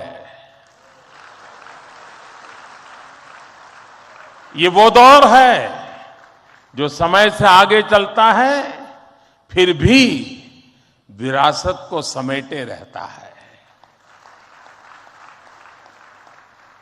इंदौर ने स्वच्छता के क्षेत्र में देश में एक अलग पहचान स्थापित की है। खाने पीने के लिए अपन इंदौर, अपन का इंदौर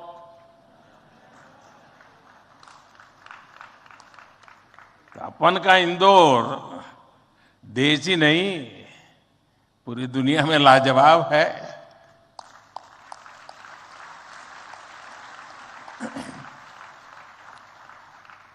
इंदौरी नमकीन का स्वाद, यहाँ के लोगों के यहाँ पर जो पोहे का पैशन है, साबूदाने की खिचड़ी, कचौरी, समोसे, शिकंजी, जिसने भी इसे देखा उसके मुंह का पानी नहीं रुका। और जिसने इन्हें चखा उसने कहीं और मुड़कर नहीं देखा।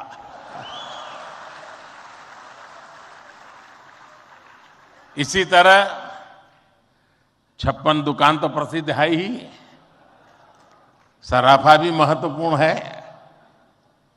यही वजह है इंदौर को स्वच्छता के साथ साथ स्वाद की राजधानी भी कहते हैं। मुझे विश्वास है यहाँ के अनुभव आप खुद भी नहीं भूलेंगे और वापस जाकर दूसरों को यहाँ के बारे में बताना भी नहीं भूलेंगे। कुल मिलाकर देखा जाए तो प्रदेश की आर्थिक राजधानी इंदौर में प्रवासी भारतीय सम्मेलन आयोजित किया जा रहा है, जिसमें प्रधानमंत्री नरेंद्र मोदी भी शामिल हुए। इस दौरान प्रधानमंत्री नरेंद्र मोदी ने प्रवासी भारतीयों को संबोधित करते हुए इंदौर की जमकर तारीफ की। Bureau report, MP news, Indore. Indore में 4 साल के बाद 17वां प्रवासी भारतीय सम्मेलन आयोजित किया गया, जिसमें प्रधानमंत्री नरेंद्र मोदी भी शामिल हुए, जहां उन्होंने भारत की वैभवशाली परंपरा का जिक्र किया और G20 सम्मेलन की भारत के द्वारा अध्यक्षता किए जाने को बेहद ही खास बताया। इसके साथ ही प्रधानमंत्री नरेंद्र मोदी ने अपने भाषण के दौरान इंदौर की भी जमकर तारीफ की। इसी पर देखिए यह खास रिपोर्ट।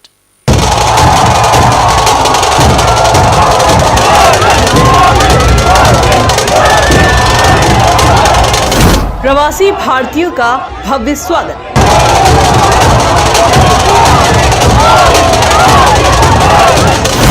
पीएम मोदी ने की आयोजन में शिरकत।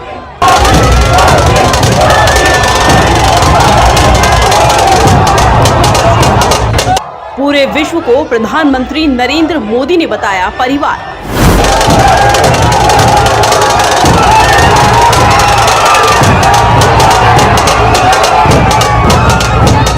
इंदौर में आयोजित प्रवासी भारतीय सम्मेलन में प्रधानमंत्री नरेंद्र मोदी ने अपने भाषण की शुरुआत में प्रवासी भारतीयों का अभिनंदन किया और कहा कि भारत की विरासत और आध्यात्म काफी कुछ खास है। इस मौके पर उन्होंने प्रवासी भारतीयों को उज्जैन जाकर बाबा महाकाल के दर्शन करने की भी बात कही। प्रवासी भारतीय दिवस सम्मेलन एक बार फिर अपने मूल स्वरूप में अपनी पूरी भव्यता के साथ हो रहा है। अपनों से आमने सामने की मुलाकात का, आमने सामने की बात का अपना अलग ही आनंद भी होता है और उसका महत्व भी होता है।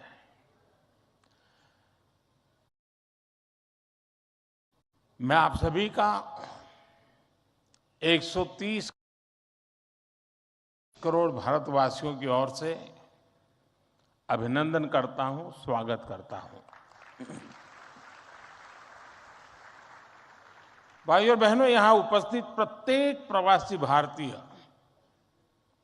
अपने अपने क्षेत्रों में असाधारण उपलब्धियों के साथ अपने देश की माटी को नमन करने आया है। और ये प्रवासी भारतीय सम्मेलन मध्य प्रदेश की उस धरती पर हो रहा है जिसे देश का हृदय क्षेत्र कहा जाता है। एमपी में मां नर्मदा का जल, यहाँ के जंगल, आदिवासी परंपरा, यहाँ का अध्यात्म, ऐसा कितना कुछ है जो आपकी इस यात्रा को अविस्मरणीय बनाएगा। अभी हाल ही में पास ही उज्जैन में भगवान महाकाल के महालोक का भी भव्य और दिव्य विस्तार हुआ है। मैं आशा करता हूं आप सब वहां जाकर भगवान महाकाल का आशीर्वाद भी लेंगे और उस अद्भुत अनुभव का हिस्सा भी बनेंगे। पीएम मोदी ने सम्मेलन को संबोधित करते हुए कहा कि स्वदेशो भुवन त्रयम और वसुदेव कुटुंबकम का मंत्र दिया और पूरे भारत को एक परिवार की तरह बताया। हमारे लिए पूरा संसार ही हमारा स्वदेश है। मनुष्य मात्र ही हमारा बंधु बांधव है। इसी वैचारिक बुनियाद पर हमारे पूर्वजों ने भारत के सांस्कृतिक विस्तार को आकार दिया था। हम दुनिया के अलग अलग कोनों में गए। हमने सभ्यताओं के समागम की अनंत संभावनाओं को समझा। हमने सदियों पहले वैश्विक व्यापार की असाधारण परंपरा शुरू की थी। हम असीम लगने वाले समंदरों के पार गए। अलग अलग देशों, अलग अलग सभ्यताओं के बीच व्यावसायिक संबंध कैसे साझी समृद्धि के रास्ते खोल सकती हैं, भारत ने और भारतीयों ने करके दिखाया। आज अपने करोड़ों प्रवासी भारतीयों को जब हम ग्लोबल मैप पर देखते हैं तो कई तस्वीरें एक साथ उभरती हैं। दुनिया के इतने अलग अलग देशों में जब भारत के लोग एक कॉमन फैक्टर की तरह दिखते हैं तो वसुधैव कुटुंबकम की भावना उसके साक्षात दर्शन होते हैं। दुनिया के किसी एक देश में जब भारत के अलग अलग प्रांतों, अलग अलग क्षेत्रों के लोग मिलते हैं तो एक भारत श्रेष्ठ भारत का सुखद एहसास भी होता है। इसी तरह पीएम मोदी ने G20 की मेजबानी को कूटनीतिक न कहते हुए एक जन भागीदारी का कार्यक्रम करार दिया। इसके साथ ही वैश्विक मंच पर भारत की आवाज सुनाई देने जाने की भी बात कही। Bureau report, MP news, Indore. प्रदेश की आर्थिक राजधानी इंदौर में प्रवासी भारतीय सम्मेलन का आयोजन किया जा रहा है, जहां सम्मेलन में शामिल होने प्रधानमंत्री नरेंद्र मोदी इंदौर आए। इस दौरान सीएम शिवराज ने सम्मेलन को संबोधित करते हुए कहा कि भारत दुनिया को शांति और प्रेम का संदेश दे रहा है। देखिए ये खास रिपोर्ट। इंदौर में प्रवासी भारतीय सम्मेलन का आयोजन। सम्मेलन में शामिल हुए प्रधानमंत्री नरेंद्र मोदी। सीएम शिवराज सिंह चौहान ने किया सम्मेलन को संबोधित। सम्मेलन को संबोधित करते हुए सीएम शिवराज सिंह चौहान ने कहा कि आजादी के अमृत काल में मध्य प्रदेश में अमृत वर्षा हो रही है। सारी दुनिया में बाहें फैलाकर आप सब मध्य प्रदेश पधारे हैं। मध्य प्रदेश और इंदौर ने भी कोई कसर नहीं छोड़ी। अपने दिल के दरवाजे भी खोले हैं और अपने घरों के दरवाजे भी खोल दिए हैं। आजादी के अमृत काल में मुझे तो ऐसा लग रहा है मध्य प्रदेश पे अमृत वर्षा हो रही है और सारी दुनिया से बाहें फैला के आप सब मध्य प्रदेश पधारे हैं। लेकिन मध्य प्रदेश और इंदौर ने भी कोई कसर नहीं छोड़ी है। अपने दिल के दरवाजे भी खोले हैं और अपने घरों के दरवाजे भी खोले हैं। माड़ने मड़े हुए हैं, रंगोली सजी हुई है, विद्युत बल्ब की लड़ियों से इंदौर को सजाया गया है।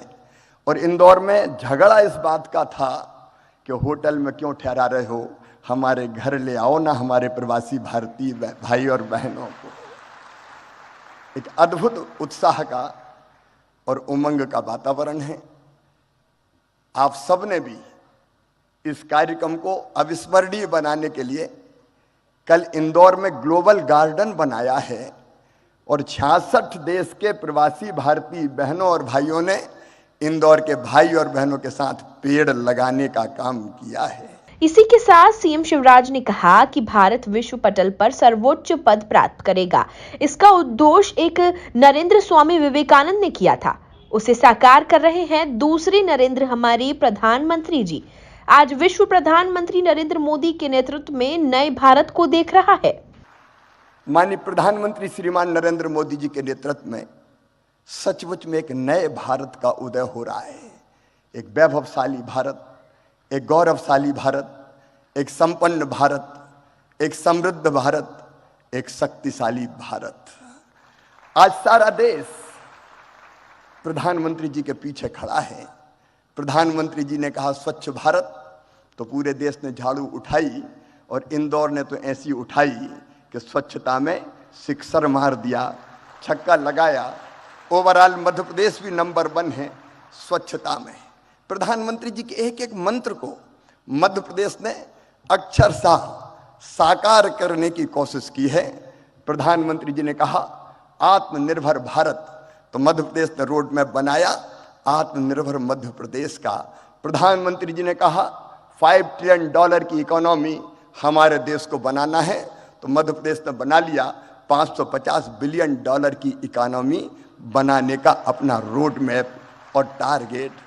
उस पर हम तेजी से काम करने का प्रयास कर रहे हैं। आप सब ने भी मध्य प्रदेश में कल गहरी रुचि जताई है। आर्थिक शक्ति, ज्ञान की शक्ति और आत्मनिर्भर शक्ति हमारा भारत बने, इसके लिए आप सबके अलग अलग प्रपोजल और प्रस्ताव भी है। मैं तो आज केवल इतना कह सकता हूं, और ये मैं कह रहा हूं तो केवल मुख्यमंत्री के नाते नहीं, भारत के एक नागरिक के नाते, कि 100 साल पहले हुए थे नरेंद्र स्वामी विवेकानंद जी, जिन्होंने कहा था कि सुदीर्घ रजनी समाप्त हुई जान पड़ती है, महानिशा का अंत निकट है। जो अंधे हैं वो देख नहीं सकते, जो बहरे हैं वो सुन नहीं सकते, लेकिन मैं स्पष्ट रूप से देख रहा हूं कि भारत माता एक बार फिर से अंगड़ाई लेके जाग रही है और विश्व गुरु के पद पर अधिष्ठित हो रही है, बैठ रही है। एक नरेंद्र ने कहा था और दूसरे नरेंद्र के रूप में आज सचमुच में प्रधानमंत्री नरेंद्र भाई के नेतृत्व में ये हो रहा है। आज भारत दुनिया को शांति और प्रेम का संदेश दे रहा है। पश्चिमी देश और रूस से अगर कोई कह सकता है तो वो केवल नरेंद्र मोदी जी के युद्ध नहीं, शांति चाहिए। जब यूक्रेन और रूस का युद्ध हुआ तो हमारे बच्चे कैसे निकले? प्रधानमंत्री जी ने 4-4 मंत्री सीमाओं पर भेजे, लेकिन हमारे छात्रों ने, विद्यार्थी बेटा बेटियों ने हाथ में तिरंगा लिया और आगे बढ़ गए, तो रूस की फौजें भी रुक गई और यूक्रेन भी ठिठक गया। भारत का तिरंगा लेके वो सुरक्षित निकल के आ गए। कुल मिलाकर देखा जाए तो प्रदेश की आर्थिक राजधानी इंदौर में प्रवासी भारतीय सम्मेलन का आयोजन किया जा रहा है, जहां सम्मेलन में शामिल होने प्रधानमंत्री नरेंद्र मोदी इंदौर आए। इस दौरान सीएम शिवराज ने सम्मेलन को संबोधित करते हुए कहा कि भारत दुनिया को शांति और प्रेम का संदेश दे रहा है। Bureau report, MP news, Indore.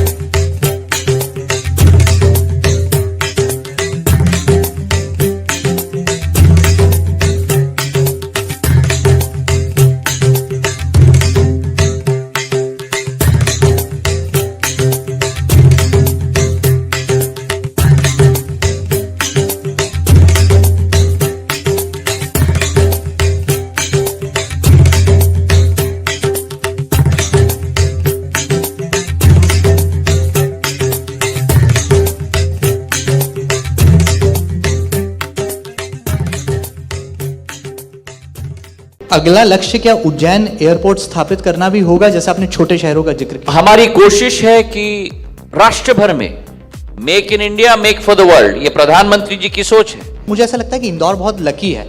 Indore के साथ मेरा एक राजनीतिक लगाव नहीं, मेरा एक भावनात्मक लगाव है और एक पारिवारिक लगाव है। माँ अहिल्याबाई की ये नगरी है, संस्कृति का केंद्र है। कि जब से आपने मिनिस्ट्री की कमान संभाली है, बहुत सारी फ्लाइट्स शुरू कर दी है, एयर कनेक्टिविटी को बहुत सरल और सहज कर दिया है। कोशिश रही हमारे मंत्रालय की कोशिश और हमारे सरकार की कोशिश।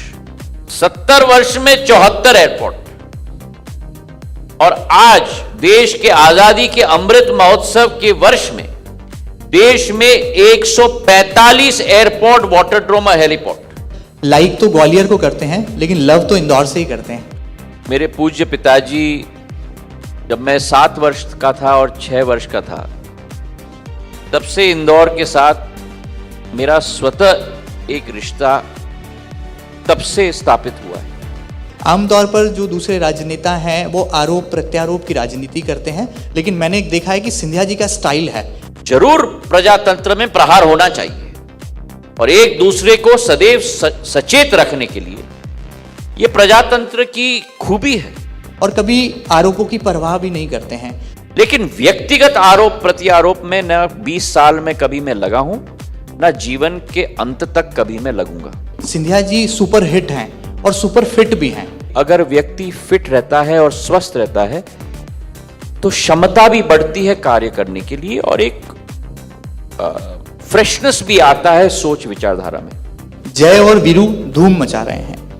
का जय और वीरू कहने से तात्पर्य है कि जय यानी कि मुख्यमंत्री शिवराज जी और वीरू यानी कि केंद्रीय मंत्री ज्योतिरादित्य सिंधिया जी। मैं ना वीरू हूं, ना जो भी दूसरा नाम आप देना चाहते हैं। वैसे तो कांग्रेस ने बहुत सारे नाम मुझे दिए हैं। आज का नौजवान, आज का युवा ज्योतिरादित्य सिंधिया जी बनने के लिए क्या करें? जीवन में कभी भी किसी भी व्यक्ति को नहीं समझना चाहिए कि हम परफेक्ट हैं।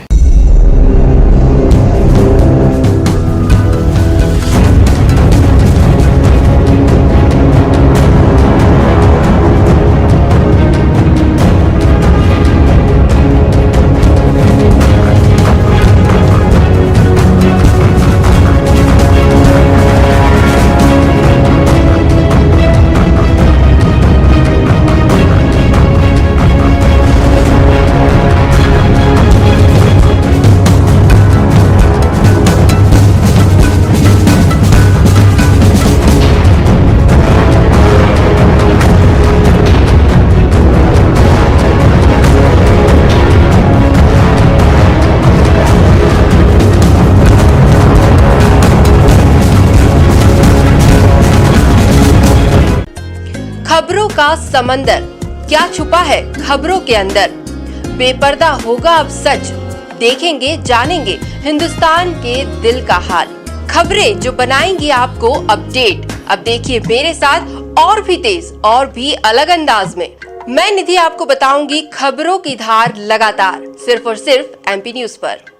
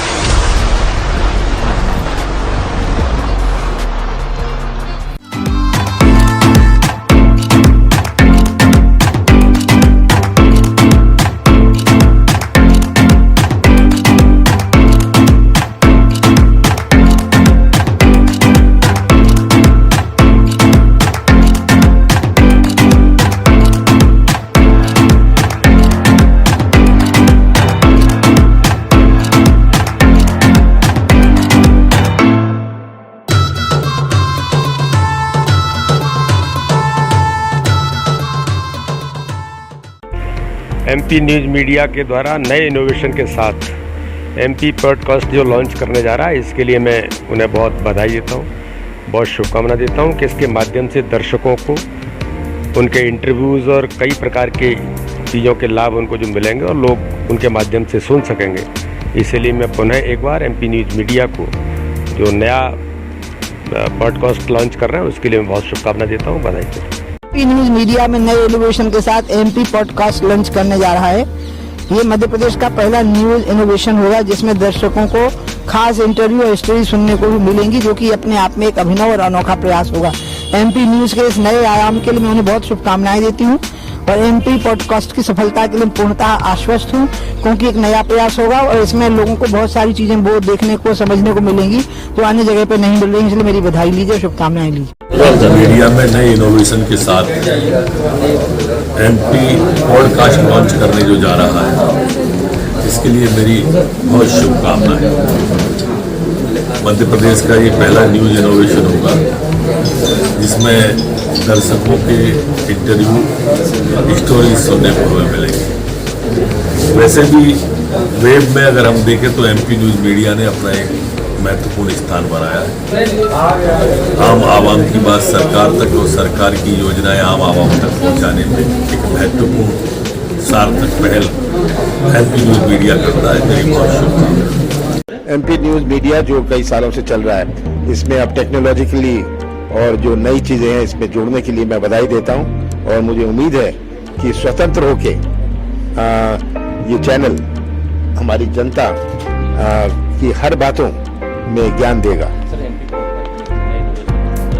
एमपी पॉडकास्ट है, जमाना बदल रहा है, टेक्नोलॉजी बदल रही है, दुनिया बदल रही है और हर चैनल को भी बदलना पड़ेगा।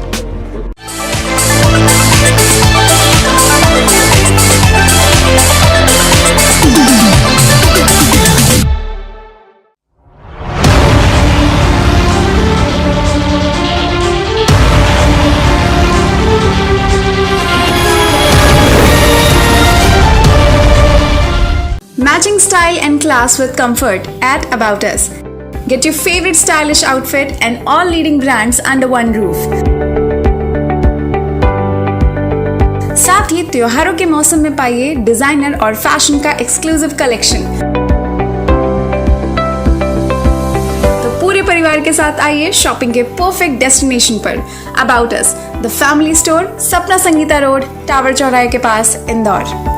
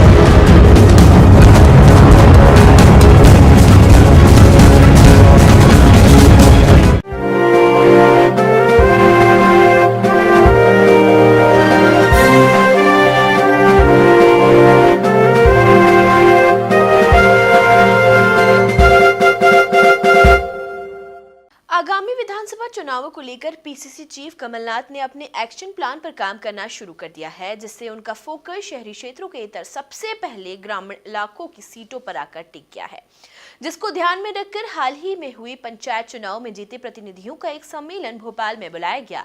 देखिए इसी पर हमारी ये खास रिपोर्ट। पीसीसी चीफ कमलनाथ का खास प्लान, ग्रामीण इलाकों की सीटों पर किया फोकस, पंचायत प्रतिनिधियों को बुलाया सम्मेलन, आगामी चुनाव का प्रतिनिधियों को दिया मंत्र। दरअसल मध्य प्रदेश कांग्रेस ने रविंद्र भवन में पंचायत प्रतिनिधियों का एक सम्मेलन बुलाया, जिसमें प्रदेश भर के उन प्रतिनिधियों को बुलाया गया जिन्होंने पिछले पंचायत चुनाव में जीत दर्ज की है। सम्मेलन में प्रदेश के जिला पंचायत अध्यक्ष, उपाध्यक्ष, सदस्य, जनपद पंचायत अध्यक्ष, उपाध्यक्ष, सदस्य शामिल हुए।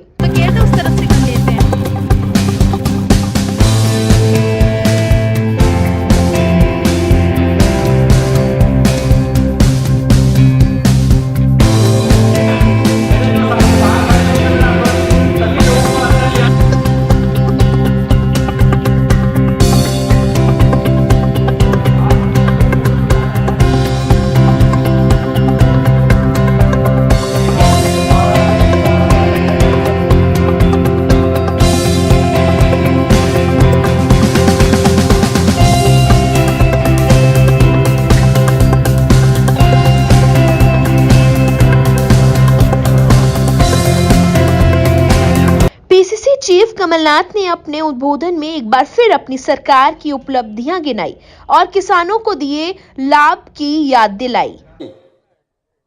कांग्रेस की सरकार बनी थी 15 साल बाद दिसंबर 2020 में। कैसा प्रदेश उन्होंने सौंपा था? एक ऐसा प्रदेश सौंपा था जहां किसानों की आत्महत्या में देश भर में मध्य प्रदेश नंबर 1। ऐसा प्रदेश सौंपा था जहां बेरोजगारी में नंबर 1, महिलाओं पर अत्याचार, हमारे कमजोर वर्ग में अत्याचार, मध्य प्रदेश नंबर 1। ऐसा प्रदेश सौंपा था। कौन सी चुनौती नहीं थी? 15 साल बाद कांग्रेस की सरकार बनी। कांग्रेस की सरकार बनी, हमने अपने नीति और नियत का परिचय दिया, एक शुरुआत करी और जनता गवाह है। मैं जाना नहीं चाहता, आप सब गांव से आते हैं। हमने पहले किस्त में 27 लाख किसानों का कर्जा माफ किया पहले किस्त में चल रहा था क्योंकि कृषि क्षेत्र में क्रांति आए, कृषि क्षेत्र में मजबूती आए। मध्य प्रदेश की 70% अर्थव्यवस्था कृषि क्षेत्र पर आधारित है। जो ये भोपाल का और इंदौर का बाजार चलता है, वो चलता है जब किसान के पास क्रय शक्ति हो, खरीदने की ताकत हो। जो किराने की दुकान आपके गांव में है, वो चलती है जब किसान के जेब में कुछ पैसा हो, उसका बच्चा अच्छी पढ़ाई कर सकता है, अच्छे कपड़े पहन सकता है, जब किसान के जेब में पैसा हो। वहीं इस मौके पर कमलनाथ ने पंचायत प्रतिनिधियों को चार्ज करने का काम किया और संकल्प लेने की अपील की कि अगर आप सब ने आज ये संकल्प ले लिया, यहां बैठ के आपने संकल्प ले लिया, तो कोई नहीं रोक सकता। कांग्रेस का झंडा हमारे मध्य प्रदेश की विधानसभा में लहराएगा और फिर से कांग्रेस की सरकार बनेगी। आप सबका बहुत बहुत धन्यवाद। कार्यक्रम में मध्य प्रदेश कांग्रेस के प्रभारी जेपी अग्रवाल, पूर्व केंद्रीय मंत्री सुरेश पचौरी, पूर्व मंत्री कमलेश्वर पटेल, सज्जन सिंह वर्मा, विधायक कांतिलाल भूरिया भी मौजूद रहे। Bureau report, MP news, Bhopal. प्रदेश की आर्थिक राजधानी इंदौर में प्रवासी भारतीय सम्मेलन का आयोजन किया जा रहा है, जहां सम्मेलन के दौरान सूरीनाम के राष्ट्रपति चंद्रिका प्रसाद संतोखी ने कार्यक्रम को संबोधित करते हुए प्रधानमंत्री नरेंद्र मोदी को हिंदी में नमस्कार करते हुए प्रवासी भारतीय दिवस सम्मेलन की बधाई दी। साथ ही उन्होंने प्रधानमंत्री की मां के निधन पर शोक व्यक्त किया। देखिए ये हमारी खास रिपोर्ट। इंदौर में प्रवासी भारतीय सम्मेलन का आयोजन, सूरीनाम के राष्ट्रपति ने किया सम्मेलन को संबोधित। संतोखी ने पीएम मोदी को नमस्कार कर दी बधाई। संतोखी ने पीएम मोदी की मां को दी श्रद्धांजलि। सूरीनाम के राष्ट्रपति चंद्रिका प्रसाद संतोखी ने सम्मेलन को संबोधित करते हुए कहा कि प्रधानमंत्री भारत, आपको हृदय से मेरा नमस्कार और प्रणाम। जननी जन्मभूमिश्च स्वर्गादपि गरियसी, एक मां और एक मातृभूमि स्वर्ग से भी बढ़कर है। इसी के साथ गुयाना के राष्ट्रपति डॉक्टर मोहम्मद इरफान अली ने भी प्रवासी भारतीय सम्मेलन में आए प्रवासी मेहमानों को संबोधित किया। प्रधानमंत्री नरेंद्र मोदी, सूरीनाम के राष्ट्रपति चंद्रिका प्रसाद संतोखी और गुयाना के राष्ट्रपति इरफान अली ने मध्य प्रदेश के इंदौर में 17वें प्रवासी भारतीय सम्मेलन में कमेमोरेटिव स्टाम्प जारी किया। And gentlemen, good morning, नमस्कार। महोदय, भारत की प्रधानमंत्री, आपको हृदय से मेरा नमस्कार और प्रणाम।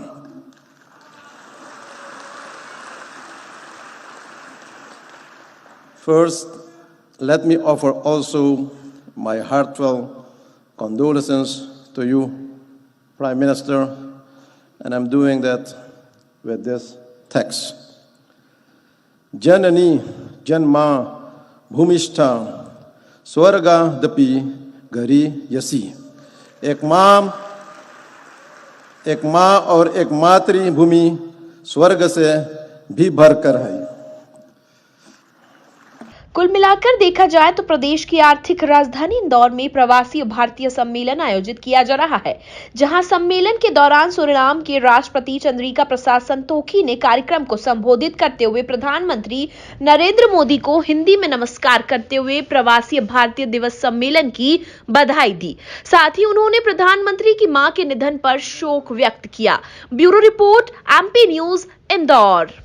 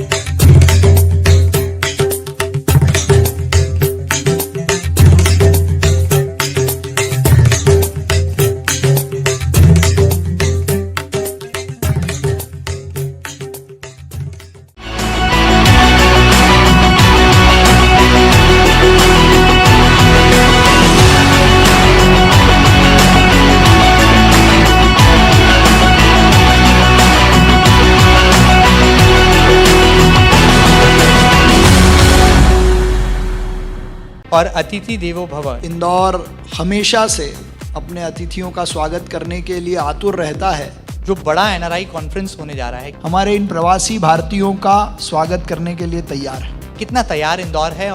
इंदौर पूरी तरह से तैयार है। जैसा कि आपने कहा कि विपक्ष नाम की चीज जो है वो राजनीति में नहीं होती। ये ही एक सबसे महत्वपूर्ण बात है, जो चाहे वो विपक्ष हो या इंदौर का कोई सा भी ऐसा पक्ष। आप सुबह निकल पड़ते हैं और किसी एक वार्ड में जाकर वहां पर योग शिविर का आयोजन होता है। देखिए, योग शब्द का ही भाव है कुछ चीजों का जुड़ाव। किस तरह से आप इस अपनी योजना को प्रेरणादायी मानते? लेकिन स्वच्छता में नंबर 1 होने के साथ साथ स्वच्छ इंदौर और स्वस्थ इंदौर बने। जो विदेशी मेहमान आएंगे या जो हमारे प्रवासी भारतीय मेहमान होंगे और जब वो इंदौर के इन चौराहों से गुजरेंगे, जो ऐसे सड़क के क्षेत्र थे जो बारिश के कारण या उस कारण से हुए थे, वो तो हमने पूरे शहर के सारा पैचवर्क करने का काम किया है। मेयर इन काउंसिल के साथ, पूरी टीम के साथ। दुनिया में कहीं भी इंदौर की स्वच्छता पे कोई प्रश्न चिन्ह खड़ा ना हो, इसलिए ये अभियान है। उस पूरे चौराहे की साफ सफाई करते नजर आए। देखिए, स्वच्छता में इंदौर केवल भारत का नहीं, पूरी दुनिया का अब रोल मॉडल बन रहा है। नो थूथू अभियान का आगाज करते हैं। नो थूथू मतलब कोई भी आदमी कहीं भी खड़े होके ना थूके। एक चिंता और आपने बहुत की, और आपके पहले निगम परिषद सम्मेलन में भी आपने उसको अमली जामा पहनाया, मिल मजदूरों की चिंता। उस मील ने इंदौर को पूरी दुनिया में अलग पहचान दी। हमारे कपड़े का उद्योग पूरे भारत में जाना जाता था, लेकिन 1991 में मिल बंद हो गई। उनके इस दर्द पर मरहम लगाने का काम किया है। लेकिन मजदूरों को अपना पैसा नहीं मिला, और वो जो बेशकीमती जमीन इंदौर नगर निगम की थी जो हमने लीज पे, क्या इसका मसौदा बहुत पहले ही तैयार हो चुका था आपके कुर्सी पर बैठने से पहले ही, कि मजदूरों का पैसा लौटाया जाए और कुछ इसका सदुपयोग किया जाए? पर हमने देखा है कि जो राजनेता होते हैं उनकी छवि या उनका जो व्यक्तित्व जो होता है वो कुर्ते के साथ होता है, जैकेट होता है और उसमें और भी रंग होते हैं। दोनों ही बातें ले सकते हैं उसमें, लेकिन ये तो सहज है जो हम लोग पहले पहनते थे चुनाव लड़ने के पहले, वही ड्रेसअप कंटिन्यू है, उसमें कोई चेंज नहीं है। ने जो है अपना एक कॉमन मैन स्टाइल को जो है अपना एक आइकॉनिक इमेज बना लिया है। कुर्ते पजामे हो चाहे और भी कोई भी ड्रेसअप हो, मेरे को सब पहनने का शौक है, जब जो मर्जी करती है मैं पहन लेता हूँ। अरविंद केजरीवाल ने दिल्ली में जब कुर्सी संभाली थी तो उन्होंने अपने लुक में कोई काम नहीं किया और वैसा ही कुछ आपके साथ भी नजर आ रहा है। तो मैं वही कह रहा हूँ कि जैसे थे वैसे ही हैं। जो सुबह सुबह महापौर जी की योग क्लास लगती है, क्या यही उनका फिटनेस मंत्र है? नहीं, बस वो सुबह का योग ही फिटनेस का मंत्र है। कि कौन फ्लावर है और कौन फायर है, ये चुनाव के नतीजे तय करेंगे। मुझे लगता है जो काम सहज और सीधे सरल तरीके से हो जाए उसमें फायर और फ्लावर की ज़रूरत नहीं है, लेकिन जहाँ कहीं ज़रूरत पड़ेगी या पड़ती है तो समय समय पर वैसा एक्शन हम लेते भी हैं।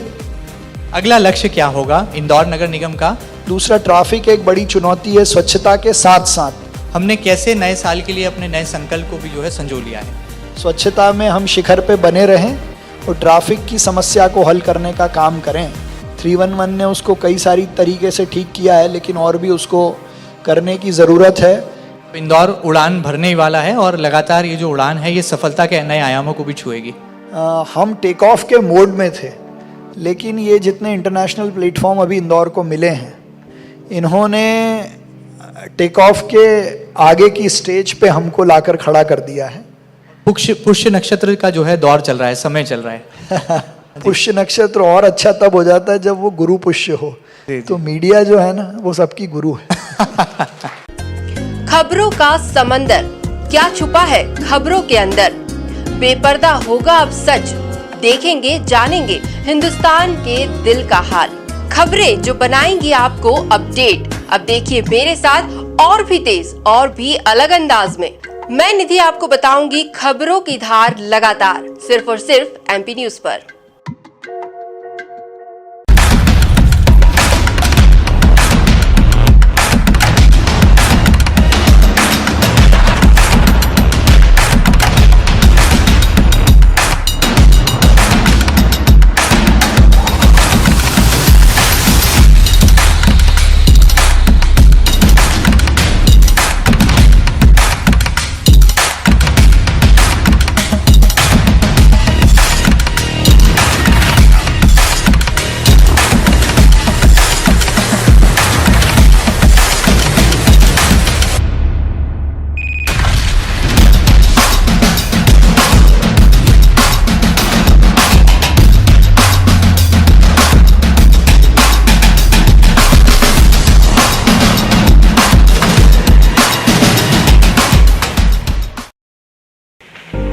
एमपी न्यूज मीडिया में नए इनोवेशन के साथ में एमपी पॉडकास्ट लॉन्च होने जा रहा है।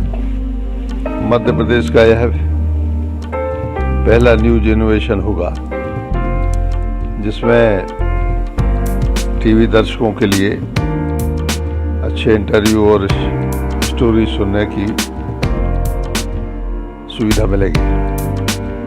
एमपी न्यूज के इस नए आयाम के लिए मैं उन्हें शुभकामनाएं देता हूं और एमपी पॉडकास्ट की सफलता के लिए मैं पूर्णतः आश्वस्त हूं। मेरी शुभकामनाएं। एमपी न्यूज़ टीवी जो नवाचार करने जा रही है कि एमपी पॉडकास्ट, इसके लिए मैं कोटि कोटि शुभकामनाएं देती हूं, क्योंकि हम सब जानते हैं कि बहुत ही व्यस्ततम जीवन में कई बार हम सब चाहते हैं कि मुख्य समाचार हमें शीघ्र देखने को मिल जाए। तो मुझे लगता है ये नवाचार सबकी मदद करेगा और सारे मुख्य समाचार हमें तत्काल सुनने को मिलेंगे। फिर विषय विशेष पर कहानियाँ, विस्तार पूर्वक उनकी जानकारी, ये भी सब उपलब्ध होने वाली है। इस नवाचार के लिए एमपी न्यूज़ के सभी साथियों को मैं अभिनंदन करती हूँ, बधाई देती हूँ कि आपका ये प्रयोजन लोकतंत्र का सशक्त चौथा प्रहरी बनेगा और सबको जागृत रखेगा। मीडिया में नए इनोवेशन के साथ एमपी पॉडकास्ट लॉन्च करने जा रहा है। ये मध्य प्रदेश का पहला न्यूज इनोवेशन होगा जिसमें दर्शकों को खास इंटरव्यू और स्टोरीज सुनने को भी मिल सकेगी। एमपी न्यूज के इस नए आयाम के लिए मैं उन्हें शुभकामनाएं देता हूं और एमपी पॉडकास्ट की सफलता के लिए मैं पूर्णतः आश्वस्त हूं। ठीक है। एमपी न्यूज मीडिया में नए इनोवेशन के साथ एमपी पॉडकास्ट लॉन्च करने जा रहा है। ये मध्य प्रदेश का पहला न्यूज इनोवेशन होगा जिसमें दर्शकों को खास इंटरव्यू और स्टोरीज सुनने को भी मिल सकेंगे। एमपी न्यूज के इस नए आयाम के लिए मैं उन्हें हार्दिक शुभकामनाएं देता हूं और एमपी पॉडकास्ट की सफलता के लिए मैं पूर्णतः आश्वस्त हूं। मैं पुनः शुभकामनाएं देता हूं, बधाइयां देता हूं। निरंतर प्रगति करें, समाज में व्याप्त कुरीतियों के खिलाफ संघर्ष करें और हम लोगों का सहयोग लें। बहुत बहुत शुभकामनाएं, बहुत बहुत बधाइयाँ। Thank you.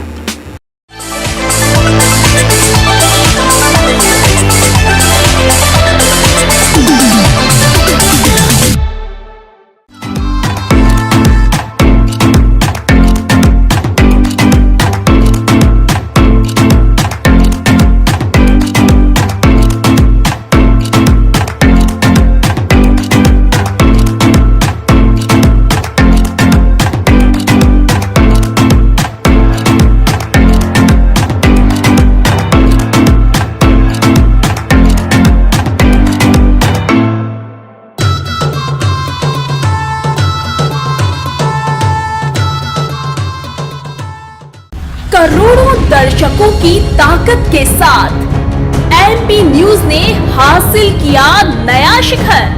अब YouTube पर 6 लाख ऑर्गेनिक सब्सक्राइबर्स के साथ टीम एमपी न्यूज की मेहनत लाई रंग। 1 अप्रैल से बदलेगा नया अंदाज।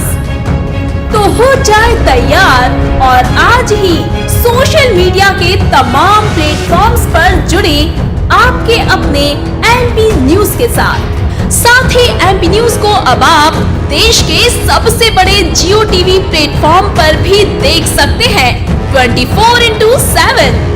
एमपी न्यूज, प्रदेश की खबरों पर शेर सी पकड़।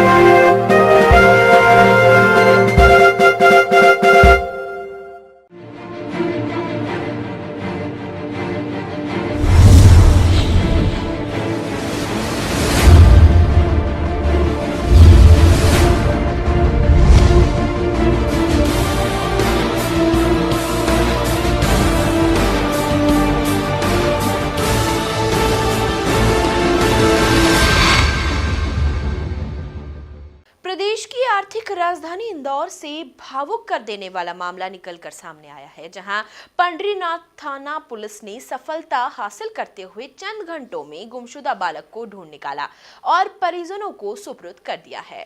17 साल का नाबालिग घर से बिना बताए चले गया था, जिसके बाद पिता द्वारा थाना पंडरीनाथ में शिकायत की गई थी।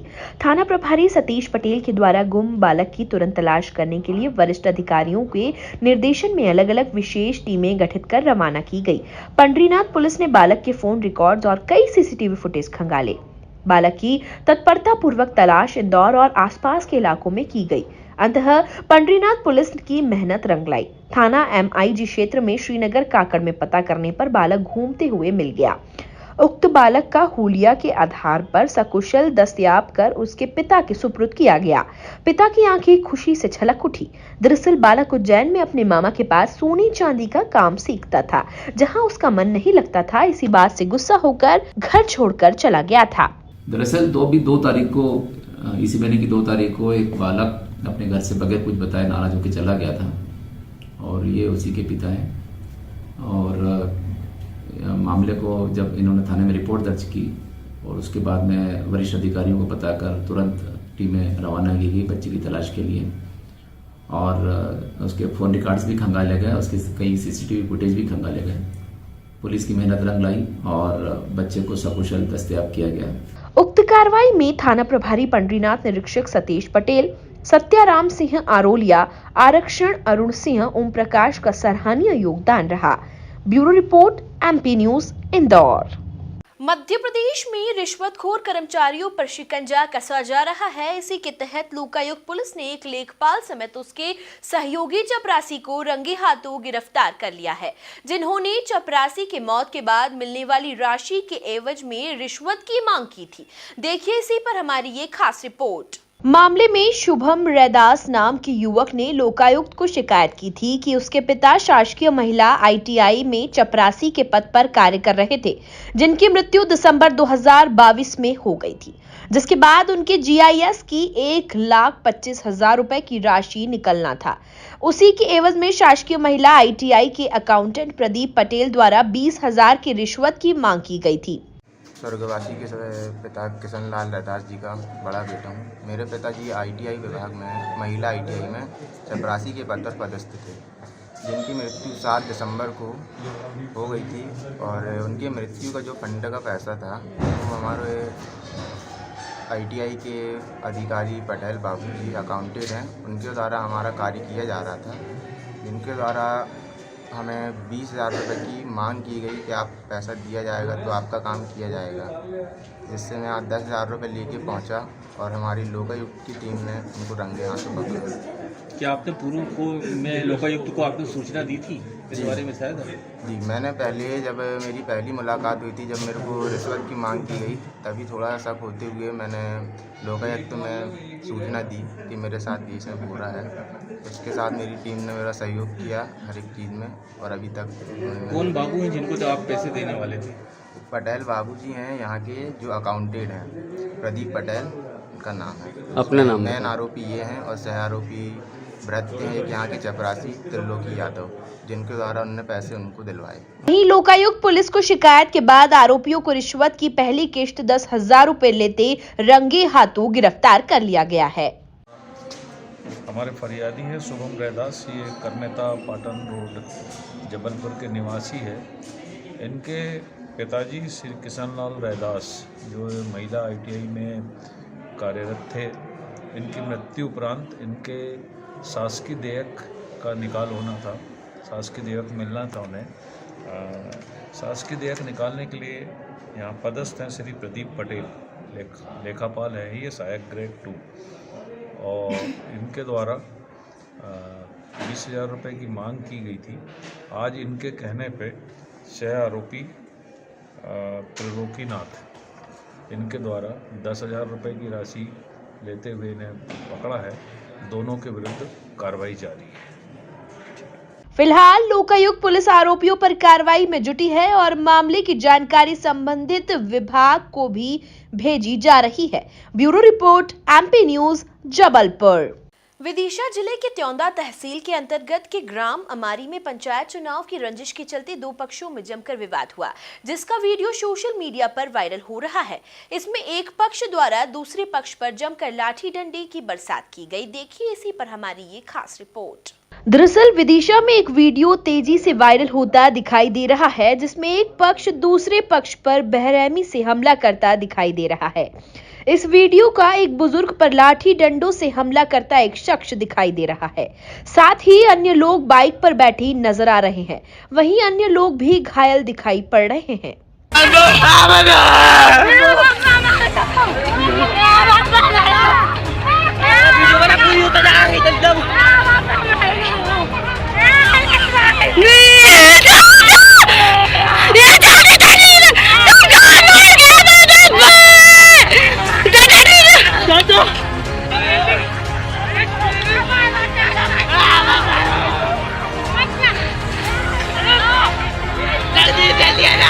घटना को लेकर बताया जा रहा है कि हमले में कुल 5 लोग गंभीर रूप से घायल हो गए, जिसमें महिलाएं भी शामिल है, जिन्हें इलाज के लिए अस्पताल भेज दिया गया है। वहीं मामले में पुलिस का क्या कुछ कहना है, आप भी सुनिए। तियोंदा थाने के अंतर्गत हमारी गांव में 2 पक्षों के बीच में विवाद हुआ है। प्रारंभिक तौर पर जानकारी ये मिली है कि इनके बीच में कुछ व्यक्तिगत रंजिश और विवाद था, जिसकी वजह से इन लोगों ने आपस में मारपीट की है। इसमें दोनों पक्षों की तरफ से कुछ लोग घायल हुए हैं, चोटें आई हैं, तो दोनों पक्षों की तरफ से इसमें केस रजिस्टर्ड कर लिया गया है। अभी घायलों को हॉस्पिटल में एडमिट कराया गया है और जो लोग आरोपी हैं उन्हें भी गिरफ्तार करने का प्रयास किया जा रहा है। पुलिस ने मामले में एफआईआर दर्ज कर ली है। वहीं अब जल्द पुलिस ने आरोपियों की गिरफ्तारी का दावा किया गया है। Bureau report, MP news, Vidisha. खबर श्योपुर से है, जहां रहने वाली एक युवती ने 2 युवकों पर ब्लैकमेलिंग कर रेप कर पैसे ऐंठने के गंभीर आरोप लगाए हैं। जहां पीड़िता हिंदू समाज से है तो ब्लैकमेल करने वाले युवक मुस्लिम समाज से बताए जा रहे हैं। वहीं अब पूरा मामला थाने पर पहुंच चुका है और आगे की पुलिस कार्रवाई करने में जुटी हुई है। इसी पर देखिए यह खास रिपोर्ट। श्योपुर के रहने वाली पीड़िता द्वारा दोनों युवकों पर अश्लील वीडियो बनाकर रेप और ब्लैकमेल करने का आरोप लगाया गया और सिटी कोतवाली पहुंचकर शिकायत भी दर्ज करवाई गई। वहीं युवती की शिकायत पर पुलिस ने आरोपी शानू उर्फ अब्दुल कासिम के खिलाफ मामला दर्ज कर लिया है। वहीं इस मामले में विश्व हिंदू परिषद ने भी कड़ी कार्रवाई की मांग की है।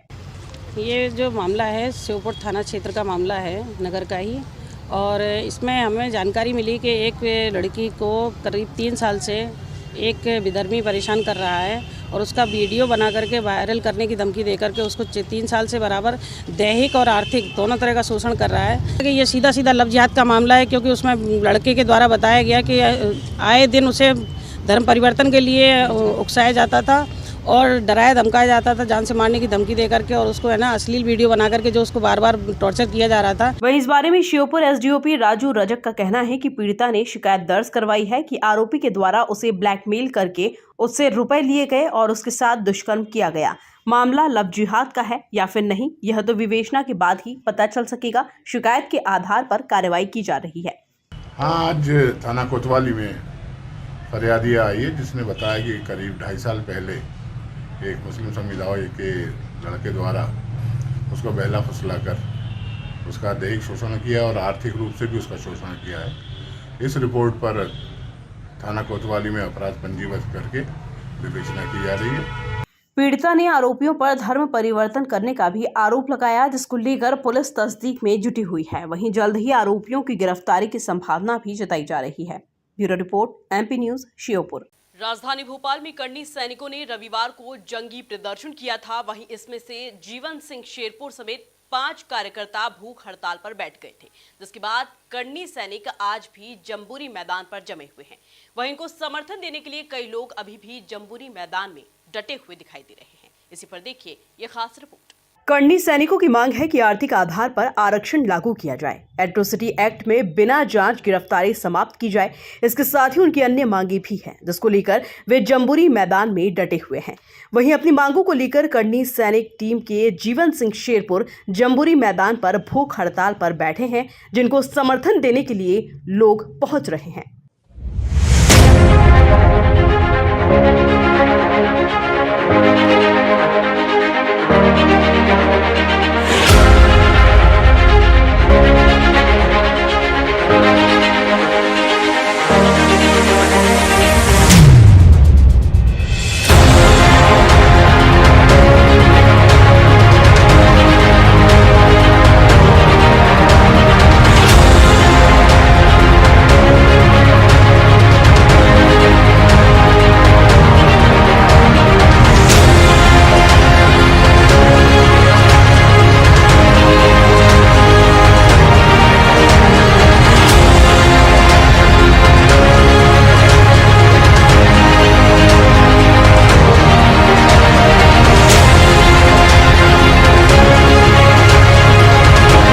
जानकारी के मुताबिक जीवन सिंह शेरपुर ने कड़ाके की सर्दी में प्रदर्शन स्थल पर ही अपनी रात बिताई और अपनी मांगे पूरी होने तक भूख हड़ताल जारी रखने का दावा किया। Bureau report, MP news, Bhopal. राजधानी भोपाल में ब्राह्मण समाज का चिंतन शिविर आयोजित किया गया। इस चिंतन शिविर में प्रदेश के सभी ब्राह्मण संगठनों को एकजुट कर एक मंच पर लाने की सहमति बनी। इस कार्यक्रम में प्रदेश भर से आए ब्राह्मण समाज के कई संगठनों के पदाधिकारी भी शामिल हुए। कार्यक्रम में 10 संभाग में बैठक आयोजित करने और ब्राह्मण जागरण यात्रा निकाले जाने पर भी सहमति बनी है। इसी पर देखिए हमारी यह खास रिपोर्ट। प्रदेश भर में ब्राह्मण समाज के कई संगठन सक्रिय हैं जो समय समय पर समाज की समस्याओं को लेकर कार्यक्रम आयोजित करते रहते हैं, लेकिन प्रदेश के तमाम ब्राह्मण समाज के संगठनों को एकजुट कर एक मंच पर लाए जाने की कवायद शुरू हो चुकी है। भोपाल के गुफा मंदिर स्थित परिसर के मानस भवन में ब्राह्मण समाज का चिंतन शिविर आयोजित किया गया। सर्व ब्राह्मण युवा समिति के बैनर तले आयोजित यह चिंतन शिविर 2 दिनों तक चला। इस शिविर में प्रदेश भर के ब्राह्मण समाज के कई संगठनों के पदाधिकारी भी शामिल हुए। इस शिविर में समाज के सभी संगठन को एकजुट कर एक मंच पर लाए जाने और प्रदेश के सभी संभागों में बैठक आयोजित करने और ब्राह्मण जागरण यात्रा निकाले जाने पर भी सहमति बनी। लेके आप बताइए। आज ब्राह्मण समाज का चिंतन शिविर हुआ।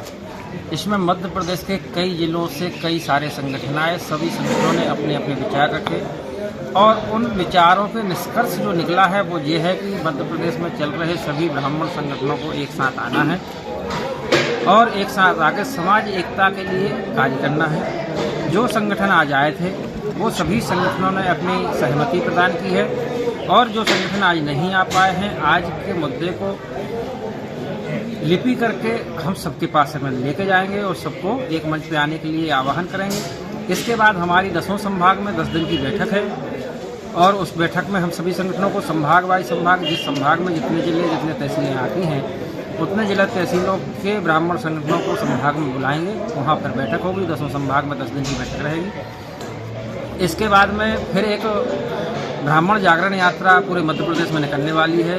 जो 52 जिले हैं तो 52 दिन की यात्रा रहेगी। हर जिले में सभी तहसीलों में से घूमते हुए वह जिला पूरे मध्य प्रदेश में यात्रा घूमेगी और उस यात्रा के बाद में सभी लोगों ने अभी तारीख निश्चित नहीं की है। लगभग मई में एक बृहद ब्रह्म समागम हम सब लोग करेंगे। शिविर में 10 संभाग में 10 दिन तक लगातार बैठकें कर संभागवार सभी ब्राह्मण संगठनों को बुलाकर चर्चा की जाएगी। इसके अलावा प्रदेश के सभी 52 जिलों में ब्राह्मण जागरण यात्रा निकाली जाएगी जो हर जिले तहसील से घूमकर प्रदेश भर में भ्रमण करेगी। इसके अलावा मई में बड़े स्तर पर ब्राह्मण समागम आयोजन करने पर भी सहमति बनी। Bureau report, MP news, Bhopal. Saryu पारी ब्राह्मण समाज ने एक नई पहल की है ताकि समाज के युवाओं को अपना मनचाहा वर्ण मिल सके, जिसके अंतर्गत युवक युवती परिचय सम्मेलन आयोजित किया गया, जिसमें सैकड़ों युवाओं ने मंच के माध्यम से अपना परिचय दिया। इसी पर देखिए रिपोर्ट। दरअसल इंदौर के सरयू पारी ब्राह्मण समाज ने युवाओं को अपना मनचाहा विकल्प चुनने का मौका दिया है, जिसकी जानकारी देते हुए सरयू पारी ब्राह्मण समाज इंदौर के अध्यक्ष पंडित सुभाष दुबे ने बताया कि परिचय सम्मेलन में सभी उच्च शिक्षित युवाओं ने हिस्सा लिया, जिन्होंने मंच के माध्यम से अपनी खूबियां भी बताई। सरयू पारी ब्राह्मण समाज का 12वां परिचय सम्मेलन है। ऐसे तो 13वां वर्ष है ये, लेकिन कोरोना काल के कारण 2021 में नहीं हो पाया था। ये 12वां परिचय सम्मेलन है। इस बार हर साल से ज़्यादा प्रविष्टियाँ आई हैं। किताब में 800 के आसपास समाज की ही प्रविष्टियाँ हैं और इसमें बहुत दूर दूर से लगभग 20 स्टेट के लोगों के बायोडाटा आए थे और आज कम से कम 200 से ज़्यादा प्रत्याशी स्वयं उपस्थित होकर मंच से अपना परिचय दे रहे हैं, जिसमें सभी हाईली क्वालिफाइड हैं। MBA हैं, डॉक्टर हैं, इंजीनियर हैं, मतलब अनक्वालिफाइड एक भी बच्चा नहीं है। कोई बच्चा 12वीं भी नहीं है इसमें। जो भी परिचय दे रहे हैं हाईली क्वालिफाइड है। और आपने यहाँ की भीड़ को देखा, कम से कम 2 से 3 हज़ार लोगों की भीड़ है यहाँ पे। सबके खाने पीने की व्यवस्था की गई है। वहीं परिचय सम्मेलन के बाद कई जोड़ों ने एक दूसरे के साथ बंधन में बंधने का फैसला लिया, जिसमें उनके परिजन की भी रजामंदी देखी गई। Bureau report, MP news, Indore.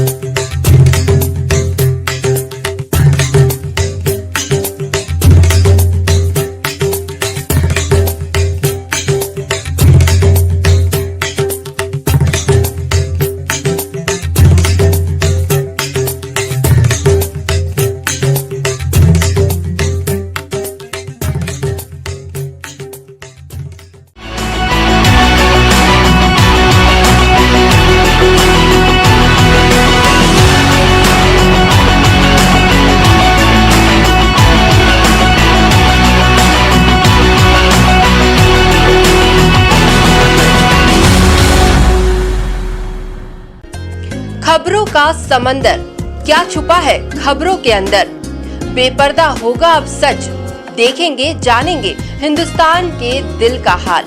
खबरें जो बनाएंगी आपको अपडेट। अब देखिए मेरे साथ और भी तेज और भी अलग अंदाज में मैं निधि आपको बताऊंगी खबरों की धार लगातार, सिर्फ और सिर्फ एमपी न्यूज पर।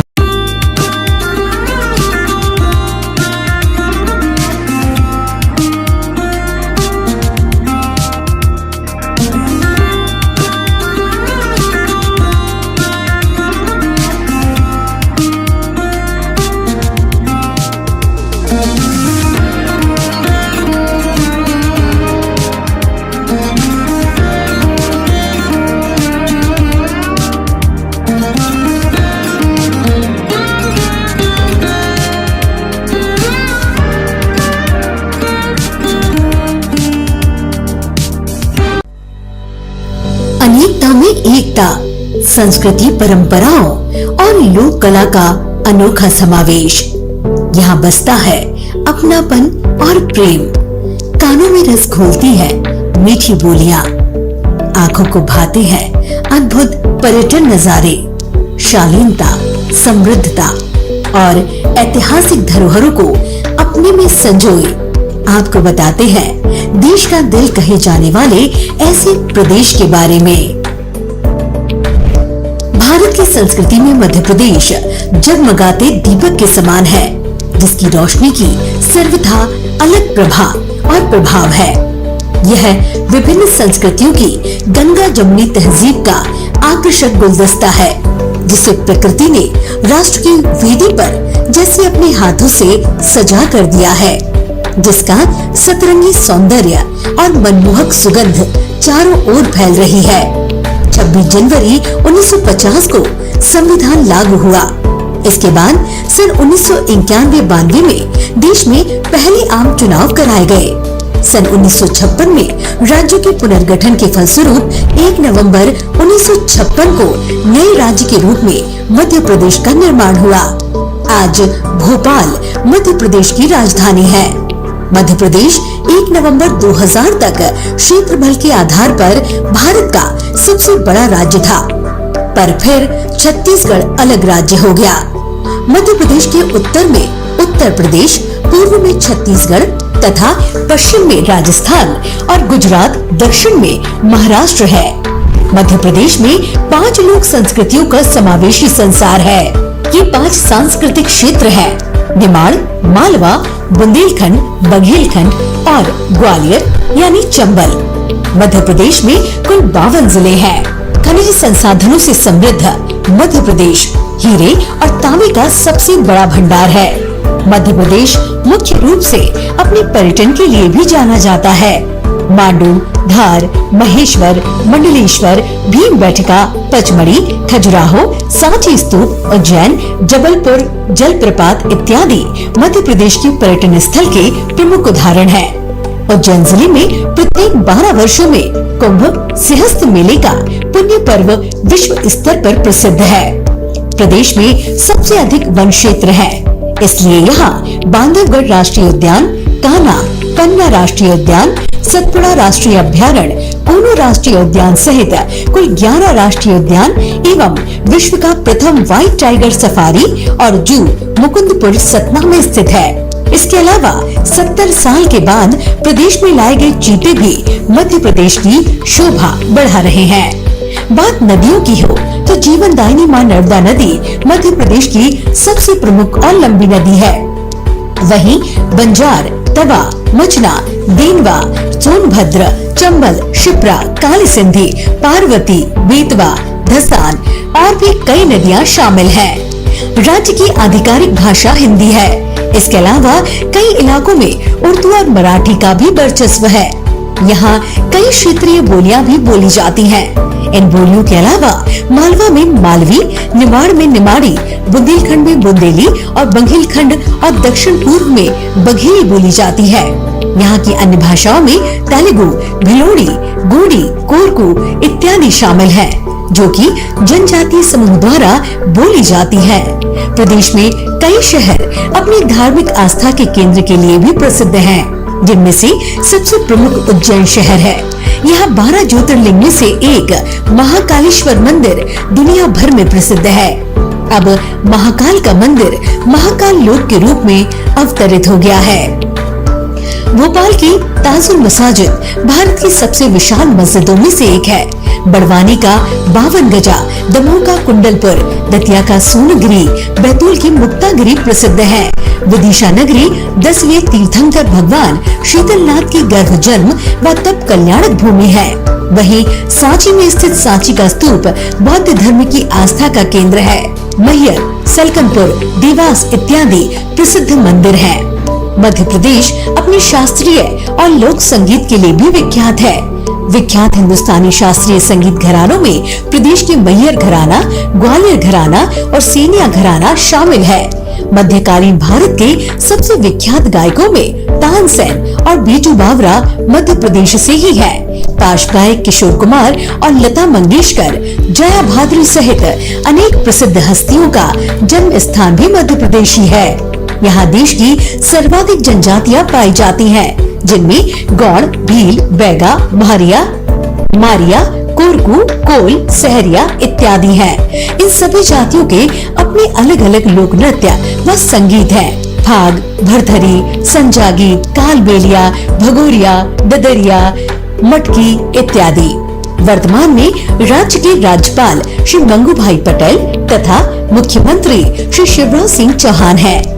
प्रधानमंत्री श्री नरेंद्र मोदी जी ने देश को आत्मनिर्भर बनाने का संकल्प लिया है। उन्हीं की संकल्पना के अनुरूप हमारा मध्य प्रदेश भी आत्मनिर्भर मध्य प्रदेश की परिकल्पना को साकार कर रहा है। हमारा लक्ष्य जल्द से जल्द मध्य प्रदेश को आत्मनिर्भर बनाने का है। स्वच्छता में नंबर 1 एमपी, सड़क, बिजली, पानी, स्वास्थ्य, शिक्षा, रोजगार इन सभी सुविधाओं को प्रदान करने के साथ ही महिलाओं को आत्मसम्मान और बच्चों, बुजुर्गों और युवाओं को गरिमा प्रदान करता है। किसानों को 0% ब्याज पर ऋण, मेधावी विद्यार्थी योजना, लाडली लक्ष्मी, कन्या विवाह, संबल जैसी अनेक योजनाएं लागू हैं। महिलाओं और बेटियों की शिक्षा, संपोषण, सुरक्षा और सम्मान के लिए भी कई योजनाएं बनाई हैं। महिलाओं को स्व सहायता समूह से जोड़कर उन्हें आत्मनिर्भर बनाया जा रहा है। आज प्रदेश में 3 लाख से अधिक महिला स्व सहायता समूह कार्य कर रहे हैं। एक जिला एक उत्पाद योजना में शामिल उत्पादों को राष्ट्रीय तथा अंतर्राष्ट्रीय स्तर पर पहचान दिलाने की समुचित व्यवस्था की है। प्रदेश में हर घर में जल की पर्याप्त व्यवस्था और सबका पक्का आवास का सपना भी जल्द पूरा होगा। प्रदेश के शहरी एवं ग्रामीण पथ व्यवसायियों को 10-10 हजार रूपए का ब्याज मुक्त ऋण उनकी आजीविका के लिए दिया जाता है। प्रदेश में आयुष्मान भारत योजना के अंतर्गत गरीबों को निःशुल्क इलाज उपलब्ध कराया जा रहा है। प्रदेश के हर कोने में 24 घंटे बिजली उपलब्ध है। यही नहीं, सौर ऊर्जा के क्षेत्र में भी मध्य प्रदेश देश में अग्रणीय है। नागरिकों को बेहतर सुविधाओं का लाभ मिले, इसके लिए देश में पहली बार मध्य प्रदेश ने लोक सेवा गारंटी योजना शुरू की। मध्य प्रदेश में 9200 सीएम राज स्कूल शुरू करने का निर्णय लिया गया है। प्रदेश के प्रमुख मेडिकल कॉलेजों में MBBS की सीटों को बढ़ाए जाने का फैसला और हिंदी में मेडिकल और इंजीनियरिंग की पढ़ाई भी मध्य प्रदेश से ही आरंभ हुई है। प्रदेश के युवाओं को रोजगार देने की दिशा में भी हमने अनेक कदम उठाए हैं। रोजगार सेतु पोर्टल के माध्यम से युवाओं एवं श्रमिकों के लिए रोजगार की समुचित व्यवस्था की गई है। युवाओं के पास स्वयं का अपना रोजगार हो, इसके लिए हम उनको मुख्यमंत्री स्वरोजगार के माध्यम से स्वरोजगार प्रदान करने का कार्य कर रहे हैं। मुख्यमंत्री श्री शिवराज सिंह चौहान के वैभवशाली नेतृत्व में मध्य प्रदेश नित्य नए आयाम स्थापित कर रहा है और प्रगति की अविराम इबारत लिख रहा है। आत्मनिर्भर मध्य प्रदेश के स्वप्न को साकार करने के लिए आइए हम सब मिलकर स्वर्णिम, समृद्ध और विकासशील मध्य प्रदेश बनाएं।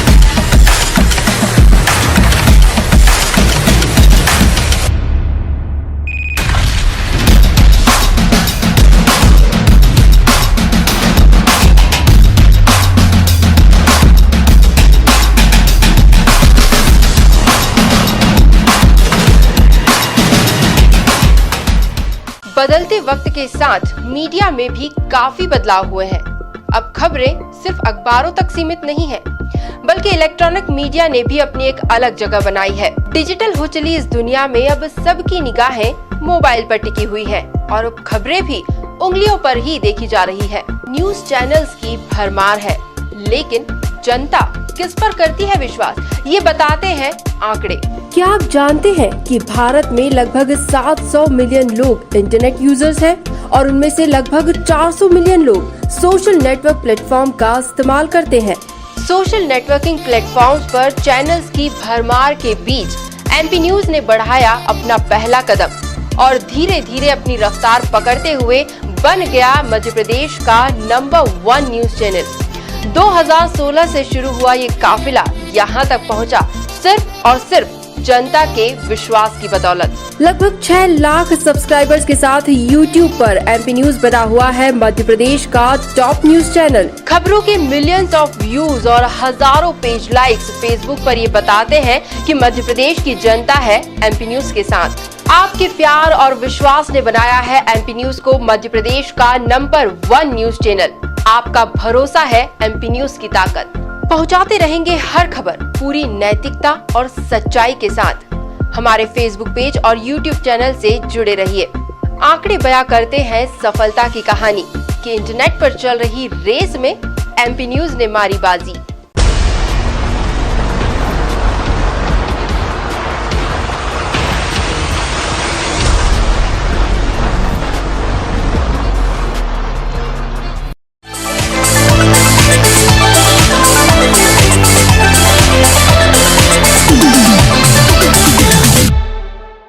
Matching style and class with comfort at About Us. Get your favorite stylish outfit and all leading brands under one roof. साथ ही त्योहारों के मौसम में पाइए डिजाइनर और फैशन का एक्सक्लूसिव कलेक्शन। तो पूरे परिवार के साथ आइए शॉपिंग के परफेक्ट डेस्टिनेशन पर About Us, the family store, Sapna Sangeeta road, tower चौराहे के पास, इंदौर।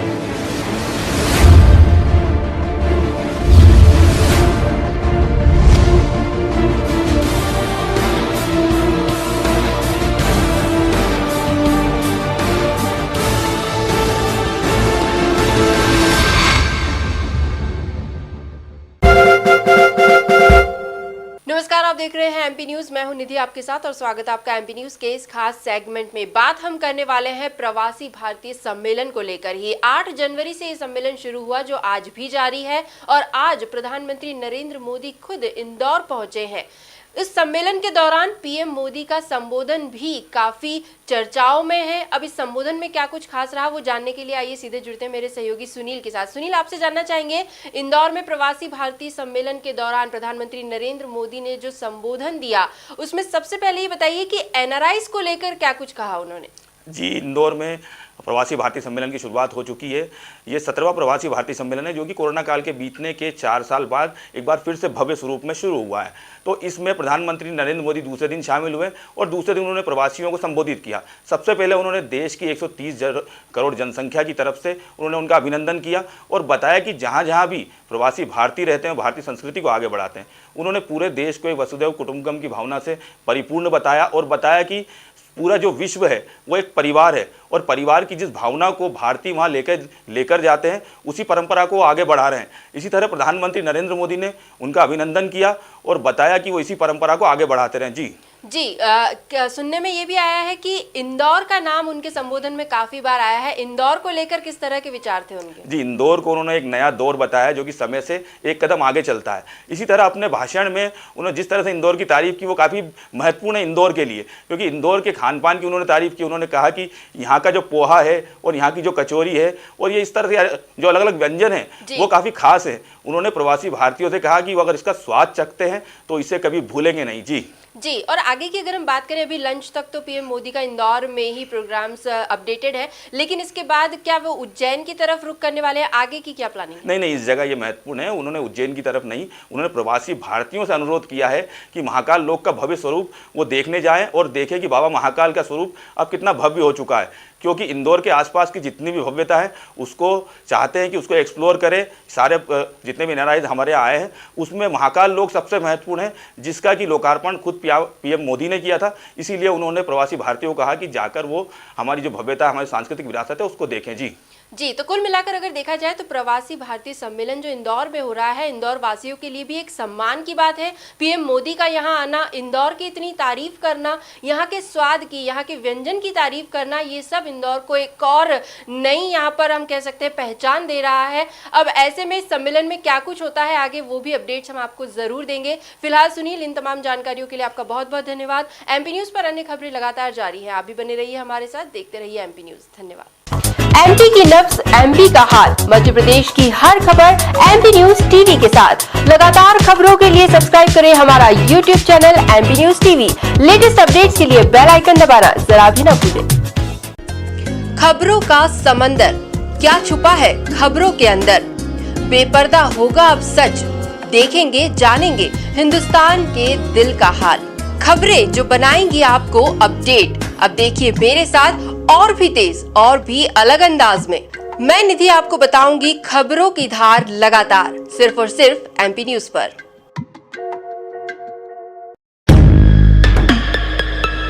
आई है फिर वोट देने की बारी, नेताजी दिखा रहे दमदारी।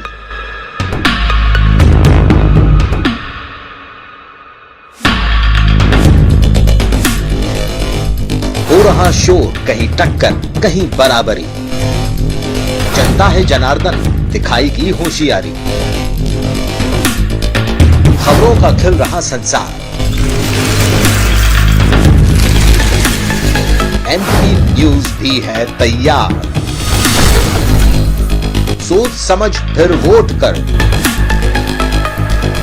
जनता है समझदार, सारे मुद्दे जोड़कर देखेगी परखेगी फिर देगी मत। एमपी न्यूज पर मिलेगा एमपी का जनमत। खबरचियों की भीड़ में सबसे अलग, सबसे निराला, एमपी न्यूज ही बताता सच का निवाला। देखेंगे दिखाएंगे सबको बताएंगे, चुनावी खबरें मतलब सिर्फ और सिर्फ MP news.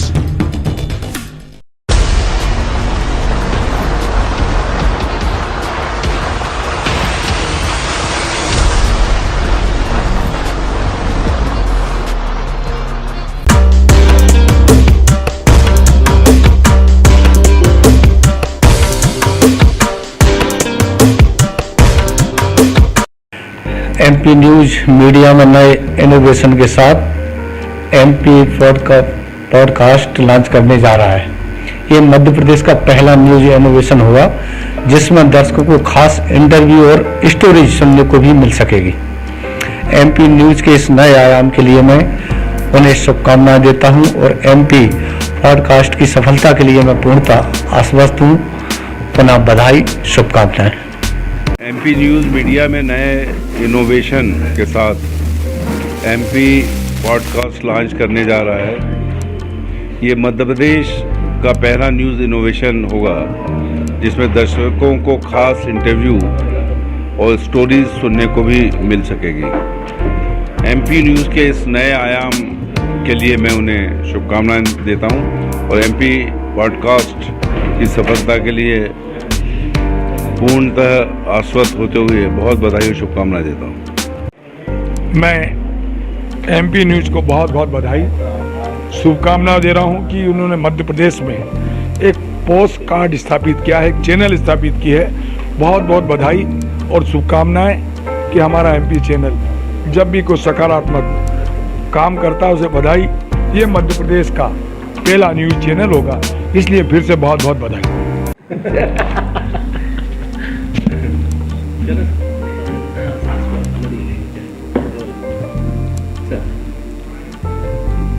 MP news media ने इनोवेशन के रूप में एमपी पॉडकास्ट लॉन्च किया है। मैं इसके लिए बधाई देना चाहता हूं। मेरी शुभकामनाएं, मंगल कामनाएं। ये एक नया काम शुरू किया है, इसके लिए मुझे लगता है कि ये प्रदेश में, देश में एक नई ऊंचाई प्राप्त करेगा और निरंतर ये प्रगति करे, जनता की आवाज़ को पूरे प्रदेश में, पूरे देश में एक आवाज़ बनकर के काम करे। इसके लिए मेरी ओर से इस एमपी न्यूज़ मीडिया को बहुत बहुत बधाई, शुभकामनाएं। नए साल में नया कदम, स्मार्ट स्टेट का स्मार्ट चैनल एमपी न्यूज भी हुआ अब स्मार्ट। जियो एमपी, अब आपका एमपी न्यूज जियो टीवी पर भी। एमपी के करोड़ों दर्शकों ने एमपी न्यूज को बनाया स्मार्ट। तो हो जाइए तैयार और आज ही जियो टीवी लगाएं और पाएं आपका अपना न्यूज चैनल एमपी न्यूज, जिसकी है एमपी की खबरों पर शेर सी पकड़।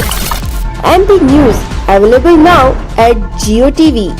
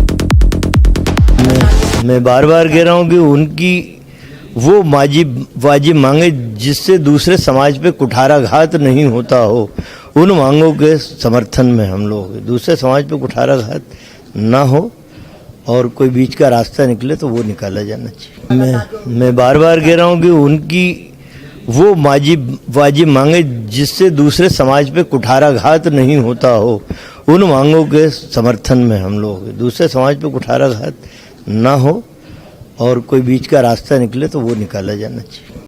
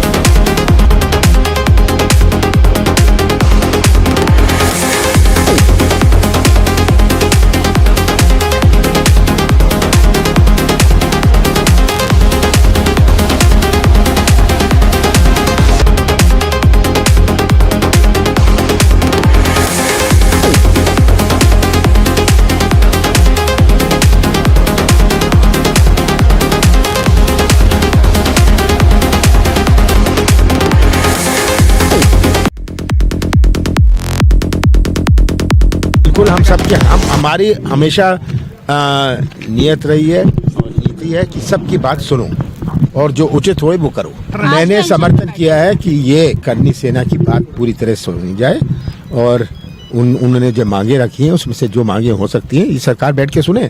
उनको दबाने से उनको भड़काने से थोड़ी ना होगा। बिल्कुल हम सबके हमारी हमेशा नियत रही है और नीति है कि सबकी बात सुनो और जो उचित हो वो करो। मैंने समर्थन किया है कि ये करनी सेना की बात पूरी तरह सुनी जाए और उन्होंने जो मांगे रखी हैं उसमें से जो मांगे हो सकती हैं ये सरकार बैठ के सुने। उनको दबाने से उनको भड़काने से थोड़ी ना होगा। शाहरुख खान और दीपिका पादुकोण की अपकमिंग फिल्म पठान अपने पहले ट्रेलर के साथ ही कंट्रोवर्सीज में बनी हुई है। इसी बीच फिल्म पठान का एक और ट्रेलर रिलीज होने को है। नए ट्रेलर की रिलीज से पहले शाहरुख खान ने एक ट्वीट किया है जो इस वक्त चर्चाओं में बना हुआ है। अभिनेता शाहरुख खान ने ट्वीट करते हुए लिखा कि मिलते हैं मैदान पर, मजा आएगा, अब पठान की महफिल में आ जाओ। The mission is about to start. आ रहा है, thank you for waiting. Indore में आयोजित प्रवासी भारतीय सम्मेलन में शामिल हुए प्रधानमंत्री नरेंद्र मोदी। प्रवासियों ने तालियों की गड़गड़ाहट के साथ किया स्वागत। पीएम मोदी के भाषण की एनआरआई ने जमकर की प्रशंसा। लंच में भी पीएम मोदी प्रवासियों के बीच शामिल हुए। उत्तराखंड के जोशी मठ को सोमवार को सरकार ने आपदा प्रभावित क्षेत्र घोषित कर दिया है। जोशी मठ और आसपास के इलाकों में कंस्ट्रक्शन बैन कर दिया गया है। प्रधानमंत्री कार्यालय ने रविवार को जोशी मठ को लेकर एक हाई लेवल मीटिंग की। केंद्र ने तुरंत लोगों को शिफ्ट करने का एक्शन प्लान तैयार किया। पूर्व मुख्यमंत्री उमा भारती ने रविवार को अपने रिश्तेदार और बीजेपी से निष्कासित नेता प्रीतम सिंह लोधी से मुलाकात की। इस दौरान उन्होंने कहा कि प्रीतम लोधी ने असंयत भाषा का प्रयोग किया था, जिसके लिए इन्होंने पार्टी से माफी मांग दी। अब इन्हें माफी नहीं देना अपराध है, माफ नहीं किया तो ये भारी भूल है। आर्थिक आधार पर आरक्षण, बिना जांच एट्रोसिटी एक्ट में गिरफ्तारी रोकने समेत 21 मांगों को लेकर भोपाल के जम्बूरी मैदान पर करणी सेना परिवार का महा आंदोलन आज दूसरे दिन भी जारी है। आयोजकों का दावा है कि आंदोलन के पहले दिन रविवार दोपहर 2.5 लाख लोग जुटे।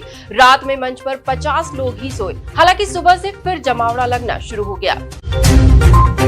सुपरस्टार सुनील शेट्टी को मध्य प्रदेश का खाना इतना पसंद आया कि उन्होंने पूरे परिवार के साथ न सिर्फ खाना खाया बल्कि प्रदेश की आबो हवा की जमकर तारीफ भी की। एक्टर अपने परिवार के साथ बीते दिनों मंडला के कान्हा घूमने आए थे। सड़क मार्ग से लौटते समय जबलपुर के पास उमरिया स्थित एक ढाबे में परिवार के साथ उन्होंने खाना खाया और मध्य प्रदेश की जमकर तारीफ की। इंदौर में प्रवासी भारतीय सम्मेलन के बीच क्राइम ब्रांच ने बड़ी कार्रवाई की है। एरोड्रम पुलिस के बाद क्राइम ब्रांच ने एमजी रोड इलाके में कार्रवाई करते हुए भारी मात्रा में चाइनीज मांझा जब्त किया। आरोपियों को आगे की कार्रवाई के लिए एमजी रोड पुलिस के सुपुर्द किया गया है। प्रवासी सम्मेलन के चलते शहर में एकाएक क्राइम ब्रांच ने बड़े स्तर पर ये कार्रवाई की है। जनवरी माह शुरू हो चुका है और साल का पहला त्योहार मकर संक्रांति को लेकर तैयारियां भी चल रही है, जिसमें पतंगबाज अपने हुनर को आजमा रहे हैं। इस बार मकर राशि में सूर्य का प्रवेश 14 और 15 जनवरी की रात को होगा और पर्व अगले दिन माना जाएगा, यानी कि 15 जनवरी को ये पर्व मनाया जाएगा। भारत ने श्रीलंका के खिलाफ राजकोट में तीसरा T20 मैच 91 रन से जीतकर सीरीज 2-1 से अपने नाम कर ली। साल की पहली T20 सीरीज के आखिरी मैच में 10 बड़े रिकॉर्ड्स बने। इनमें श्रीलंका के कप्तान दसुन शनाका का भारत के खिलाफ सबसे ज्यादा छक्के मारने वाला खिलाड़ी बनना, युजवेंद्र चहल का भारत के लिए टॉप विकेट टेकर बनना और सूर्य कुमार यादव का 6 महीने के अंदर तीसरा T20 शतक जमाना शामिल है। सिद्धार्थ मल्होत्रा और कियारा आडवाणी इन दिनों अपनी रिलेशनशिप की वजह से सुर्खियों में है। रिपोर्ट्स के मुताबिक दोनों जल्द ही शादी करने वाले हैं। इसी बीच सिद्धार्थ का एक वीडियो सामने आया है। उस वीडियो को देखने के बाद ये साफ भी हो गया है कि वे जल्द ही शादी करने वाले हैं। बॉलीवुड के पॉपुलर कपल आलिया भट्ट और रणबीर कपूर रविवार 9 जनवरी को Indian super league football match देखने के लिए पहुंचे। रणबीर और आलिया अपनी फुटबॉल टीम मुंबई FC को चीयर करने के लिए शामिल हुए थे। इस दौरान दोनों एक दूसरे का हाथ थामे हुए नजर आए। सोना सोमवार को अपने ऑल टाइम हाई तक पहुंच गया है। India Boolean and jewellers association की वेबसाइट के मुताबिक 9 जनवरी को सराफा बाजार में सोना 749 रुपए महंगा होकर 56,336 रुपए पर पहुंच गया है। इससे पहले अगस्त 2020 में सोना सबसे महंगा हुआ था, तब 10 ग्राम के दाम 56,200 रुपए हुए थे। एक्सपर्ट्स के मुताबिक इस साल सोने की कीमतें 60,000 प्रति 10 ग्राम तक जा सकती हैं। वहीं चांदी की बात करें तो इसकी कीमत में भी आज शानदार तेजी देखने को मिली है। सराफा बाजार में ये 1,186 रुपए महंगी होकर 69,074 रुपए प्रति किलोग्राम पर आ गई है। 6 जनवरी को ये 67,888 पर थी। आर्थिक अनिश्चितता के बीच RBI जैसे दुनिया भर के केंद्रीय बैंकों ने सोने का भंडार बढ़ाया है। केंद्रीय बैंकों की तरफ से सोने की खरीदारी बढ़ना सकारात्मक संकेत है।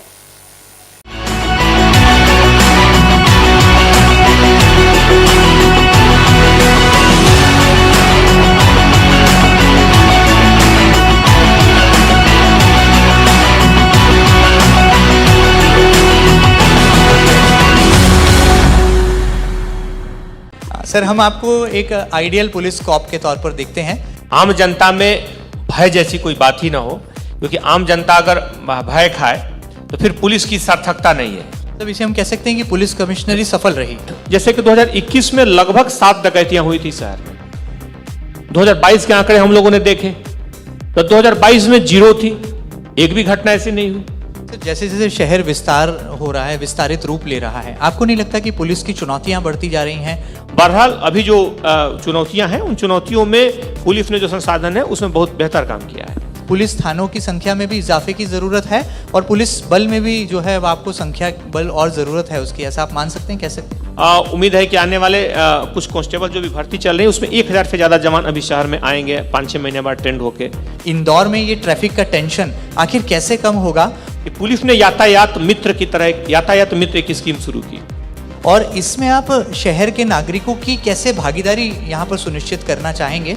लेकिन पुलिस की कोशिश से अभी हम लोगों के पास जो कुछ अतिरिक्त 300-400 का बल मिला था उसका 80% हम लोगों ने ट्रैफिक में ही डाला, क्योंकि ट्रैफिक अभी सबसे बड़ी जरूरत है। क्या आप मानते हैं कि इंदौर को भी अब इस मुहाने पर आकर ये शहर खड़ा हो गया है, यहाँ पर 100% CCTV सर्विलांस होना चाहिए? कल ही एक नया एप्लीकेशन लॉन्च किया है जिसमें सिटीजन आई के नाम से उसे नाम दिया गया है। इसमें खास बात है कि शहर में लगभग 1 लाख के आसपास CCTV है जो अलग अलग जगहों पर लगे हुए हैं। हमने सुना था कि जब पुलिस कमिश्नरी लागू होगी तो पुलिस के पावर बढ़ जाएंगे। पावर के रूप में इसे न ले, इसे जिम्मेदारी और पुलिस को एक और ज्यादा जिम्मेदार एक संस्था के रूप में इसे किया गया। खबरों का समंदर, क्या छुपा है खबरों के अंदर? बेपर्दा होगा अब सच, देखेंगे जानेंगे हिंदुस्तान के दिल का हाल। खबरें जो बनाएंगी आपको अपडेट। अब देखिए मेरे साथ और भी तेज और भी अलग अंदाज में मैं निधि आपको बताऊंगी खबरों की धार लगातार, सिर्फ और सिर्फ MP न्यूज पर।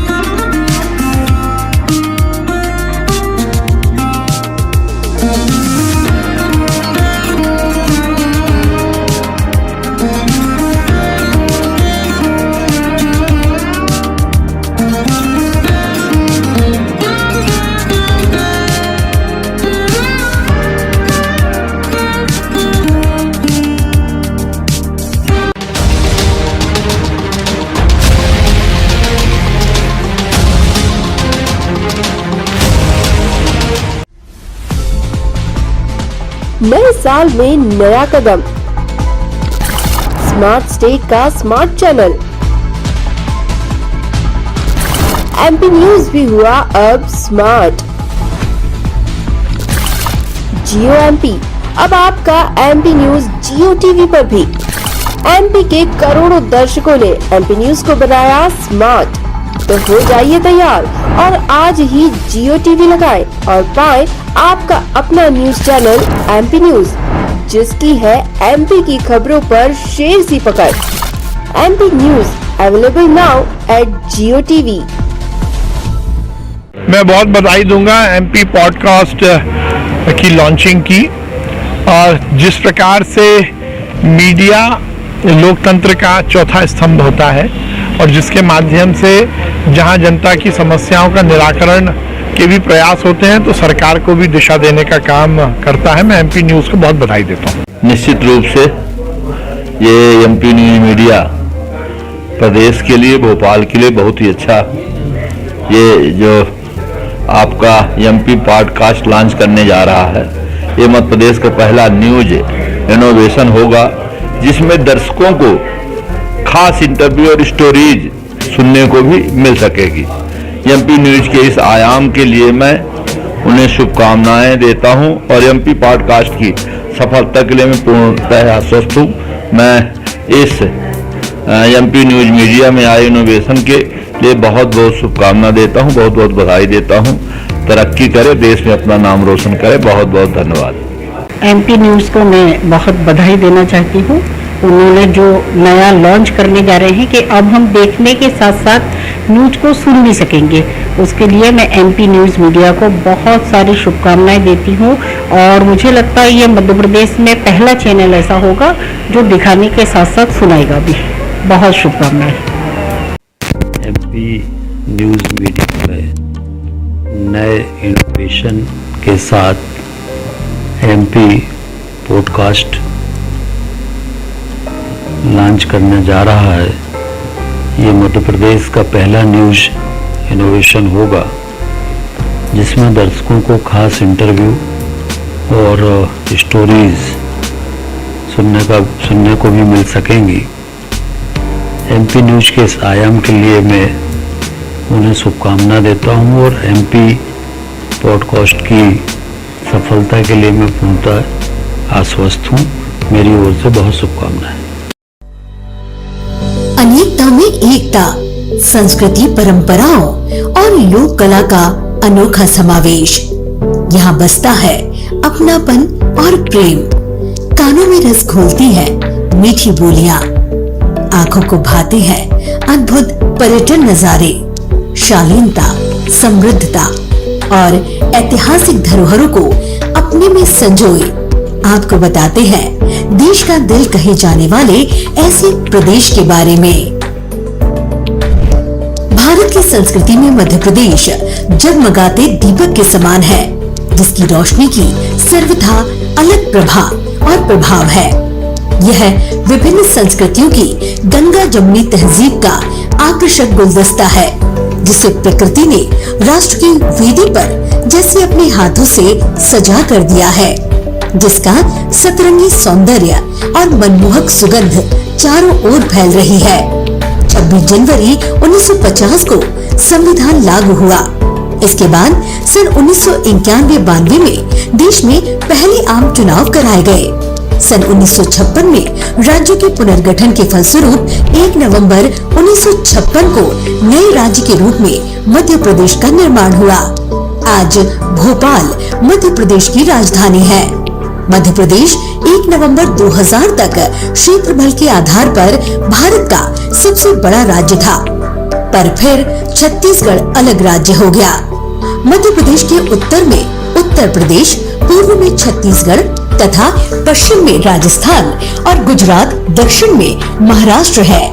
मध्य प्रदेश में 5 लोक संस्कृतियों का समावेशी संसार है। ये 5 सांस्कृतिक क्षेत्र है: निमाड़, मालवा, बुंदेलखंड, बघेलखंड और ग्वालियर यानी चंबल। मध्य प्रदेश में कुल 52 जिले हैं। खनिज संसाधनों से समृद्ध मध्य प्रदेश हीरे और तांबे का सबसे बड़ा भंडार है। मध्य प्रदेश मुख्य रूप से अपने पर्यटन के लिए भी जाना जाता है। मांडू, धार, महेश्वर, मंडलेश्वर, भीमबेटका, पचमढ़ी, खजुराहो, सांची स्तूप, उज्जैन, जबलपुर, जलप्रपात इत्यादि मध्य प्रदेश के पर्यटन स्थल के प्रमुख उदाहरण हैं। उज्जैन जिले में प्रत्येक 12 वर्षों में कुंभ सिंहस्थ मेले का पुण्य पर्व विश्व स्तर पर प्रसिद्ध है। प्रदेश में सबसे अधिक वन क्षेत्र है, इसलिए यहाँ बांधवगढ़ राष्ट्रीय उद्यान, कान्हा, पन्ना राष्ट्रीय उद्यान, सतपुड़ा राष्ट्रीय अभ्यारण्य, कूनो राष्ट्रीय उद्यान सहित कुल 11 राष्ट्रीय उद्यान एवं विश्व का प्रथम व्हाइट टाइगर सफारी और जू मुकुंदपुर सतना में स्थित है। इसके अलावा 70 साल के बाद प्रदेश में लाए गए चीते भी मध्य प्रदेश की शोभा बढ़ा रहे हैं। बात नदियों की हो तो जीवनदायिनी मां नर्मदा नदी मध्य प्रदेश की सबसे प्रमुख और लंबी नदी है। वहीं बंजार, तवा, मचना, देनवा, सोनभद्र, चंबल, शिप्रा, काली सिंधी, पार्वती, बेतवा, धसान और भी कई नदियां शामिल हैं। राज्य की आधिकारिक भाषा हिंदी है। इसके अलावा कई इलाकों में उर्दू और मराठी का भी वर्चस्व है। यहाँ कई क्षेत्रीय बोलियां भी बोली जाती हैं।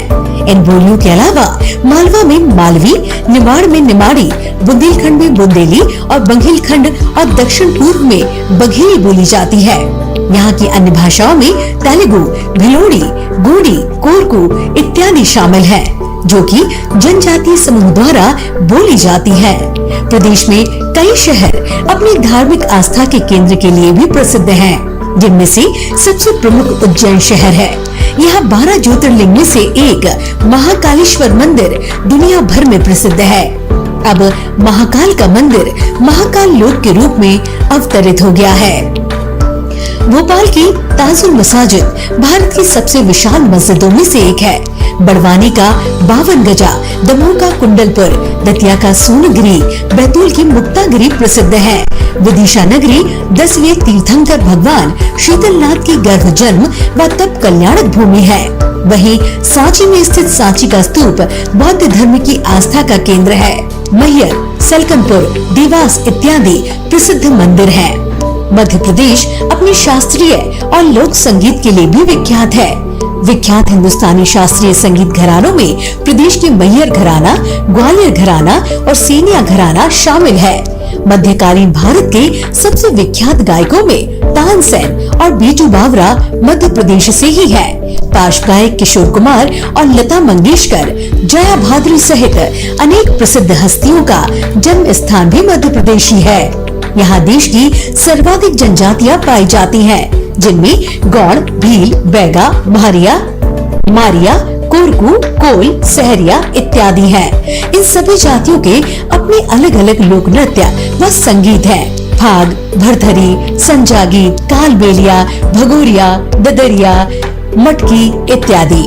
वर्तमान में राज्य के राज्यपाल श्री मंगू भाई पटेल तथा मुख्यमंत्री श्री शिवराज सिंह चौहान हैं। प्रधानमंत्री श्री नरेंद्र मोदी जी ने देश को आत्मनिर्भर बनाने का संकल्प लिया है। उन्हीं की संकल्पना के अनुरूप हमारा मध्य प्रदेश भी आत्मनिर्भर मध्य प्रदेश की परिकल्पना को साकार कर रहा है। हमारा लक्ष्य जल्द से जल्द मध्य प्रदेश को आत्मनिर्भर बनाने का है। स्वच्छता में नंबर 1 एमपी, सड़क, बिजली, पानी, स्वास्थ्य, शिक्षा, रोजगार इन सभी सुविधाओं को प्रदान करने के साथ ही महिलाओं को आत्मसम्मान और बच्चों, बुजुर्गों और युवाओं को गरिमा प्रदान करता है। किसानों को 0% ब्याज पर ऋण, मेधावी विद्यार्थी योजना, लाडली लक्ष्मी, कन्या विवाह, संबल जैसी अनेक योजनाएं लागू हैं। महिलाओं और बेटियों की शिक्षा, संपोषण, सुरक्षा और सम्मान के लिए भी कई योजनाएं बनाई हैं। महिलाओं को स्व सहायता समूह से जोड़कर उन्हें आत्मनिर्भर बनाया जा रहा है। आज प्रदेश में 3 लाख से अधिक महिला स्व सहायता समूह कार्य कर रहे हैं। एक जिला एक उत्पाद योजना में शामिल उत्पादों को राष्ट्रीय तथा अंतर्राष्ट्रीय स्तर पर पहचान दिलाने की समुचित व्यवस्था की है। प्रदेश में हर घर में जल की पर्याप्त व्यवस्था और सबका पक्का आवास का सपना भी जल्द पूरा होगा। प्रदेश के शहरी एवं ग्रामीण पथ व्यवसायियों को 10-10 हजार रूपए का ब्याज मुक्त ऋण उनकी आजीविका के लिए दिया जाता है। प्रदेश में आयुष्मान भारत योजना के अंतर्गत गरीबों को निःशुल्क इलाज उपलब्ध कराया जा रहा है। प्रदेश के हर कोने में 24 घंटे बिजली उपलब्ध है। यही नहीं, सौर ऊर्जा के क्षेत्र में भी मध्य प्रदेश देश में अग्रणीय है। नागरिकों को बेहतर सुविधाओं का लाभ मिले, इसके लिए देश में पहली बार मध्य प्रदेश ने लोक सेवा गारंटी योजना शुरू की। मध्य प्रदेश में 9,200 शिवराज स्कूल शुरू करने का निर्णय लिया गया है। प्रदेश के प्रमुख मेडिकल कॉलेजों में MBBS की सीटों को बढ़ाए जाने का फैसला और हिंदी में मेडिकल और इंजीनियरिंग की पढ़ाई भी मध्य प्रदेश से ही आरंभ हुई है। प्रदेश के युवाओं को रोजगार देने की दिशा में भी हमने अनेक कदम उठाए हैं। रोजगार सेतु पोर्टल के माध्यम से युवाओं एवं श्रमिकों के लिए रोजगार की समुचित व्यवस्था की गई है। युवाओं के पास स्वयं का अपना रोजगार हो, इसके लिए हम उनको मुख्यमंत्री स्वरोजगार के माध्यम से स्वरोजगार प्रदान करने का कार्य कर रहे हैं। मुख्यमंत्री श्री शिवराज सिंह चौहान के वैभवशाली नेतृत्व में मध्य प्रदेश नित्य नए आयाम स्थापित कर रहा है और प्रगति की अविराम इबारत लिख रहा है। आत्मनिर्भर मध्य प्रदेश के स्वप्न को साकार करने के लिए आइए हम सब मिलकर स्वर्णिम, समृद्ध और विकासशील मध्य प्रदेश बनाएं।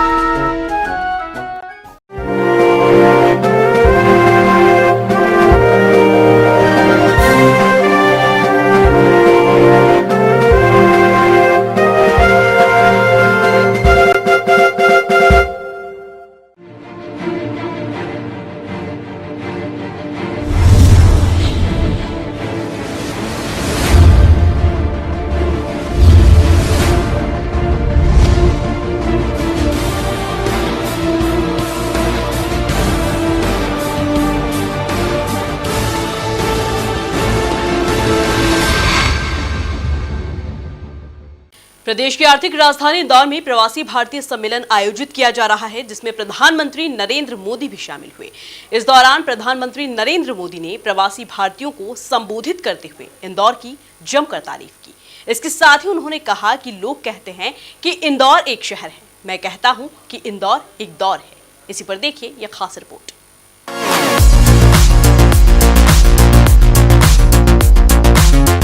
अपन का इंदौर देश ही नहीं, पूरी दुनिया में लाजवाब है।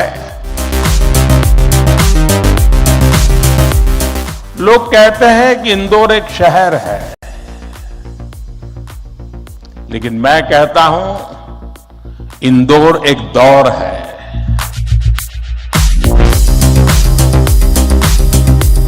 इंदौरी नमकीन का स्वाद, यहाँ के लोगों के यहाँ पर जो पोहे का पैशन है,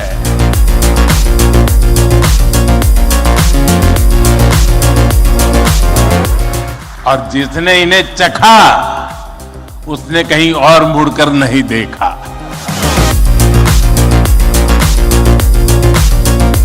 स्वाद की राजधानी भी कहते हैं। प्रदेश की आर्थिक राजधानी इंदौर में प्रवासी भारतीय सम्मेलन आयोजित किया जा रहा है, जहां प्रवासी भारतीय सम्मेलन में प्रधानमंत्री नरेंद्र मोदी ने हिस्सा लिया। इस दौरान प्रधानमंत्री नरेंद्र मोदी के साथ सूरीनाम के राष्ट्रपति चंद्रिका प्रसाद संतोखी, गुयाना के राष्ट्रपति डॉक्टर मोहम्मद इरफान अली, केंद्रीय विदेश मंत्री एस जयशंकर, विदेश राज्य मंत्री मीनाक्षी लेखी, प्रदेश के मुख्यमंत्री शिवराज सिंह चौहान समेत तमाम अतिथि मौजूद रहे। इस दौरान प्रधानमंत्री नरेंद्र मोदी, सूरीनाम के राष्ट्रपति चंद्रिका प्रसाद संतोखी और गुयाना के राष्ट्रपति डॉक्टर मोहम्मद इरफान अली ने प्रवासी भारतीय सम्मेलन को संबोधित किया। पीएम नरेंद्र मोदी ने कहा कि साथियों, वैसे हम सभी जिस शहर में हैं, वो भी अपने आप में अद्भुत है। लोग कहते हैं कि इंदौर एक शहर है, लेकिन मैं कहता हूं कि इंदौर एक दौर है। ये वो दौर है जो समय से आगे चलता है, फिर भी विरासत को समेटे रहता है। साथियों, वैसे हम सभी अभी जिस शहर में हैं, वो भी अपने आप में अद्भुत है।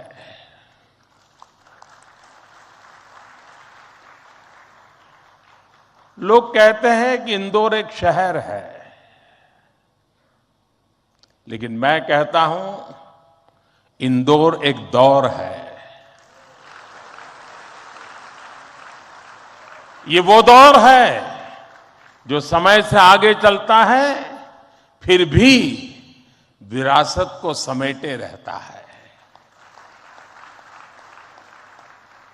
इंदौर ने स्वच्छता के क्षेत्र में देश में एक अलग पहचान स्थापित की है।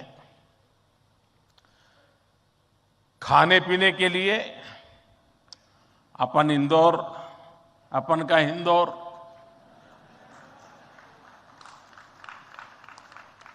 अपन का इंदौर देश ही नहीं, पूरी दुनिया में लाजवाब है।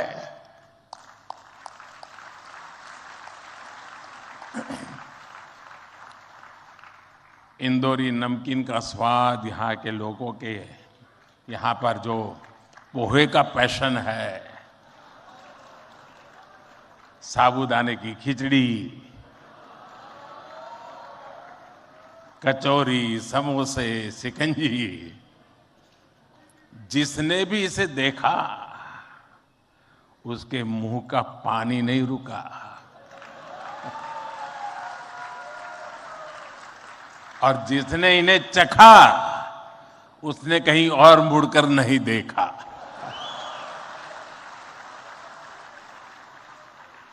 इसी तरह 56 दुकान तो प्रसिद्ध है ही, सराफा भी महत्वपूर्ण है।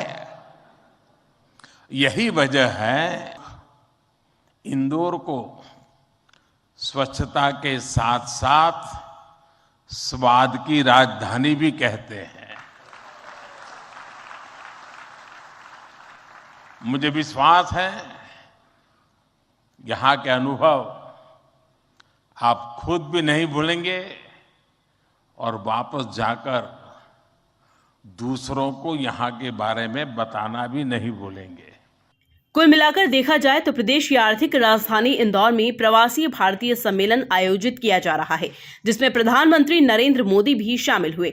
इस दौरान प्रधानमंत्री नरेंद्र मोदी ने प्रवासी भारतीयों को संबोधित करते हुए इंदौर की जमकर तारीफ की।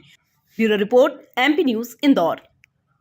इंदौर में 4 साल के बाद 17वां प्रवासी भारतीय सम्मेलन आयोजित किया गया, जिसमें प्रधानमंत्री नरेंद्र मोदी भी शामिल हुए, जहां उन्होंने भारत की वैभवशाली परंपरा का जिक्र किया और G20 सम्मेलन की भारत के द्वारा अध्यक्षता किए जाने को बेहद ही खास बताया। इसके साथ ही प्रधानमंत्री नरेंद्र मोदी ने अपने भाषण के दौरान इंदौर की भी जमकर तारीफ की। इसी पर देखिए यह खास रिपोर्ट।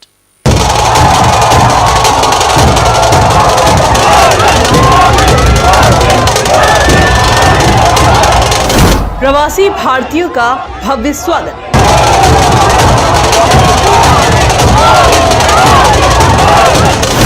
पीएम मोदी ने की आयोजन में शिरकत।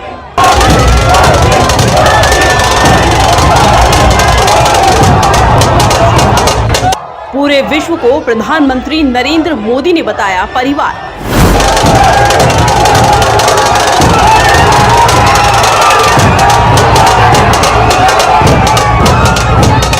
इंदौर में आयोजित प्रवासी भारतीय सम्मेलन में प्रधानमंत्री नरेंद्र मोदी ने अपने भाषण की शुरुआत में प्रवासी भारतीयों का अभिनंदन किया और कहा कि भारत की विरासत और आध्यात्म काफी कुछ खास है। इस मौके पर उन्होंने प्रवासी भारतीयों को उज्जैन जाकर बाबा महाकाल के दर्शन करने की भी बात कही। प्रवासी भारतीय दिवस सम्मेलन एक बार फिर अपने मूल स्वरूप में अपनी पूरी भव्यता के साथ हो रहा है। अपनों से आमने सामने की मुलाकात का, आमने सामने की बात का अपना अलग ही आनंद भी होता है और उसका महत्व भी होता है।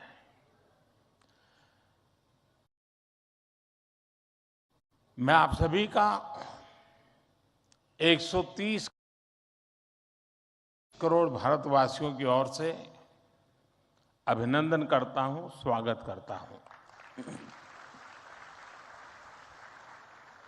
भाइयों और बहनों, यहां उपस्थित प्रत्येक प्रवासी भारतीय अपने अपने क्षेत्रों में असाधारण उपलब्धियों के साथ अपने देश की माटी को नमन करने आया है और ये प्रवासी भारतीय सम्मेलन मध्य प्रदेश की उस धरती पर हो रहा है जिसे देश का हृदय क्षेत्र कहा जाता है। एमपी में मां नर्मदा का जल, यहाँ के जंगल, आदिवासी परंपरा, यहाँ का अध्यात्म, ऐसा कितना कुछ है जो आपकी इस यात्रा को अविस्मरणीय बनाएगा। अभी हाल ही में पास ही उज्जैन में भगवान महाकाल के महालोक का भी भव्य और दिव्य विस्तार हुआ है। मैं आशा करता हूं आप सब वहां जाकर भगवान महाकाल का आशीर्वाद भी लेंगे और उस अद्भुत अनुभव का हिस्सा भी। पीएम मोदी ने सम्मेलन को संबोधित करते हुए कहा कि स्वदेशो भुवन त्रयम और वसुदेव कुटुंबकम का मंत्र दिया और पूरे भारत को एक परिवार की तरह बताया। हमारे लिए पूरा संसार ही हमारा स्वदेश है। मनुष्य मात्र ही हमारा बंधु बांधव है। इसी वैचारिक बुनियाद पर हमारे पूर्वजों ने भारत के सांस्कृतिक विस्तार को आकार दिया था। हम दुनिया के अलग अलग कोनों में गए। हमने सभ्यताओं के समागम की अनंत संभावनाओं को समझा। हमने सदियों पहले वैश्विक व्यापार की असाधारण परंपरा शुरू की थी। हम असीम लगने वाले समंदरों के पार गए, अलग अलग देशों, अलग अलग सभ्यताओं के बीच व्यावसायिक संबंध कैसे साझी समृद्धि के रास्ते खोल सकती हैं, भारत ने और भारतीयों ने करके दिखाया। आज अपने करोड़ों प्रवासी भारतीयों को जब हम ग्लोबल मैप पर देखते हैं तो कई तस्वीरें एक साथ उभरती हैं।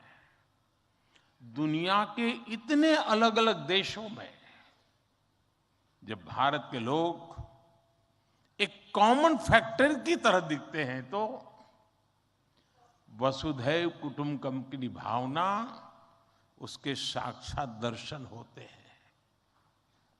दुनिया के किसी एक देश में जब भारत के अलग अलग प्रांतों, अलग अलग क्षेत्रों के लोग मिलते हैं तो एक भारत श्रेष्ठ भारत का सुखद एहसास भी होता है। इसी तरह पीएम मोदी ने G20 की मेजबानी को कूटनीतिक न कहते हुए एक जन भागीदारी का कार्यक्रम करार दिया। इसके साथ ही वैश्विक मंच पर भारत की आवाज सुनाई देने जाने की भी बात कही। Bureau report, MP news, Indore. प्रदेश की आर्थिक राजधानी इंदौर में प्रवासी भारतीय सम्मेलन का आयोजन किया जा रहा है, जहां सम्मेलन में शामिल होने प्रधानमंत्री नरेंद्र मोदी इंदौर आए। इस दौरान सीएम शिवराज ने सम्मेलन को संबोधित करते हुए कहा कि भारत दुनिया को शांति और प्रेम का संदेश दे रहा है। देखिए ये खास रिपोर्ट। इंदौर में प्रवासी भारतीय सम्मेलन का आयोजन। सम्मेलन में शामिल हुए प्रधानमंत्री नरेंद्र मोदी। सीएम शिवराज सिंह चौहान ने किया सम्मेलन को संबोधित। सम्मेलन को संबोधित करते हुए सीएम शिवराज सिंह चौहान ने कहा कि आजादी के अमृत काल में मध्य प्रदेश में अमृत वर्षा हो रही है। सारी दुनिया में बाहें फैलाकर आप सब मध्य प्रदेश पधारे हैं। मध्य प्रदेश और इंदौर ने भी कोई कसर नहीं छोड़ी, अपने दिल के दरवाजे भी खोले हैं और अपने घरों के दरवाजे भी खोल दिए हैं।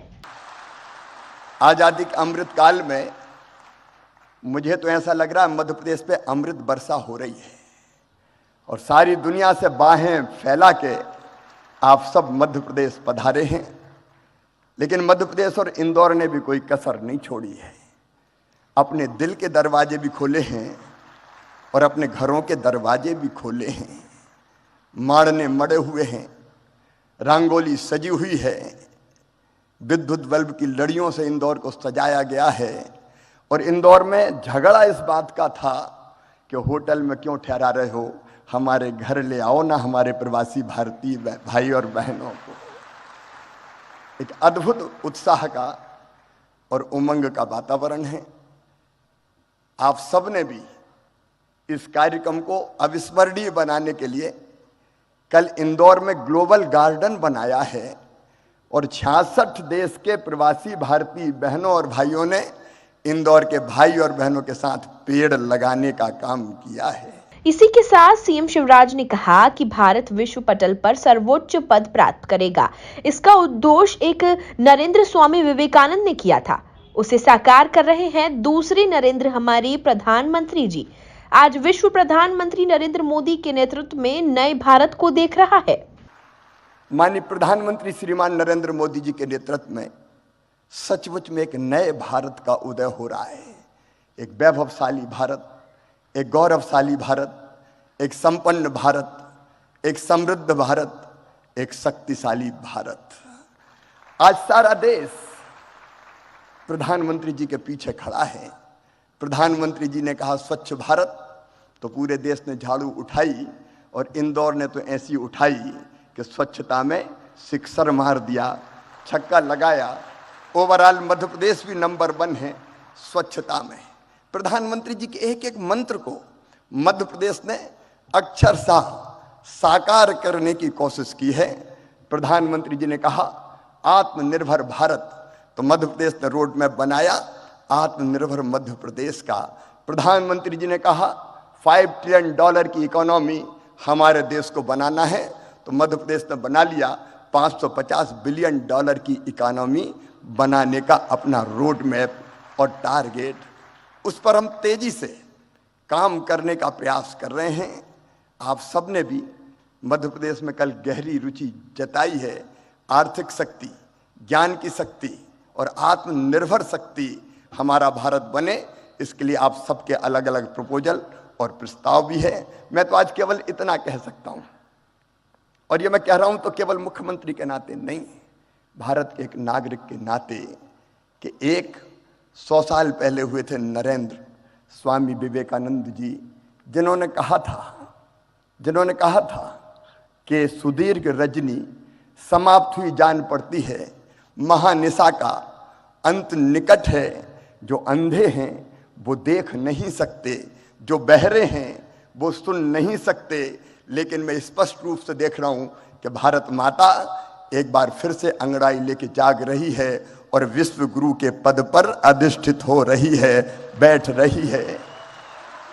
एक नरेंद्र ने कहा था और दूसरे नरेंद्र के रूप में आज सचमुच में प्रधानमंत्री नरेंद्र भाई के नेतृत्व में ये हो रहा है।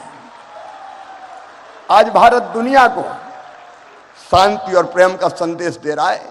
पश्चिमी देश और रूस से अगर कोई कह सकता है तो वो केवल नरेंद्र मोदी जी कि युद्ध नहीं, शांति चाहिए। जब यूक्रेन और रूस का युद्ध हुआ तो हमारे बच्चे कैसे निकले? प्रधानमंत्री जी ने 4 मंत्री सीमाओं पर भेजे, लेकिन हमारे छात्रों ने, विद्यार्थी बेटा बेटियों ने हाथ में तिरंगा लिया और आगे बढ़ गए, तो रूस की फौजें भी रुक गई और यूक्रेन भी ठिठक गया। भारत का तिरंगा लेके वो सुरक्षित निकल के आ गए। कुल मिलाकर देखा जाए तो प्रदेश की आर्थिक राजधानी इंदौर में प्रवासी भारतीय सम्मेलन का आयोजन किया जा रहा है, जहां सम्मेलन में शामिल होने प्रधानमंत्री नरेंद्र मोदी इंदौर आए। इस दौरान सीएम शिवराज ने सम्मेलन को संबोधित करते हुए कहा कि भारत दुनिया को शांति और प्रेम का संदेश दे रहा है। Bureau report, MP news, Indore. Indore में ग्लोबल समिट में आयोजित प्रवासी भारतीय सम्मेलन नए रंग बिखेर रहा है। इंदौर की मेहमान नवाजी और स्वच्छता के साथ प्रदेश सरकार के इंतजामों के कायल हुए प्रवासी भारतीय शहरवासियों से अब रूबरू हो रहे हैं। इसी की एक तस्वीर कभी इंदौर की आर्थिक कमर कहलाने वाले मील क्षेत्र से देखने को मिली। इसी पर देखिए हमारी यह खास रिपोर्ट।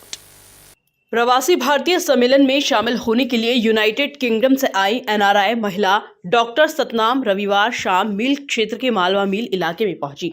यहां उन्होंने संत बालीनाथ मार्ग पर चाणक्य कॉम्प्लेक्स के पास स्थित राजस्थानी परिधान की दुकान राजस्थानी परिधान से नाक में पहनने वाली आर्टिफिशियल ज्वेलरी खरीदी।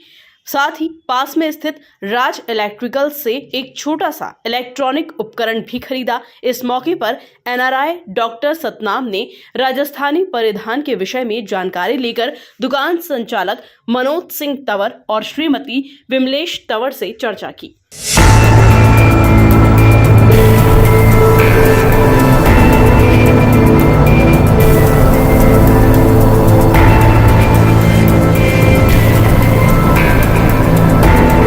इस मौके पर डॉक्टर सतनाम ने स्ट्रीट फूड का भी आनंद लिया और यहां के खान पान की जमकर सराहना की। इसके साथ ही दुकान संचालक मनोज सिंह तंवर और श्रीमती विमलेश तंवर के साथ फोटो भी खिंचवाए। Bureau report, MP news, Indore. Indore में आयोजित प्रवासी भारतीय सम्मेलन में आजादी के अमृत महोत्सव पर डिजिटल प्रदर्शनी लगाई गई, जिसको कार्यक्रम में पधारे प्रवासियों के साथ साथ इंदौरियंस भी जमकर सराह रहे हैं। उनका कहना है कि अपने देश में आना उनके लिए काफी खास है, क्योंकि यहाँ पर सम्मेलन में आने पर उन्हें अपने राष्ट्र पुरुषों की भी जानकारी मिली है। इन्हीं बातों के बीच साउथ अफ्रीका से आए युवा प्रवासियों और इंदौरी युवाओं से खास बातचीत की एमपी न्यूज के editor in chief Mahendra Singh Songira ने। प्रधानमंत्री नरेंद्र मोदी ने आज देश को एक सौगात भी दी है। जी हां, प्रवासी भारतीय सम्मेलन के लिए आज जो रेड कारपेट बिछा है वहां पर एक डिजिटल प्रदर्शनी लगाई गई है, जहां पर हमारे देश के नायकों और स्वतंत्रता संग्राम सेनानियों की पुरानी यादों को संजो कर रखा गया है। इस डिजिटल एग्जीबिशन को देखने के लिए, निहारने के लिए कई सारे यहाँ पर मेहमान आए हैं। कुछ जो हैं वो 7 समंदर पार से हैं, जी हाँ, साउथ अफ्रीका से हैं, और कुछ हमारे अपने देश भारत से हैं। सबसे पहले शुरुआत करते हैं कि कितना उनको यहाँ आकर के अच्छा लगा, और ख़ासतौर पर जिस एरा में हम खड़े हैं जहाँ पर शिकागो वक्तव्य स्पीच इन शिकागो की बात हो रही है और स्वामी विवेकानंद जी की तस्वीर और उनके पुराने यादें यहाँ पर संजो कर रखी गई हैं। उनसे क्या प्रेरणा मिलती है, क्योंकि आने वाली 12 जनवरी को युवा दिवस है जो कि पूरी तरह से समर्पित है स्वामी विवेकानंद जी को। क्या कहना चाहेंगे आप, कैसे आपके देश में आपको लग रहा है कि एक देशभक्ति का माहौल है और दिल में जब तिरंगे के 3 रंग अभिव्यक्त होते हैं तो यहाँ पर इन राजनायकों की याद आ जाती है?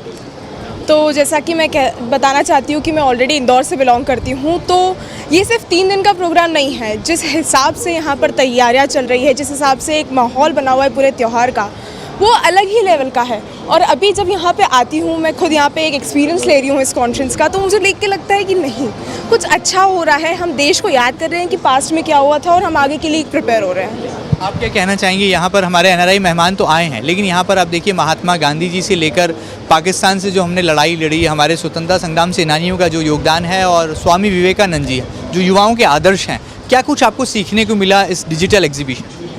काफ़ी कुछ नई चीज़ें पता पड़ी, मतलब नई क्या, जो हम जानते थे ऑलरेडी, पर ये है कि इसको काफ़ी अच्छे तरह से इन लोगों ने मतलब व्यक्त किया है, या कहना चाहिए how they presented it was very nice and what a good experience all together. देश को जानने का बहुत अच्छा मौका है। हाँ जी, बिल्कुल। You both are from South Africa, right? You are Indians. What exactly your feelings about this digital era regarding our freedom fighters? It's been a great experience, and it's glad to see that India has progressed so much to the extent of having this platform available, and I'm looking forward to the rest of the few days of PBD. Do you want to share some thoughts about our really great freedom fighters? Do you want to share some thoughts? Mahatma Gandhi, I think his lessons are just epitomal to us youth, and I think it's something that we should go by each day. So I'm very proud to be Indian, and it's incredible to be here. How was the Prime Minister's speech about the Indians and about the NRIs? What exactly you feel? I think I would definitely consider coming to India after I complete my studies as a medical student to further my studies in Ayurveda, because I'm really passionate about holistic healing and also about yoga and really just completely fulfilling your health as patients and bringing about holistic health. Yes. तो आप देख सकते हैं इन चेहरों पर जो मुस्कान है वो स्वदेश में आकर के स्वतंत्रता संग्राम सेनानियों की झलक देखने की भी है, और जो भारतीयों की मुस्कान है वो ये बताती है कि हमें कितना गर्व है कि हम भारतीय हैं, हिंदुस्तानी हैं, और हमारे देश के जो नायक हैं जिन्होंने हमारे देश को आज़ादी दिलाने के लिए योगदान दिया, बलिदान दिया, आज उनको याद करने का एक बड़ा मौका जो है प्रधानमंत्री नरेंद्र मोदी ने इस डिजिटल एरा को तैयार करके दिया है, जहां पर अशोक स्तंभ से लेकर तमाम राष्ट्र पुरुषों की कहानियों को संजोकर विशेष तौर पर रखा गया है। एनआरआई कॉन्फ्रेंस के रेड कारपेट से वीडियो जर्नलिस्ट अरुण यादव के साथ महेंद्र सिंह, एमपी न्यूज। प्रवासी भारतीयों का हिंदी के प्रति कितना लगाव है ये किसी से छिपा नहीं है। इसका एक और उदाहरण तब देखने को मिला जब इंदौर में आयोजित प्रवासी भारतीय सम्मेलन में भूटान से आए बिहार के मूल निवासी प्रवासियों ने हिस्सा लिया। इन प्रवासी भारतीयों ने भूटान में भी हिंदी को लेकर काफी सम्मान है बताया। साथ ही उन्होंने बताया कि यहाँ पर योग को लेकर भी काफी क्रेज है। इन्हीं मुद्दों को लेकर भूटान से आए प्रवासियों से खास चर्चा की एमपी न्यूज के editor in chief Mahendra Singh Songira ने। इंदौर में एनआरआई कॉन्फ्रेंस के रेड कारपेट पर जहां एक और स्वदेशी फीलिंग के साथ में जो है तमाम एनआरआई मेहमानों की अगवानी की जा रही है, तो वहीं दूसरी तरफ प्रधानमंत्री नरेंद्र मोदी के राष्ट्र को दिए मंत्र के बाद अब जो तमाम प्रवासी भारतीय मेहमान हैं वो अपनी सरहदों को, अपने देश को भी याद कर रहे हैं। कुछ ऐसे ही एनआरआई मेहमान हैं जो कि फिलहाल भूटान में हैं, लेकिन भारत के बिहार को वो जो है बिलोंग करते हैं। किस तरह से वहाँ पर हिंदी के प्रचार प्रसार के लिए वो मेहनत कर रहे हैं और अपने देश की सरहद से दूर रहने के बाद भी, 7 समंदर दूर होने के बाद भी अपनी राष्ट्रभाषा, मातृभाषा से उनका क्या प्रेम है, आइए जानते हैं। सर, सबसे पहले आपके बारे में कि किस तरह से आप हिंदी के प्रचार प्रसार के लिए भूटान में झंडा उठा रहे हैं? सबसे पहले तो मैं ये बताऊँ कि मैं वहाँ पर हिंदी टीचर हूँ, हिंदी शिक्षिका हूँ, और पूरे भूटान में आज के डेट में मैं ही वहाँ पे हिंदी पढ़ा रही हूँ। तो वहाँ पे हिंदी टीचर की आवश्यकता इसलिए भी पड़ी क्योंकि वहाँ पे जो इंडिया हाउस है, भारतीय दूतावास, वहाँ के जो उनका जो आते हैं 3 साल या 2 साल पर जो आते हैं उन लोग, उनके बच्चों को हिंदी की आवश्यकता होती है। तो उनको पढ़ाने के लिए मैं वहाँ पर मुझे as a Hindi teacher appoint किया गया है। और नॉट ओनली भारतीय दूतावास, जैसे दंतक हो गए, इम्ट्राट हो गए, या वहाँ पर जो बिजनेसमैन वगैरह हैं उनके बच्चे हो गए, तो उनको पढ़ाने के लिए मैं ही वहाँ पे हूँ अभी। तो मैं छोटे पीपी से लेकर मैं क्लास 12 तक पढ़ाती हूँ। और जहाँ तक और हिंदी के बहुत सारे कल्चरल प्रोग्राम वहाँ पर होते हैं। हिंदी के बारे में तो ऐसा कहा जाता है कि जब देश से बाहर जाते हैं तो हिंदी को बहुत इन्फीरियरिटी के साथ देखा जाता है, लेकिन वहाँ पर क्या लोगों में वो एक्सेप्टेंस है, वो स्वीकार्यता है? चूँकि आप हिंदी की टीचर हैं इसलिए सवाल। मैं ये बहुत गर्व से और खुशी से बताना चाहूँगी कि भूटान में हिंदी को बहुत प्राथमिकता दी जा रही है। वहाँ के लोग हिंदी बहुत खुशी से, बहुत प्यार से बोलते हैं। हमारी बहुत इज्जत है, हमारे हिंदी की बहुत इज्जत है, हमारे मोदी जी की बहुत इज्जत है वहाँ पे। और हिंदी तो मतलब बहुत वो लोग प्यार से बोलना पसंद करते हैं, उन्हें अच्छा लगता है। और मैं तो वहाँ पर हूँ ही हिंदी शिक्षिका, बल्कि लोग यहाँ तक कि जो भूटनीज हैं वो भी मुझसे हिंदी सीखना पसंद करते हैं, शौक से आते हैं मुझसे हिंदी सीखने। तो ऐसा है वहाँ पर। तो आज प्रधानमंत्री नरेंद्र मोदी के संबोधन के बाद प्रवासी भारतीयों में कैसे उमंग की, उत्साह की लहर है, और क्या अपेक्षाएं आपको लगता है आपके अपने देश जो है भारत से भी आपकी हैं और भारत को आपसे होना चाहिए? सबसे पहले मेरा नाम पंचानन ठाकुर है। मैं सीनियर साइंस टीचर हूँ रॉयल किंगडम ऑफ भूटान में, एंड 32 साल से अपनी सेवा दे रहा हूँ वहाँ। और प्रधानमंत्री मोदी जी 2014 से जब से प्रधानमंत्री बने हैं, कहा जाता था कि प्रधानमंत्री मोदी जी नेशनलिस्ट हैं, कुछ इधर उधर की बातें होती थी। लेकिन मोदी जी प्रधानमंत्री बनने के बाद इन्होंने राष्ट्रभाषा को, हिंदी को विश्व भाषा के रूप में स्थापित किया है। जिस किसी बड़े देश में या किसी भी देश में जाते हैं हिंदी में बात करते हैं, इनके ट्रांसलेटर होते होंगे। और एज इंडियन, जैसे मैं कटिहार बिहार इंडिया मेरा आइडेंटिटी है। भूटान में इतने सालों से सर्विस करने के बाद I must tell you contribution of Indians in the foreign land. जैसा आप लोग जानते हैं, भूटान हिमालय की गोद में बसा हुआ एक बहुत ही प्यारा सा, खूबसूरत सा, छोटा सा देश है। और वहाँ हम इंडियंस की बहुत अच्छी आइडेंटिटी है। We Indians are highly respected. जो भूटान के राजा हैं, 4th and 5th Druk Gyalpos of the royal kingdom of Bhutan, वे हमें बहुत रिस्पेक्ट देते हैं, बहुत इज्जत देते हैं।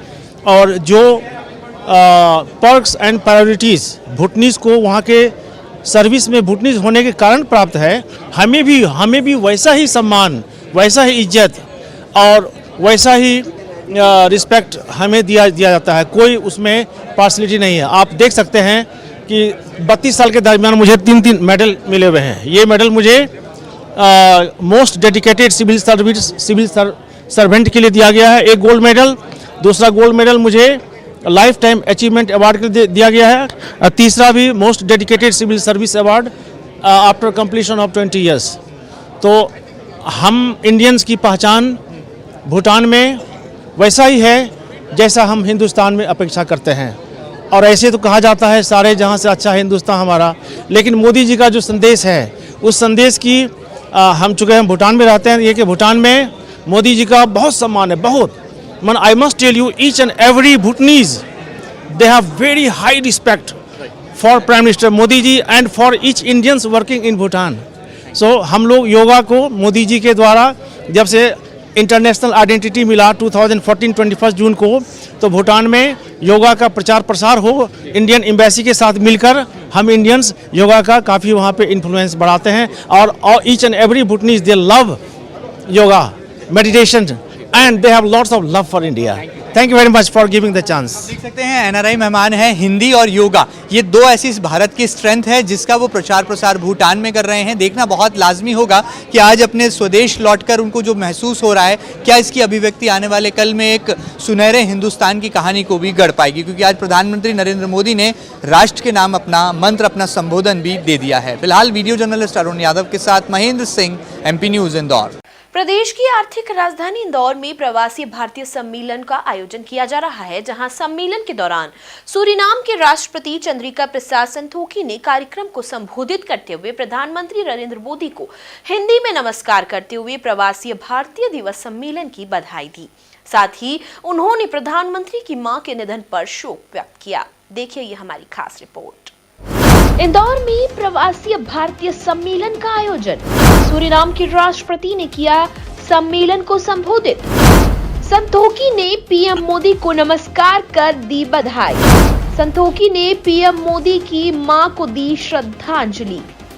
सूरीनाम के राष्ट्रपति चंद्रिका प्रसाद संतोखी ने सम्मेलन को संबोधित करते हुए कहा कि प्रधानमंत्री भारत, आपको हृदय से मेरा नमस्कार और प्रणाम।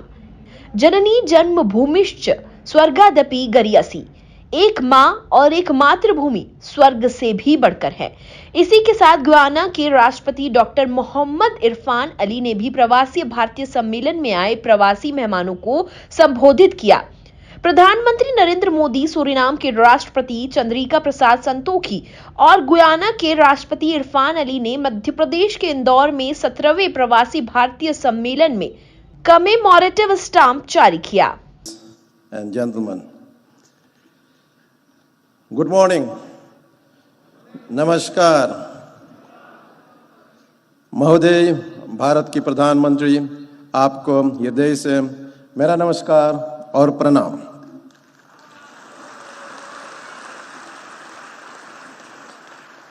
First, let me offer also my heartfelt condolences to you, Prime Minister, and I'm doing that with this text. Janani janma bhumishta swargadpi gari yasi. एक माँ और एक मातृभूमि स्वर्ग से भी भरकर है। कुल मिलाकर देखा जाए तो प्रदेश की आर्थिक राजधानी इंदौर में प्रवासी भारतीय सम्मेलन आयोजित किया जा रहा है, जहां सम्मेलन के दौरान सूरीनाम के राष्ट्रपति चंद्रिका प्रसाद संतोखी ने कार्यक्रम को संबोधित करते हुए प्रधानमंत्री नरेंद्र मोदी को हिंदी में नमस्कार करते हुए प्रवासी भारतीय दिवस सम्मेलन की बधाई दी। साथ ही उन्होंने प्रधानमंत्री की मां के निधन पर शोक व्यक्त किया। Bureau report, MP news, Indore. Indore में आयोजित प्रवासी भारतीय सम्मेलन में शामिल होने के लिए प्रधानमंत्री नरेंद्र मोदी आने वाले हैं, जिसको लेकर प्रशासन ने विशेष तैयारियां कर रखी है, जिसको लेकर गेट पर सरदार वल्लभ भाई पटेल की प्रतिमा भी लगाई गई है। वहीं प्रधानमंत्री नरेंद्र मोदी को सुनने के लिए प्रवासी भारतीयों में बेहद ही उत्साह दिखाई दे रहा है। इस दौरान का जायजा लिया एमपी न्यूज के editor in chief Mahendra Singh Songira ने। अमृत काल में भारत की प्रगति के विश्वसनीय भागीदार, जी हां, इस मूल मंत्र के साथ देश के प्रधानमंत्री नरेंद्र मोदी आज इसी कन्वेंशन सेंटर के इसी हॉल से जो है प्रवेश करने वाले हैं। कुछ ही पलों में प्रधानमंत्री यहां पहुंचेंगे और आप देख सकते हैं कि डिजिटल एग्जीबिशन जिसका शुभारंभ यहां पर प्रधानमंत्री नरेंद्र मोदी के द्वारा होना है, उसके लिए सुरक्षा के चाक चौबंद इंतजाम किए गए हैं। तमाम पदाधिकारी और तमाम इस कन्वेंशन सेंटर से जुड़े जो तमाम जिम्मेदार अधिकारी हैं वो यहाँ पर डटे हुए तैनात नजर आ रहे हैं। चप्पे चप्पे पर सुरक्षा के कड़े इंतजाम दिखाई दे रहे हैं। बड़ी बात यह है कि जो एंट्रेंस है यहाँ पर, जिस प्रदर्शनी को यहाँ पर लोकार्पित किया जाना है, जिसका उद्घाटन यहाँ पर प्रधानमंत्री नरेंद्र मोदी के द्वारा किया जाना है, वहाँ पर एंट्रेंस पर ही आप देख सकते हैं सरदार वल्लभ भाई पटेल की एक प्रतिकृति, एक प्रतिमा जो है यहाँ पर तैनात की गई है, लगाई गई है। और जो तमाम इंतजाम हैं अधिकारी उसका जो है बड़ी बारीकी से अवलोकन कर रहे हैं। फिलहाल यहाँ पर अब पूरी तरह से प्रवेश जो है प्रतिबंधित कर दिया गया है और तमाम जो एनआरआई मेहमान हैं वो अब बस बेसब्री से इंतजार कर रहे हैं कि कब प्रधानमंत्री नरेंद्र मोदी उनके समक्ष पहुंचेंगे, संबोधन देंगे। और सबसे बड़ी बात यह है कि आज दूसरा दिन है प्रवासी भारतीय सम्मेलन का और इंदौर में जो रेड कारपेट बिछाया गया है यहाँ पर मूल मंत्र निकलने वाला है, क्योंकि जिस तरह से पूरी दुनिया ने कोविड काल की चुनौती का सामना किया है उसमें जो भारत की महती भूमिका निकल कर आई है, जिस तरह से भारत अब दुनिया में 5वीं मजबूत अर्थव्यवस्था वाला देश बन गया है, कैसे एक मूल मंत्र यहाँ से निकलने वाला है। और प्रधानमंत्री नरेंद्र मोदी के संबोधन पर न केवल देश बल्कि पूरी दुनिया की निगाहें टिकी हैं। पल पल की जानकारी हम आप तक लगातार पहुंचाते रहेंगे, किस तरह से प्रधानमंत्री नरेंद्र मोदी प्रवेश लेते हैं और संबोधन के बाद वो लंच पर अपने मन की बात तमाम प्रवासी भारतीयों के साथ साझा करते हैं। तमाम तस्वीरें आप तक लगातार पहुंचाते रहेंगे। लगातार बने रहिए इस कन्वेंशन सेंटर पर होने वाली हर घटनाक्रम पर पहली तस्वीरें आपको बताते रहेंगे एमपी न्यूज़ टीवी पर। Over to studio.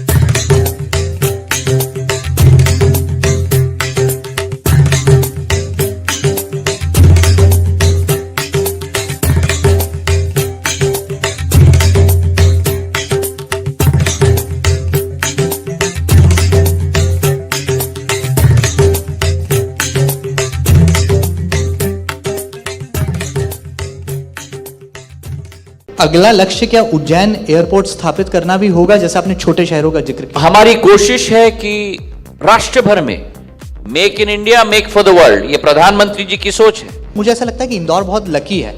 इंदौर के साथ मेरा एक राजनीतिक लगाव नहीं, मेरा एक भावनात्मक लगाव है और एक पारिवारिक लगाव है। माँ अहिल्याबाई की ये नगरी है, संस्कृति का केंद्र है। क्योंकि जब से आपने मिनिस्ट्री की कमान संभाली है, बहुत सारी फ्लाइट्स शुरू कर दी है, एयर कनेक्टिविटी को बहुत सरल और सहज कर दिया है। कोशिश रही है हमारे मंत्रालय की कोशिश और हमारे सरकार की कोशिश।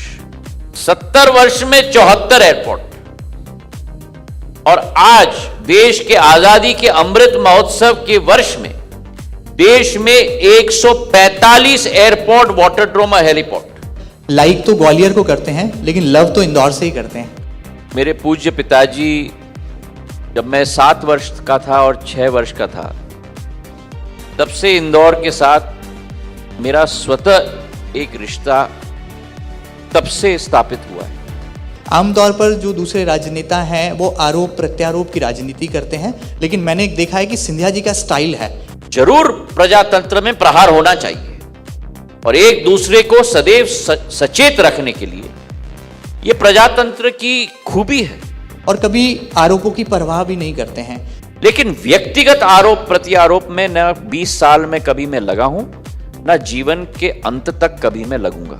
सिंधिया जी सुपर हिट हैं और सुपर फिट भी हैं। अगर व्यक्ति फिट रहता है और स्वस्थ रहता है तो क्षमता भी बढ़ती है कार्य करने के लिए और एक फ्रेशनेस भी आता है सोच विचारधारा में। जय और वीरू धूम मचा रहे हैं। का जय और वीरू कहने से तात्पर्य है कि जय यानी कि मुख्यमंत्री शिवराज जी और वीरू यानी कि केंद्रीय मंत्री ज्योतिरादित्य सिंधिया जी। मैं ना वीरू हूं, ना जो भी दूसरा नाम आप देना चाहते हैं। वैसे तो कांग्रेस ने बहुत सारे नाम मुझे दिए हैं।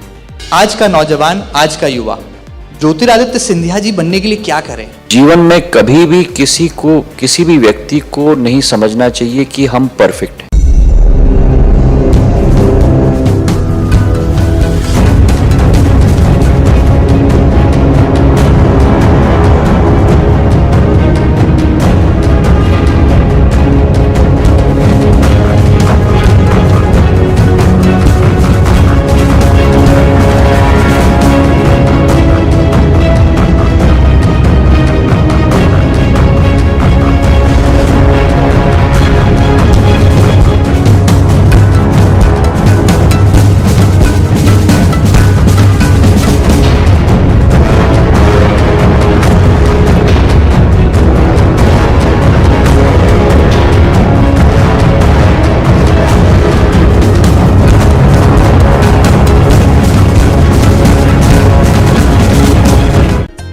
खबरों का समंदर, क्या छुपा है खबरों के अंदर? बेपर्दा होगा अब सच, देखेंगे जानेंगे हिंदुस्तान के दिल का हाल। खबरें जो बनाएंगी आपको अपडेट। अब देखिए मेरे साथ और भी तेज और भी अलग अंदाज में मैं निधि आपको बताऊंगी खबरों की धार लगातार, सिर्फ और सिर्फ एमपी न्यूज पर।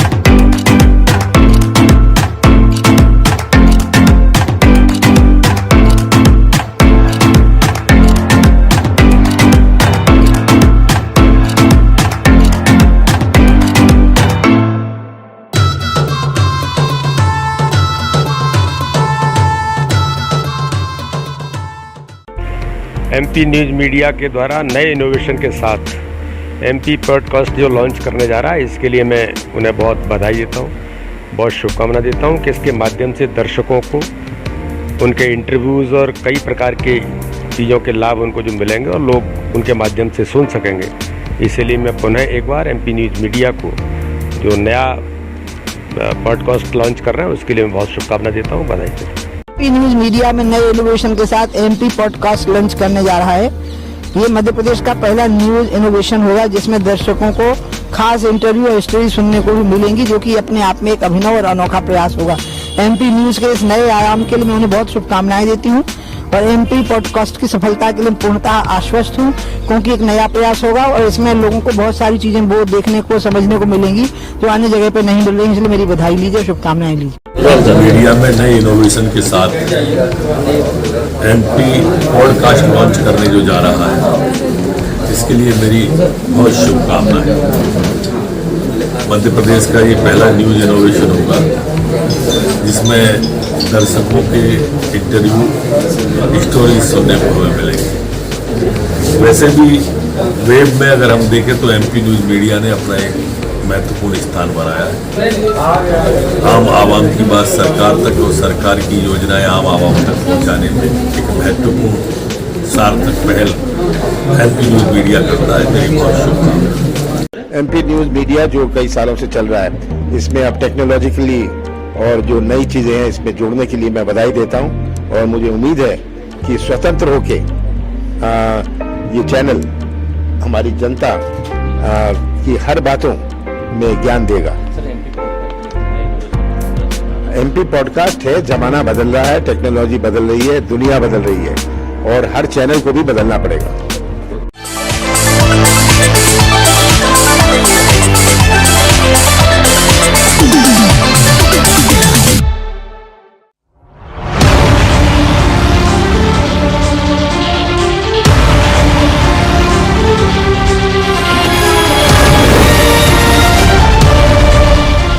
Matching style and class with comfort at About Us. Get your favorite stylish outfit and all leading brands under one roof. साथ ही त्योहारों के मौसम में पाइए डिजाइनर और फैशन का एक्सक्लूसिव कलेक्शन। तो पूरे परिवार के साथ आइए शॉपिंग के परफेक्ट डेस्टिनेशन पर। About Us, the family store, Sapna Sangeeta road, tower चौराहे के पास, इंदौर।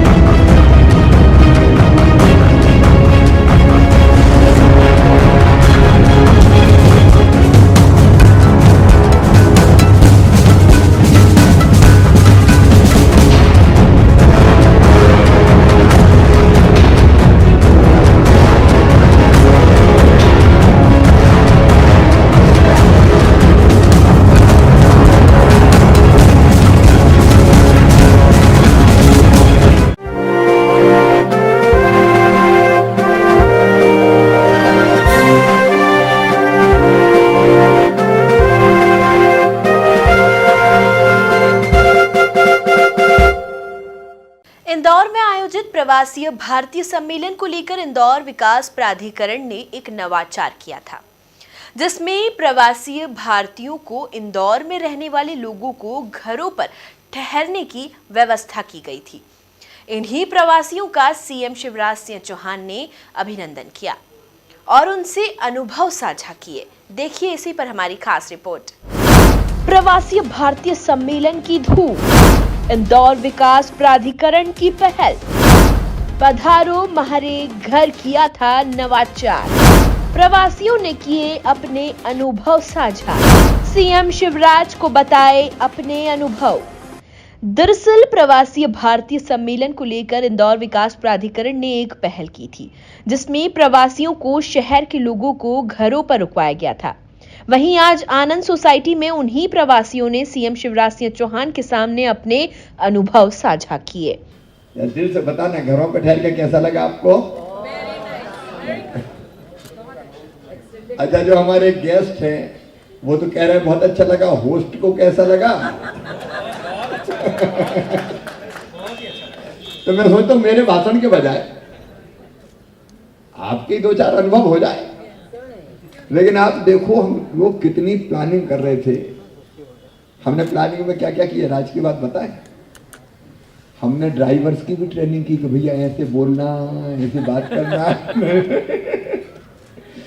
नहीं तो पता चला कि कुछ हम कितना भी कर रहे हैं, कोई ऐसा बिहेव कर दे तो सोचेंगे कैसे लोग हैं। लेकिन आपने देखा कोई भी हो, हमारे ड्राइवर छोटा आदमी नहीं होता, वो तो ड्राइव करता है, बहुत भाव से नहीं कह रहा, तो हर एक का काम बराबर है। मुख्यमंत्री ड्राइवर का काम अच्छा करे तो वो भी मुख्यमंत्री जैसा है।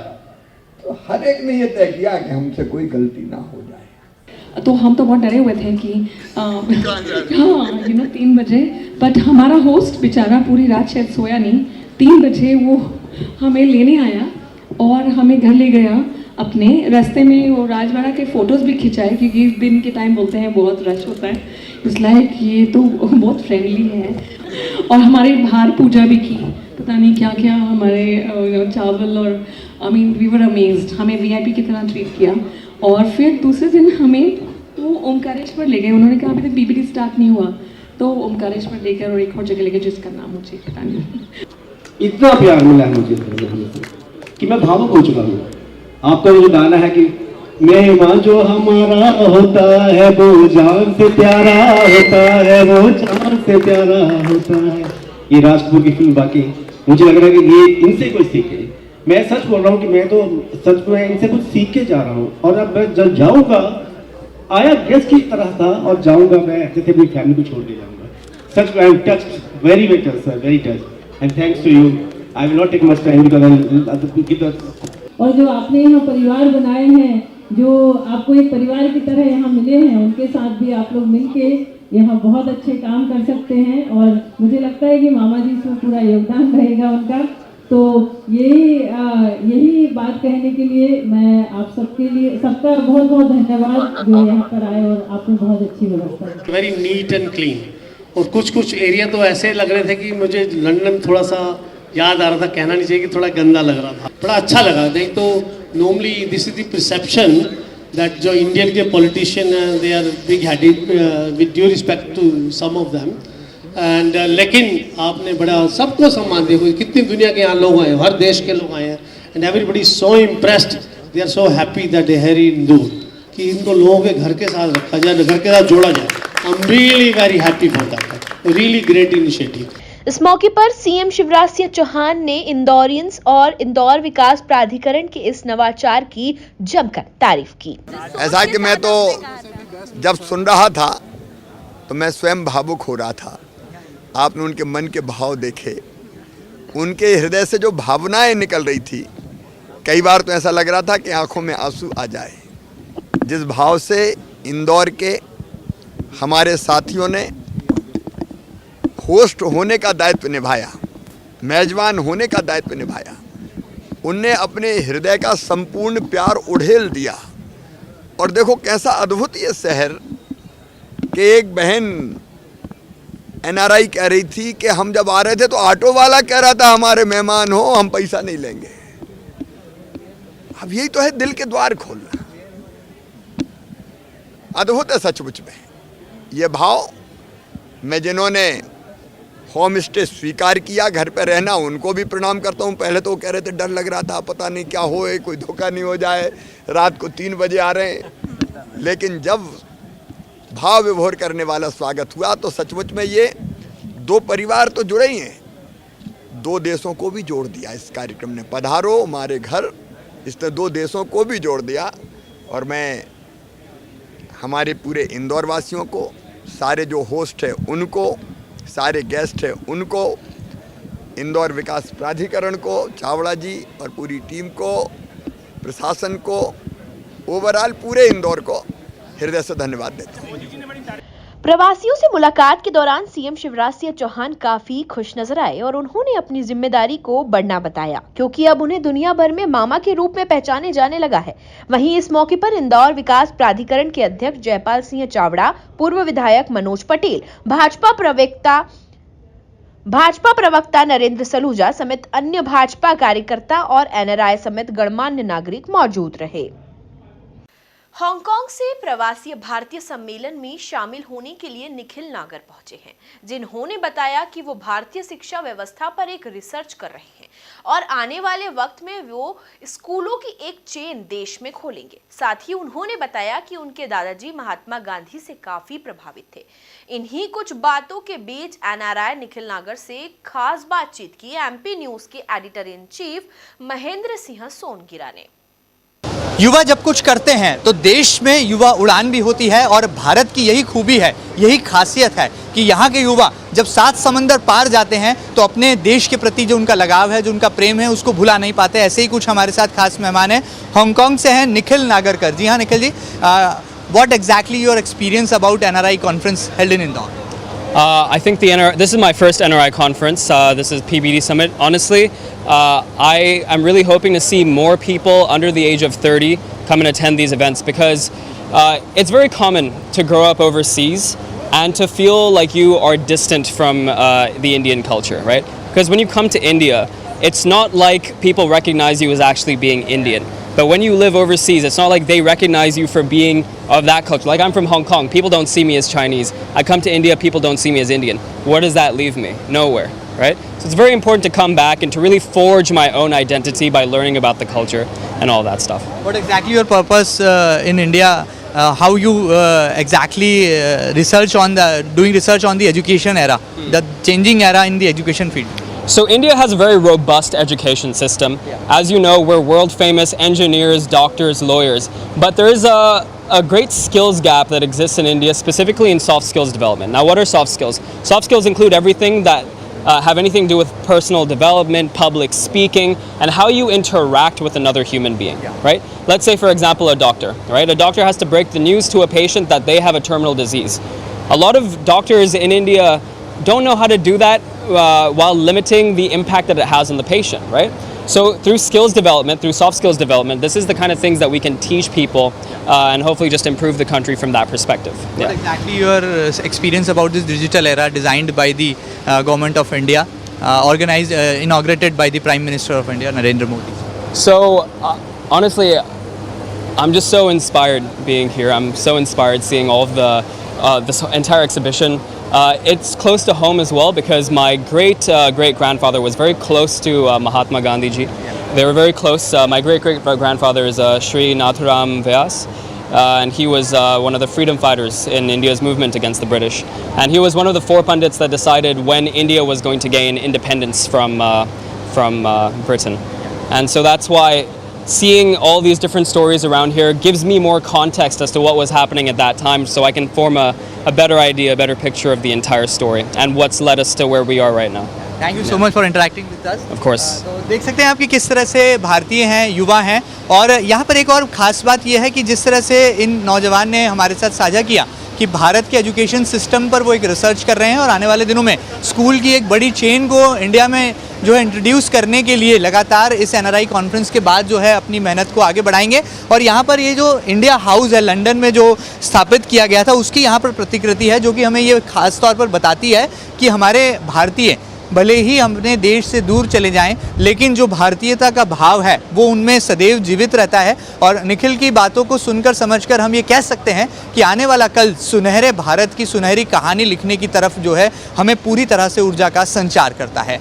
फिलहाल NRI कॉन्फ्रेंस के रेड कारपेट से वीडियो जर्नलिस्ट अरुण यादव के साथ महेंद्र सिंह, MP न्यूज़, इंदौर। भारतीय मूल के सभी देशों में हमारे देश के लोग रहते हैं जो कि देश का नाम रोशन करने का काम कर रहे हैं। ये कहना है राज्यसभा सांसद और भाजपा के वरिष्ठ नेता विनय सहस्त्रबुद्धे का। इसके साथ ही उनका कहना है कि प्रवासियों को भारत की संस्कृति को फैलाने के काम करना चाहिए, क्योंकि कई जगहों पर भारतीयों को भारत को समझने की जरूरत है। इन्हीं मुद्दों पर राज्यसभा सांसद विनय सहस्त्रबुद्धे से खास बातचीत की MP न्यूज़ के editor in chief Mahendra Singh Sonkira ने। प्रवासी भारतीय सम्मेलन के दूसरे दिन देश के प्रधानमंत्री नरेंद्र मोदी जी का राष्ट्र मंत्र जो है सामने आया है और ऐसे में राज्यसभा सदस्य और भारतीय जनता पार्टी के वरिष्ठ नेता विनय सहस्त्रबुद्धे जी हमारे साथ हैं। आपका कैसा अनुभव है और प्रवासी भारतीयों से आपकी भी मुलाकात हुई है, क्या मानते हैं इस सम्मेलन का मंथन और निचोड़ क्या निकल कर आएगा? देखिए, भारत की एक बहुत अच्छी वास्तविकता है कि भारत के लोग, भारतीय मूल के लोग विश्व के लगभग सभी देशों में उपस्थित है। शायद ही कोई देश होगा जहां भारतीय लोग रहते नहीं, कहीं कुछ देशों में तो सदियों से रह रहे हैं। और सबसे महत्वपूर्ण बात है कि भारत के प्रति विश्व के हर किसी कोने में आपको अपार सदिच्छा और शुभकामना नज़र आती है। भारत के प्रति प्रेम है, आकर्षण है, थोड़ा सा गूढ़ भी है, रहस्यमय ऐसा भी लगता है लोगों को। तो ज़रूरी है कि हम इस सदिच्छा शक्ति को एक आकलन में तब्दील करें। उसके लिए थोड़ा ज़्यादा काम करना पड़ेगा, मेहनत करनी पड़ेगी। पहले तो भारत हमें समझना पड़ेगा, तब हम समझाएंगे। कई बार तो ये भी लगता है कि हमें भारतीयों को ही भारत समझा नहीं है। तो इस दृष्टि से मैं मानता हूँ कि काम करने के लिए बहुत अवसर है और जिनको माननीय प्रधानमंत्री जी ने सही अर्थ में राष्ट्रदूत कहा है, वो एक दृष्टि से संस्कृति के भी दूत हैं और भारतीय संस्कृति का और भारत का या भारत की परिकल्पना का आकलन बनाने में निश्चित रूप में वो प्रेरित होंगे आज के कार्यक्रम। आज़ादी का अमृत वर्ष है सर, ऐसे में NRI से भारत की भी अपेक्षाएं हैं और भारत के लिए प्रति उनकी भी कर्तव्य और दायित्व हैं। आप क्या मानते हैं व्यक्तिगत? स्वाभाविक है, मतलब NRIs की अपेक्षाएं तो रहती है क्योंकि उनका भाव बंधन भारत से जुड़ा हुआ रहता है। मगर मैं मानता हूँ कि देश की अपेक्षाओं को उन्होंने थोड़ा मुखरता से वहाँ पर अपनी देश में भारत की वकालत करते हुए, भारत के प्रवक्ता बनते हुए अगर वो काम करेंगे तो बहुत सारी चीज़ें साधना हमें संभव हो पाए। बहुत बहुत शुक्रिया हमसे खास बातचीत के लिए। तो आपसे विनय सहस्त्रबुद्धे जो कि हमें ये बता रहे थे कि क्या निचोड़, क्या मंथन जो है प्रवासी भारतीय सम्मेलन से निकल कर आया है और सबसे बड़ी बात जो प्रवासी भारतीयों की अपेक्षाएं हैं उस पर हमें क्या काम करना होगा, इस दृष्टि पर भी वो गौर करते हैं। फिलहाल वीडियो जर्नलिस्ट अरुण यादव के साथ महेंद्र सिंह, MP न्यूज़, इंदौर। आगामी विधानसभा चुनावों को लेकर PCC चीफ कमलनाथ ने अपने एक्शन प्लान पर काम करना शुरू कर दिया है, जिससे उनका फोकस शहरी क्षेत्रों के इतर सबसे पहले ग्रामीण इलाकों की सीटों पर आकर टिक गया है, जिसको ध्यान में रखकर हाल ही में हुई पंचायत चुनाव में जीते प्रतिनिधियों का एक सम्मेलन भोपाल में बुलाया गया। देखिए इसी पर हमारी ये खास रिपोर्ट। PCC चीफ कमलनाथ का खास प्लान, ग्रामीण इलाकों की सीटों पर किया फोकस, पंचायत प्रतिनिधियों को बुलाया सम्मेलन, आगामी चुनाव का प्रतिनिधियों को दिया मंत्र। दरअसल मध्य प्रदेश कांग्रेस ने रविंद्र भवन में पंचायत प्रतिनिधियों का एक सम्मेलन बुलाया, जिसमें प्रदेश भर के उन प्रतिनिधियों को बुलाया गया जिन्होंने पिछले पंचायत चुनाव में जीत दर्ज की है। सम्मेलन में प्रदेश के जिला पंचायत अध्यक्ष, उपाध्यक्ष, सदस्य, जनपद पंचायत अध्यक्ष, उपाध्यक्ष, सदस्य शामिल हुए।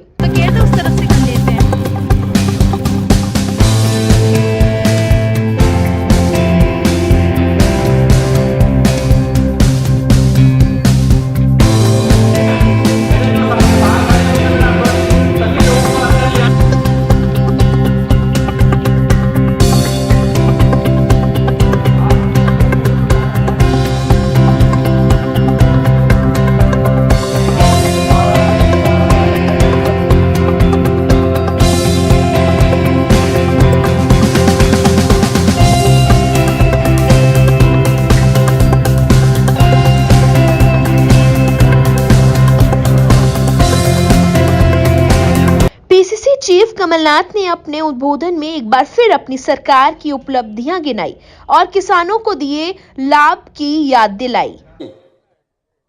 कांग्रेस की सरकार बनी थी 15 साल बाद दिसंबर 2020 में। कैसा प्रदेश उन्होंने सौंपा था?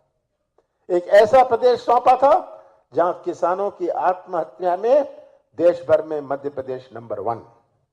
ऐसा प्रदेश सौंपा था जहां बेरोजगारी में नंबर 1, महिलाओं पर अत्याचार, हमारे कमजोर वर्ग में अत्याचार, मध्य प्रदेश नंबर 1। ऐसा प्रदेश सौंपा था। कौन सी चुनौती नहीं थी? 15 साल बाद कांग्रेस की सरकार बनी। कांग्रेस की सरकार बनी, हमने अपने नीति और नियत का परिचय दिया, एक शुरुआत करी और जनता गवाह है। मैं जाना नहीं चाहता, आप सब गांव से आते हैं। हमने पहले किस्त में 27 लाख किसानों का कर्जा माफ किया। पहले किस्त में चल रहा था क्योंकि कृषि क्षेत्र में क्रांति आए, कृषि क्षेत्र में मजबूती आए। मध्य प्रदेश की 70% अर्थव्यवस्था कृषि क्षेत्र पर आधारित है। जो ये भोपाल का और इंदौर का बाजार चलता है, वो चलता है जब किसान के पास क्रय शक्ति हो, खरीदने की ताकत हो। जो किराने की दुकान आपके गांव में है, वो चलती है जब किसान के जेब में कुछ पैसा हो। उसका बच्चा अच्छी पढ़ाई कर सकता है, अच्छे कपड़े पहन सकता है, जब किसान की जेब में पैसा हो।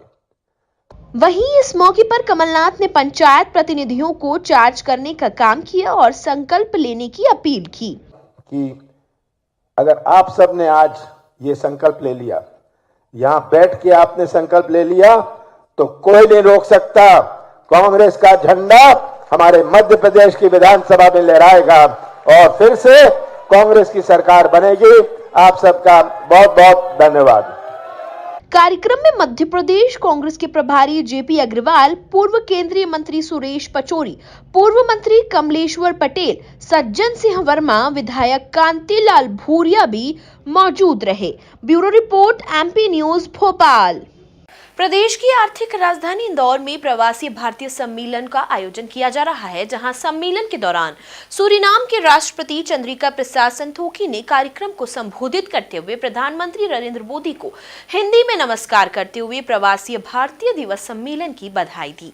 साथ ही उन्होंने प्रधानमंत्री की मां के निधन पर शोक व्यक्त किया। देखिए ये हमारी खास रिपोर्ट। इंदौर में प्रवासी भारतीय सम्मेलन का आयोजन, सूरीनाम के राष्ट्रपति ने किया सम्मेलन को संबोधित। संतोखी ने पीएम मोदी को नमस्कार कर दी बधाई। संतोखी ने पीएम मोदी की मां को दी श्रद्धांजलि। सूरीनाम के राष्ट्रपति चंद्रिका प्रसाद संतोखी ने सम्मेलन को संबोधित करते हुए कहा कि प्रधानमंत्री भारत, आपको हृदय से मेरा नमस्कार और प्रणाम। जननी जन्मभूमिश्च स्वर्गादपि गरीयसी, एक मां और एक मातृभूमि स्वर्ग से भी बढ़कर है।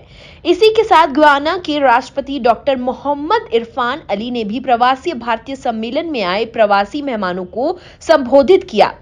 प्रधानमंत्री नरेंद्र मोदी, सूरीनाम के राष्ट्रपति चंद्रिका प्रसाद संतोखी और गुयाना के राष्ट्रपति इरफान अली ने मध्य प्रदेश के इंदौर में 17वें प्रवासी भारतीय सम्मेलन में कमेमोरेटिव स्टाम्प जारी किया। And gentlemen, good morning, नमस्कार। महोदय, भारत की प्रधानमंत्री, आपको हृदय से मेरा नमस्कार और प्रणाम।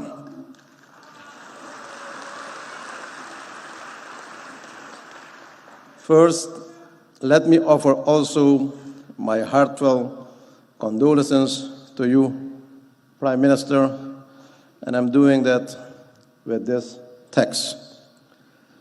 Janani janma bhumishta swargadapि गरीयसी। एक माँ और एक मातृभूमि स्वर्ग से भी बढ़कर है।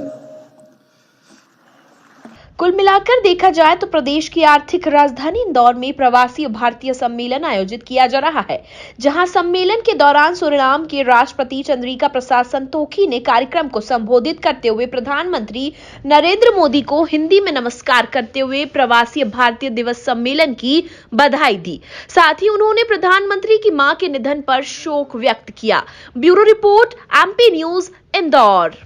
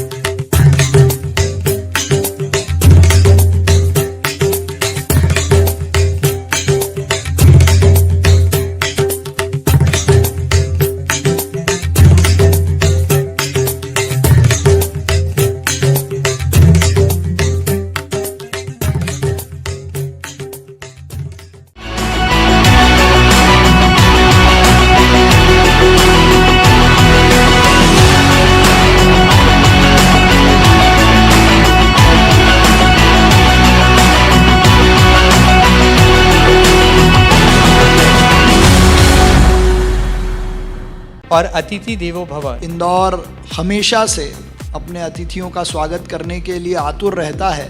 जो बड़ा एनआरआई कॉन्फ्रेंस होने जा रहा है, हमारे इन प्रवासी भारतीयों का स्वागत करने के लिए तैयार है। कितना तैयार इंदौर है? इंदौर पूरी तरह से तैयार है। जैसा कि आपने कहा कि विपक्ष नाम की चीज जो है वो राजनीति में नहीं होती। ये ही एक सबसे महत्वपूर्ण बात है, जो चाहे वो विपक्ष हो या इंदौर का कोई सा भी ऐसा पक्ष। आप सुबह निकल पड़ते हैं और किसी एक वार्ड में जाकर वहां पर योग शिविर का आयोजन होता है। देखिए, योग शब्द का ही भाव है कुछ चीजों का जुड़ाव। किस तरह से आप इस अपनी योजना को प्रेरणादायी मानते? लेकिन स्वच्छता में नंबर 1 होने के साथ साथ स्वच्छ इंदौर और स्वस्थ इंदौर बने। जो विदेशी मेहमान आएंगे या जो हमारे प्रवासी भारतीय मेहमान होंगे और जब वो इंदौर के इन चौराहों से गुजरेंगे, जो ऐसे सड़क के क्षेत्र थे जो बारिश के कारण या उस कारण से हुए थे, वो तो हमने पूरे शहर के सारा पैचवर्क करने का काम किया है। मेयर इन काउंसिल के साथ, पूरी टीम के साथ। दुनिया में कहीं भी इंदौर की स्वच्छता पे कोई प्रश्न चिन्ह खड़ा ना हो, इसलिए ये अभियान है। उस पूरे चौराहे की साफ सफाई करते नजर आए।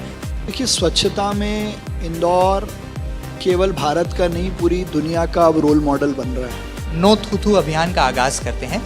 नो थूथू मतलब कोई भी आदमी कहीं भी खड़े होके ना थूके। एक चिंता और आपने बहुत की, और आपके पहले निगम परिषद सम्मेलन में भी आपने उसको अमली जामा पहनाया, मिल मजदूरों की चिंता। उस मील ने इंदौर को पूरी दुनिया में अलग पहचान दी। हमारे कपड़े का उद्योग पूरे भारत में जाना जाता था, लेकिन 1991 में मिल बंद हो गई। उनके इस दर्द पर मरहम लगाने का काम किया है। लेकिन मजदूरों को अपना पैसा नहीं मिला, और वो जो बेशकीमती ज़मीन इंदौर नगर निगम की थी जो हमने लीज पे। क्या इसका मसौदा बहुत पहले ही तैयार हो चुका था, आपके कुर्सी पर बैठने से पहले ही, कि मजदूरों का पैसा लौटाया जाए और कुछ इसका सदुपयोग किया जाए? पर हमने देखा है कि जो राजनेता होते हैं उनकी छवि या उनका जो व्यक्तित्व जो होता है वो कुर्ते के साथ होता है, जैकेट होता है और उसमें और भी रंग होते हैं। दोनों ही बातें ले सकते हैं उसमें, लेकिन ये तो सहज है। जो हम लोग पहले पहनते थे चुनाव लड़ने के पहले, वही ड्रेसअप कंटिन्यू है, उसमें कोई चेंज नहीं है। आपने जो है अपना एक कॉमन मैन स्टाइल को जो है अपना एक आइकॉनिक इमेज बना लिया है। कुर्ते पजामे हो चाहे और भी कोई भी ड्रेसअप हो, मेरे को सब पहनने का शौक है। जब जो मर्जी करती है मैं पहन लेता हूँ। अरविंद केजरीवाल ने दिल्ली में जब कुर्सी संभाली थी तो उन्होंने अपने लुक में कोई काम नहीं किया, और वैसा ही कुछ आपके साथ भी नजर आ रहा है। मैं वही कह रहा हूँ कि जैसे थे वैसे ही हैं। जो सुबह सुबह महापौर जी की योग क्लास लगती है, क्या यही उनका फिटनेस मंत्र है? नहीं, बस वो सुबह का योग ही फिटनेस का मंत्र है। कि कौन फ्लावर है और कौन फायर है, ये चुनाव के नतीजे तय करेंगे। मुझे लगता है जो काम सहज और सरल तरीके से हो जाए उसमें फायर और फ्लावर की ज़रूरत नहीं है, लेकिन जहाँ कहीं ज़रूरत पड़ेगी या पड़ती है तो समय समय पर वैसा एक्शन हम लेते भी हैं। अगला लक्ष्य क्या होगा इंदौर नगर निगम का? दूसरा, ट्रैफिक एक बड़ी चुनौती है। स्वच्छता के साथ साथ हमने कैसे नए साल के लिए अपने नए संकल्प को भी जो है संजो लिया है। स्वच्छता में हम शिखर पे बने रहें और ट्रैफिक की समस्या को हल करने का काम करें। 311 ने उसको कई सारी तरीके से ठीक किया है, लेकिन और भी उसको करने की ज़रूरत है। इंदौर उड़ान भरने ही वाला है और लगातार ये जो उड़ान है ये सफलता के नए आयामों को भी छुएगी। हम टेक ऑफ के मोड में थे, लेकिन ये जितने इंटरनेशनल प्लेटफॉर्म अभी इंदौर को मिले हैं, इन्होंने टेक ऑफ के आगे की स्टेज पे हमको लाकर खड़ा कर दिया है। पुष्य नक्षत्र का जो है दौर चल रहा है, समय चल रहा है। पुष्य नक्षत्र और अच्छा तब हो जाता है जब वो गुरु पुष्य हो। तो मीडिया जो है ना, वो सबकी गुरु है। खबरों का समंदर, क्या छुपा है खबरों के अंदर? बेपर्दा होगा अब सच, देखेंगे जानेंगे हिंदुस्तान के दिल का हाल।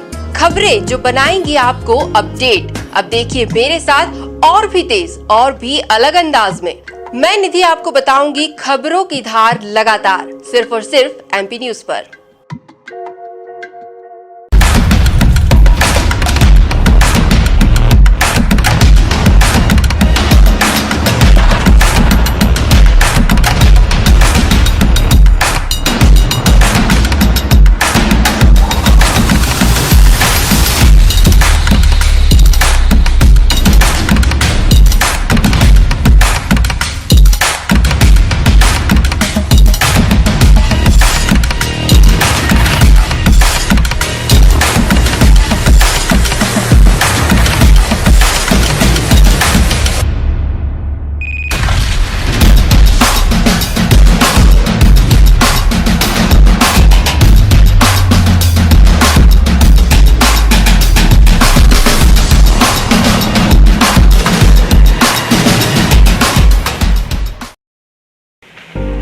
एमपी न्यूज मीडिया में नए इनोवेशन के साथ में एमपी पॉडकास्ट लॉन्च होने जा रहा है। मध्य प्रदेश का यह पहला न्यूज इनोवेशन होगा जिसमें टीवी दर्शकों के लिए अच्छे इंटरव्यू और स्टोरी सुनने की सुविधा मिलेगी।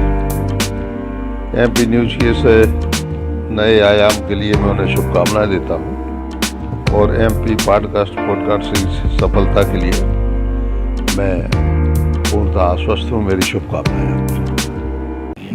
एमपी न्यूज़ टीवी जो नवाचार करने जा रही है कि एमपी पॉडकास्ट, इसके लिए मैं कोटि कोटि शुभकामनाएं देती हूं, क्योंकि हम सब जानते हैं कि बहुत ही व्यस्ततम जीवन में कई बार हम सब चाहते हैं कि मुख्य समाचार हमें शीघ्र देखने को मिल जाए। तो मुझे लगता है ये नवाचार सबकी मदद करेगा और सारे मुख्य समाचार हमें तत्काल सुनने को मिलेंगे। फिर विषय विशेष पर कहानियाँ, विस्तार पूर्वक उनकी जानकारी, ये भी सब उपलब्ध होने वाली है। इस नवाचार के लिए एमपी न्यूज़ के सभी साथियों को मैं अभिनंदन करती हूँ, बधाई देती हूँ कि आपका ये प्रयोजन लोकतंत्र का सशक्त चौथा प्रहरी बनेगा और सबको जागृत रखेगा। मीडिया में नए इनोवेशन के साथ एमपी पॉडकास्ट लॉन्च करने जा रहा है। ये मध्य प्रदेश का पहला न्यूज इनोवेशन होगा जिसमें दर्शकों को खास इंटरव्यू और स्टोरीज सुनने को भी मिल सकेगी। एमपी न्यूज के इस नए आयाम के लिए मैं उन्हें शुभकामनाएं देता हूं और एमपी पॉडकास्ट की सफलता के लिए मैं पूर्णतः आश्वस्त हूं। ठीक है। एमपी न्यूज मीडिया में नए इनोवेशन के साथ एमपी पॉडकास्ट लॉन्च करने जा रहा है। ये मध्य प्रदेश का पहला न्यूज इनोवेशन होगा जिसमें दर्शकों को खास इंटरव्यू और स्टोरीज सुनने को भी मिल सकेंगे। एमपी न्यूज के इस नए आयाम के लिए मैं उन्हें हार्दिक शुभकामनाएं देता हूं और एमपी पॉडकास्ट की सफलता के लिए मैं पूर्णतः आश्वस्त हूं। मैं पुनः शुभकामनाएं देता हूं, बधाइयां देता हूं। निरंतर प्रगति करें, समाज में व्याप्त कुरीतियों के खिलाफ संघर्ष करें और हम लोगों का सहयोग लें। बहुत बहुत शुभकामनाएं, बहुत बहुत बधाइयां। Thank you.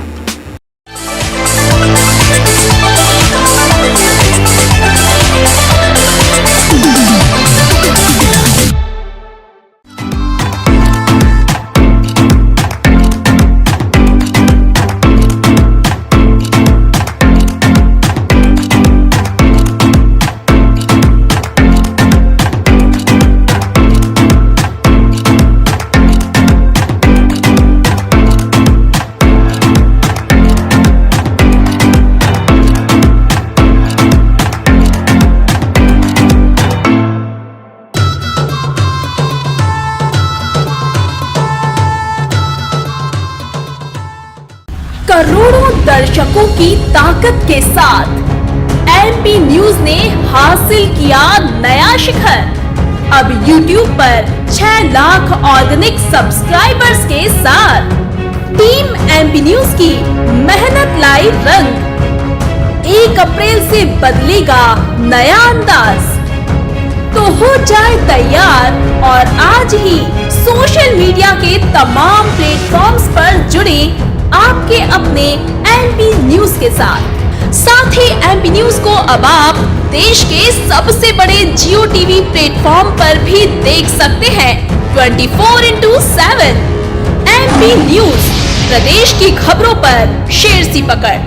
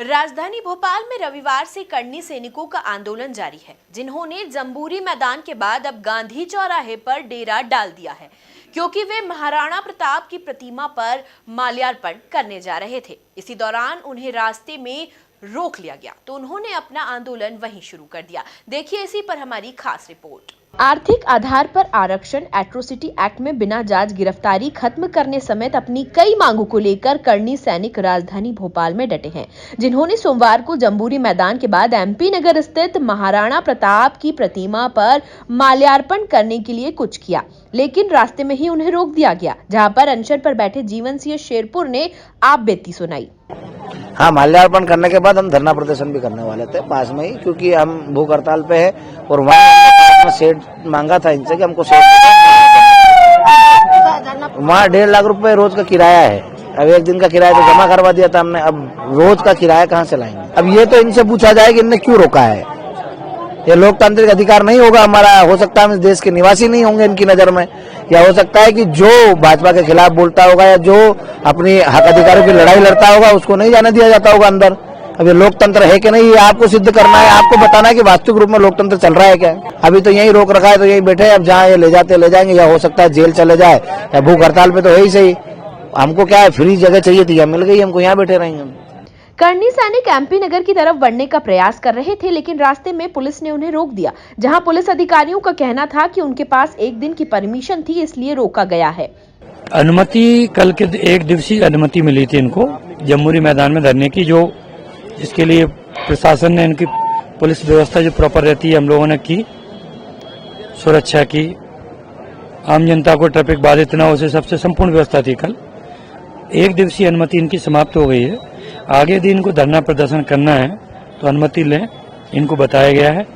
बिना अनुमति के एक साथ 300-400 लोगों को लेकर के सड़क पे इस तरह से आम जनता, कारोबार भी है, आज वर्किंग डे भी है, इस रोड पे 4-5 बड़े-बड़े स्कूल भी हैं, कार्मल कॉन्वेंट से लेकर के कैरियर कॉलेज से लेके और जवाहरलाल, सभी कुल मिलाकर के स्टूडेंट भी हैं। आम जनता प्रभावित ना हो, छात्र लोग जो जिनका स्कूल है कोई प्रभावित ना हो, इतनी बड़ी संख्या बिना अनुमति के नहीं जाए, इसीलिए रोका गया है। जहाँ तक माल्यार्पण की है महाराणा प्रताप जी महापुरुष, उनके माल्यार्पण के लिए हमारे द्वारा इन्हें बताया कि आप आपका प्रतिनिधिमंडल तैयार है, हम लोग चल के करा देते हैं, लेकिन 300-400 की भीड़ बिना किसी अनुमति के नहीं जाने देंगे। जो भी है विधि सम्मत तरीका है, अनुमति लें, अनुमति के उपरांत यदि जाते हैं हम खुद इनको माल्यार्पण कराते, लेकिन बिना अनुमति के इस तरह उचित नहीं है। धरना की अनुमति भी सिर्फ कल भर की थी, आगे यदि धरना देना जो भी करना है उसकी आगे की प्रक्रिया करें, कौन से स्थान पर करना है, क्या करना है, ये इनको तय करना है, वहाँ की अनुमति लें।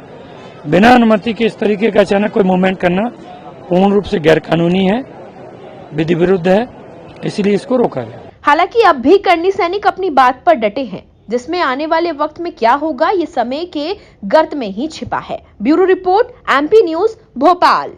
प्रदेश की आर्थिक राजधानी इंदौर से भावुक कर देने वाला मामला निकलकर सामने आया है, जहां पंडरीनाथ थाना पुलिस ने सफलता हासिल करते हुए चंद घंटों में गुमशुदा बालक को ढूंढ निकाला और परिजनों को सुपुर्द कर दिया है। 17 साल का नाबालिग घर से बिना बताए चले गया था, जिसके बाद पिता द्वारा थाना पंडरीनाथ में शिकायत की गई थी। थाना प्रभारी सतीश पटेल के द्वारा गुम बालक की तुरंत तलाश करने के लिए वरिष्ठ अधिकारियों के निर्देशन में अलग अलग विशेष टीमें गठित कर रवाना की गई। पंडरीनाथ पुलिस ने बालक के फोन रिकॉर्ड्स और कई सीसीटीवी फुटेज खंगाले। बालक की तत्परता पूर्वक तलाश इंदौर और आसपास के इलाकों में की गई। अंततः पंडरीनाथ पुलिस की मेहनत रंग लाई। थाना MIG क्षेत्र में श्रीनगर काकड़ में पता करने पर बालक घूमते हुए मिल गया। उक्त बालक का हुलिया के आधार पर सकुशल दस्तयाब कर उसके पिता के सुपुर्द किया गया। पिता की आंखें खुशी से छलक उठी। दरअसल बालक उज्जैन में अपने मामा के पास सोने चांदी का काम सीखता था, जहां उसका मन नहीं लगता था। इसी बात से गुस्सा होकर घर छोड़कर चला गया था। दरअसल 2 तारीख को, इसी महीने की 2 तारीख को एक बालक अपने घर से बगैर कुछ बताए नाराज होकर चला गया था और ये उसी के पिता हैं। और मामले को जब इन्होंने थाने में रिपोर्ट दर्ज की और उसके बाद में वरिष्ठ अधिकारियों को पता कर तुरंत टीमें रवाना की गई बच्चे की तलाश के लिए और उसके फ़ोन रिकॉर्ड्स भी खंगाले गए, उसके कई CCTV फुटेज भी खंगाले गए। पुलिस की मेहनत रंग लाई और बच्चे को सकुशल दस्तयाब किया गया। उक्त कार्रवाई में थाना प्रभारी पंडरीनाथ निरीक्षक सतीश पटेल, सत्याराम सिंह आरोलिया, आरक्षण अरुण सिंह, ओम प्रकाश का सराहनीय योगदान रहा। Bureau report, MP news, Indore.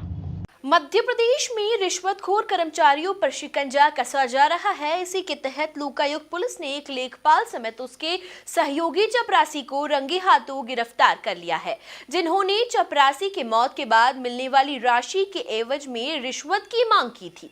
देखिए इसी पर हमारी ये खास रिपोर्ट। मामले में शुभम रैदास नाम के युवक ने लोकायुक्त को शिकायत की थी कि उसके पिता शासकीय महिला ITI में चपरासी के पद पर कार्य कर रहे थे, जिनकी मृत्यु दिसंबर 2022 में हो गई थी, जिसके बाद उनके GIS की 1,25,000 रुपए की राशि निकलना था।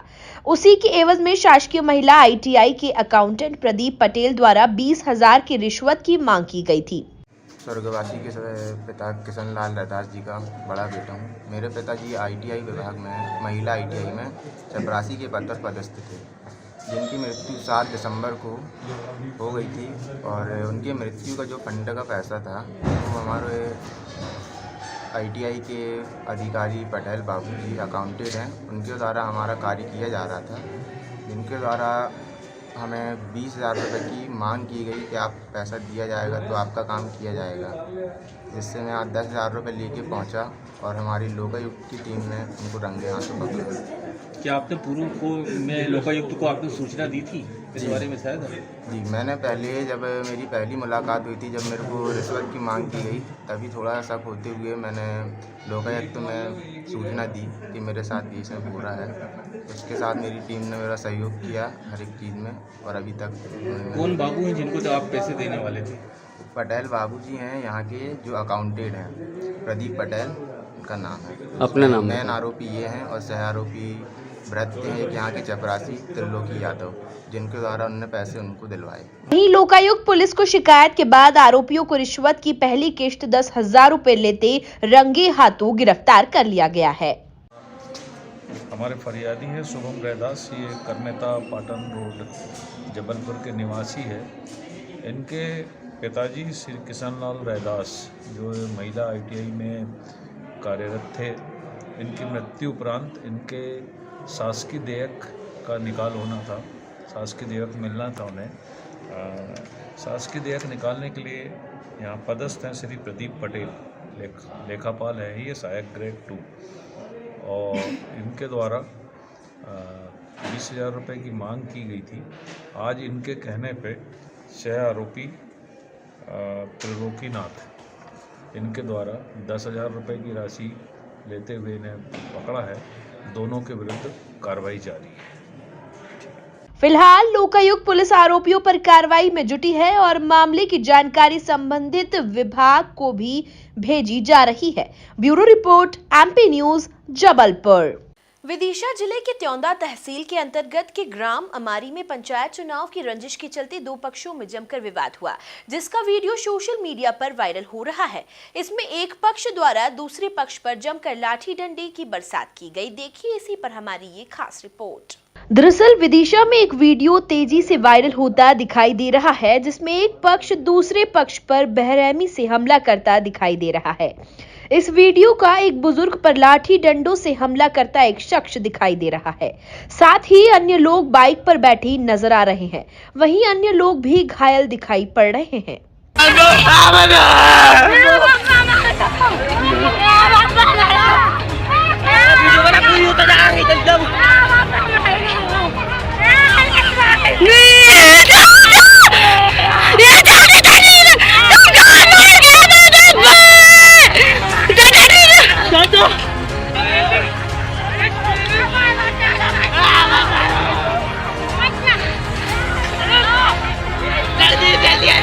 घटना को लेकर बताया जा रहा है कि हमले में कुल 5 लोग गंभीर रूप से घायल हो गए, जिसमें महिलाएं भी शामिल है, जिन्हें इलाज के लिए अस्पताल भेज दिया गया है। वहीं मामले में पुलिस का क्या कुछ कहना है, आप भी सुनिए। त्योंदा थाने के अंतर्गत अमारी गांव में दो पक्षों के बीच में विवाद हुआ है। प्रारंभिक तौर पर जानकारी ये मिली है कि इनके बीच में कुछ व्यक्तिगत रंजिश और विवाद था, जिसकी वजह से इन लोगों ने आपस में मारपीट की है। इसमें दोनों पक्षों की तरफ से कुछ लोग घायल हुए हैं, चोटें आई हैं, तो दोनों पक्षों की तरफ से इसमें केस रजिस्टर्ड कर लिया गया है।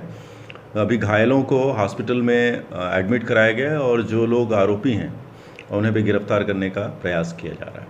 पुलिस ने मामले में एफआईआर दर्ज कर ली है। वहीं अब जल्द पुलिस ने आरोपियों की गिरफ्तारी का दावा किया गया है। Bureau report, MP news, Vidisha. खबर श्योपुर से है, जहां रहने वाली एक युवती ने 2 युवकों पर ब्लैकमेलिंग कर रेप कर पैसे ऐंठने के गंभीर आरोप लगाए हैं। जहां पीड़िता हिंदू समाज से है तो ब्लैकमेल करने वाले युवक मुस्लिम समाज से बताए जा रहे हैं। वहीं अब पूरा मामला थाने पर पहुंच चुका है और आगे की पुलिस कार्रवाई करने में जुटी हुई है। इसी पर देखिए यह खास रिपोर्ट। श्योपुर की रहने वाली पीड़िता द्वारा दोनों युवकों पर अश्लील वीडियो बनाकर रेप और ब्लैकमेल करने का आरोप लगाया गया और सिटी कोतवाली पहुंचकर शिकायत भी दर्ज करवाई गई। वहीं युवती की शिकायत पर पुलिस ने आरोपी शानू उर्फ अब्दुल कासिम के खिलाफ मामला दर्ज कर लिया है। वहीं इस मामले में विश्व हिंदू परिषद ने भी कड़ी कार्रवाई की मांग की है।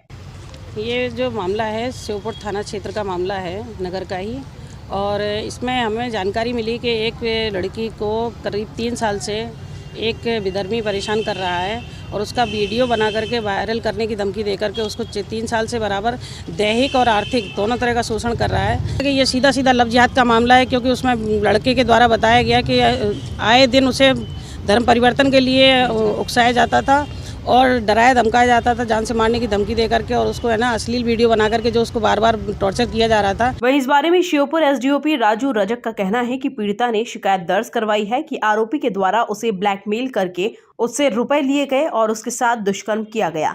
मामला लव जिहाद का है या फिर नहीं, यह तो विवेचना के बाद ही पता चल सकेगा। शिकायत के आधार पर कार्रवाई की जा रही है। हाँ, आज थाना कोतवाली में फरियादिया आई है जिसने बताया कि करीब 2.5 साल पहले एक मुस्लिम समुदाय के लड़के द्वारा उसको बहला फुसला कर उसका दैहिक शोषण किया और आर्थिक रूप से भी उसका शोषण किया है। इस रिपोर्ट पर थाना कोतवाली में अपराध पंजीबद्ध करके विवेचना की जा रही है। पीड़िता ने आरोपियों पर धर्म परिवर्तन करने का भी आरोप लगाया, जिसको लेकर पुलिस तस्दीक में जुटी हुई है। वहीं जल्द ही आरोपियों की गिरफ्तारी की संभावना भी जताई जा रही है। Bureau report, MP news, Sheopur. राजधानी भोपाल में करनी सैनिकों ने रविवार को जंगी प्रदर्शन किया था। वहीं इसमें से जीवन सिंह शेरपुर समेत 5 कार्यकर्ता भूख हड़ताल पर बैठ गए थे, जिसके बाद करनी सैनिक आज भी जम्बूरी मैदान पर जमे हुए हैं। वहीं इनको समर्थन देने के लिए कई लोग अभी भी जम्बूरी मैदान में डटे हुए दिखाई दे रहे हैं। इसी पर देखिए ये खास रिपोर्ट। करनी सैनिकों की मांग है कि आर्थिक आधार पर आरक्षण लागू किया जाए, एट्रोसिटी एक्ट में बिना जांच गिरफ्तारी समाप्त की जाए। इसके साथ ही उनकी अन्य मांगे भी हैं, जिसको लेकर वे जम्बूरी मैदान में डटे हुए हैं।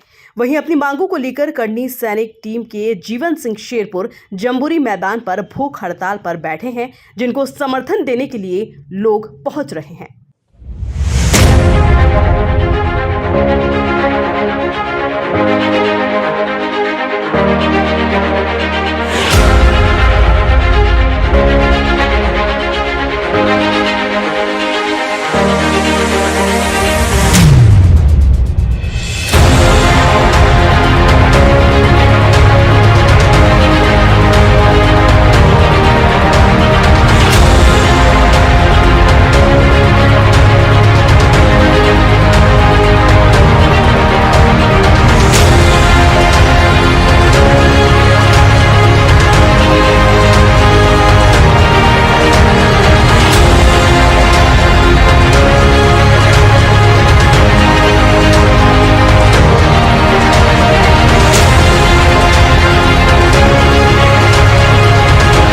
जानकारी के मुताबिक जीवन सिंह शेरपुर ने कड़ाके की सर्दी में प्रदर्शन स्थल पर ही अपनी रात बिताई और अपनी मांगे पूरी होने तक भूख हड़ताल जारी रखने का दावा किया।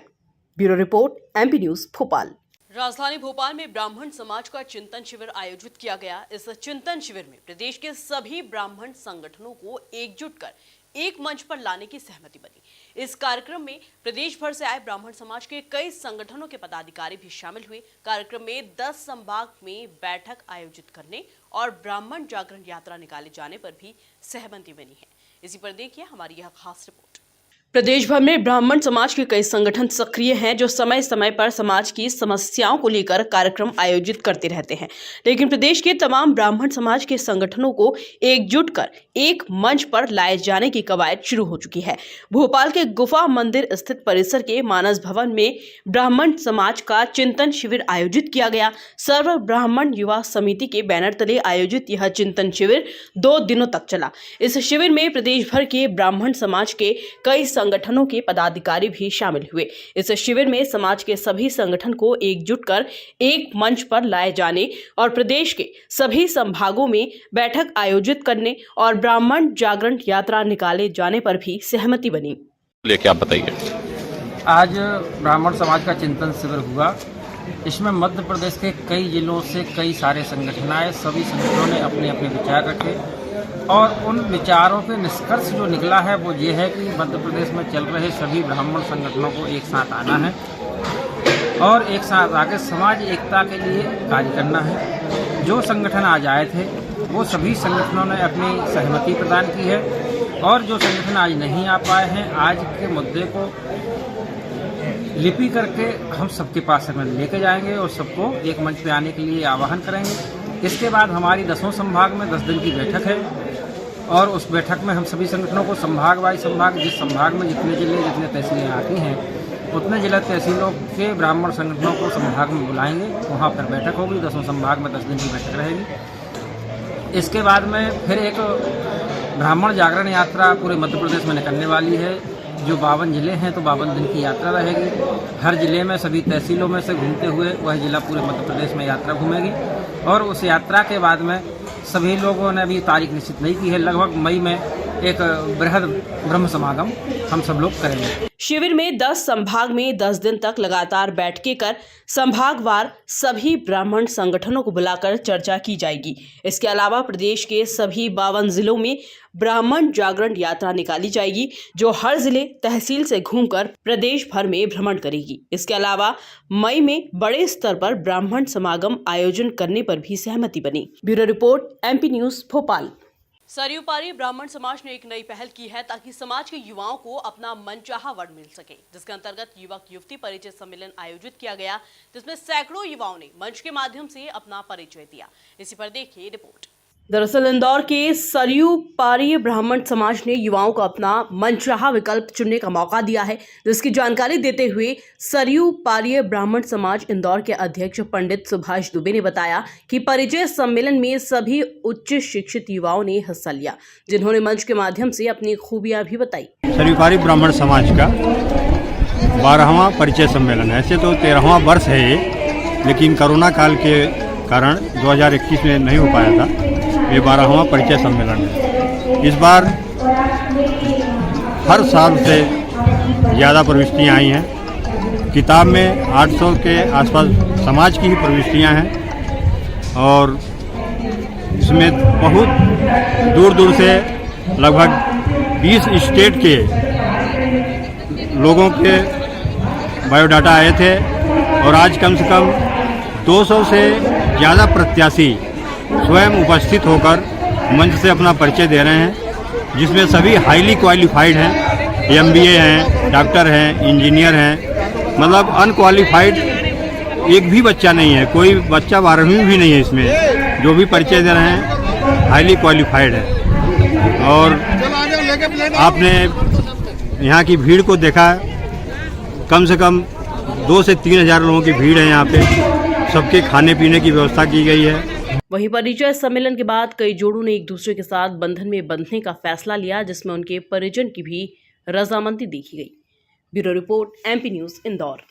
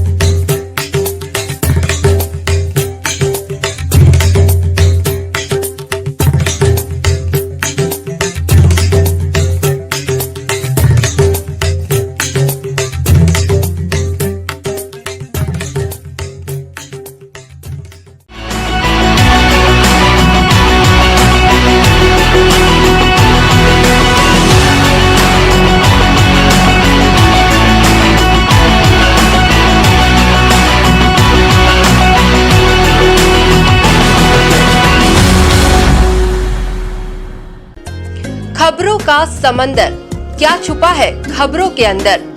बेपर्दा होगा अब सच, देखेंगे जानेंगे हिंदुस्तान के दिल का हाल। खबरें जो बनाएंगी आपको अपडेट। अब देखिए मेरे साथ और भी तेज और भी अलग अंदाज में मैं निधि आपको बताऊंगी खबरों की धार लगातार, सिर्फ और सिर्फ MP न्यूज पर।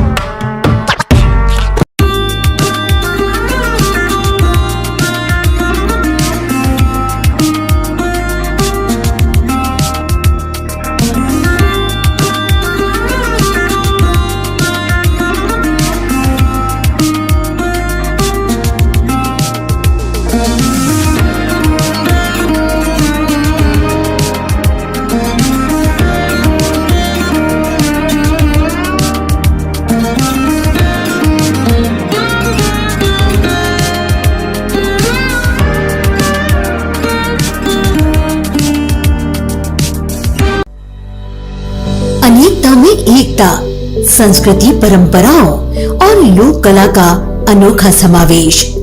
यहाँ बसता है अपनापन और प्रेम। कानों में रस घोलती है मीठी बोलियां, आंखों को भाते हैं अद्भुत पर्यटन नजारे। शालीनता, समृद्धता और ऐतिहासिक धरोहरों को अपने में संजोए आपको बताते हैं देश का दिल कहे जाने वाले ऐसे प्रदेश के बारे में। भारत की संस्कृति में मध्य प्रदेश जगमगाते दीपक के समान है। जिसकी रोशनी की सर्वथा अलग प्रभा और प्रभाव है। यह विभिन्न संस्कृतियों की गंगा जमुनी तहजीब का आकर्षक गुलदस्ता है, जिसे प्रकृति ने राष्ट्र की वेदी पर जैसे अपने हाथों से सजा कर दिया है, जिसका सतरंगी सौंदर्य और मनमोहक सुगंध चारों ओर फैल रही है। 26 जनवरी 1950 को संविधान लागू हुआ। इसके बाद सन 1991-92 में देश में पहले आम चुनाव कराए गए। सन 1956 में राज्यों के पुनर्गठन के फलस्वरूप 1 नवंबर 1956 को नए राज्य के रूप में मध्य प्रदेश का निर्माण हुआ। आज भोपाल मध्य प्रदेश की राजधानी है। मध्य प्रदेश 1 नवंबर 2000 तक क्षेत्रफल के आधार पर भारत का सबसे बड़ा राज्य था, पर फिर छत्तीसगढ़ अलग राज्य हो गया। मध्य प्रदेश के उत्तर में उत्तर प्रदेश, पूर्व में छत्तीसगढ़ तथा पश्चिम में राजस्थान और गुजरात, दक्षिण में महाराष्ट्र है। मध्य प्रदेश में 5 लोक संस्कृतियों का समावेशी संसार है। ये 5 सांस्कृतिक क्षेत्र है: निमाड़, मालवा, बुंदेलखंड, बघेलखंड और ग्वालियर यानी चंबल। मध्य प्रदेश में कुल 52 जिले हैं। खनिज संसाधनों से समृद्ध मध्य प्रदेश हीरे और तांबे का सबसे बड़ा भंडार है। मध्य प्रदेश मुख्य रूप से अपने पर्यटन के लिए भी जाना जाता है। मांडू, धार, महेश्वर, मंडलेश्वर, भीमबेटका, पचमढ़ी, खजुराहो, सांची स्तूप, उज्जैन, जबलपुर जलप्रपात इत्यादि मध्य प्रदेश के पर्यटन स्थल के प्रमुख उदाहरण हैं। उज्जैन जिले में प्रत्येक 12 वर्षों में कुंभ सिंहस्थ मेले का पुण्य पर्व विश्व स्तर पर प्रसिद्ध है। प्रदेश में सबसे अधिक वन क्षेत्र है, इसलिए यहाँ बांधवगढ़ राष्ट्रीय उद्यान, कान्हा, कन्या राष्ट्रीय उद्यान, सतपुड़ा राष्ट्रीय अभ्यारण्य, कूनो राष्ट्रीय उद्यान सहित कुल 11 राष्ट्रीय उद्यान एवं विश्व का प्रथम व्हाइट टाइगर सफारी और जू मुकुंदपुर सतना में स्थित है। इसके अलावा 70 साल के बाद प्रदेश में लाए गए चीते भी मध्य प्रदेश की शोभा बढ़ा रहे हैं। बात नदियों की हो तो जीवनदायिनी मां नर्मदा नदी मध्य प्रदेश की सबसे प्रमुख और लंबी नदी है। वहीं बंजार, तवा, मचना, देनवा, सोनभद्र, चंबल, शिप्रा, काली सिंधी, पार्वती, बेतवा, धसान और भी कई नदियां शामिल हैं। राज्य की आधिकारिक भाषा हिंदी है। इसके अलावा कई इलाकों में उर्दू और मराठी का भी वर्चस्व है। यहाँ कई क्षेत्रीय बोलियां भी बोली जाती हैं। इन बोलियों के अलावा मालवा में मालवी, निमाड़ में निमाड़ी, बुंदेलखंड में बुंदेली और बघेलखंड और दक्षिण पूर्व में बघेली बोली जाती है। यहाँ की अन्य भाषाओं में तेलुगु, भिलोड़ी, गोडी, कोरकू इत्यादि शामिल हैं, जो कि जनजातीय समूह द्वारा बोली जाती है। प्रदेश में कई शहर अपनी धार्मिक आस्था के केंद्र के लिए भी प्रसिद्ध हैं, जिनमें से सबसे प्रमुख उज्जैन शहर है। यहाँ 12 ज्योतिर्लिंग में से एक महाकालेश्वर मंदिर दुनिया भर में प्रसिद्ध है। अब महाकाल का मंदिर महाकाल लोक के रूप में अवतरित हो गया है। भोपाल की ताजुल मसाजिद भारत की सबसे विशाल मस्जिदों में से एक है।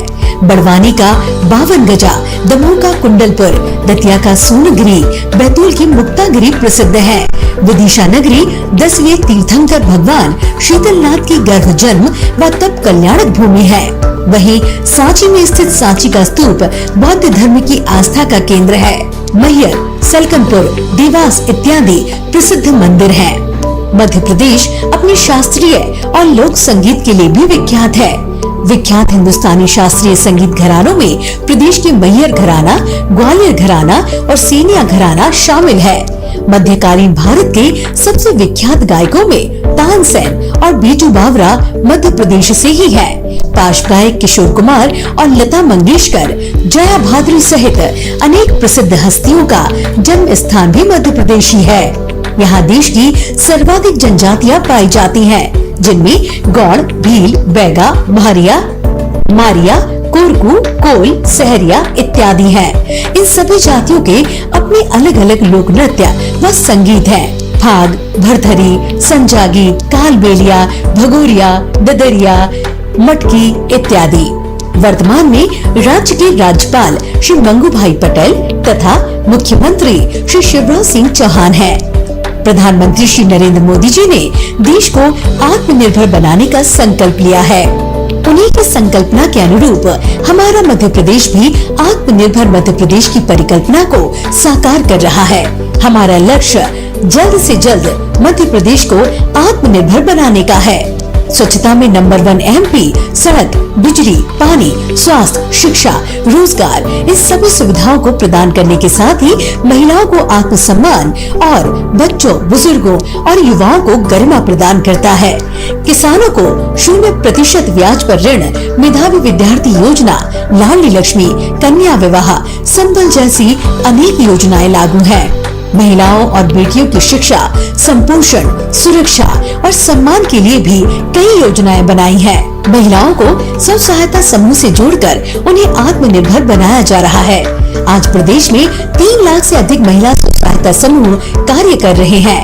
एक जिला एक उत्पाद योजना में शामिल उत्पादों को राष्ट्रीय तथा अंतर्राष्ट्रीय स्तर पर पहचान दिलाने की समुचित व्यवस्था की है। प्रदेश में हर घर में जल की पर्याप्त व्यवस्था और सबका पक्का आवास का सपना भी जल्द पूरा होगा। प्रदेश के शहरी एवं ग्रामीण पथ व्यवसायियों को 10-10 हजार रूपए का ब्याज मुक्त ऋण उनकी आजीविका के लिए दिया जाता है। प्रदेश में आयुष्मान भारत योजना के अंतर्गत गरीबों को निःशुल्क इलाज उपलब्ध कराया जा रहा है। प्रदेश के हर कोने में 24 घंटे बिजली उपलब्ध है। यही नहीं, सौर ऊर्जा के क्षेत्र में भी मध्य प्रदेश देश में अग्रणीय है। नागरिकों को बेहतर सुविधाओं का लाभ मिले, इसके लिए देश में पहली बार मध्य प्रदेश ने लोक सेवा गारंटी योजना शुरू की। मध्य प्रदेश में 9,200 शिवराज स्कूल शुरू करने का निर्णय लिया गया है। प्रदेश के प्रमुख मेडिकल कॉलेजों में MBBS की सीटों को बढ़ाए जाने का फैसला और हिंदी में मेडिकल और इंजीनियरिंग की पढ़ाई भी मध्य प्रदेश से ही आरंभ हुई है। प्रदेश के युवाओं को रोजगार देने की दिशा में भी हमने अनेक कदम उठाए हैं। रोजगार सेतु पोर्टल के माध्यम से युवाओं एवं श्रमिकों के लिए रोजगार की समुचित व्यवस्था की गई है। युवाओं के पास स्वयं का अपना रोजगार हो, इसके लिए हम उनको मुख्यमंत्री स्वरोजगार के माध्यम से स्वरोजगार प्रदान करने का कार्य कर रहे हैं। मुख्यमंत्री श्री शिवराज सिंह चौहान के वैभवशाली नेतृत्व में मध्य प्रदेश नित्य नए आयाम स्थापित कर रहा है और प्रगति की अविराम इबारत लिख रहा है। आत्मनिर्भर मध्य प्रदेश के स्वप्न को साकार करने के लिए आइए हम सब मिलकर स्वर्णिम, समृद्ध और विकासशील मध्य प्रदेश बनाएं।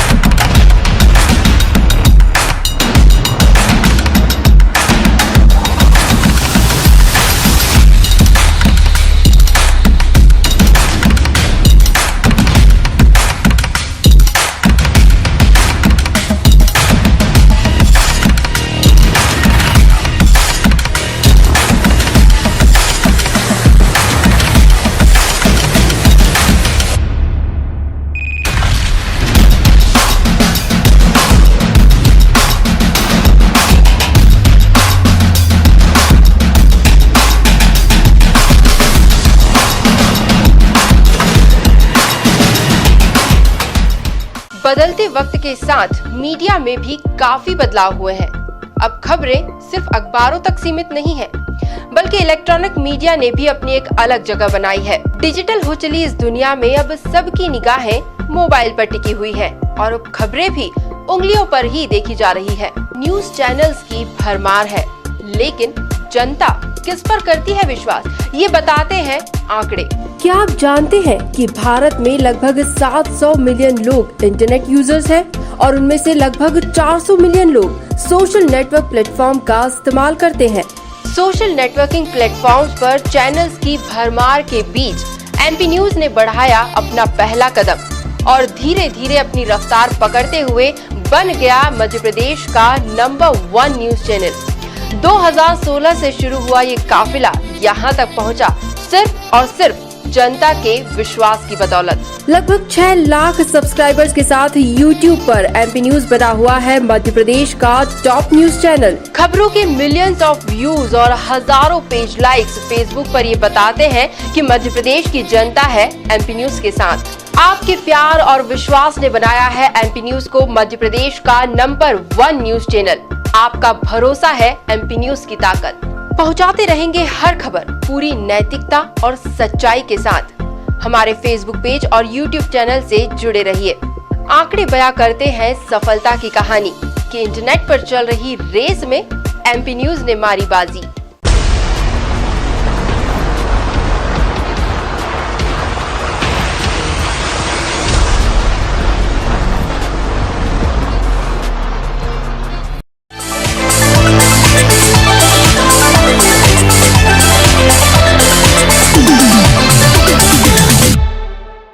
Matching style and class with comfort at About Us.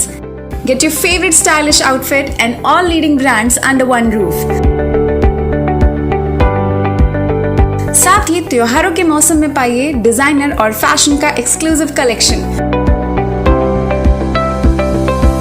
तो पूरे परिवार के साथ आइए शॉपिंग के परफेक्ट डेस्टिनेशन पर About Us, the family store, Sapna Sangeeta road, tower चौराहे के पास, इंदौर।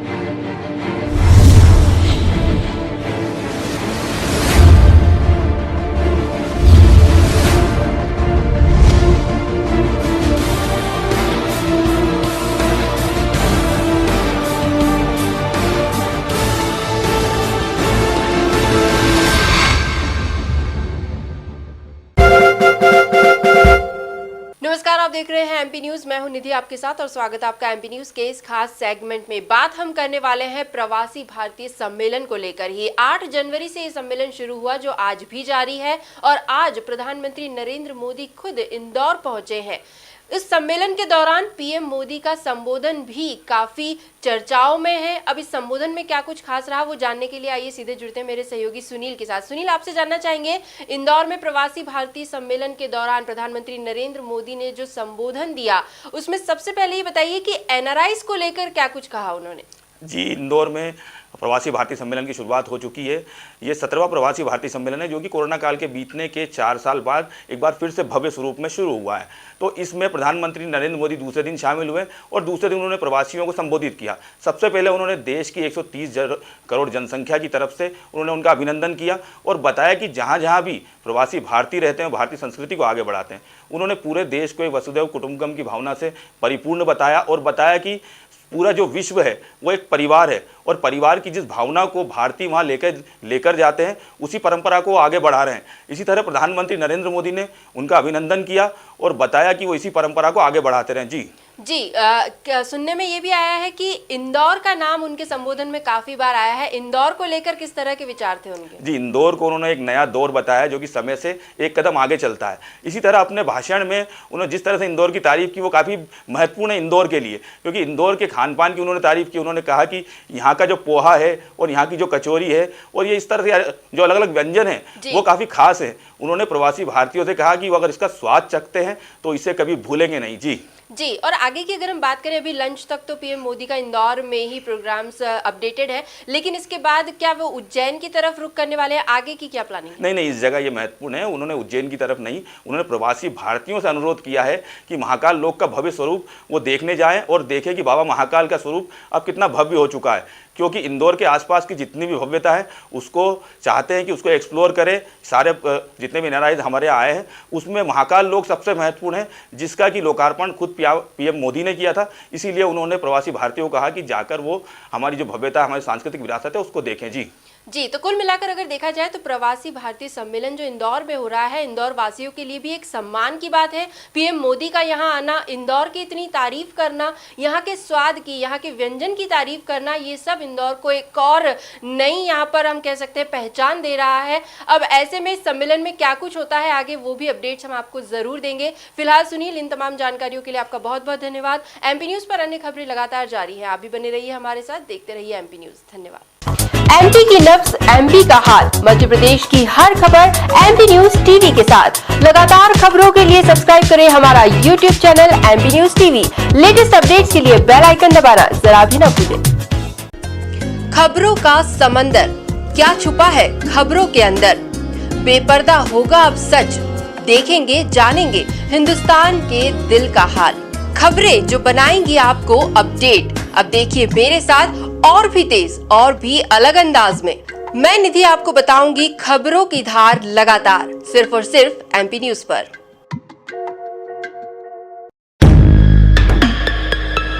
आई है फिर वोट देने की बारी,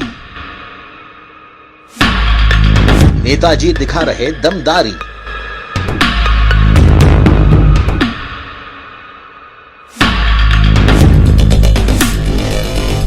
हो रहा शोर, कहीं टक्कर कहीं बराबरी।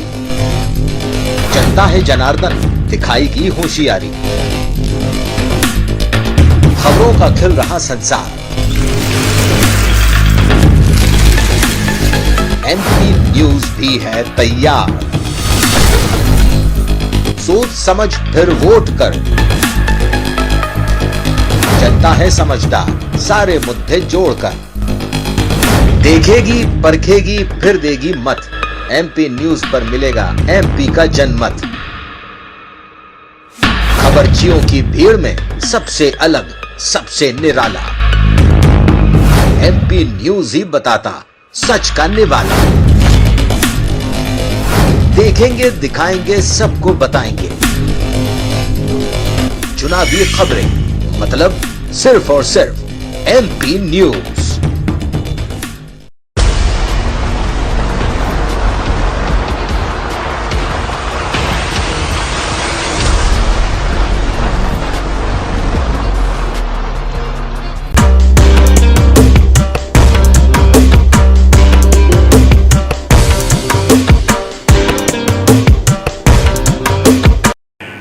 एमपी न्यूज मीडिया में नए इनोवेशन के साथ एमपी पॉडकास्ट लॉन्च करने जा रहा है। ये मध्य प्रदेश का पहला न्यूज इनोवेशन होगा जिसमें दर्शकों को खास इंटरव्यू और स्टोरीज सुनने को भी मिल सकेगी।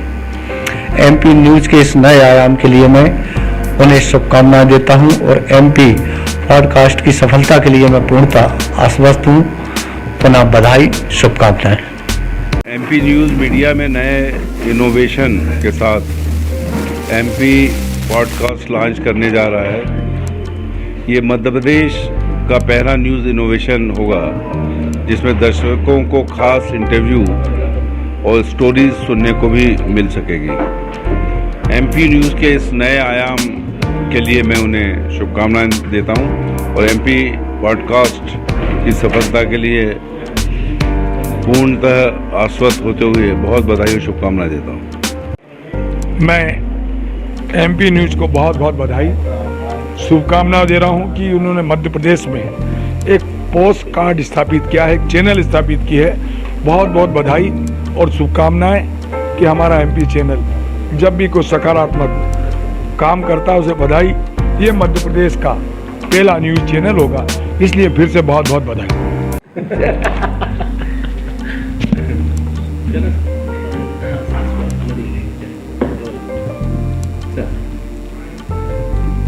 एमपी न्यूज मीडिया ने इनोवेशन के रूप में एमपी पॉडकास्ट लॉन्च किया है। मैं इसके लिए बधाई देना चाहता हूं। मेरी शुभकामनाएं, मंगल कामनाएं। ये एक नया काम शुरू किया है, इसके लिए मुझे लगता है कि ये प्रदेश में, देश में एक नई ऊंचाई प्राप्त करेगा और निरंतर ये प्रगति करे, जनता की आवाज़ को पूरे प्रदेश में, पूरे देश में एक आवाज़ बनकर के काम करे। इसके लिए मेरी ओर से इस एमपी न्यूज मीडिया को बहुत बहुत बधाई, शुभकामनाएं। नए साल में नया कदम, स्मार्ट स्टेट का स्मार्ट चैनल एमपी न्यूज भी हुआ अब स्मार्ट। जियो एमपी, अब आपका एमपी न्यूज जियो टीवी पर भी। एमपी के करोड़ों दर्शकों ने एमपी न्यूज को बनाया स्मार्ट, तो हो जाइए तैयार और आज ही जियो टीवी लगाएं और पाएं आपका अपना न्यूज चैनल एमपी न्यूज, जिसकी है एमपी की खबरों पर शेर सी पकड़। MP news available now at Jio TV.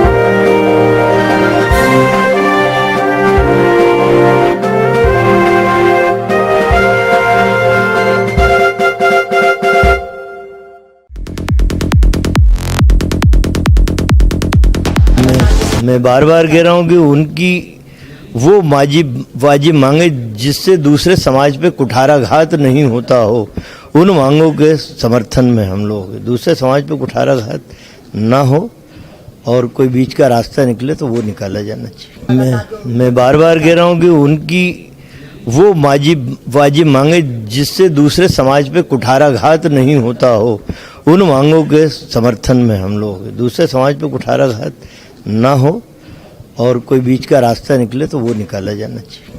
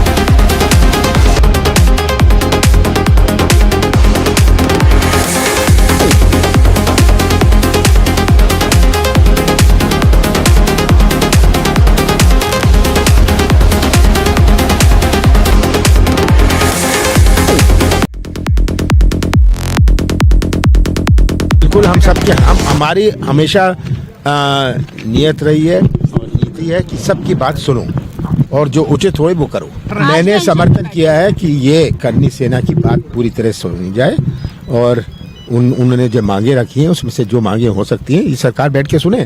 उनको दबाने से, उनको भड़काने से थोड़ी ना होगा। बिल्कुल हमारी हमेशा नियत रही है और नीति है कि सबकी बात सुनो और जो उचित हो वो करो। मैंने समर्थन किया है कि ये करनी सेना की बात पूरी तरह सुनी जाए और उन्होंने जो मांगे रखी हैं उसमें से जो मांगे हो सकती हैं ये सरकार बैठ के सुने। उनको दबाने से, उनको भड़काने से थोड़ी ना होगा। शाहरुख खान और दीपिका पादुकोण की अपकमिंग फिल्म पठान अपने पहले ट्रेलर के साथ ही कंट्रोवर्सीज में बनी हुई है। इसी बीच फिल्म पठान का एक और ट्रेलर रिलीज होने को है। नए ट्रेलर की रिलीज से पहले शाहरुख खान ने एक ट्वीट किया है जो इस वक्त चर्चाओं में बना हुआ है। अभिनेता शाहरुख खान ने ट्वीट करते हुए लिखा कि मिलते हैं मैदान पर, मजा आएगा, अब पठान की महफिल में आ जाओ। The mission is about to start, आ रहा है, thank you for waiting. Indore में आयोजित प्रवासी भारतीय सम्मेलन में शामिल हुए प्रधानमंत्री नरेंद्र मोदी, प्रवासियों ने तालियों की गड़गड़ाहट के साथ किया स्वागत। पीएम मोदी के भाषण की एनआरआई ने जमकर की प्रशंसा। लंच में भी पीएम मोदी प्रवासियों के बीच शामिल हुए। उत्तराखंड के जोशीमठ को सोमवार को सरकार ने आपदा प्रभावित क्षेत्र घोषित कर दिया है। जोशीमठ और आसपास के इलाकों में कंस्ट्रक्शन बैन कर दिया गया है। प्रधानमंत्री कार्यालय ने रविवार को जोशीमठ को लेकर एक हाई लेवल मीटिंग की। केंद्र ने तुरंत लोगों को शिफ्ट करने का एक्शन प्लान तैयार किया। पूर्व मुख्यमंत्री उमा भारती ने रविवार को अपने रिश्तेदार और बीजेपी से निष्कासित नेता प्रीतम सिंह लोधी से मुलाकात की। इस दौरान उन्होंने कहा कि प्रीतम लोधी ने असंयत भाषा का प्रयोग किया था, जिसके लिए इन्होंने पार्टी से माफी मांग दी। अब इन्हें माफी नहीं देना अपराध है, माफ नहीं किया तो ये भारी भूल है।